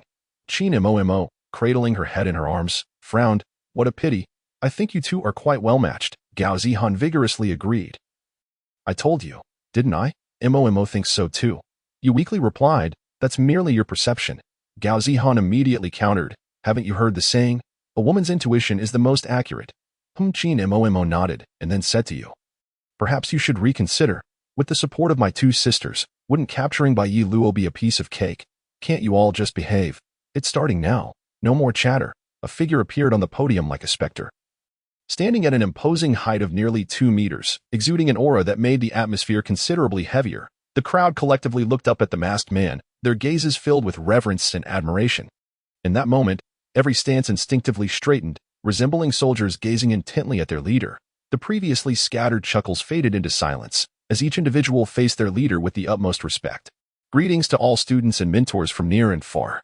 His voice, though not loud, carried far. Greetings, Tianqi. The chorus of 3,000 students and teachers erupted in a thunderous response. I apologize for the abrupt gathering today, as I have an important announcement for you all. In fact, many of you may have already learned about it in secret concerning the discovery of a female corpse on the back mountain yesterday. The crowd fell silent, astonished. How could Tianqi, so preoccupied with affairs of state. Have time to intervene in this matter. Was this not an ordinary murder case? Tian-Chi raised a finger to signal for attention. A police officer then marched in, holding a scroll of paper, and stopped before the crowd. He began to recount. At 6 o'clock and 3 minutes on June 12th, a female corpse was discovered. Preliminary investigations suggest she died between 1 and 3 in the morning, with the cause of death attributed to rapid organ failure leading to a cessation of vital functions. Based on meticulous analysis, this incident has been classified as a supernatural occurrence to be handled by the paranormal investigation team. A vengeful spirit. Each student felt a shudder at the mention of the term. Could it be that the demon clan has infiltrated here? A vengeful spirit is not a tangible entity. As long as one's heart is pure, there is nothing to fear. If that woman is dead, does that mean the vengeful spirit has found a new host? Who could it possibly be? Surely not someone from the school. It was no wonder Tian-Chi had chosen to intervene in this situation. Everyone, please settle down.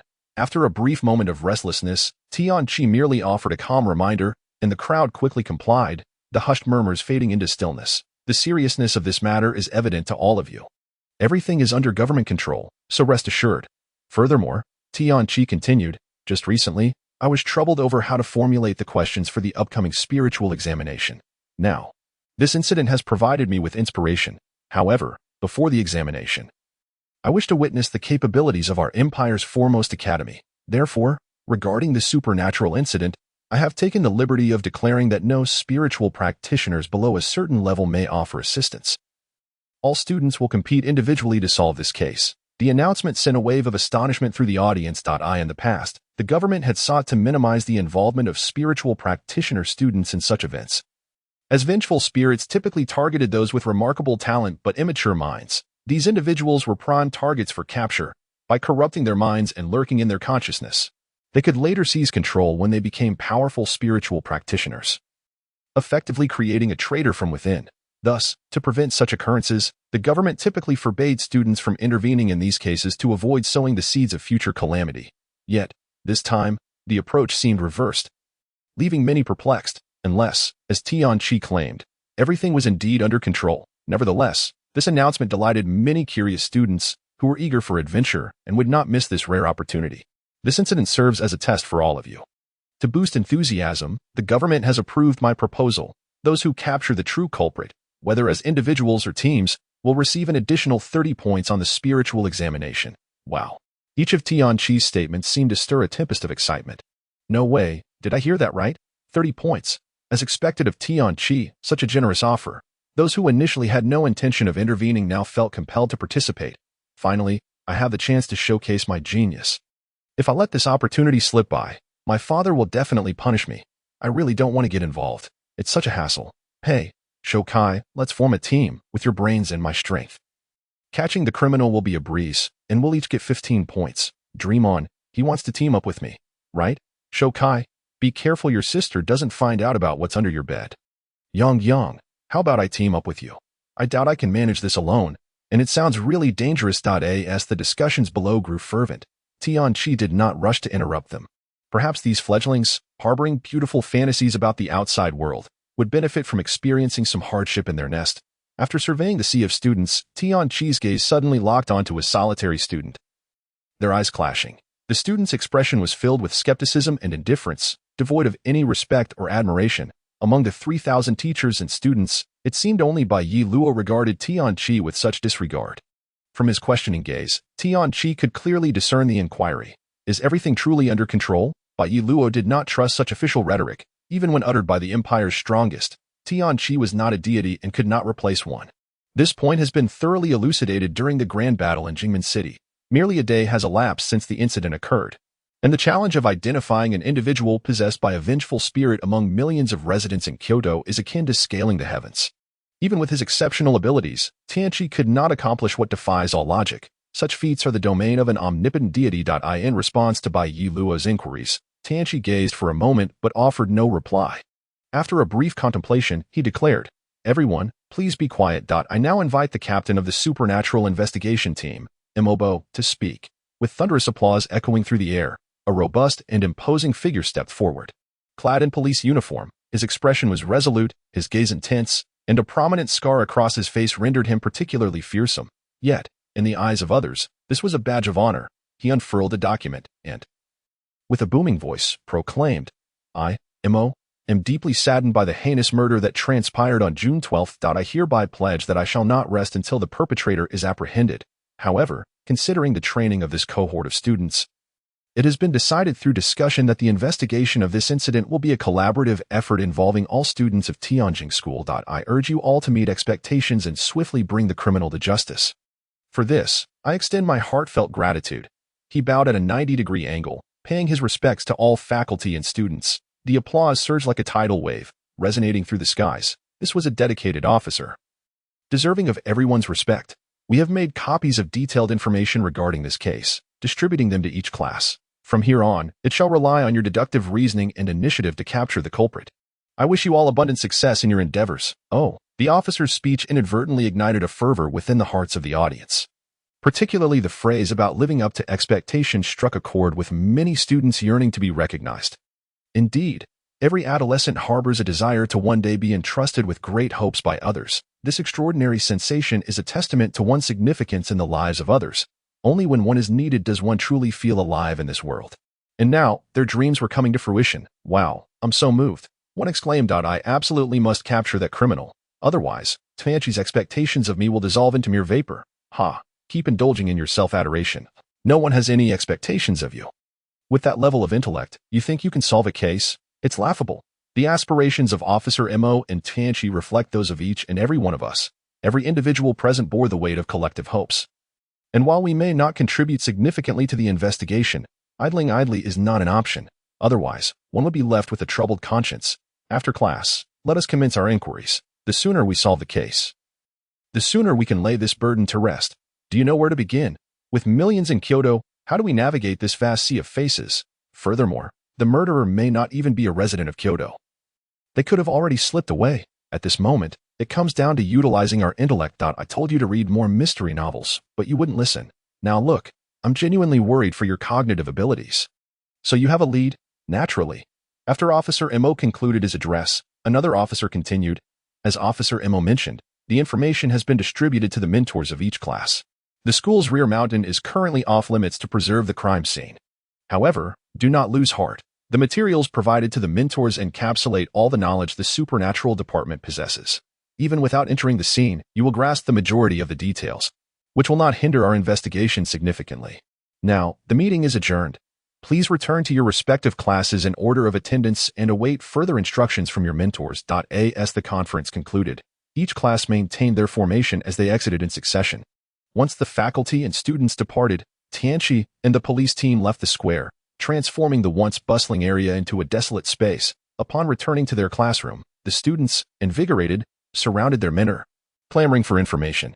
Only a few reclusive students retreated to their seats, quietly awaiting their mentor's words. Everyone, please settle down. I will speak once I can.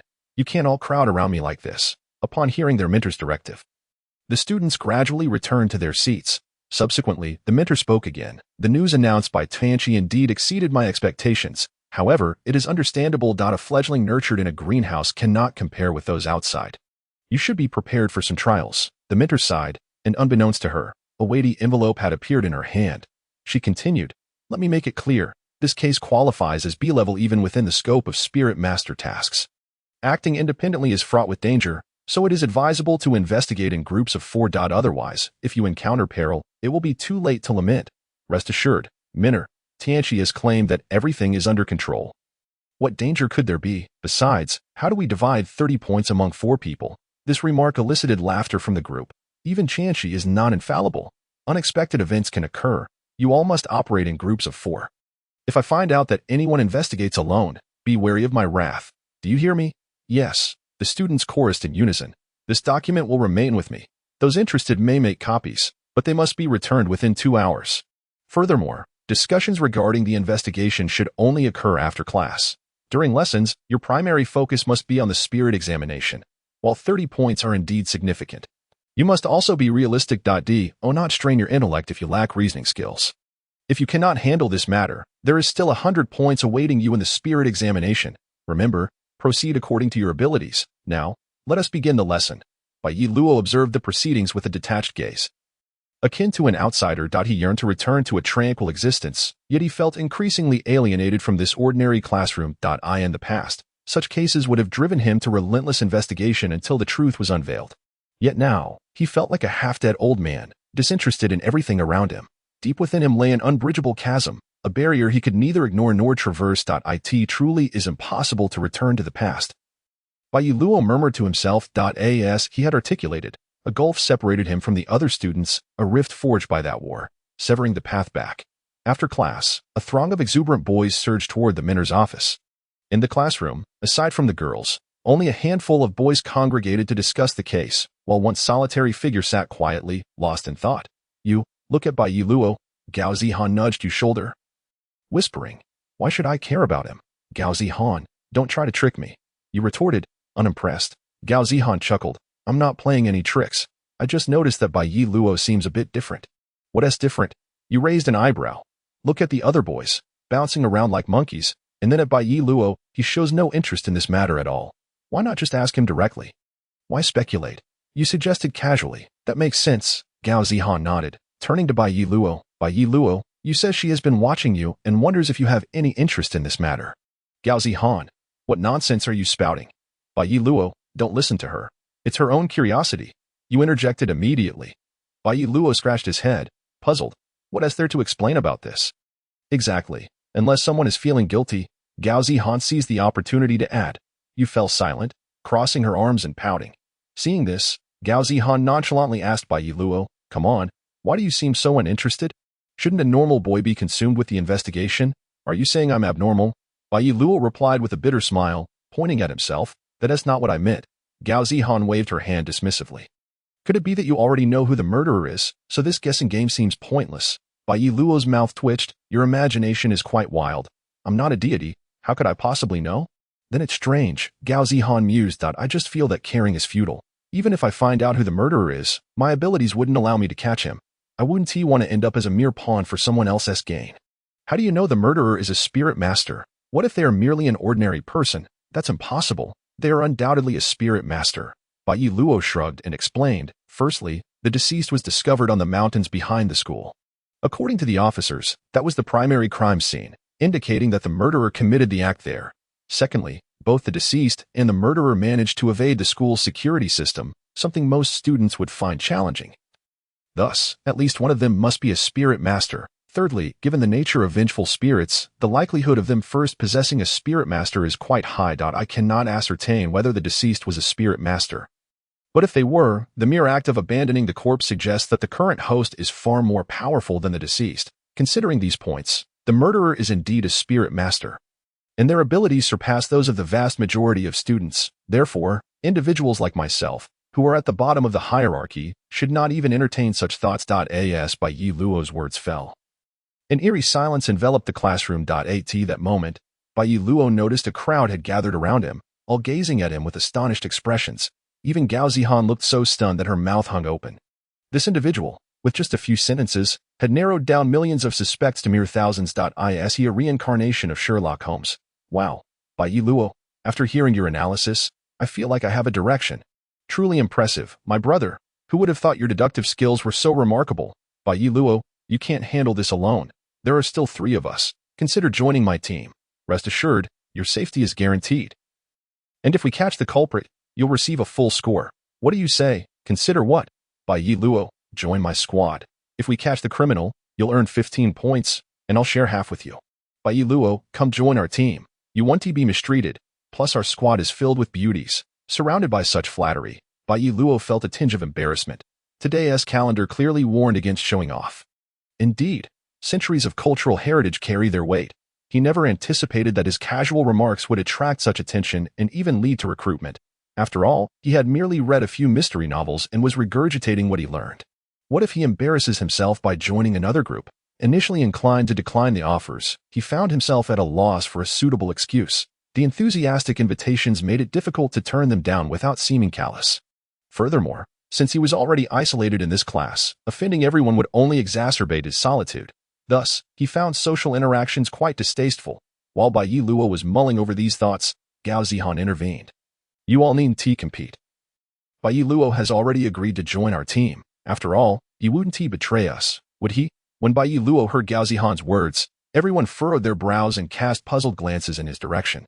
Bai Luo, however, nodded obediently, internally grateful for her intervention. Seeing him acknowledge the situation, the others reluctantly dropped the matter.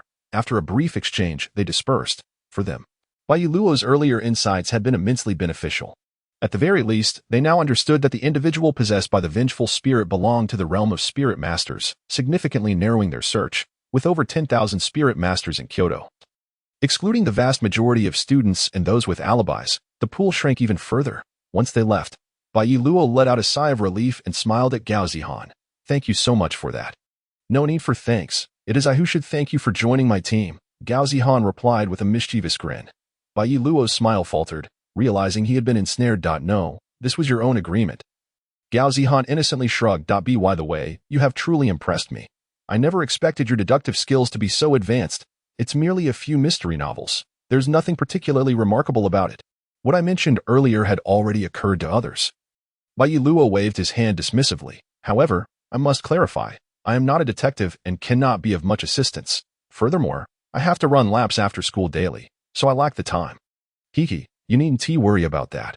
I'll speak to the instructor shortly, and I can surely secure a 2-day break for you. By the way, how well do you know her? Not particularly well. She is my aunt. With a bit of persuasion, there is always a way. Hey, Bai Luo, while you're pondering, see if you can come up with any useful information, deducing isnt like squeezing toothpaste. I can only think of so much right now that I need to review the deceased's information to make progress. Bai Luo lay his head on the desk, feeling lethargic. If I look at it, it might not lead to any advancement. Qin Momo went to make copies. We'll have to wait a bit. I estimate we won't get it until the afternoon, Gao Zihan calculated. Bai Luo, since you've joined us, try not to look so drained. Perk up. Don't you want to perform well in front of you? Zihan, what are you saying? You blushed and playfully nudged her. Bai Luo was equally taken aback. Never having seen a girl use such an analogy before. Just speaking the truth, Gao Zihan teased, her tongue poking out. You, me, Qin Momo, and Bai Luo make exactly 4 people. All right, the Zihan detective squad is officially established. Why such a glitch name? Qin Momo interjected. What do you know? The copies aren't done yet. Not yet. There are too many people needing them. I suspect we won't have them until the afternoon. Qin Momo sat down and turned to Bai Luo, surprised to see him join too. Trapped. Bai Luo lamented. What? Qin Momo raised an eyebrow. You explained the situation to Qin Momo, who, upon hearing it, was left speechless, staring at Bai Luo in astonishment. People shouldn't be judged by appearances. His intellect rivals that of my brother. Bai Luo didn't find this to be something to boast about. In fact, he believed that if he flaunted his capabilities based on this alone, he would only become a laughingstock. By the way, based on Bai Luo's deductions, we can probably narrow the murderer down to a student or a lower-tier spirit master. Right? Gao Zihan inquired. There are 3,000 students alone, even the top students who can evade the security system's number over 100. Adding professional spirit masters, the numbers are still quite vast. Qin Momo pondered.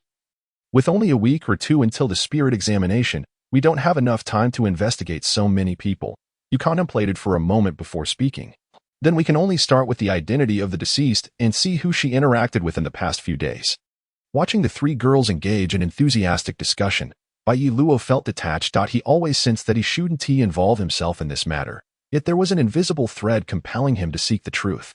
Bai Luo, what do you think? The girls turned to him. What? Are you even listening to us? Not really, Bai Luo replied honestly. Sigh. Seeing you so listless makes my enthusiasm wane. Gao Zihan sighed beside him. I wonder if you're always this unenthusiastic. Bai Luo thought for a moment and said, Not really. It's primarily a matter of interest. I don't wish to get involved in this. Why? Is it too dangerous? There are 3 of us here. You, sensing that her power was inferior to Bai Luo's, quickly amended her words. Besides, 30 points is quite a tempting offer. Doesn't that entice you? Bai Luo gazed towards the teacher's entrance, where the instructor had just walked in. This isn't merely about danger. The points don't tempt me much. I'm simply too lazy to pursue something I don't desire. You read quite peculiar. Gao Zihan shook her head, turning to you. You, can't you persuade him? Me? How would I persuade him? You glanced at Bai Luo, whose languid demeanor made him seem like a lost cause. Say something nice, like Gao Zihan whispered sweetly in her ear, which only made you blush. Ugh. You say those things to him yourself. That is not possible. Bai Luo is interested in you, not me. Please help us persuade him. With his deductive mind, He would be a tremendous asset to us. Don't you want those 30 points? The moonlit figure trembled, for those 30 points held significant importance for her. Given her current circumstances, achieving a passing score in the spirit examination seemed exceedingly challenging. A few additional points would significantly alleviate her pressure. She had once vowed before the graves of her deceased relatives that she would become an exceptional spirit master. She could not afford to overlook any opportunity that might be advantageous for the spirit examination. As the exam approached, this was her last chance for extra points, and she was determined not to let it slip away. Despite this resolve, she felt a twinge of hesitation in directly asking Bai Yi Luo for help, especially since they had only known each other for a day. He had no obligation to assist a stranger. Yet, her soft murmurs and the misty glow in her eyes stirred a profound protective instinct in many of the boys around. Gazing into the captivating depths of her eyes, Bai Yi Luo felt a tightening in his chest. The allure was undeniably potent. All right, I can't guarantee that I'll catch the culprit, so don't hold too high hopes. Before she could speak, Bai Yi Luo had already surrendered. The three girls beamed at his response. Gao Zihan and Qin Mo exchanged knowing glances, their fists colliding in a silent agreement. Class is starting. Everyone, return to your seats, the instructor called out loudly from the podium. Upon hearing the command, the students promptly resumed their places. It's settled then. We'll stay here after school. I'll go have a word with my aunt, Gao Zihan declared, twisting her body back around. I'll take my leave first. Goodbye. Qin Mo waved her delicate hand and departed swiftly. Thank you, Bai Yi Luo. You lowered her head in gratitude. Bai Yi Luo offered a perfunctory smile. He recalled that the last time he had assisted someone, he had received nothing but a token of goodwill in return, leaving him rather disgruntled.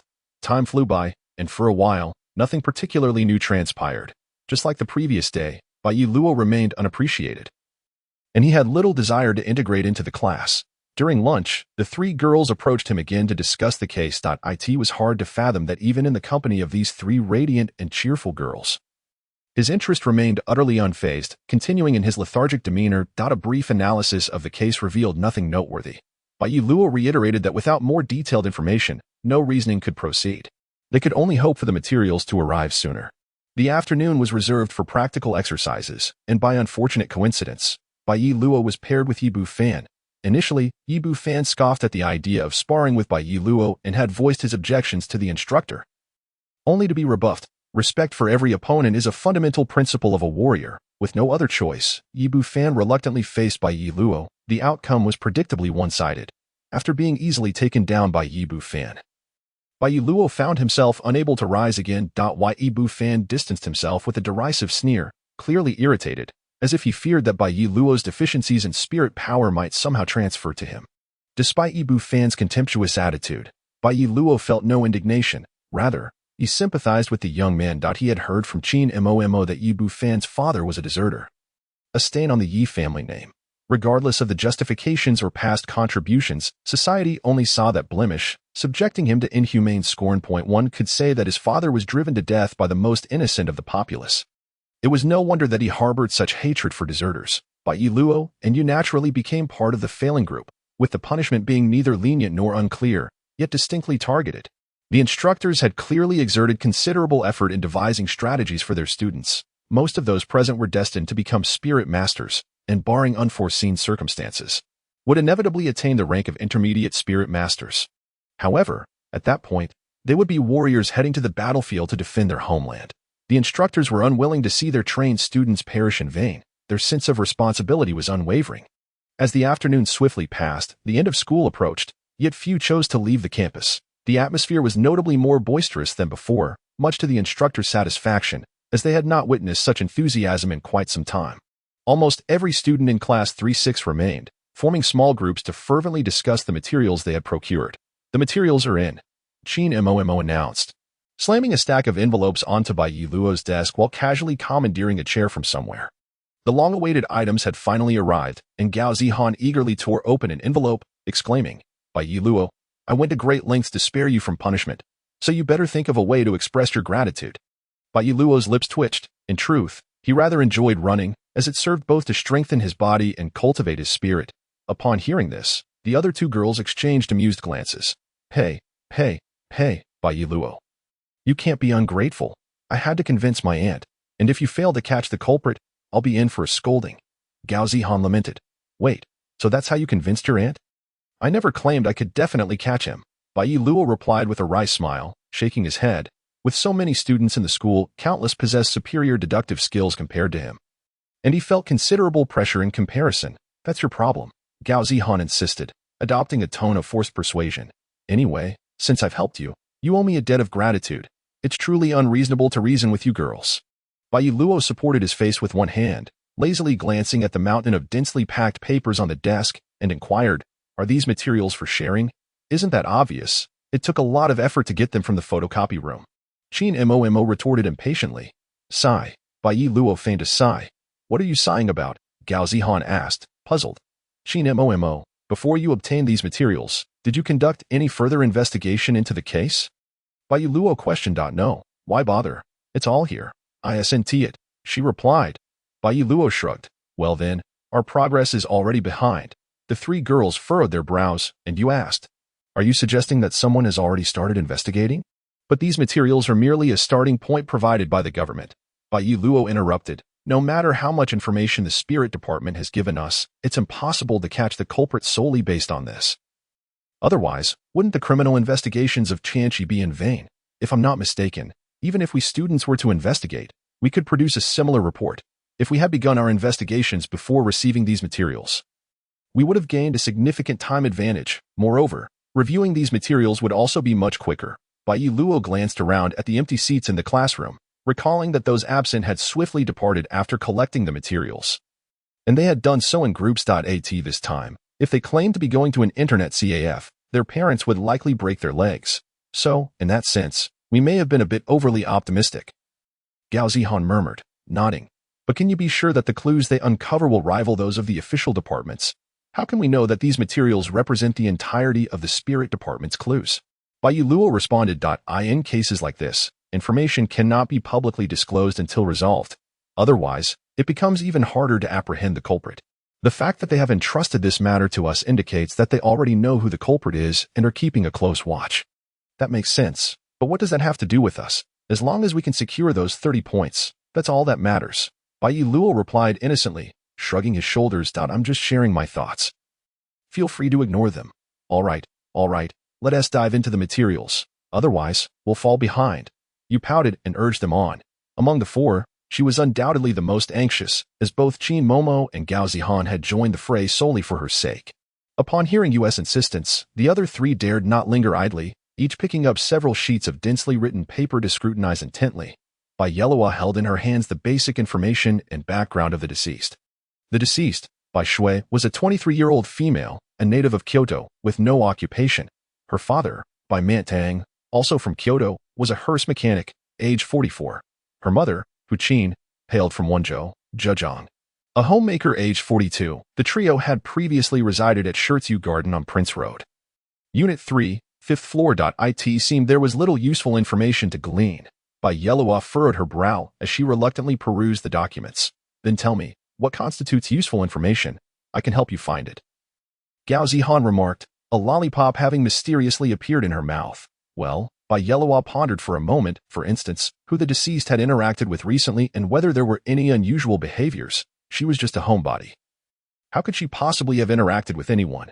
Gao Zihan scoffed. I despise those who rely on their parents. Zihan, please show some respect for the deceased. You softly tugged at his sleeve.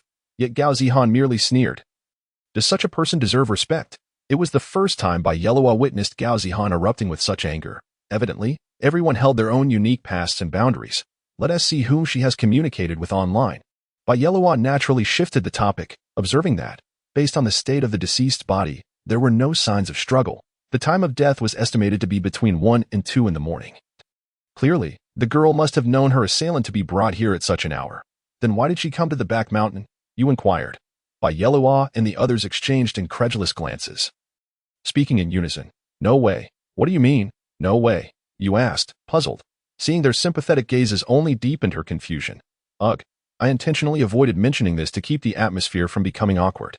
And yet you just blurted it out. Your innocence puts me under pressure. Bai Luo lamented inwardly, though she found it amusing. You, come here for a moment. Gao Zihan pulled you aside, leading her to a suitable corner for a discreet discussion. Causing you to blush. From the investigation of the crime scene, it was evident that the victim had engaged in sexual activity prior to her death. The absence of resistance suggested they were a couple.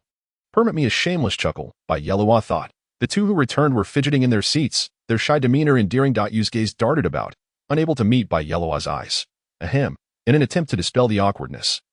Bai Yellow stated seriously, since the deceased was a recluse, she likely had very few actual acquaintances. According to these records, she hadn't called any male friends recently. Thus, we must delve into her online presence. That's simple. We can just check. Her ID number is right here, and we can easily find out which social media platforms she used. Shin Momo interjected. Shouldn't we investigate her family as well? I find it odd that her parents allowed their daughter to roam about at night. Gao Zihan licked her lollipop, gesturing towards Bai Shue's photo. That woman seems suspicious. Why do you say that? Bai Yellow inquired, furrowing her brow. Women have instincts, Gao Zihan insisted firmly. Bai Yellow rolled her eyes. If cases were solved by intuition, how many wrongful convictions might there be in the world? Are you questioning a woman's sixth sense? Gao Zihan shot back, her gaze icy. Bai Yellow was at a loss for words, wondering how the discussion had escalated to such a level. All right, enough of this. Let's split up. Zihan and I will investigate Bai Shue's online social connections, while you and Bai Yellow can check out her apartment complex. It's settled. Zihan, let us go, without waiting for the others to react. Shin Momo and Gao Zihan bolted away like untamed horses. Bai Yellow could only shake her head in resignation and glanced at you, noticing the blush on her cheeks had yet to fade. Her gaze drifting toward Bai Yellow with intent. Sighing softly, Bai Yellow murmured, truly, a friend's assistance is invaluable. Noticing Bai Yellow's sigh, you timidly suggested, if it's a hassle, you really don't have to go. I can check things out alone. Having reached this point in the conversation, Bai Yellow thought, could she really ignore her conscience? With a smile, she rose. Let us go. The journey is a bit long, and the sun will set soon. Oh. You hurriedly stood and followed Bai Yellow. For reasons unknown, she felt that her school life had lost its vibrance, failing to merge into the youthful environment. Only in the presence of this girl did her curiosity and enthusiasm surge forth. Sometimes, she pondered why this individual captivated her so, as if a sense of belonging enveloped her when near a t-shirt to garden. The community had not been this lively in a long time. A throng of 16 and 17-year-old students meandered aimlessly, occasionally chatting with elderly gentlemen, showcasing the students' respect for their elders. To be honest, the group was neither related to the elderly folks nor truly concerned for them. Perceptive minds could easily discern that these youthful individuals sought something. There are so many. Upon entering the community, you observed her classmates scattered about and could not help but exclaim, that's for sure. They aren't foolish. Investigating the victim's family circumstances and social connections is a fundamental step. Bai Yellow said, resting her hands behind her head leisurely. It seems asking the victim's family directly is futile. We'll need to devise another approach. How do you know? Just look at them. Who among them has gone into that building? They've all been shooed away. If you were a family member of the victim, how would you feel about a bunch of kids interrogating you after a woman's death? As if you aren't one of those kids yourself. You covered her mouth, laughing, her beauty radiating. Seeing that smile, Bai Yellow felt her spirit uplifted, as if any sordid thoughts could be purified by such an angelic grin. If only I could protect that smile. Bai Yellow whispered, what did you say? Nothing. Let us go ask them if we can share resources, Bai Yellow said as she lowered her arms, shedding her previous nonchalant demeanor. Do you think they'll be that kind-hearted? You asked with concern. Everyone has their own interests. The 30 points for the spiritual exam are too crucial for students. Expecting to obtain relevant information may be somewhat unrealistic. Moreover, it's not out of the question that some may resort to tricks to thwart their competitors. An equal exchange will suffice, Bai Yellow replied with a mysterious smile. People perceive matters differently. Some regard this situation as critically important, while others do not. Scanning the crowd, many wore expressions mixed with urgency. With only a few remaining composed and unperturbed, Bai Yellow's target was precisely one of those few. Equal exchange. What could we possibly offer? We have no leads on this matter whatsoever. He was filled with questions. Recalling that Bai Yellow had previously stated they were already a step behind, where would they find anything of value to barter? I never said we had to exchange information directly related to the case. There are other methods, Bai Yellow chuckled, bemused by U.S. intensity regarding the issue. If they failed to secure those 30 points this time, she could only imagine how heartbroken this girl would be. What methods? You inquired, intrigued. Bai Yellow contemplated for a moment, finding it hard to voice her thoughts. Those were secrets shared among men. I can't tell you. Let us just give it a try, she said. Before you could respond, Bai Yellow had already plunged into the crowd. Previously, she had appeared listless, yet now she was brimming with energy. You found this sudden transformation perplexing. I in the supernatural department. In the office of the major crimes unit leader. Momo remarked, this matter is rather challenging for me. Even as the leader, I cannot abuse my authority, can I? This is unfair to the other classmates. Upon hearing Chin Momo's plea, the man furrowed his brow and replied, you should investigate on your own. I am powerless to assist. The dashing young man clad in a police uniform was none other than Chin Tian, the leader of the major crimes unit. This division is a particularly unique organization within the supernatural department, tasked with handling significant and extraordinary cases, directly supervised by national security, and endowed with considerable investigative authority in numerous criminal matters. To have ascended to the position of leader at just over 20 years of age speaks volumes of his exceptional capabilities. Brother Tian, I've already promised her. I can't go back on my word. Chin Momo pouted charmingly, please help your little sister. I'll prepare a delicious meal for you when I return. Nearby, Gao Zihan stifled a laugh, surprised at how Chin Momo had such a persuasive way of appealing to her brother. Investigating on their own would undoubtedly consume too much time. As by Yellowa had pointed out, the supernatural department must possess more information that has yet to be disclosed. Thus, Chin Momo was willing to take risks. Chin Tian chuckled softly, it's not that I am unwilling to help. The higher-ups have decreed that we cannot intervene in this matter. You won't say anything, I won't say anything, and Zihan won't say anything either. Who would know? Chin Momo tugged at his sleeve, her large, watery eyes gleaming as she pouted. Brother, I believe you wouldn't let your sister down, would you? With a sigh, Chin Tian loosened his collar. How did I end up with a sister like you? I could share information with you, but it must be in exchange for equivalent information. Really? The two girls exclaimed in delight. First, answer my question. Who informed you that we possess undisclosed information? We figured it out ourselves. They replied. Oh. Then enlighten me. The two girls exchanged glances, and Chin Momo cleared her throat. Well, we believe that since the department entrusted such a significant matter to students, they must have a firm grasp on the situation regarding the perpetrator before making such a public announcement. Therefore, since you are all aware of the identity of the criminal, and the material provided to us is insufficient to identify the culprit, we deduce that you must have additional information that you have not shared with us. Am I correct? Upon hearing Chin Momo's explanation, Chin Tian could not help but express his confusion. Your reasoning.